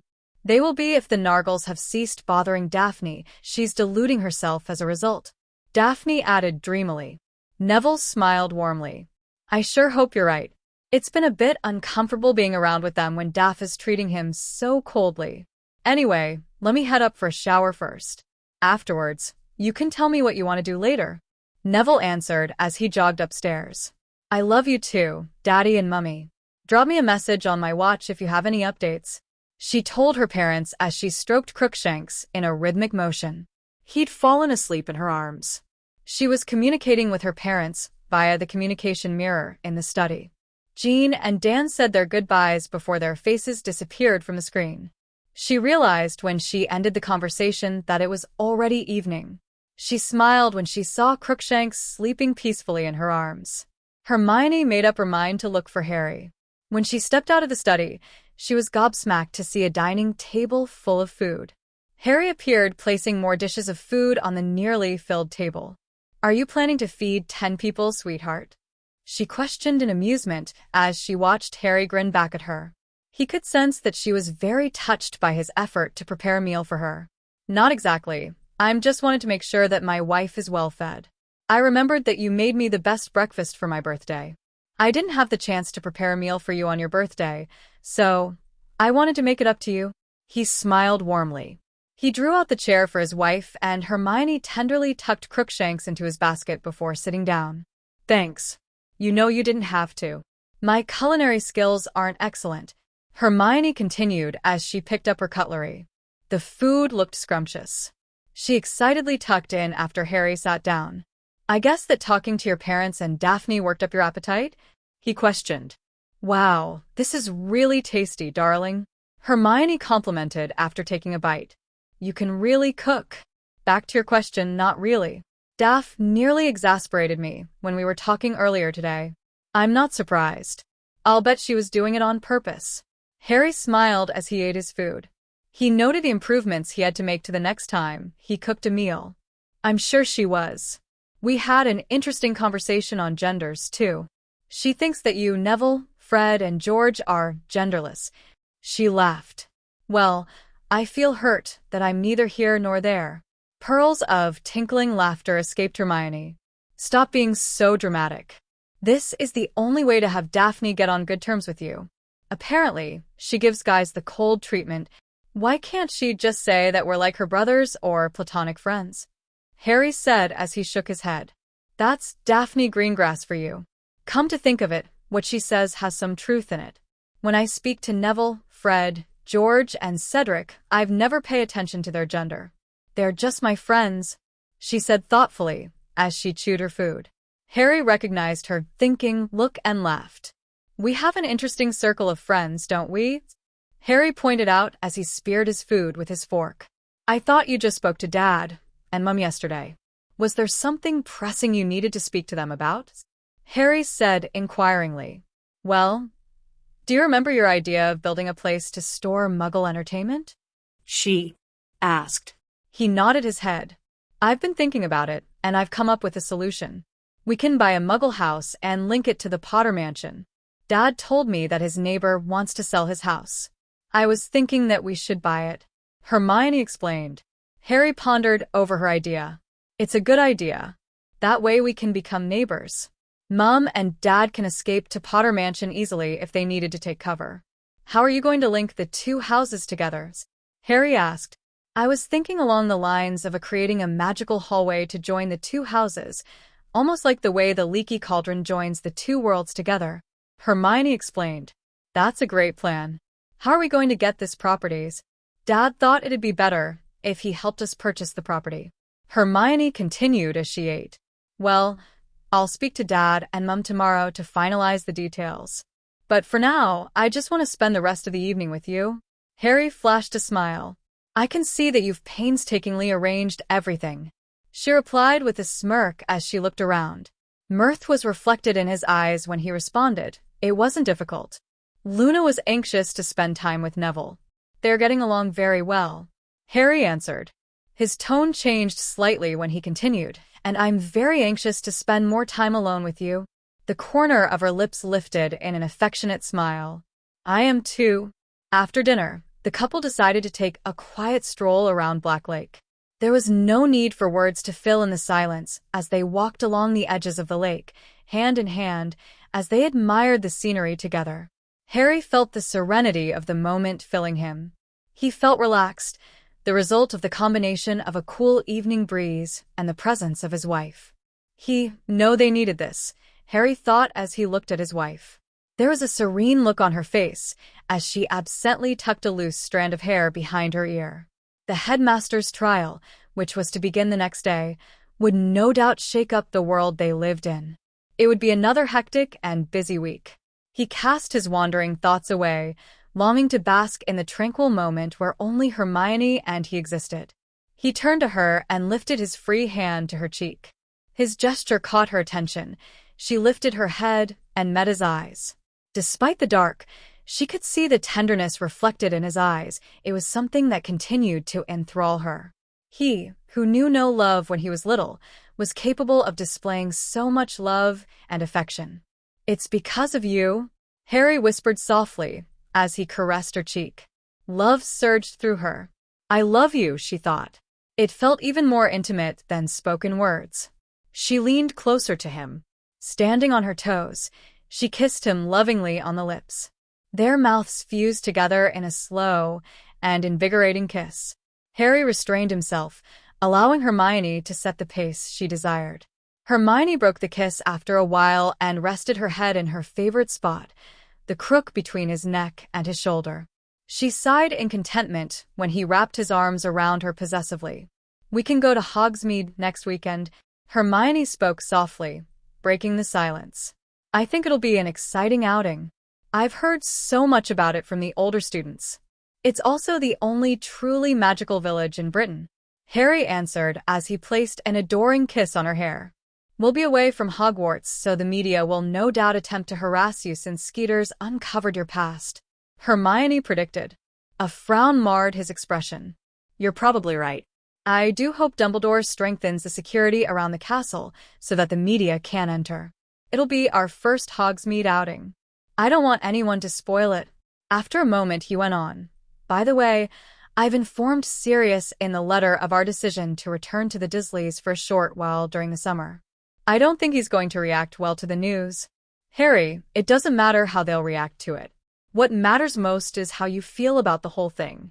Are you upset that they won't be punished yet?" Hermione questioned as she lifted her head to look at him. He considered this question seriously. "I remember the summer before we started our second year. The Dursleys made me do all the chores at the house because they were upset that they couldn't beat the magic out of me. They were terrified of me initially because they thought that I could cast a spell on them if they did anything to me. Aunt Petunia tried to hit me hard with a soapy frying pan when she realized I was only making fun of Dudley by saying that I was practicing. It never crossed their mind that I would have used magic on them if I could. Anyway, they punished me whenever I mentioned any abnormalities under their roof. Everything got worse when Uncle Vernon realized I wasn't allowed to do underage magic. They locked me up in their hope of keeping me away from Hogwarts, feeding me with only morsels 3 times a day. I thought I was never going to make to the end of the summer." He felt her arms tightened around his waist. "I've sort of gotten used to the things they used to do to squash the abnormalities out of me. I grew to be very adept in dodging blows after a while. My relatives have a medieval attitude to magic, something I can't really blame them since we guard the secrets of our world so well. Yet it doesn't justify their actions. They just didn't want to be burdened with me. I have no love for them, the same way they have no love for me. Yet, I don't want to hand them over to be judged by our laws. After all, Aunt Petunia is my mother's last surviving kin. I guess I just really want to hear a heartfelt apology from them and be treated better. Of course, I wouldn't mind doing some pranking." Harry chuckled. "Do you think they ever would?" Hermione questioned emotionally. Harry thought about his relatives. Apologize? No, they wouldn't. They hate me and refuse to learn about our world. "It's impossible," Harry answered. "As much as I would love to hex them into pieces for treating you this way, you can't declare that it's impossible until we've a go at it. We'll have the chance to try that when we return to your relative's place for summer holidays. We have non-magical parents, you know? Not all Muggles have medieval attitude to magic. We can do anything you wish, Hermione, as long as it makes you feel better." Harry smiled. "Yes, Dad and Mum are wonderful," he answered as he stroked her hair. "There was only one person who could have made my life better at the Dursleys, but he did not do a thing," he answered in a hardened tone. "I'd like to see him punished for his part in what happened to me, especially if the article was true." Hermione had noticed the change of expression when he first saw the headline of the article and understood what he meant. He'll have a lot of accounting to do for making Sirius go through hell to fulfill his own plans and denying me contact with Aunt AM and Uncle OS for his benefit. Hermione released her hold on his waist and touched his face lovingly. "I know, sweetheart, but this isn't the time to think of him. It's about us. Let's go back to our quarters," she answered as she held his hand and led him towards the castle. He followed her willingly. We can see the Gremmels this way? Neville asked curiously as he sat next to Luna. They were sitting at a window with their legs dangling dangerously outside, in an isolated tower of Hogwarts. Luna was waiting patiently. Yes, she answered calmly as she turned to look at him. Most people don't see them mainly because they are too busy to notice their surroundings. Besides, you can only interact with them if you believe you can. Well, the fact that they told you about my parents makes it difficult not to believe their existence. He beamed. Luna smiled warmly in return before turning to search the sky. Neville couldn't help but notice how blue her eyes were despite the dark. There was a glow in her eyes as she searched the sky with great anticipation. Luna was really very pretty if anyone cared to look at her the way he was looking at her now. His thoughts were disrupted when she excitedly said, "There. Look over there." She pointed. He had to strain his eyes to see what she was pointing to. After a while, he noticed a glowing orange speck of dust. It did not look like the other stars. He took a closer look and realized that it was moving towards them. It was no bigger than a beetle, but it was glowing like a fairy. "Hello," greeted Luna warmly. "This is my friend, Neville Longbottom." Neville, thinking it was impolite not to talk, said, "Hello?" To his surprise, he heard a light voice. "Hi, Neville. I was wondering when I'd finally get to meet you." More Gremmels soon joined them after a while, lighting the place up like strings of Christmas lights. It was a bizarre and strange encounter, but Neville felt at ease sharing this special secret with Luna. It was a little past curfew when they crept back into the Gryffindor common room. "Thanks for bringing me to see the Gremmels," Neville began as they stood in the middle of the two stairways. "It's my pleasure." She smiled. "They like company," she continued dreamily. "I can see that." Neville grinned as he rubbed the back of his neck nervously. "Good night, Luna. I'll see you tomorrow," he concluded with a smile. "Good night, Neville," she answered. They parted ways with beams plastered on their faces. They had no doubt that they would sleep more soundly that night. It was the morning of the hearing. Harry took his mind off the matter by spending some time mediating with Neville after their run. The Weasley twins, Susan, Daphne, and Neville had decided to join them in their morning run around Black Lake. Since it was the Weasley twins' first time on the run, they had to take it slowly. Harry did not even break a sweat after the run, so he volunteered to help Neville with his occlumency lessons. A short while after, a letter from the Ministry found him. It was then that he discovered that he would have to attend the hearing too. In a courtroom in the dark dungeon under the Ministry of Magic, the highly anticipated court hearing was about to begin.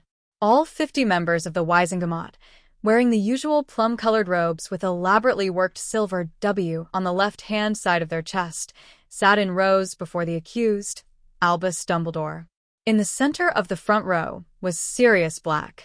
There was a grim expression on his face as he looked upon his former ally.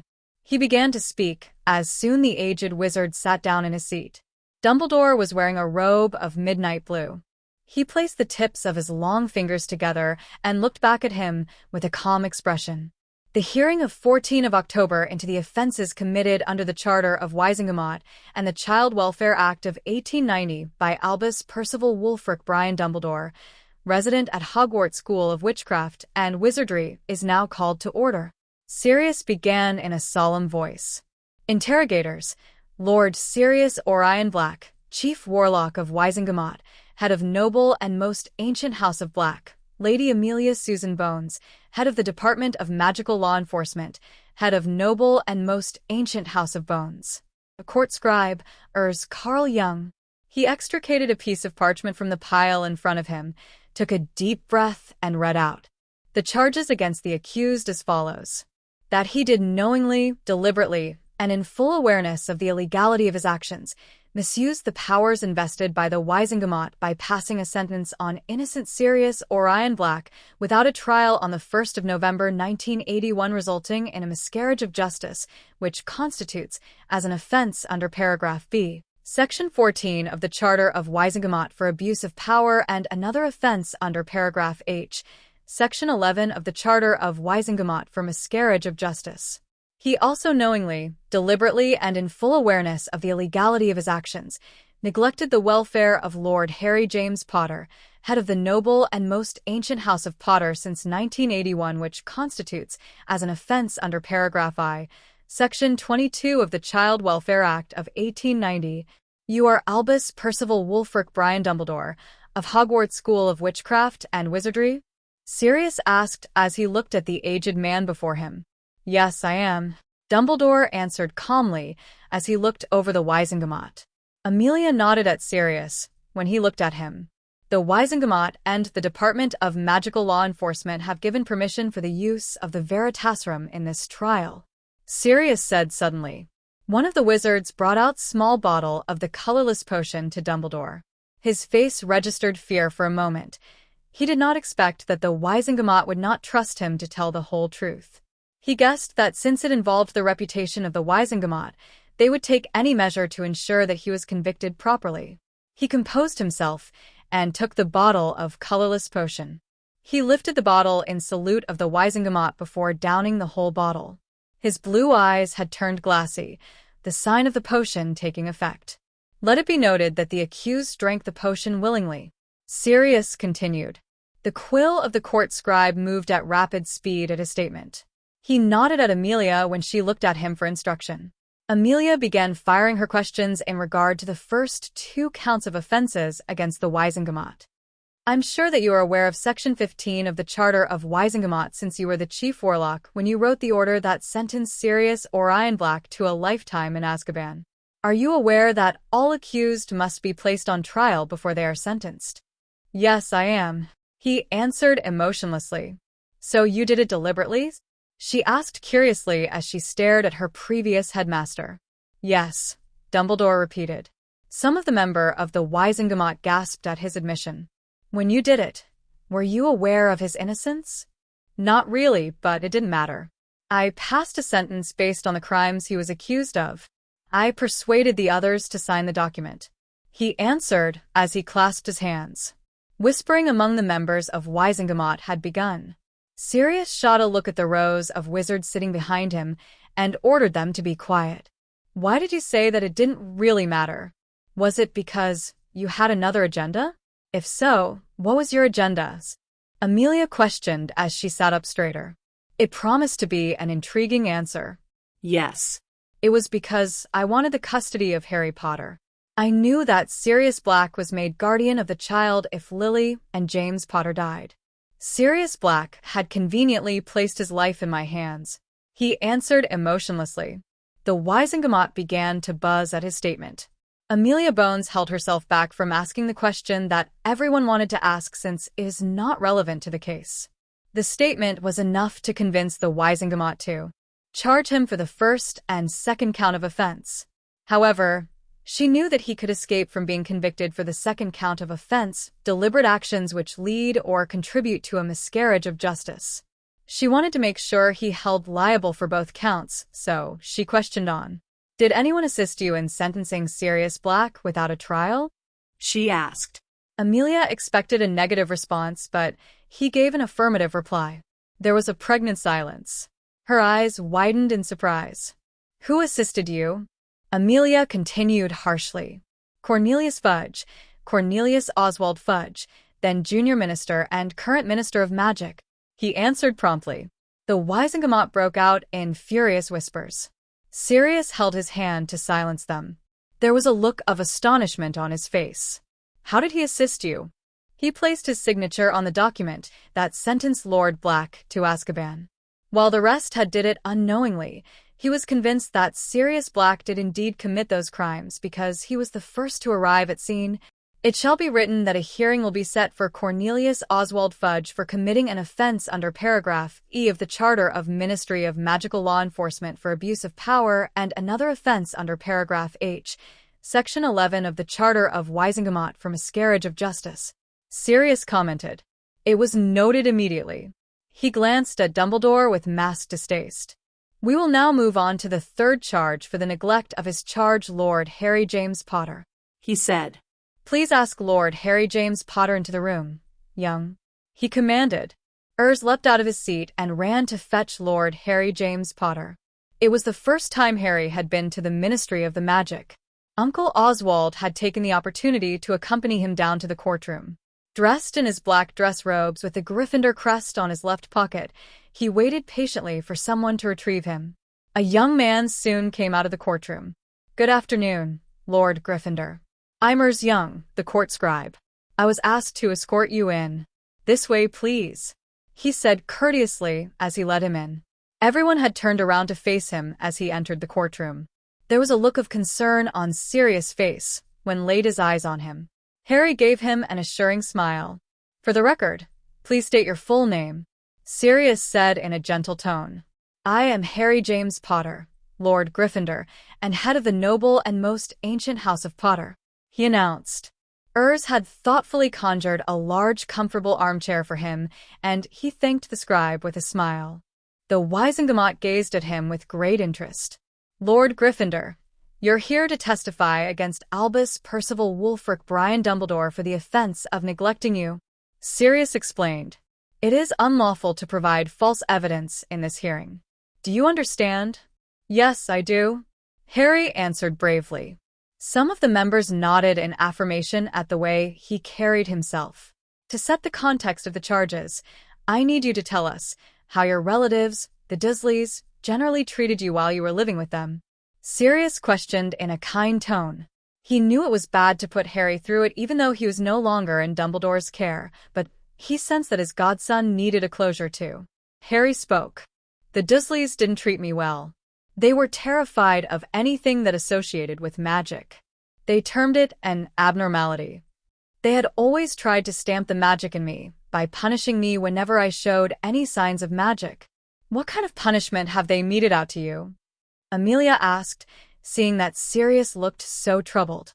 "When I was younger, they usually beat me or locked me in the cupboard under the stairs for long periods of time without letting me out," Harry answered. "Not even to go to the toilet? Did they give you food?" She continued. "No, not even to go to the toilet. They didn't feed me during those periods," Harry answered. The Wizengamot grew quiet at his answer. How long would those periods last? A week or more? It's really hard to pay attention to time when you're locked up in a small area with nothing but thin bedding, Harry answered. "What can be considered a normal day when you were 8? I would wake up to prepare breakfast for everyone. I would then walk to school. I'd usually spend my time hiding so that my cousin and his friends couldn't find me in their Harry hunt. I'd have my lessons. After school, I'd head home to finish the housework," Harry described. "What happened if your cousin and your friends found you in their Harry hunt?" "They'd beat me up," Harry replied simply. "This happened through your growing years, and no one stopped him? You didn't have friends then?" Amelia asked in surprise. "Well, no adults believed me. My cousin could do no wrong in my aunt and uncle's eyes. Besides, they've convinced the other adults that I was a hopeless case. Yes, no parents would want their kids to associate with me even if the kids were brave enough to incur the wrath of my cousin," Harry continued. After just a few questions, Harry emotionlessly painted an ugly picture of a young boy who was isolated from everyone because of his relatives and was constantly mistreated and abused simply because he had no parents to protect him.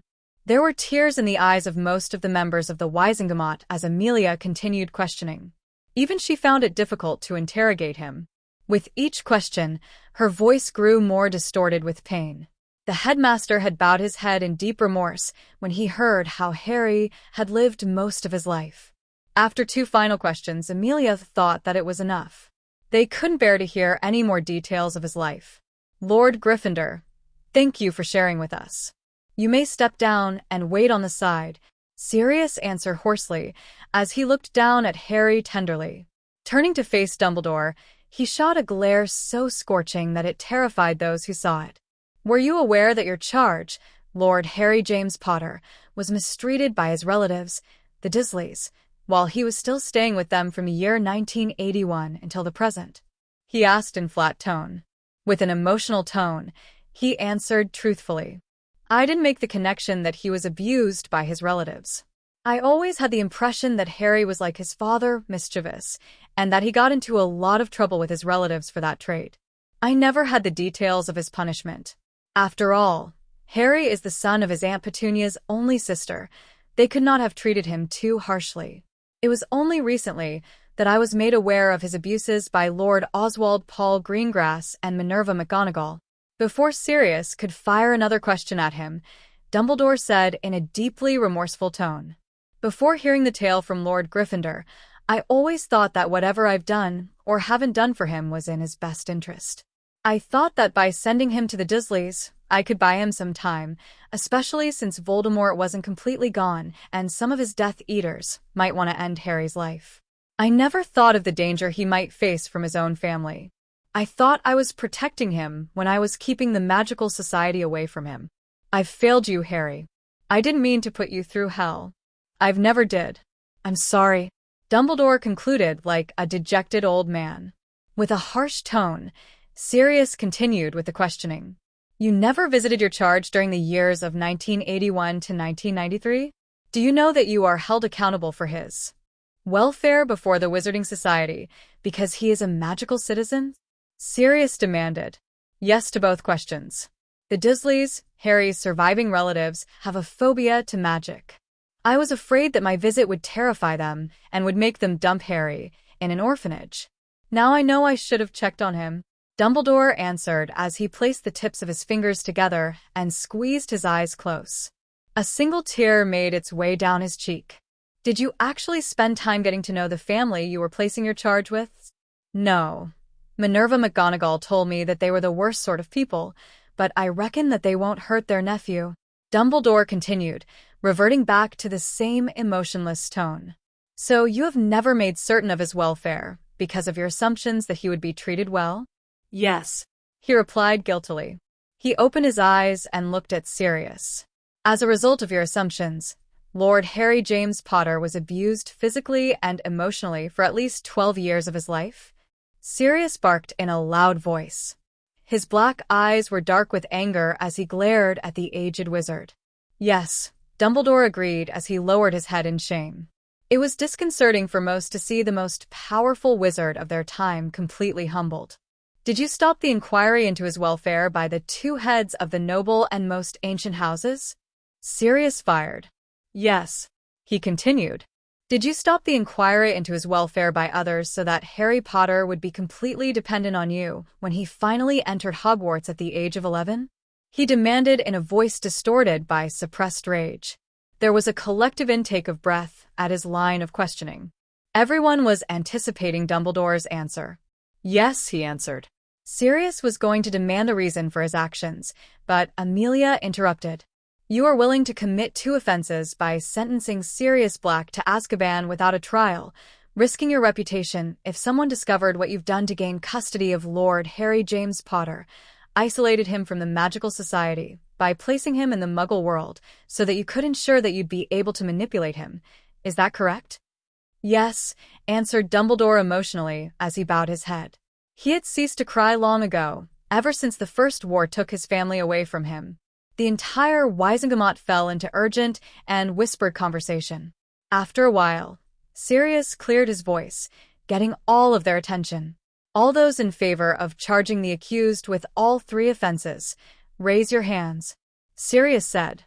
Almost all of them had raised their hands in favor of charging him. "All in favor of clearing all charges?" he questioned. None of them had raised their hands. "Albus Percival Wulfric Brian Dumbledore, you are hereby convicted with all 3 offenses," he declared. "The hearing will be adjourned till the Wizengamot can compound your charges." "Dismiss," Sirius concluded as he stood up and walked to the meeting room at the back of the courtroom. He was followed by every single member of the Wizengamot. The mental trap sprung up to strap Dumbledore onto his chair as 2 Aurors flanked his sides. After a much-heated discussion in the meeting room, they all decided on a suitable punishment for Albus Dumbledore. It was pointless to place him in Azkaban because it wouldn't serve any purpose. They decided that because of the contributions he's made to society in the past, his age, and his contrition, they placed him in a position where he could redeem himself. The Wizengamot filed out of the meeting room into the courtroom. Sirius stood up to deliver the verdict. "The Wizengamot hereby charges you for all 3 offenses. In light of your achievements, your age, and your attitude, we have sentenced you to 13 years of community involvement as a counselor. You will help to tend to magical children who come from abusive families. You are hereby stripped of all your positions within any organization. You will also serve both Lord Sirius Black and Lord Gryffindor for the next 13 years. Each year, they will write a report on your performance, and should you persist in manipulating their lives again, you'll be sentenced to 13 years in Azkaban. This is a light punishment, taking account of all the offenses you've committed. The Wisengamot has handed you this punishment to give you the opportunity to truly redeem yourself. There will be no second chances from this point, he concluded, looking at the aged wizard. Thank you, Dumbledore answered as he bowed. Harry thought it was better that Dumbledore was punished that way. He could effectively contribute to the society while he served his sentence. Lord Greengrass took him straight back to school after the hearing was adjourned so he could attend the rest of the day's lessons. The Board of Governors immediately called for an emergency meeting upon hearing the results of the hearing. They did not want the disgraced headmaster to continue his term. Lady Bones had joined Lord Greengrass in the private sitting room. I believe that Dumbledore should stay at Hogwarts, Lord Greengrass said quietly. As much as I would love to put him through living hell for what he has subjected Harry to, I believe it is beneficial for the society that he still remains in the school. Why, OS? Is there a particular reason? Lady Bones questioned in bafflement. The tale of Tom's death is false. He's around somewhere, waiting to find a way to make a comeback. You know that Voldemort is terrified of Dumbledore. According to Harry, who met him during the first year, he only made his move when Dumbledore was away from Hogwarts. In other words, if Dumbledore leaves this place, there will be no one deterring Voldemort from attacking the place, if Harry is indeed his target. You know that he'd do it since he's already attempted to do one before, 2 years ago. Lord Greengrass explained as he scratched his chin. I hate to say that we have to keep him, but it's the only choice. Do we really need to keep him here? She questioned. Can you entrust Daphne or Astoria to him after realizing what kind of person he is? I know I can't entrust Susan to him. I can't hand over my niece to a person who cares too much about his greater good without a thought about the well-being of his students. I agree the tactic is useful during war, but this is a teaching institute. I don't want him to have an influence on the children, Lady Bones argued. How about demoting him? He could always use that experience and knowledge to teach. We could propose that Professor McGonagall be promoted to headmistress, he recommended. Promoting McGonagall? It's a good idea. She really cares for the students. So you're actually proposing a swap of positions. Exactly. It would solve some of our problems. In the past, I wouldn't have thought it a good decision since she was under his thumb, but I think she's learned not to put too much trust in him. She refused to believe anything he said after the expose was published in the newspaper. He smiled as he stood up. Let's propose it to the board. Lady Bones followed him to the larger room where the meeting of the Board of Governors was held. Good afternoon, ladies and gentlemen. Lord Greengrass began, as he addressed the school board.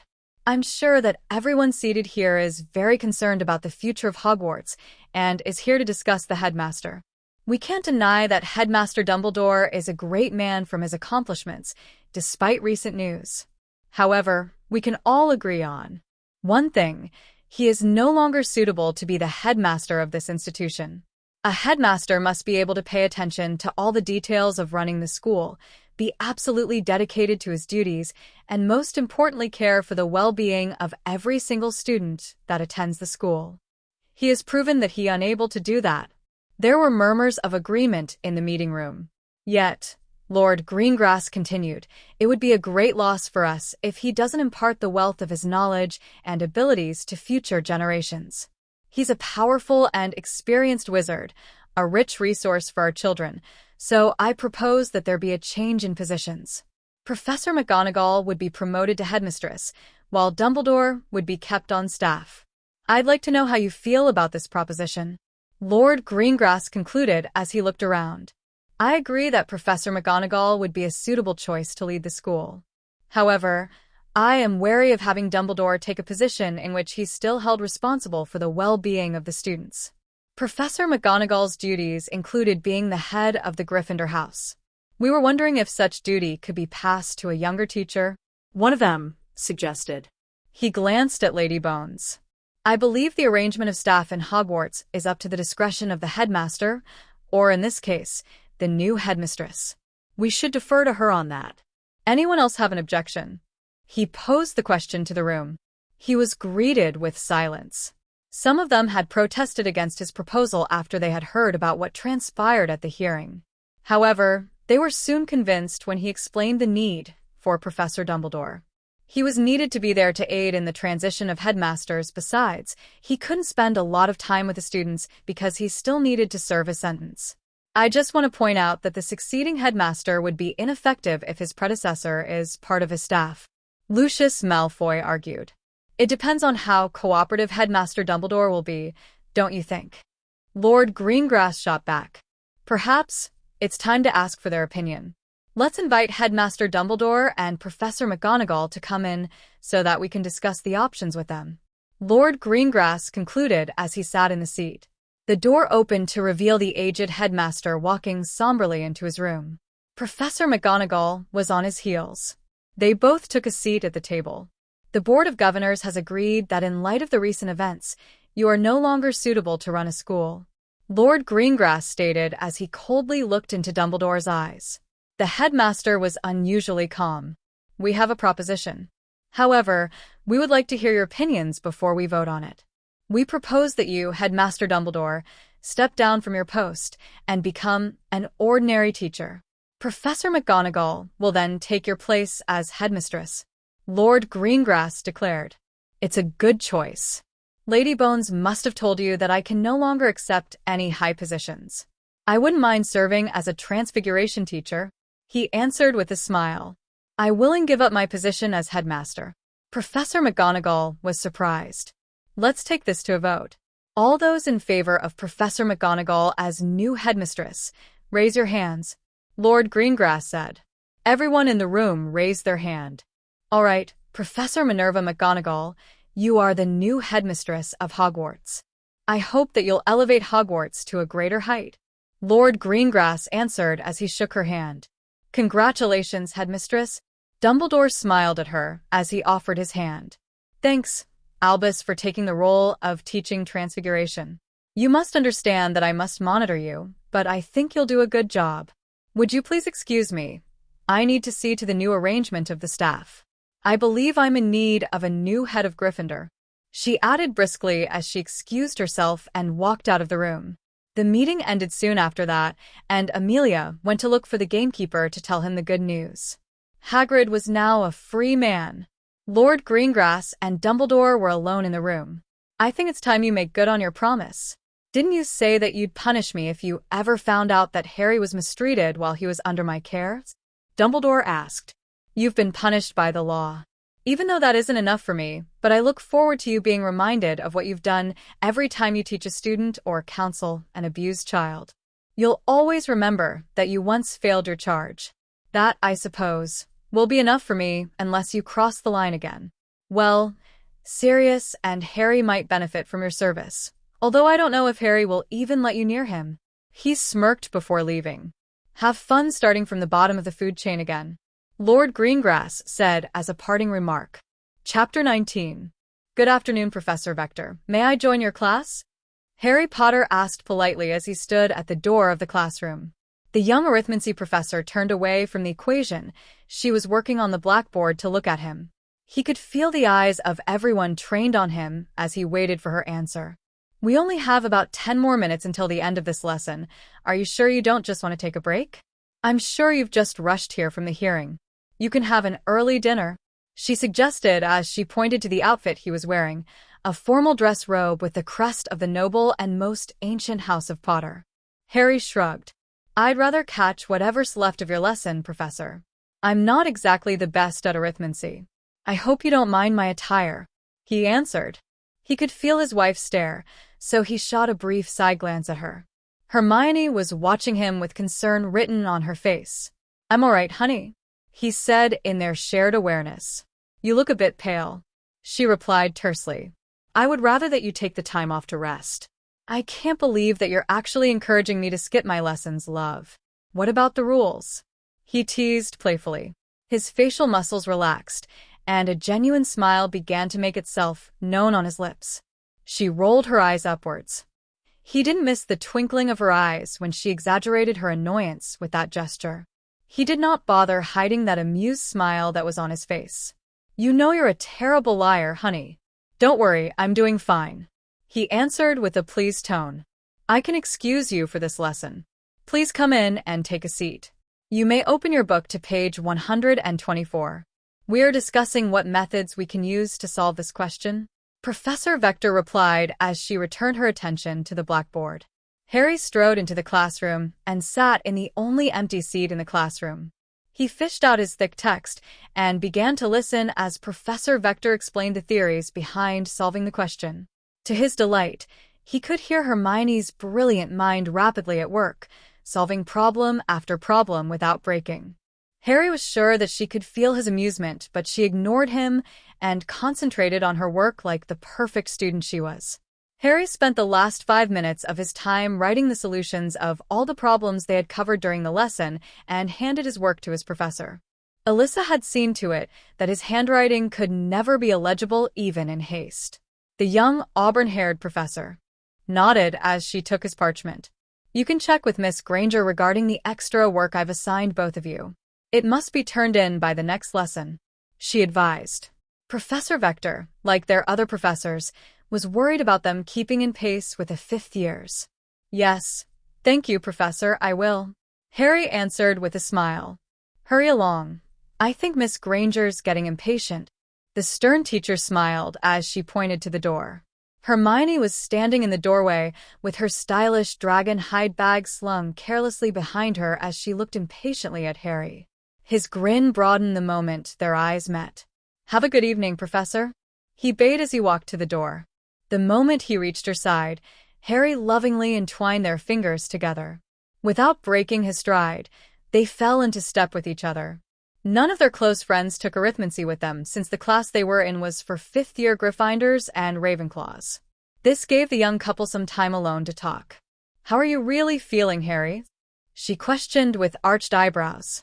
"I'm really okay," he assured with a smile. Aunt A.M. tried her best to make the experience as easy as possible. Sirius was upset throughout the whole trial. He was a sight to behold, though. He really filled the role of interim chief warlock of Wizengamot very well. Harry went on. He recognized where she was leading him. It looked like they weren't heading down to the dining hall for dinner just yet, but were making their way towards the Gryffindor Tower instead. It must have been difficult, nonetheless, she concluded pointedly as she studied his facial expression in great detail. The intensity of her gaze made him lift her hands and brush his lips across them lightly. Yes, it was hard not to be a bit unsettled when about 50 people are looking at you. Anyway, Dumbledore broke down. Harry answered, as his eyes grew distant. He gathered his thoughts and continued. He couldn't lie since he was testifying under the influence of Veritaserum.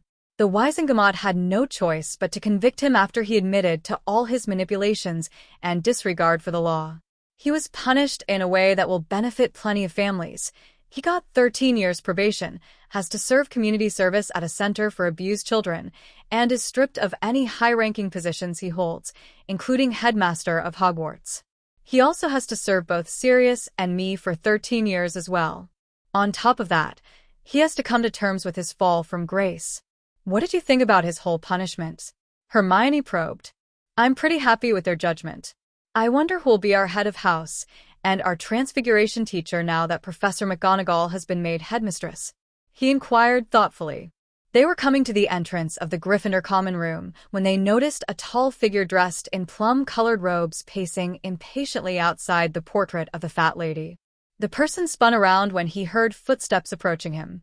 Sirius Black's face had a look of relief at the sight of the two teenagers. Harry, he said hoarsely as he moved towards them.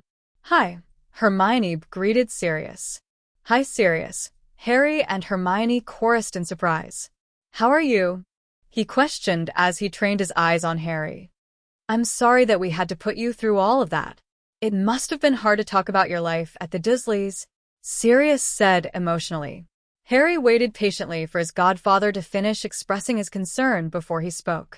It was unnerving to speak to so many people about something so personal. Strangely, I felt lighter here. He placed a hand on his heart to emphasize his meaning. As I spoke, I feel as if I've closed a chapter of my life properly. When I married Hermione, I was freed from the custody of my relatives and I knew my life would change. But it was only at that moment, when I was recounting my past, that I realized that the abuse was truly over and I could finally put it all behind me. He answered. He scrunched his face in confusion. I don't know if that even makes sense, but that's how I feel. It's truly over. We'll never allow anything like that to happen to you again. Which reminds me of your decision in regard of your stay at your relatives. I don't think you should return there for your summer holidays. Sirius drew his eyebrows into a line. Sirius, I've already explained why I have to go back. Besides, Hermione will be with me, and I can use magic to protect myself. He protested. Anyway, I'm only planning to stay for a short period of time. Why don't we talk inside? He turned and gave the password to the fat lady, who revealed the entrance for them to walk through. The young couple led directly to their quarters. Crookshanks greeted them at the door by rubbing himself affectionately against their legs. Hermione picked him up and led Sirius into their sitting room. I can't believe that you two have your own quarters. This is amazing, he exclaimed excitedly as he sat in one of the large armchairs. Dobby appeared suddenly and asked them if they wanted some refreshments. It's one of the many benefits of being married, Harry, with a satisfied smile on his lips, replied after Dobby left. Naturally, you're one lucky boy to have already found someone you're so compatible with, he grumbled under his breath. It seems to run in your blood. Your dad found your mom pretty early on. Harry laughed gently as he wrapped one of his arms around Hermione and lovingly pecked her on the cheek. I won't deny that I am. Anyway, you seem to be very friendly with Anne AM these days. What's going on with you two? Harry probed teasingly. Dobby appeared again and handed a drink to Sirius before disappearing again. I don't believe that's any of your concern, pup, he answered after taking a sip. Don't you need to change? Sirius questioned, effectively changing the subject. Laughing to himself that Sirius avoided the question entirely and satisfied that his godfather was comfortable, he replied, Yes, I need to get out of these formal robes. If you have any questions, you can ask Wane. She can catch you up on everything. Harry headed to the bedroom. Sirius and Hermione made sure that they were really alone before speaking. Thank you for coming to me. I didn't want you to have to buy him a new broom. It was something that I could do for Harry since I haven't been able to be a godfather to him for such a long time, Sirius said as his face broke into a smile. No, I should be thanking you, Sirius. Harry was so happy after he received your gift. Besides, I definitely needed help if I was going to select a broom. You saved us both some trouble by buying it already, she replied as she gave Crookshanks a cat treat. Thank you. You're the best, he replied in an excited tone as he munched on the treat. Why did you agree to allow Harry stay at his relative's place? He asked curiously, giving her a probing stare. He's obviously told you about his past, and you don't look like the kind of girl who'd follow Harry's decisions blindly. From their brief initial meeting, he was convinced that Hermione had a mind of her own. His last statement sounded almost like an accusation, but it didn't upset her. She drew a breath and released it slowly before she replied. Yes, I know all about what they've done to him. It took a while for him to tell me everything. Believe me, I wish I could have the chance to use them as targets for some hexing practice. The threat never sounded more dangerous than when spoken calmly. He needs to stay at his relative's place to renew his mum's blood protection. Harry doesn't really want to retaliate against his relatives to honor his mum.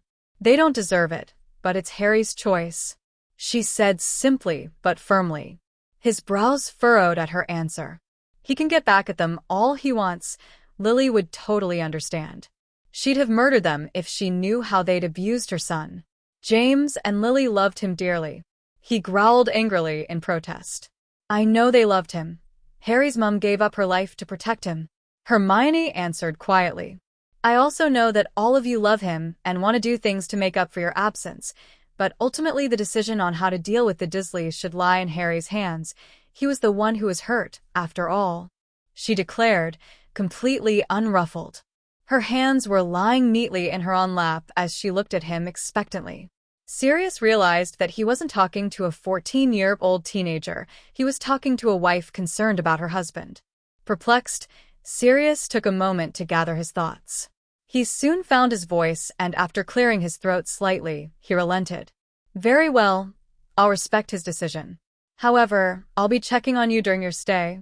Will you have the time to do that after what happened with today's hearing? I heard that you did a marvelous job. Hermione replied in relief. I'm surprised that you're not in your office completing paperwork. I'll be heading there soon. I just wanted to check on Harry first.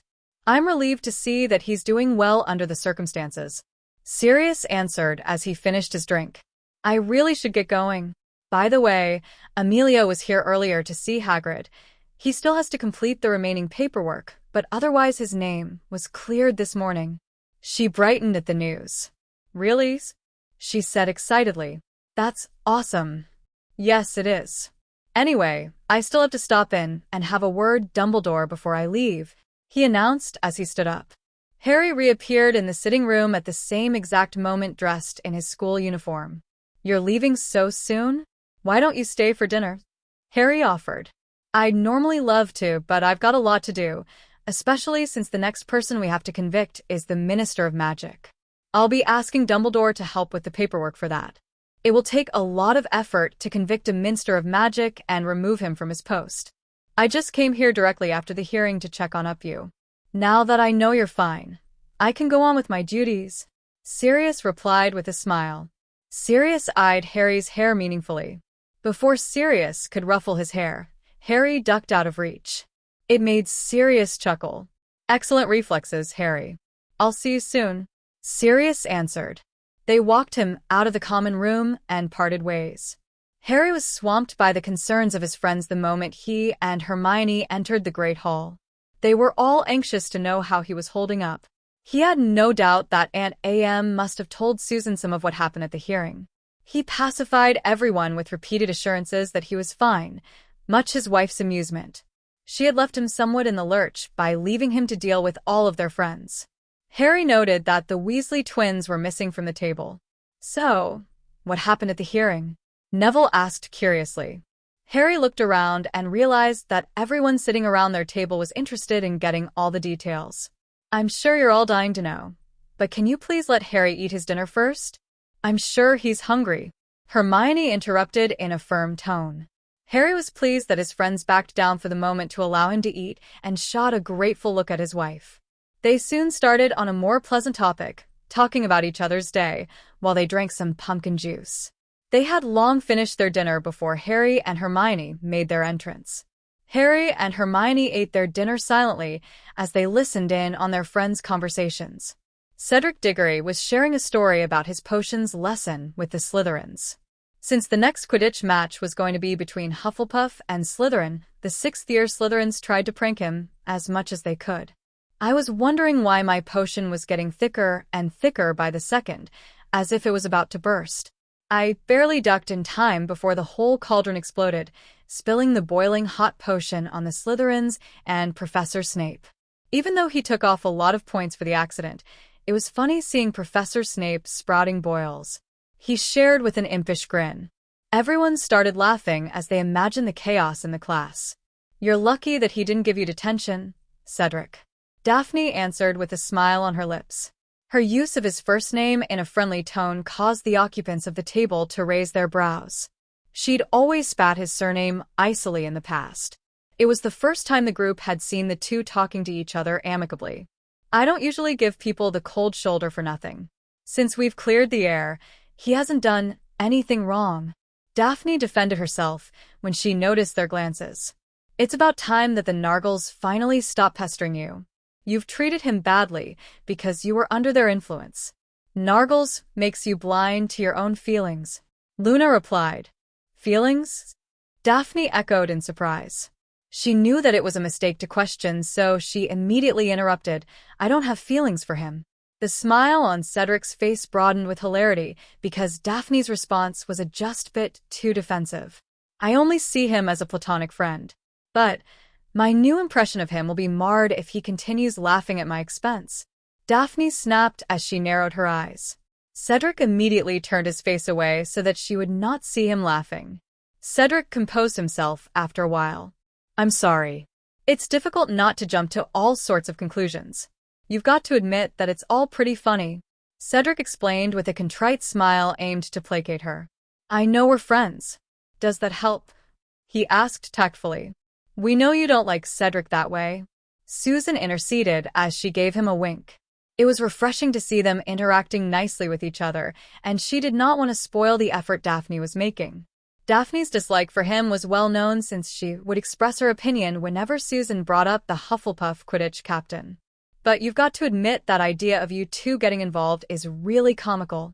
Daphne eyed her friend with a glare that made her shut her mouth. Daph, what other feelings did you think I was talking about? Luna questioned in bafflement. A hush fell over the table. When the phrase having feelings is used, it's usually referring to that kind of feelings that Harry and Hermione have for each other. Daphne explained. A look of comprehension crossed Luna's face briefly. Oh, I'm sorry for the confusion, she answered. It's all right, answered Cedric, who was sitting beside her. Lowering her voice so that only Cedric could hear her, Luna responded, I hoped you aren't too disappointed. Those feelings take time to grow. Cedric blinked continuously as her words sank in. His mouth ran dry. Why would I? He stammered. He stopped in mid-sentence since he knew from the look on Luna's face that it was fruitless to even try to deny it. How did you know? He whispered as he looked around. Furtively, as if afraid of letting their other friends into the secret. Their other friends were too engrossed in the new conversation to pay attention to what they were talking about. It's obvious from the way you look at her when she isn't paying attention. Luna smiled at him. Cedric rubbed the back of his neck as he glanced at her awkwardly. I'm not supposed to stare at her anymore. It's part of our agreement to be friendly to each other. Well, really, it's so she'd be friendlier to me. Cedric muttered under his breath, which made Luna laugh. The tinkling sound of laughter caught the attention of everyone at the table. The group was watching them with curious but bemused expressions on their faces. Cedric changed the subject and asked about the hearing, seeing that Hermione and Harry had finished their meal. Before they could get an answer from Harry, the sight of the Weasley twins sneaking to their table surprised them and promptly pushed the matter to the back of their minds. Where have you been? Harry inquired, clearly intrigued because he knew that the two were up to something from the victorious smirks plastered on their faces. We've been preparing for some dinner entertainment. We've finally finished it this afternoon, one of the twins answered proudly. Hermione arched her brows in response. Dinner entertainment? She echoed as she stared at the staff table. The entranced of their aged headmaster had silenced the hall. It was his last day as headmaster, though most had not heard the news. Everyone at their table sat back to watch the show. Albus Dumbledore walked tiredly to the seat in the middle of the staff table. Lines of weariness were etched on his face as he slumped into his large chair. He'd completed most of the paperwork needed to begin the trial of the Minister of Magic. By the next day, he was sure he'd lose another important ally. He glanced around the table and saw that most of the staff eyed at him suspiciously. They were furious with him for betraying their trust. He let out a sigh. He had just met with Sirius Black, the interim chief warlock of Wizengamot. He made him make an unbreakable vow to stop manipulating Harry Potter. He had also given him details about the service center he was going to work in. It was going to be tough. The center was particularly famous for having a lack of staff to run the program. He saw the irony of his sentence. The man who once had the power to decide the fates of both Sirius Black and Harry Potter was now forced not only to serve them, but to allow them to decide his own fate. Casting the thoughts aside, he sipped a bit from his goblet of pumpkin juice. A strange feeling came over him, and he couldn't determine the reason. Reaching out to take his goblet, he realized that his pale, wrinkly skin was turning a strange shade of orange. Headmaster Dumbledore stalled in his seat for a moment as the rest of his skin turned orange. He had begun to expand in size, much to the amusement of the entire school. The lean headmaster swelled up in size until he was roughly the shape of a large ball and began to float. Everyone started howling with laughter at the sight of their headmaster. If it were not for his silver beard and his half-moon spectacles, most would have mistaken him for a large pumpkin. Headmaster Dumbledore was the picture of a hot air balloon, save the basket, with his silver beard trailing down, looking like a silver rope ladder. I was so hoping that he'd eat the dishes with beef first so that he'd transform into a cow. One of the twins began in a disappointed tone. He would have looked like a majestic cow with that silver beard. The other continued. The hall burst into another round of laughter when they saw Professor Flitwick grabbing the ends of his silver beard to anchor him to the table lest he float away. Then, without a warning, he reduced in size like a deflated balloon with a loud pop sound as he hit one of the torches decorating the gray castle walls. He collapsed onto the diminutive professor. Dumbledore sheepishly apologized to his colleague as he stood up. The color of his skin had changed back to his original color. The headmaster didn't seem to be too upset, since he knew he deserved to be pranked. He got back into his seat, avoided drinking anything, and started on his food. He got the second surprise of the day when he started to sprout brown feathers. The skin of his lips grew hard as it transformed into a beak. Before their eyes, he was transformed into a chicken. It was a half-transformation. He kept most of his facial features. The small chicken looked ridiculous with a long silvery beard that trailed along the table like a carpet. The entire hall trembled with sudden loud guffaws at the sight of the headmaster. Dumbledore rushed out as fast as his new physique would allow, which was about as fast as a man taking a leisure stroll. The last thing the students saw was the long silvery beard trailing behind the brown chicken running out from the hall. "How long will those effects last?" Harry asked, with mirth in his eyes as he turned to look at the twins. "Oh, just for one night. He allowed you go without food for longer periods than that. He should try going without food and water for one day." The Weasley twins answered with an evil smile. "Our esteemed headmaster is going to remain like a chicken until the next morning, or when he eats something else." Harry shook his head in amusement. "I must remember never to cross you," he answered as he grinned. Cedric good-naturedly slapped the twins on the back for the good work done. Professor McGonagall was giving them a condescending look. She knew exactly who the culprits of the prank were, but the slight lift of her lips made them expel a breath of relief. She did not want to pursue the matter, because she felt it was well-deserved. Harry flashed a smile of gratitude. The smile on her face grew slightly. "How did things go at the hearing?" the Weasley twins questioned, bringing the matter back to the forefront. Harry glanced around their table and observed that everyone seemed to be paying attention to him. "Let's find a secure place to talk, and I'll show you what happened at the hearing," Harry answered as he stood up. "I have an idea where we can go," he suggested as his lips lifted slightly in a smile. He helped Hermione up and made his way out of the hall, his circle of friends following closely behind. They quietly left the castle and were soon headed down the path towards the Forbidden Forest.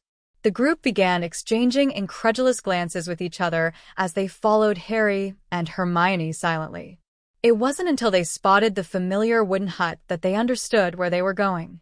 The friendship Harry had with Hagrid was well known, and it was no surprise that he would want to meet with him. Aunt A.M. should have finished his paperwork by now. Harry began before explaining Hagrid's situation to the group. Hagrid was expelled from Hogwarts and had his wand snapped many years ago by mistake. Someone framed him for the murder of a girl, the ghost you now know as Moaning Myrtle. He was completely innocent of all charges. Anyway, I was told that Aunt A.M. was able to clear his name today. Harry concluded with a beam, stirring great excitement among his friends. "Excellent news, don't you think?" Harry stated as the smile lingered on his face. The sound of Fawn's thrilled, welcoming barks could be heard as they approached the hut. The door was immediately flung open, revealing an overjoyed Hagrid. Tears of joy were flowing from his eyes as his eyes fell upon his guests. Hermione. Lady Bones just left. "I'm free," he shouted in elation as he grabbed Harry and gave him a bone-crushing hug. Harry was sure that if there were enough space, Hagrid would have spun him around in sheer bliss. "Hagrid, it's wonderful news, but you've got to put Harry down. Please don't break his bones." Hermione smiled indulgently. Hagrid placed Harry back on his feet as he ushered all of them inside. Hagrid cheerfully made tea for all of them. "I knew both of you, Cowl, do I?" said Hagrid as he handed each of the students a mug of tea. "Yes, we promised we would, didn't we?"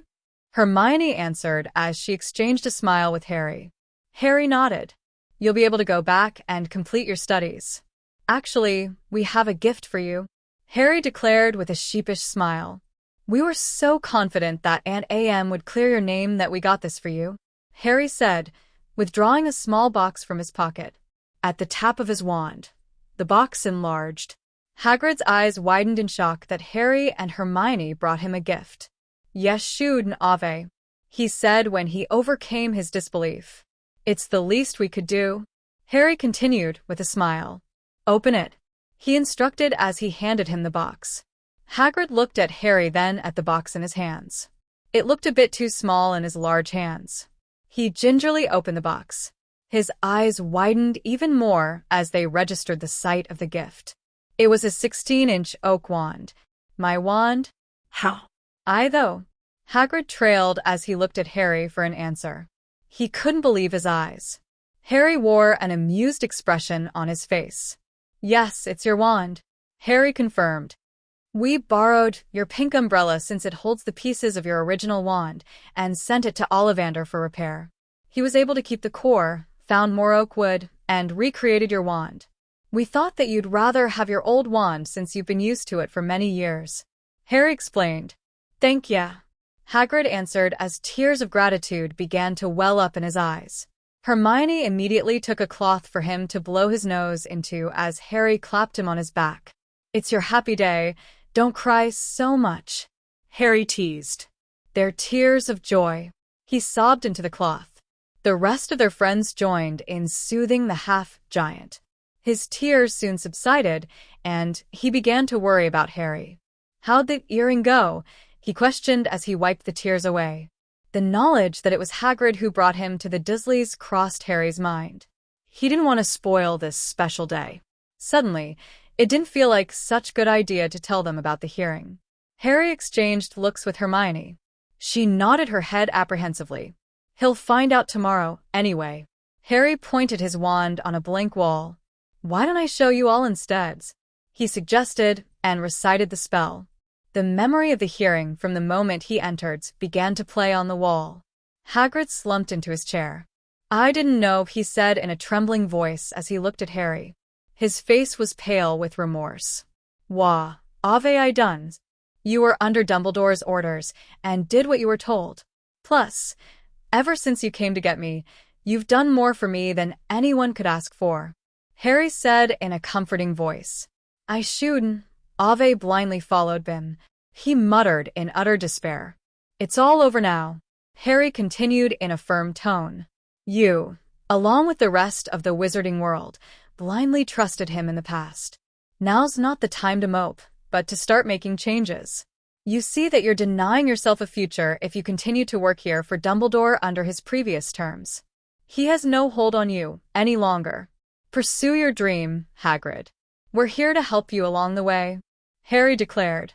The rest of them nodded enthusiastically. I don't know. I'm no trained. This is all I've known, he stammered as he tried to think of excuses. We're here for you. We can provide you a home, food, and a proper education to repay you for all the things you've done for me. I'm sure Charles wouldn't mind coaching you on how to carry yourself well in society, Harry persuaded. Seeing Hermione and Harry's determination, he resigned himself to his fate and decided to allow them to call the shots. The news of the changes to the Hogwarts staff did not come as a surprise to all after reading the morning paper on the hearing the day before. The hall burst into a deafening applause when McGonagall was announced as the new headmistress. The Slytherins, with grim faces, half-heartedly clapped. They knew it signified the end of Professor Snape's favoritism. In her opening speech, she informed the student body of the change of positions on the staff. Professor Septima Vector was made head of Gryffindor. Professor Flitwick was made the new deputy headmaster. Hagrid would be quitting from his job as grounds and gamekeeper and was taking a leave from teaching care of magical creatures for a year in order to complete his studies. Professor Grubbyplank was taking over his position in the interim. Professor Dumbledore was filling the Transfiguration post. The students were dismayed that he would still be teaching them. Everyone had read the papers that morning and knew of his disgrace. They jeered when Dumbledore stood up to acknowledge the post. Professor McGonagall held up her hand, and the hall became silent. Make no mistake that I'll be paying close attention to everything that is happening around the school. I will not hesitate to punish any student or teacher who encourages rivalry between houses by, for instance, overly favoring one house above another. She shot a glance at Professor Snape. Feel free to speak to me about anything at all if you're afraid of going to your head of the house. This is a school. I want this institution to be an environment conducive for learning, she concluded in a firm tone. The hall erupted into a round of polite applause when she settled back into her seat. Harry and Hermione made their way early to their first class, Transfiguration, so that they could speak to Dumbledore privately. The ex-headmaster was flipping through the lesson plan written by Professor McGonagall when they knocked on his office door. Good morning, Harry and Hermione.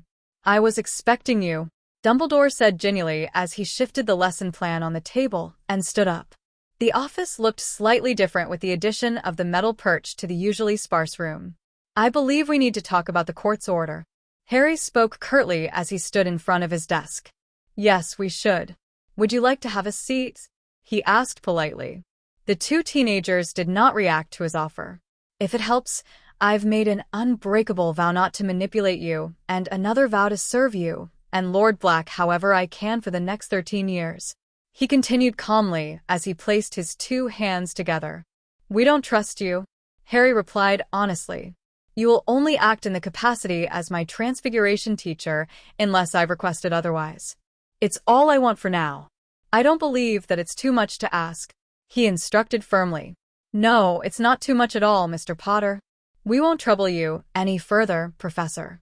We'll see you in class, Hermione said as they walked out of the office into the adjoining classroom. That day, Professor McGonagall had sat in on two classes, the Transfiguration lesson with Dumbledore and Potions lesson with Snape. The class had greeted Dumbledore with cold looks, but it was clear that Dumbledore hadn't lost his touch in teaching Transfiguration. He talked animatedly about the switching spell. They began the practical part of the switching after his lecture, and he went around checking the students' progress. The class warmed slightly to him, seeing that he was very enthusiastic about teaching. The Gryffindors managed to make it through Professor Snape's lesson without being punished. Professor Snape, for once, was being civil to the non-Slytherins. There was a fear that he might start favoring his house once Professor McGonagall stopped sitting in on the lesson. However, their fears were unfounded. Professor Snape remained unusually pleasant to them for the rest of the week. As a result, the level of potion making in the class increased because they did not have to brew in fear. Professor Dumbledore became the target of continuous pranks until the end of the week when Professor McGonagall finally stepped in. The Weasley twins were nonchalant about it because they had exhausted their entire supply of tricks and Professor Dumbledore was already getting paranoid about being pranked. Moreover, Dumbledore had other responsibilities outside of Hogwarts. He was required to serve as a counselor at the center regularly. Everyone was excited about the coming weekend. It was the first Hogsmeade weekend of the year. The whole gang, except Cedric and Luna, decided to explore Hogsmeade together, and they had set out, joining the exhilarated waves of students, and headed to the village. The twins, Fred and George Weasley, were in charge of showing them around the wizarding town. They pointed out the Shrieking Shack and told the group some stories about all the unusual events that happened there. They also took them to their favorite haunt, the infamous Zonko's Joke Shop, a haven for all wannabe pranksters. While the Weasley twins stocked up at Zonko's, the rest wandered into Honeyduke's sweet shop. The shop was filled with shelves upon shelves of sweets. There were hundreds of different kinds of chocolate filling up one entire wall. Harry and Hermione had never seen most of the items before. They'd both grown up in the Muggle world. The prospect of all the new and wonderful things led them to explore the shop earnestly. Daphne and Susan had never seen a shop with as huge a selection of candy as Honeyduke's. They even stopped at the wall where the special effect sweets were. There, they read each description that accompanied the colorful jars. There were pepper imps, cockroach clusters, and even blood-flavored lollipops. Harry was sure that humans weren't the only patrons of the shop. When they finally come out of the shop, their pockets were a great deal lighter. The Weasley twins joined them soon after that, with packages bulging with their buys. They all headed to Scribbenshaft's quill shop to get refills of their stationery. Harry and Hermione, who were doing both third-year and fifth-year curriculum at the same time, were using up their supply in an astonishing rate. Looking around the shop, he found quills that could magically write everything that was said. Harry bought several of these quills with history lessons in mind. Professor Binns, his history of magic teacher, never failed to put him to sleep with his droning voice. Harry secretly bought another photo album for his pictures. His 3 other books were already full. They finally made a pit stop at the Three Broomsticks, a pub that was run by Madame Rosmerta. The Weasley twins insisted that it was the best place to get drinks in Hogsmeade. The warm and cozy pub was crowded with Hogwarts students when they entered. The group spotted a lot of their housemates in there. Fortunately for them, Neville was able to spot an empty table and Harry conjured several chairs so that they could all sit down. "Show off," Susan commented in mock annoyance as she sat down. A smile appeared on his face. As the saying goes, if you've got it, flaunt it. Harry smirked. "I read all about how to conjure furniture, so I was anxious to put the spell to good use. Are you sure it's safe? I don't want the chair to vanish while I'm still sitting on it." Susan continued. "Though I haven't tried it before, I'm sure these will last as long as we need them," Harry assured. "You could also try to conjure your own chairs if you don't trust my work," Harry added with a playful smile. "I'll have learned the spell when I get back to school," Susan concluded. Harry and Neville offered their services to pick up the drinks, and they came back with a glass of butterbeer for each person. There are other good shops in Hogsmeade. You can pick up robes for any occasion at Gladrag's Wizardwear and get Quidditch supplies and other magical equipment at Dervish and Bangs. If you want to send some mail out and don't want to use the school owls, there are over 300 owls ready to deliver mail at the post office. The Hog's Head and Madame Pootifoots are 2 other places you can stop in for a drink, though the clientele at the Hog's Head is a little iffy. "I wouldn't be caught dead at Madame Pootifoots," Fred Weasley said as he and his twin brother both shuddered. That piqued the curiosity of the others. They all turned to the twins with questioning glances. "It's a tea shop. Pretty much only couples go there. It's way too frilly for me," George Weasley answered. Susan and Daphne exchanged looks with each other. "That's it? I guess we'll have to get the full description of the place from students who've actually gone there," Daphne answered with a sigh. "Are you suggesting that we don't date? Maybe you should go and check it out with Cedric," Fred answered fearlessly. The table was suddenly silent as Daphne turned to Fred with an icy glare.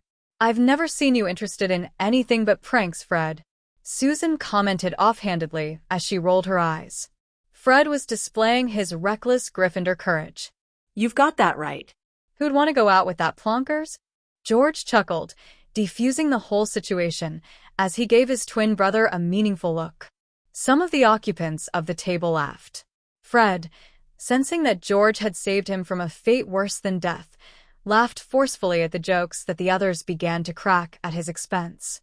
Their conversation grew lighthearted, and they kept on trading barbs until it was time to head back to Hogwarts. On Sunday evening, they saw a visibly shaken Dumbledore joining them for dinner.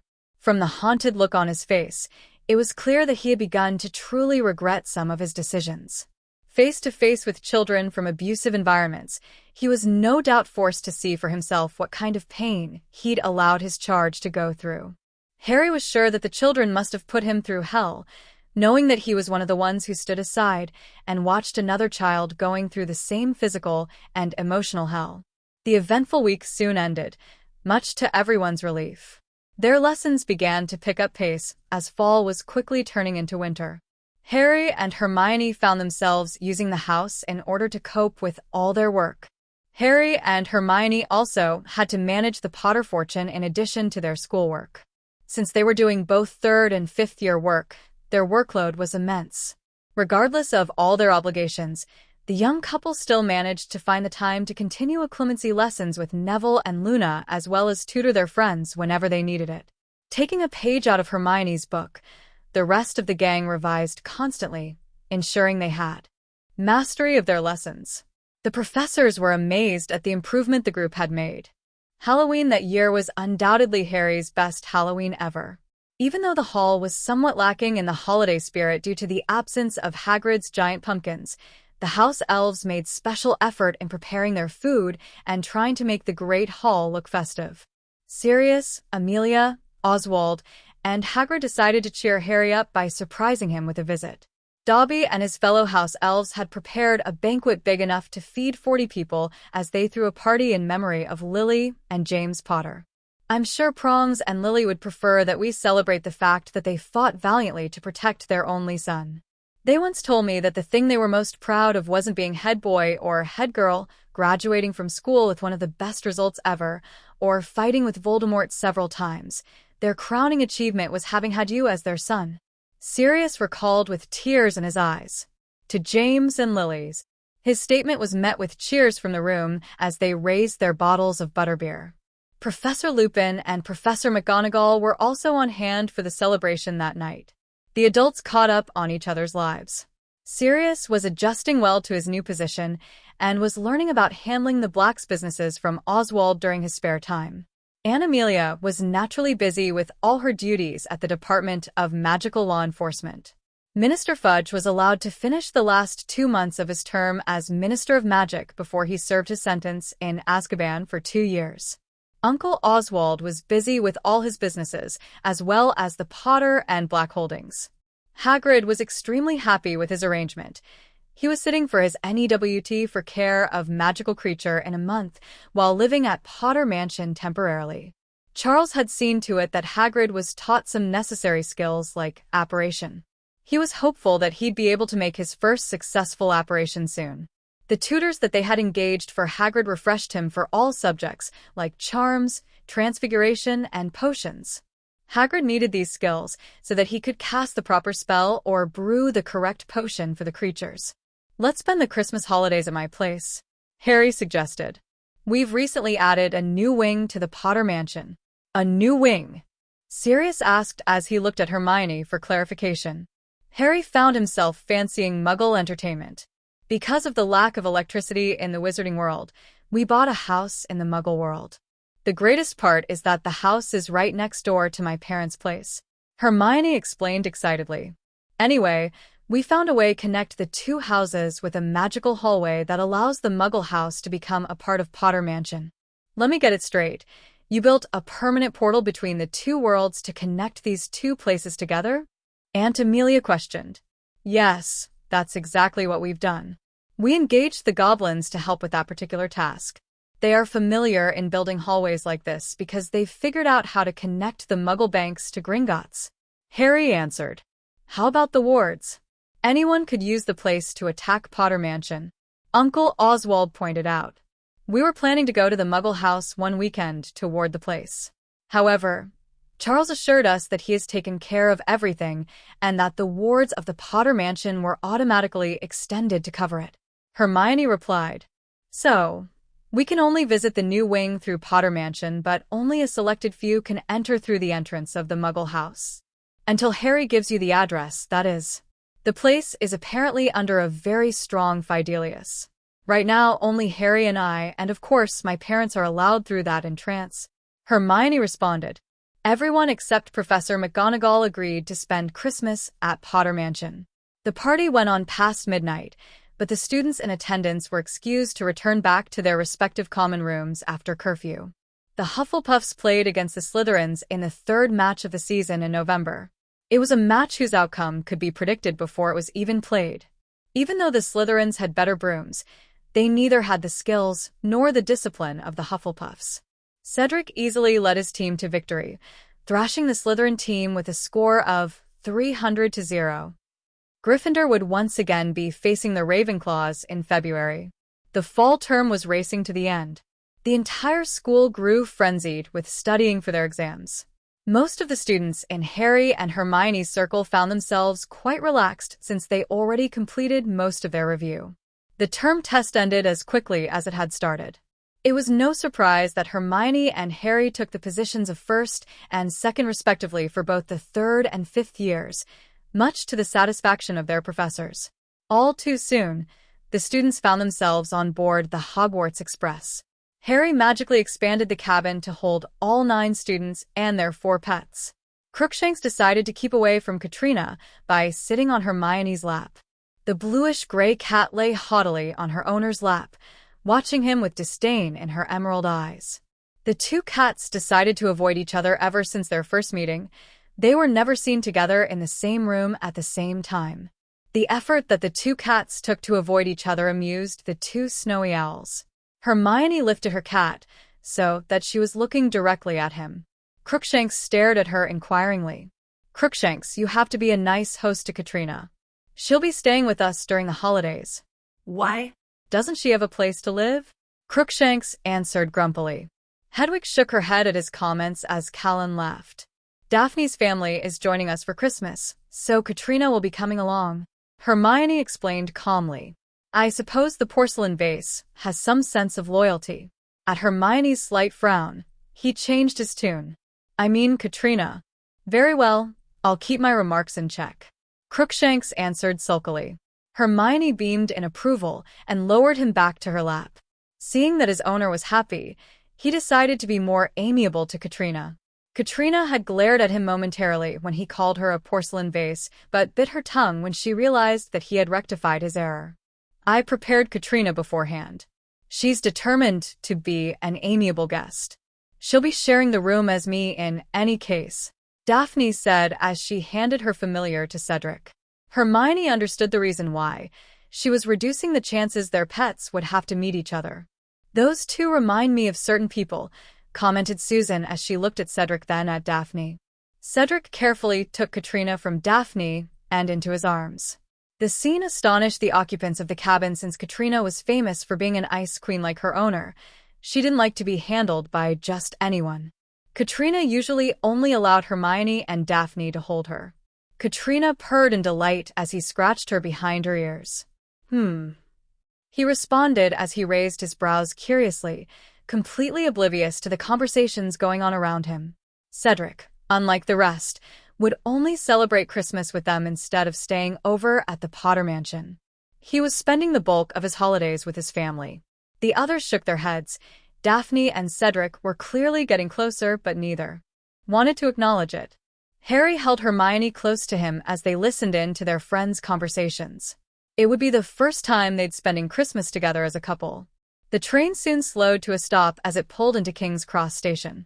Their Christmas holiday had just officially begun. Chapter 20.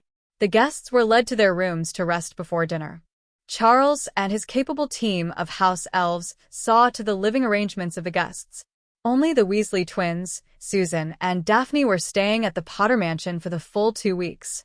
Neville, Luna, and Cedric would be joining them on Christmas Eve and staying at the Potter Mansion until the school term began. Alone in their room, Harry engulfed Hermione in a tight embrace. Hermione raised her brows questioningly as she gazed into his eyes. You were wonderful, Harry whispered as he affectionately leaned in to brush his nose across hers. Fred and George were grinning from ear to ear after you introduced them to Sirius. A dazzling smile spread across her face as she laid her head on his chest. Flashback. There was a broad beam on Harry's face when he saw his welcoming party on platform 9 3/4. Sirius, Amelia, and Oswald were standing among the other parents who were waiting anxiously for their children to alight Hogwarts Express. Harry and Hermione stood at the exit of the train and watched the blissful scene of their friends reuniting with their families unfold in front of them. There were smiles on their faces as they greeted their families warmly. Aunt Amelia was hugging Susan. Uncle Oswald was grinning at his 2 beloved daughters.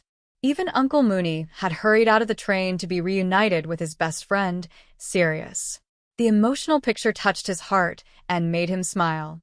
He glanced at his wife and realized that something had caught her attention. Her brows were furrowed in worry. Hermione nudged him suddenly as she motioned to something. Harry scanned the area that she was pointing to and spotted the Weasley twins lingering at the back of the crowds alone. They were looking at the happy families with dejected looks on their faces. Harry's heart sank at seeing them upset. Before he could say something to Hermione, she had already headed towards the Weasley twins with a determined look on her face. Hermione tapped on the shoulder of one of the Weasley twins to get their attention. You two wouldn't happen to be interested in meeting the Marauders, would you? Hermione questioned with a small smile. She knew she had them hooked. The Marauders? You mean the Marauders who created the maps? They asked incredulously as they exchanged looks with each other before staring at the brown-haired witch. There was a look of indifference on her face as she explained. Well, you know that Harry's father was one of them, so I now know the identities of the 3 other marauders. Would you like to meet him? Hermione offered again. The faces of the Weasley twins brightened at the prospect of becoming acquainted with, in their opinion, Hogwarts' best pranksters. With wide smiles on their faces, they continued excitedly. Of course, we'd love to. Are they here? They anxiously scanned the crowds. Hermione's face broke into a grin. She beckoned them to follow her and led them to Sirius. Sirius was nonplussed when Hermione introduced Fred and George to him. He looked to Hermione for clarification, but it was Remus Lupin who answered him by sharing one of the twins' latest exploits with Sirius. Confusion was so replaced with delight as Sirius realized that they were pranksters just like him. With an excited smile on his face, Sirius began to share with them some of the tricks that the marauders had pulled during his days.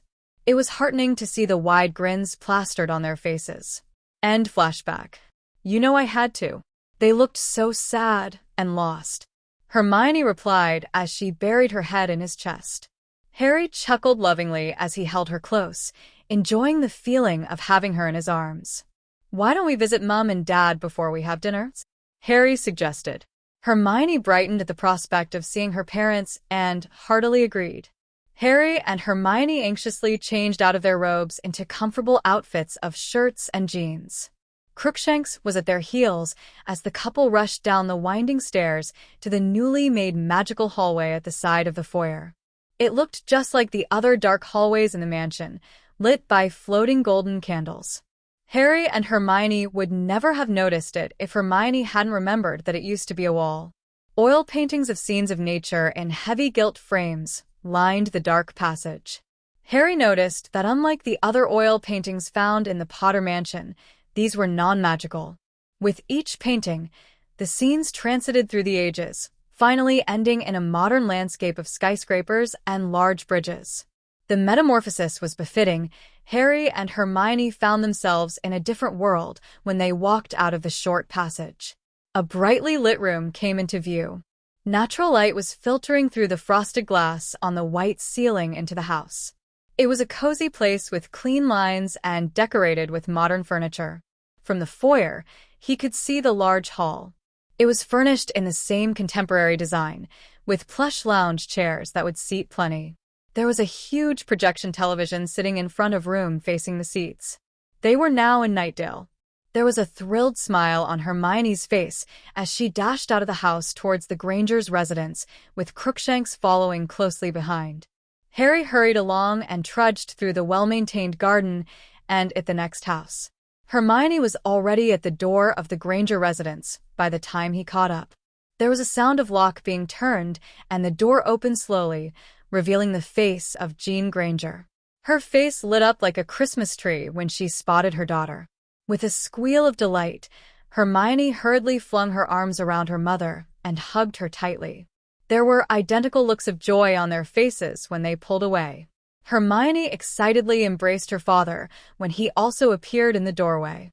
"Hi, Mum," Harry greeted with an affectionate smile as he waved unsurely. The look on Jean's face was enough to convince him that he ought to greet her the same way Hermione greeted her. With a large grin plastered on his face, he wrapped his arms around her and embraced her tightly as well. When she released him, she took a good look at him. "You look as if you've grown," Jean observed with a loving smile on her face. "It seems that we'll need to take you clothes shopping soon." There was mirth in his eyes when Harry chuckled. "I'm really trying not to grow so fast. We keep having to enlarge my clothes." Harry answered with a smile. "It's really wonderful to see you again. I've missed you both," Harry continued. Jean looked at her son-in-law affectionately. "We've missed you, too. It's been far too long since we've seen you. We're glad that we're finally neighbors. That way we could more of you, especially during the holidays. By the way, we've been keeping track of everything that's been delivered to your place, and I noticed that you've only received entertainment equipment. Aren't you going to be living there?" Jean questioned curiously as she led him indoors. Before he could answer, Dan walked up to him and ruffled his hair. There was a wide grin on his face as he looked at his son-in-law. "Hey, Dad, lovely to see you." Thanks for helping us to secure the house next door. Harry beamed warmly as he gave Dan a one-armed hug. Good to see you too, son. The house looks good, but as my lovely wife has asked, will you be staying there? All I've seen is the house being remodeled to hold your top-of-the-line electronic gadgets. Dan inquired. Jean gently picked up the ginger-colored cat and cradled him lovingly. Harry smiled at his in-laws. Why don't we wait until you two come over for dinner tonight? I'll explain everything then. I also want to introduce you to my family and friends. We'll test the entertainment system later. Will we be imposing on you? Jean questioned. I mean, we can always go out to dinner. It was then that he realized that the Grangers were still in their work clothes, a sign that they had just returned home. Harry knew that the Grangers had a habit of changing out of their clothes the moment they reached home. It's no bother, Mum and Dad. You're welcome to join us as soon as you're ready. Take your time unwinding from what I'm sure was a busy day. Our door is always open for you. Let's talk more inside. Hermione replied as she came out of the kitchen carrying a tray of drinks and led them into the living room. The Grangers and Harry obediently followed her and sat down. Hermione handed each of them a drink. Harry pecked her cheek in gratitude when he took the glass of warm drink from her and helped her by bringing the tray back to the kitchen. Hermione took the opportunity to look around. The house was exactly as she had remembered, but there was a new addition in the living room. A long and large mirror was now hanging on the empty wall. She returned her attention to her parents when she felt Harry sit down to her. Harry instinctively put an arm around his wife as he scooted closer to her. Hermione happily laid her head in the crook between his neck and shoulder. The adults were overjoyed to see that they were very much in love. It was difficult not to notice the glow Hermione was exuding. Now, tell us, did anything exciting happen at school this term? Jean asked inquisitively as she stroked Crookshanks. The Grangers liked Crookshanks a lot, much to Hermione's delight. Well, Harry and I were able to clear the name of Harry's godfather Sirius Black like we'd planned. As a result, it sparked a chain reaction that led to the conviction of our ex-headmaster Dumbledore and a change of staff at Hogwarts, summarized Hermione. That sounds as if you two have been very busy. Why would your ex-headmaster be convicted after you proved that Harry's godfather was innocent? Jean continued, puzzled. Harry and Hermione exchanged looks with each other. Taking the cue, Harry took a deep breath and plunged into the long tale. He told the fascinated Grangers most of the story, except for the part when Ginny tried to kill Hermione. The Grangers could not believe their ears when Harry recounted the point in the hearing in which Dumbledore confessed to most of his crimes. He wrongfully imprisoned your godfather and placed you with those abusive relatives so that he could manipulate you? Dan repeated angrily. Even the hand that was stroking Crookshanks rhythmically stopped as Jean stared at Harry with a somewhat woeful expression on her face. Harry nodded and finished the tale, outlining Dumbledore's punishments and the changes at Hogwarts. The Grangers did not respond right away, but it was clear from their faces that they were fuming. Dan expelled a breath and calmed down visibly. I really wish there was a way to stop all this, Harry. You shouldn't have to go through all this torment simply because you're special. I'm glad that you're finally recognized as an adult so that you don't have to live under anyone's thumb. That is indeed a relief. Not only am I emancipated, I now have a wonderful family who cares for me. An amazing set of family and friends to spend Christmas with.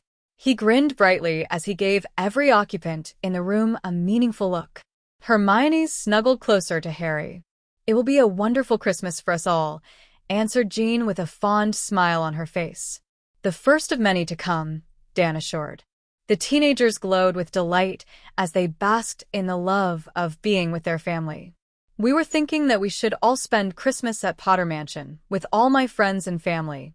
There's quite a bit of people coming and there's more room there. Would you two mind? Harry asked as he searched their faces for a response. There was a look of surprise on Jean's face. Christmas should be celebrated with as many people as possible. Of course, we wouldn't mind. We'd like to meet all of them, too. The smile on Harry's face widened at the answer.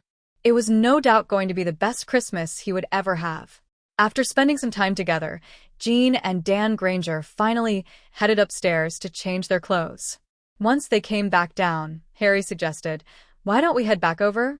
I think it'll be time for dinner soon, before standing up. I'm sure Charles will be frantic if he can't find us. He offered his hand to Hermione, and she took it. They walked back to their house and entered it. Well, the most special thing about this house, other than the fact that it is next door to you, is that it's actually connected to Potter Mansion using magic. Harry explained as he led the Grangers through the hallway. They noticed the change of surroundings and soon found themselves at the mansion. Amazing! Dan exclaimed in awe as he took in his surroundings. The timber Venetians that complemented the rich shades of mahogany in the parquet flooring and the large magnificent drape with the gold emblem of the Potters. We're really at the Potter Mansion. Good evening, Mr. and Mrs. Granger. Daphne and Susan said brightly as they walked gracefully down the regal stairs. Katrina gracefully made her way, with her head held high. Crookshanks remembered his manners and held his tongue before he could make any remarks. It's nice to see you again. Are you going to be staying here as well? Susan asked, with an excited smile on her face. It's wonderful to see you too, Daphne and Susan. Jean answered with a beam. She still remembered their names. No, I don't think that we'll need to stay over. We're sort of neighbors now. So your idea worked? You managed to link the two houses together? Daphne questioned as she turned to face Hermione. Yes, my parents came over from that wing. It's much too confusing to call it a house. Hermione replied. We haven't really checked the electronics, but I think it should be working fine. Fantastic. You can take us on a tour of the neighborhood you've grown up in, Susan said eagerly. Nightdale is nothing exciting, I'm afraid, answered Hermione quickly. There are only houses and a park with a playground. You'd need to walk a distance if you want to find any shops. I don't mind. We didn't have a chance to explore a non-magical neighborhood the last time. So, would you take us later? Susan questioned hopefully. Seeing the determined look on Susan's face, Hermione relented and agreed to take them after dinner. Dinner was an enjoyable affair. After a brief introduction, everyone sat down and began to talk amicably. The heads of the ancient houses were glad to finally meet the Grangers. The Grangers were considered to be part of the family since they were Harry's in-laws. The house elves outperformed themselves with dinner. It was a grand sight to see them, entering the dinner room while carrying trays of food. With a nod, they placed a plate of food before each of their guests. They did a bow before exiting the room, leaving their guests to enjoy their meal. After that, they had instinctively brought dish after dish of scrumptious food. It was a dinner fit for royalty. Harry and Hermione made it a point to compliment the house elves whenever they entered the room to refill or bring in dishes for the wonderful food. They made a point to express their gratitude to the chefs in the kitchen. Uncle Oswald and Aunt Amelia were soon engrossed with a conversation with Dan and Jean respectively. Sirius quickly found himself occupied with a conversation with Harry and Hermione. The other teenagers engrossed themselves in a conversation with Remus. All of them liked the young professor and were happy to learn more about him. Remus, unlike the other guests, was living with Sirius because he was using the 2-week holiday to help Sirius out. The teenagers found the idea of taking a walk after such a heavy meal appealing.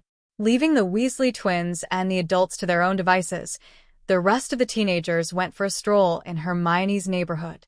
Crookshanks and Katrina decided to tag along as well. They remembered to wrap themselves up with thick clothing to protect them from the cold. We don't have neighborhoods like this. It takes a few hours of walking to get to the next house in my area, Daphne commented as she looked around the serene neighborhood. She spotted a large playground a distance away, and it had a large, brightly colored slide. There was a merry-go-round and several large swings surrounding the slide. That's the playground, Harry introduced as he pointed to the place. The playground was empty because parents would not allow their children to play in the cold. Well, it seems that we're in luck. Harry smiled as he looked at Hermione. He jogged over to the empty swing and sat on it. Harry began swinging skillfully, climbing higher and higher as the momentum increased. Hermione beamed when she realized that Harry was enjoying himself. That looks like fun. Susan squealed. How do we do that? She questioned as she looked at Hermione expectantly. Harry leapt off the swing nimbly when it had reached the peak, landing on the ground with a wide grin on his face. Hermione shook her head at his reckless play, but said nothing. He took it upon himself to teach Susan how to use the swing.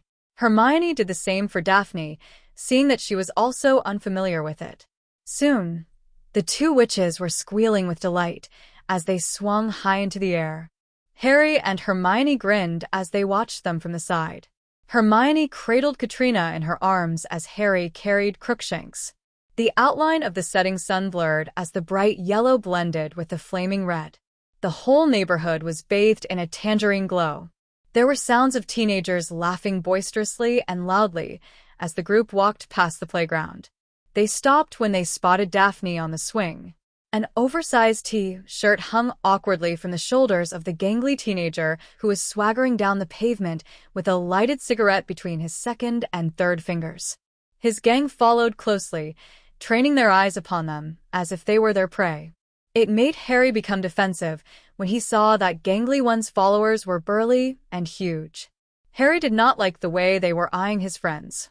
Harry walked slowly to match the pace of the leader as he approached Daphne and Susan, keeping an eye on all of them. Katrina leapt gracefully off Hermione's arms and bolted towards her owner. Daphne and Susan sensed that something was wrong, but before they could walk towards Harry, the leader spoke. "Hi, pretty.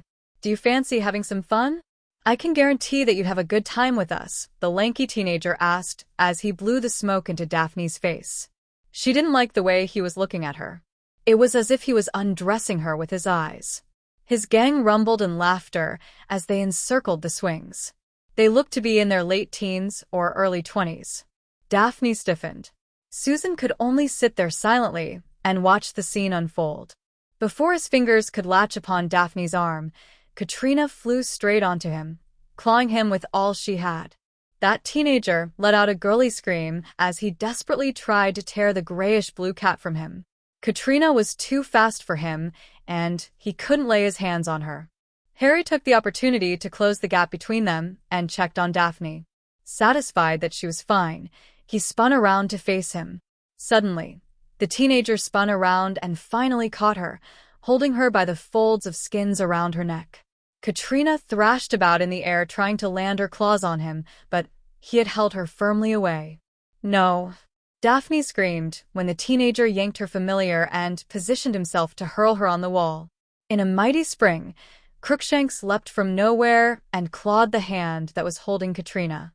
He landed firmly on his fours and began to encircle him, eyeing the teenager with his yellow eyes as he held his bleeding hand and shouted in pain. He had dropped Katrina, and she landed on her four paws safely. Crookshanks stood near Katrina in a protective way as he fixed his eyes on the teenager, was howling in pain. "Get those cats!" he shouted loudly. "No one touches them." Harry spoke authoritatively as he drew himself into full height. He felt all eyes trained on him as he watched them closely. Katrina, much to the relief of Daphne, appeared unharmed, and the cats immediately returned to their owner when Hermione called them. "Isn't that the freakish bookworm?" One of the guys standing behind the injured teenager spoke when they spotted Hermione standing beside Harry. "Surprise, surprise. Everyone thought you'd killed yourself since we haven't seen you for so long. After all, you were so ugly." The rumors appear to be false as. His lips were pulled back into a mocking grin. Harry's eyes narrowed into slits as they hardened. "You'll not speak to her in this manner." He let his anger rise together with his voice. "You must be the bookworm's boyfriend. It's amazing that she actually found someone." "That's not important. We can deal with her later," he snapped. He raised his hands, revealing the bleeding wounds left by the cats. "Your bloody pet scratched me." He spat into his face. Harry's face grew tight as he resisted his anger. "You deserved it. You tried to harm her owner," he answered coldly. "By the way, what's amazing is that it took this long for Hermione to find a boyfriend. Obviously, it's because there is no one here who is worthy of her." The face of the leader turned purple at the retort. "Boys, I think it's time to have a bit of fun with the bookworm and her friends. They look so appealing." He smirked as he tried to approach them. A proud sneer twisted his face. The gang took his lead and surrounded them. Harry was truly seeing red now. "Oh, I don't think so. You'll never lay a finger on anyone here." Harry's fist connected with the leader's nose with an awful crunch, causing him to stumble and collapse like a felled tree. Blood flowed as he curled on the ground. The rest of the group charged at him and tried to attack him. The two girls watched in shock as Harry effortlessly dealt with all of them. The goons were no match for him in terms of skills, speed, and strength. Harry dodged their attacks nimbly and set them crashing into the ground with his powerful hits. When one of them tried to hold Hermione as hostage to threaten Harry, Hermione nimbly dodged his flailing hands. Before she could attack, a body sailed across the air and landed accurately upon him. Hermione could tell it was the work of Harry. Hermione gave her assailant a satisfying kick. Hermione noticed that Harry was taking time to deal with the one who had called her a bookworm. He encircled the towering and burly guy with a predatory look in his eyes.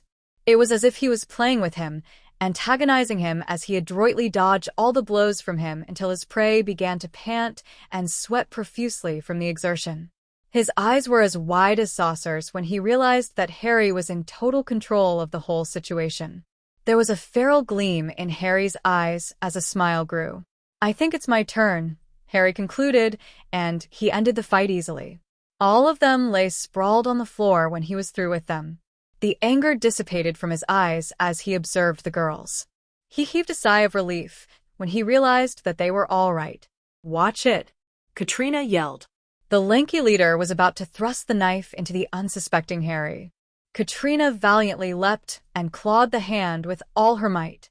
Harry grabbed her agilely as he swatted him away with a sweeping blow, causing him to tumble onto the ground. The knife flew out of his hands and landed on the grass nearby. Harry shook his head at that underhand attack as he picked the knife up and tossed it into the nearby bin. "Do not come near Hermione or her friends again, or I'll make sure you pay for it even more. Now leave," he commanded sharply. Some of them helped their leader up and scurried away. "I'll remember you, Scarhead." Harry drew his hand through his hair. He was tempted to chase after them and obliviate their memories, but he resisted. "Let's go home. I've had enough for the evening," Harry answered as he stroked Katrina. "Thanks for saving my life." Harry smiled as he offered her a treat. The girls remained silent as they walked back to the Potter mansion. "You were great back there, Harry," Daphne began gratefully as she looked at him. "Thank you." "No problem." "Angel, who are they?" he asked as he looked at his unusually quiet wife. "Do you know them?" He was certain that his wife was not angry with him for fighting. Even though using magic would have ended the fight before it began, they would need to do a lot of explaining because those bullies were Muggles. "The boy who tried to stab you is one of our neighbors, Joe Warren. We went to the same primary school. He's a few years older than us," she answered distantly.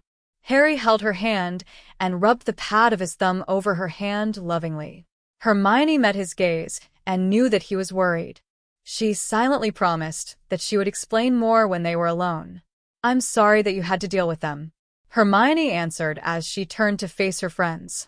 "This neighborhood is usually quiet and generally safe. It's all right.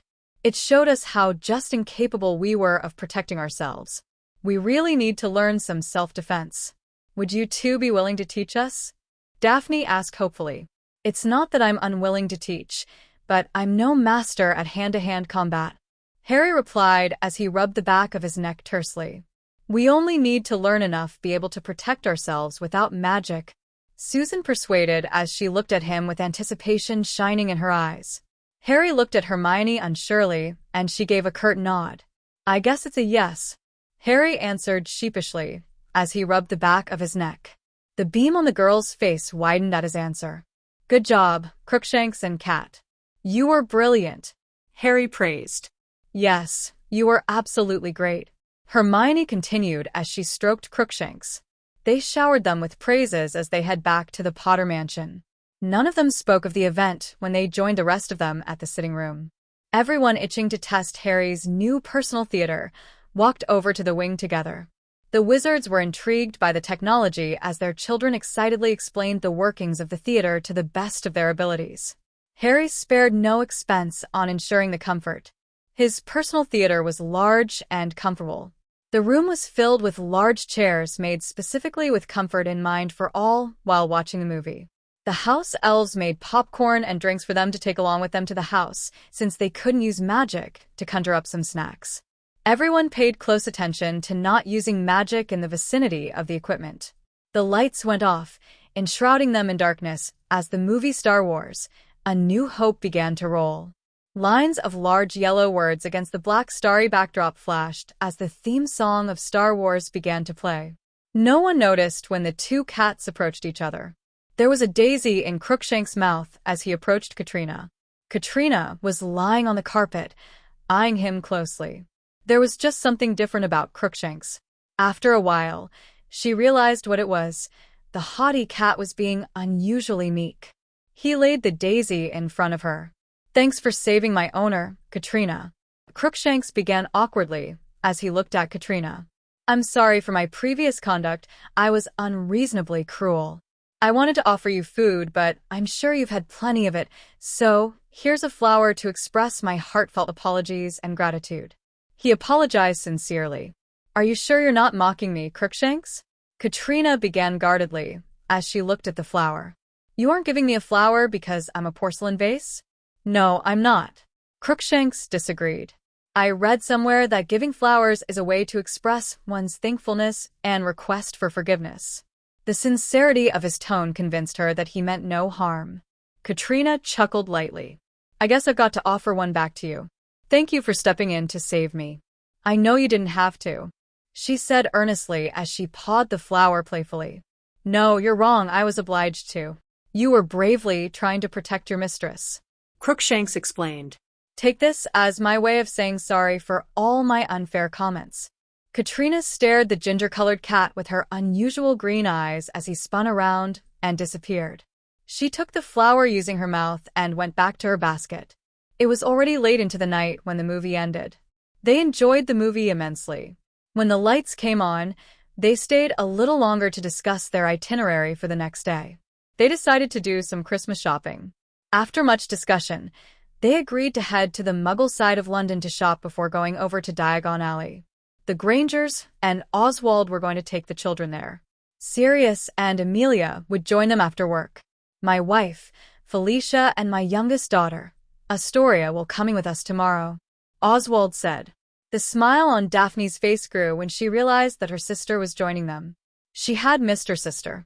"We'll meet at Granger's residence at 8 in the morning. I'll take care of the transportation," he went on.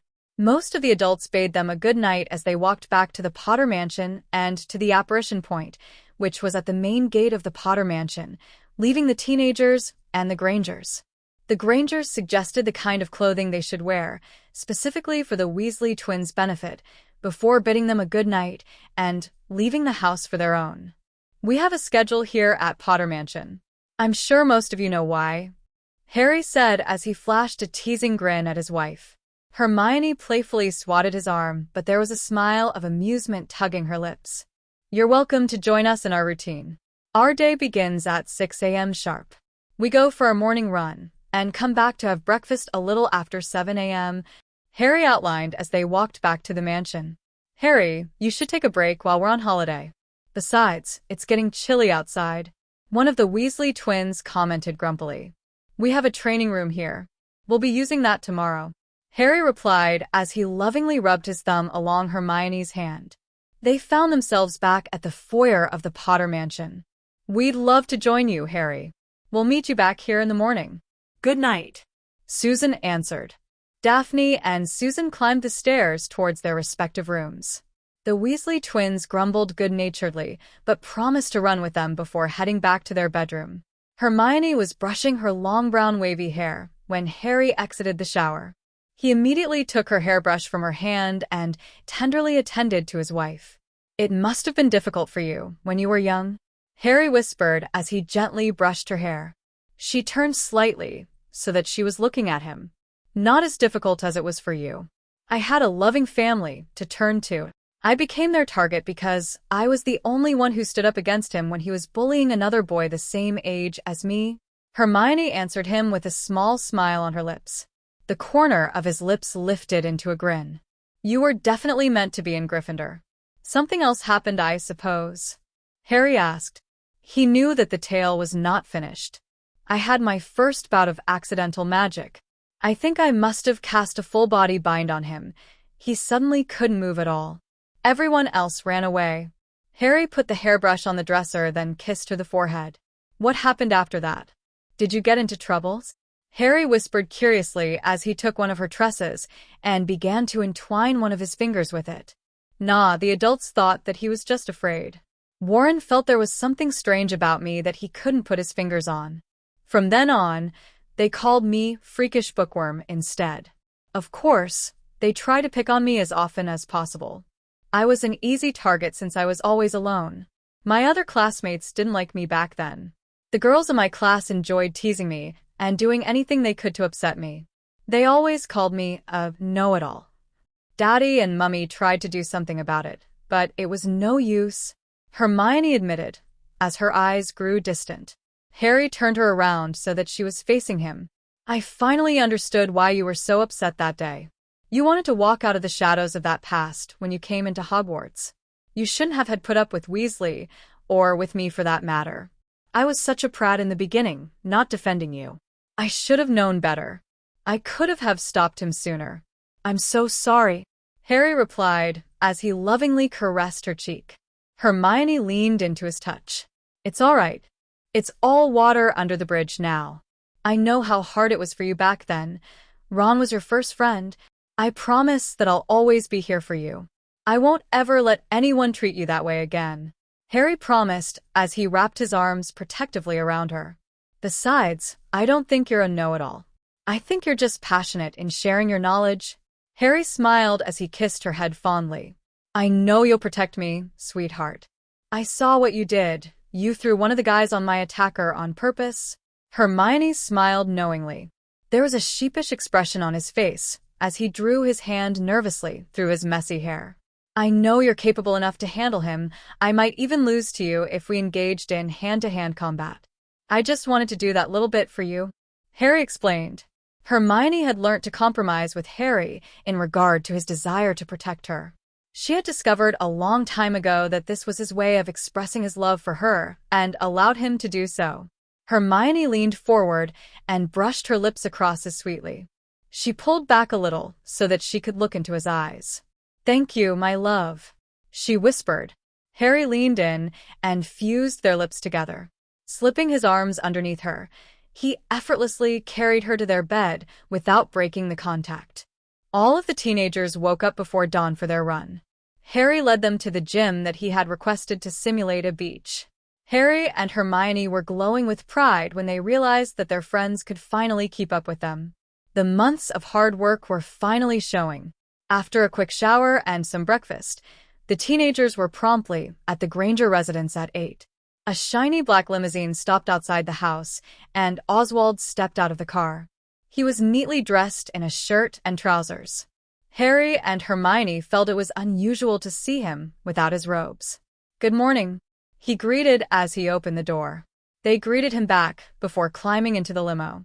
Harry and Hermione greeted Daphne's mother, Aunt Felicia, warmly.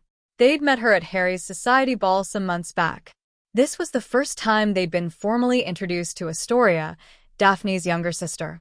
It wasn't difficult to tell from where the two sisters had inherited their beauty and their dispositions. Daphne embraced her sister tightly before she started the round of introductions. The Grangers and the Greengrasses engrossed themselves in a conversation, leaving the teenagers to talk to one another. You look like twins, George commented as he looked at the two sisters closely. I can assure you we are as different as night and day, Daphne replied in her usual emotionless tone. You've got that right, Daph. Astoria smiled warmly. I must say you look much better up close, Harry. Harry raised his brows in surprise. Why, thank you, I think, he answered as he rubbed the back of his neck. He was unsure of what to say. Before Daphne could say anything, Astoria raised her hands in surrender. I know he's taken. From the rumors, I don't think anyone but Hermione could match him, Astoria continued with an impish smile. Daphne shook her head. It's the other way around, Astoria. I don't think anyone but Harry can match up to Hermione. Susan beamed as she looked at the couple. Harry responded by holding Hermione close. I have to agree with you, Susan, Harry answered happily, earning a dazzling smile from his wife. The occupants of the car smiled as well, seeing how sweet they were together. "How are things going with you and Cedric?" Astoria asked her sister curiously, much to the mortification of the latter.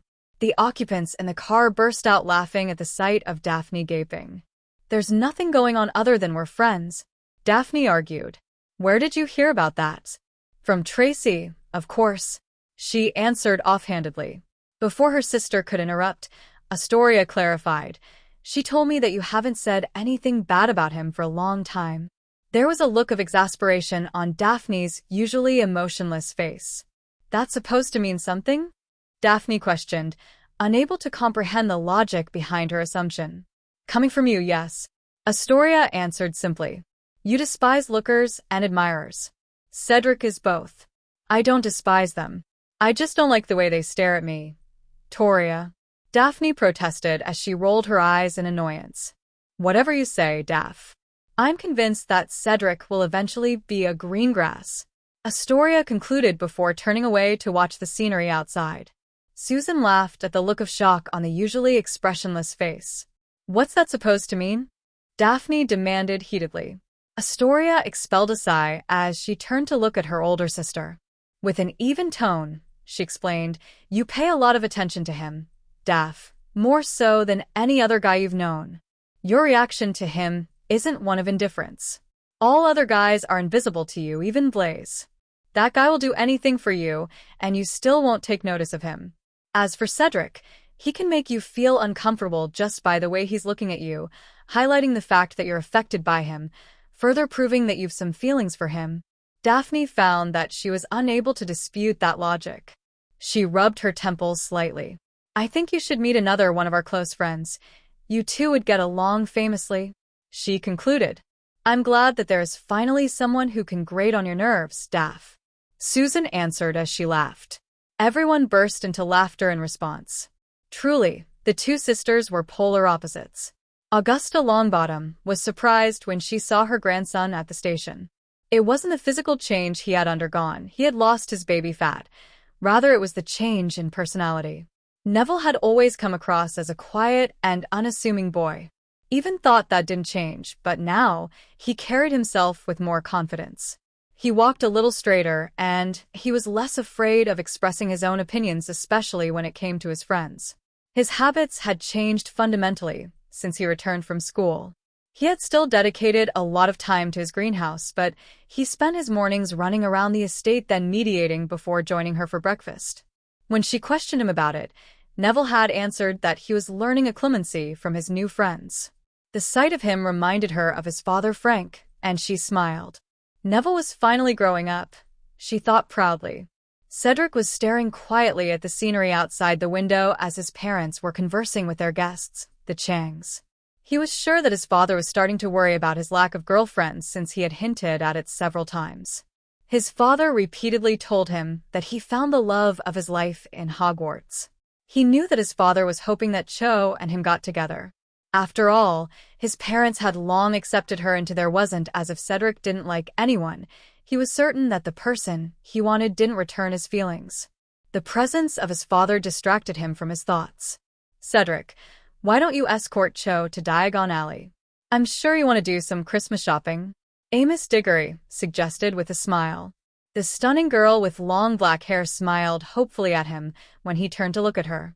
Cedric knew that she would never disagree with his father, something that made her well-liked by his parents. "All right, I guess we can flow over. We'll be back sometime before dinner," he answered quietly as he stood up and walked to his room for a change of clothing. The adults insisted that they take their time. Sirius, Amelia, and Remus finally met up with them when they arrived at Diagon Alley. When they exited the pub, they found the roads crowded with people doing their Christmas shopping. The teenagers, garbed in Muggle outfits, found themselves out of place when they saw a sea of pointed hats of different colors. The Grangers, who had finished shopping, decided to stay behind at the pub and have a drink. The large group split up and parted ways. Harry went off with the Weasley twins while Hermione and Susan decided to brave the shops together, leaving the two Greengrass sisters alone. Daphne and Astoria headed to Flourish and Blots to search for several gifts. The shop was filled with people. Daphne found herself falling after she accidentally knocked into someone. Strong arms shot out to catch her before she could hit the ground. Daphne found herself staring into a pair of gray eyes that held concern for her. "Are you alright, Daph?" Cedric asked worriedly, as he helped her up. His arms were securely around her waist as he gazed at her. Neither of them noticed how close they were to each other as their eyes met. Suddenly, Daphne jerked away when she realized that their faces were only inches apart from each other. She averted her eyes as she smoothed the imaginary creases on her clothes.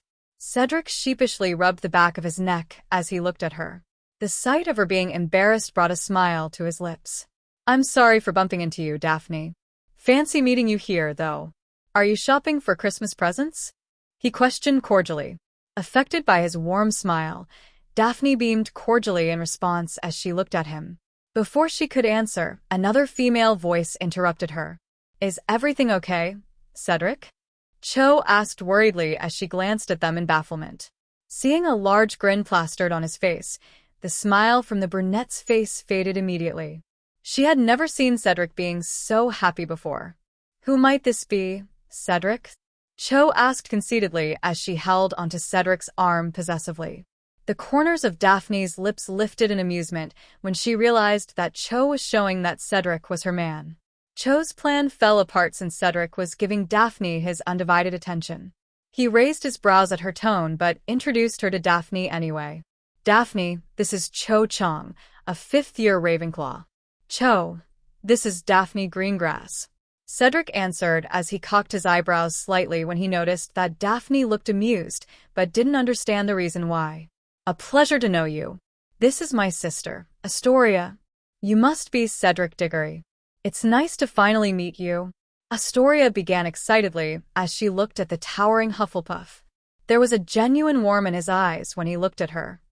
"Nice to meet you, too," he answered with a charming smile. Daphne shook her head slightly when the smile on her sister's face widened and turned back to scan for the book she was looking for. "What brings you here on such a crazy day, Cedric?" Astoria asked cordially as she shot a glance in her sister's direction. Daphne ignored her as she searched for the book. "My dad wanted me to accompany Cho to Diagon Alley, so I decided to do a bit of Christmas shopping," he replied as he continued to shoot side glances at Daphne. "I'm sure you've already met Harry and the others."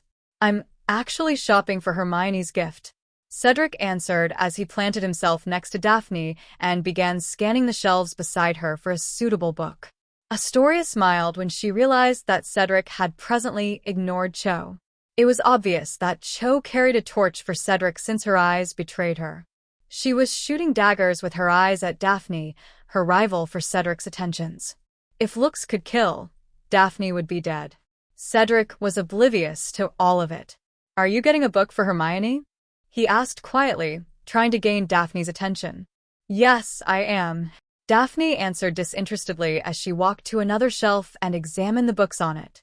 "Great minds think alike. I also thought Hermione would appreciate a book better than anything else, but I have no idea what she's read. Do you happen to know if she needs any particular books?"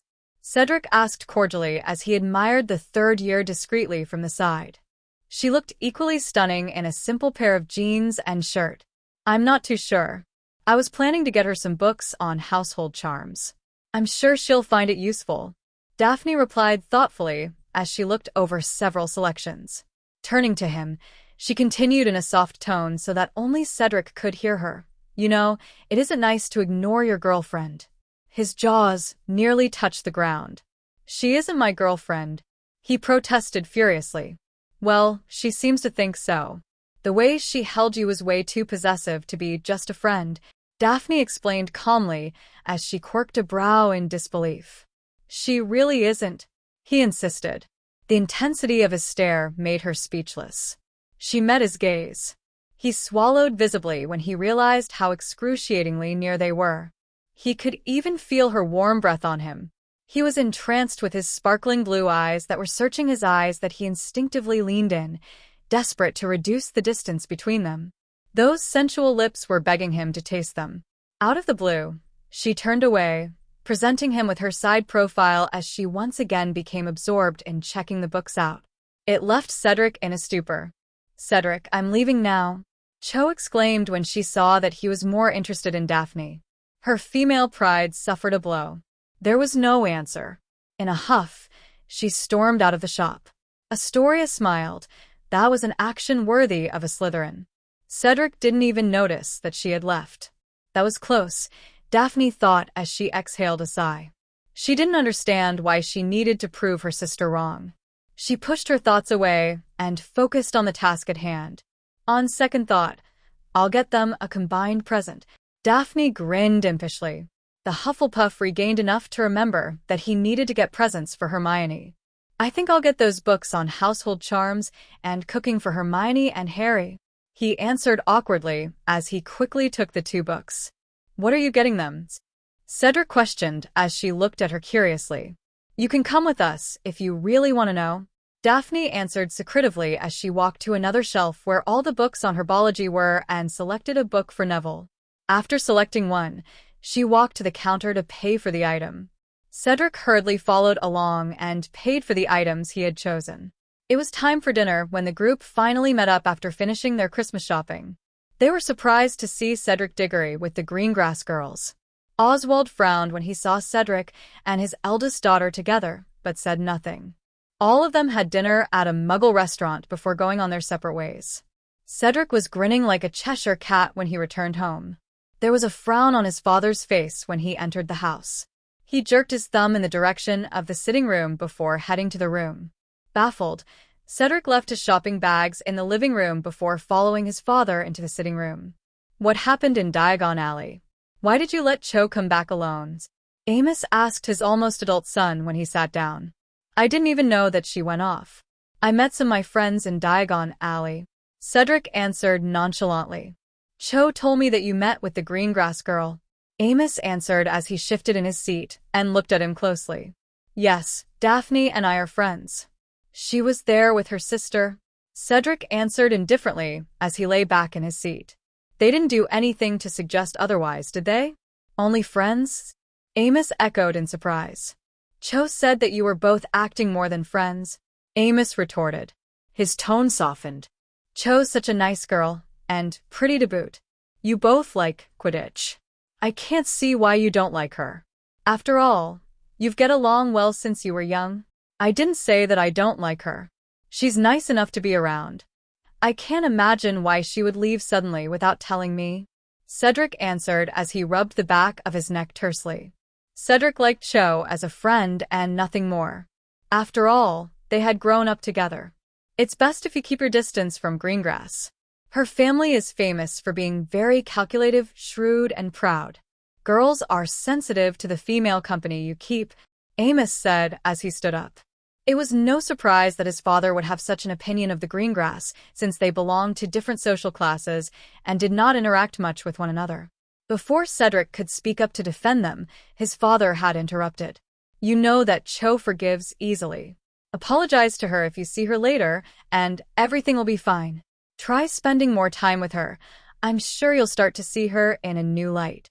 Try asking her to spend time with your friends, Amos Diggory instructed before leaving the room. Cedric shook his head as he took his items and trudged upstairs. This concludes Part 2 of H.J. Potter by S.M. Wane. As Harry's journey grows ever more intense, the stakes have never been higher, and the mysteries keep us all on the edge of our seats. Stay tuned for the next installment as we delve deeper into this incredible tale. What challenges await? What secrets are yet to be unveiled? Find out in Part 3, coming soon. If you enjoyed this part, don't forget to like, subscribe, and hit that notification bell to stay updated on all our magical adventures.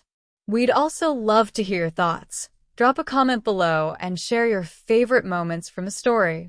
Until next time, this is Grimoire Audiobooks, where stories come alive. See you in Part 3.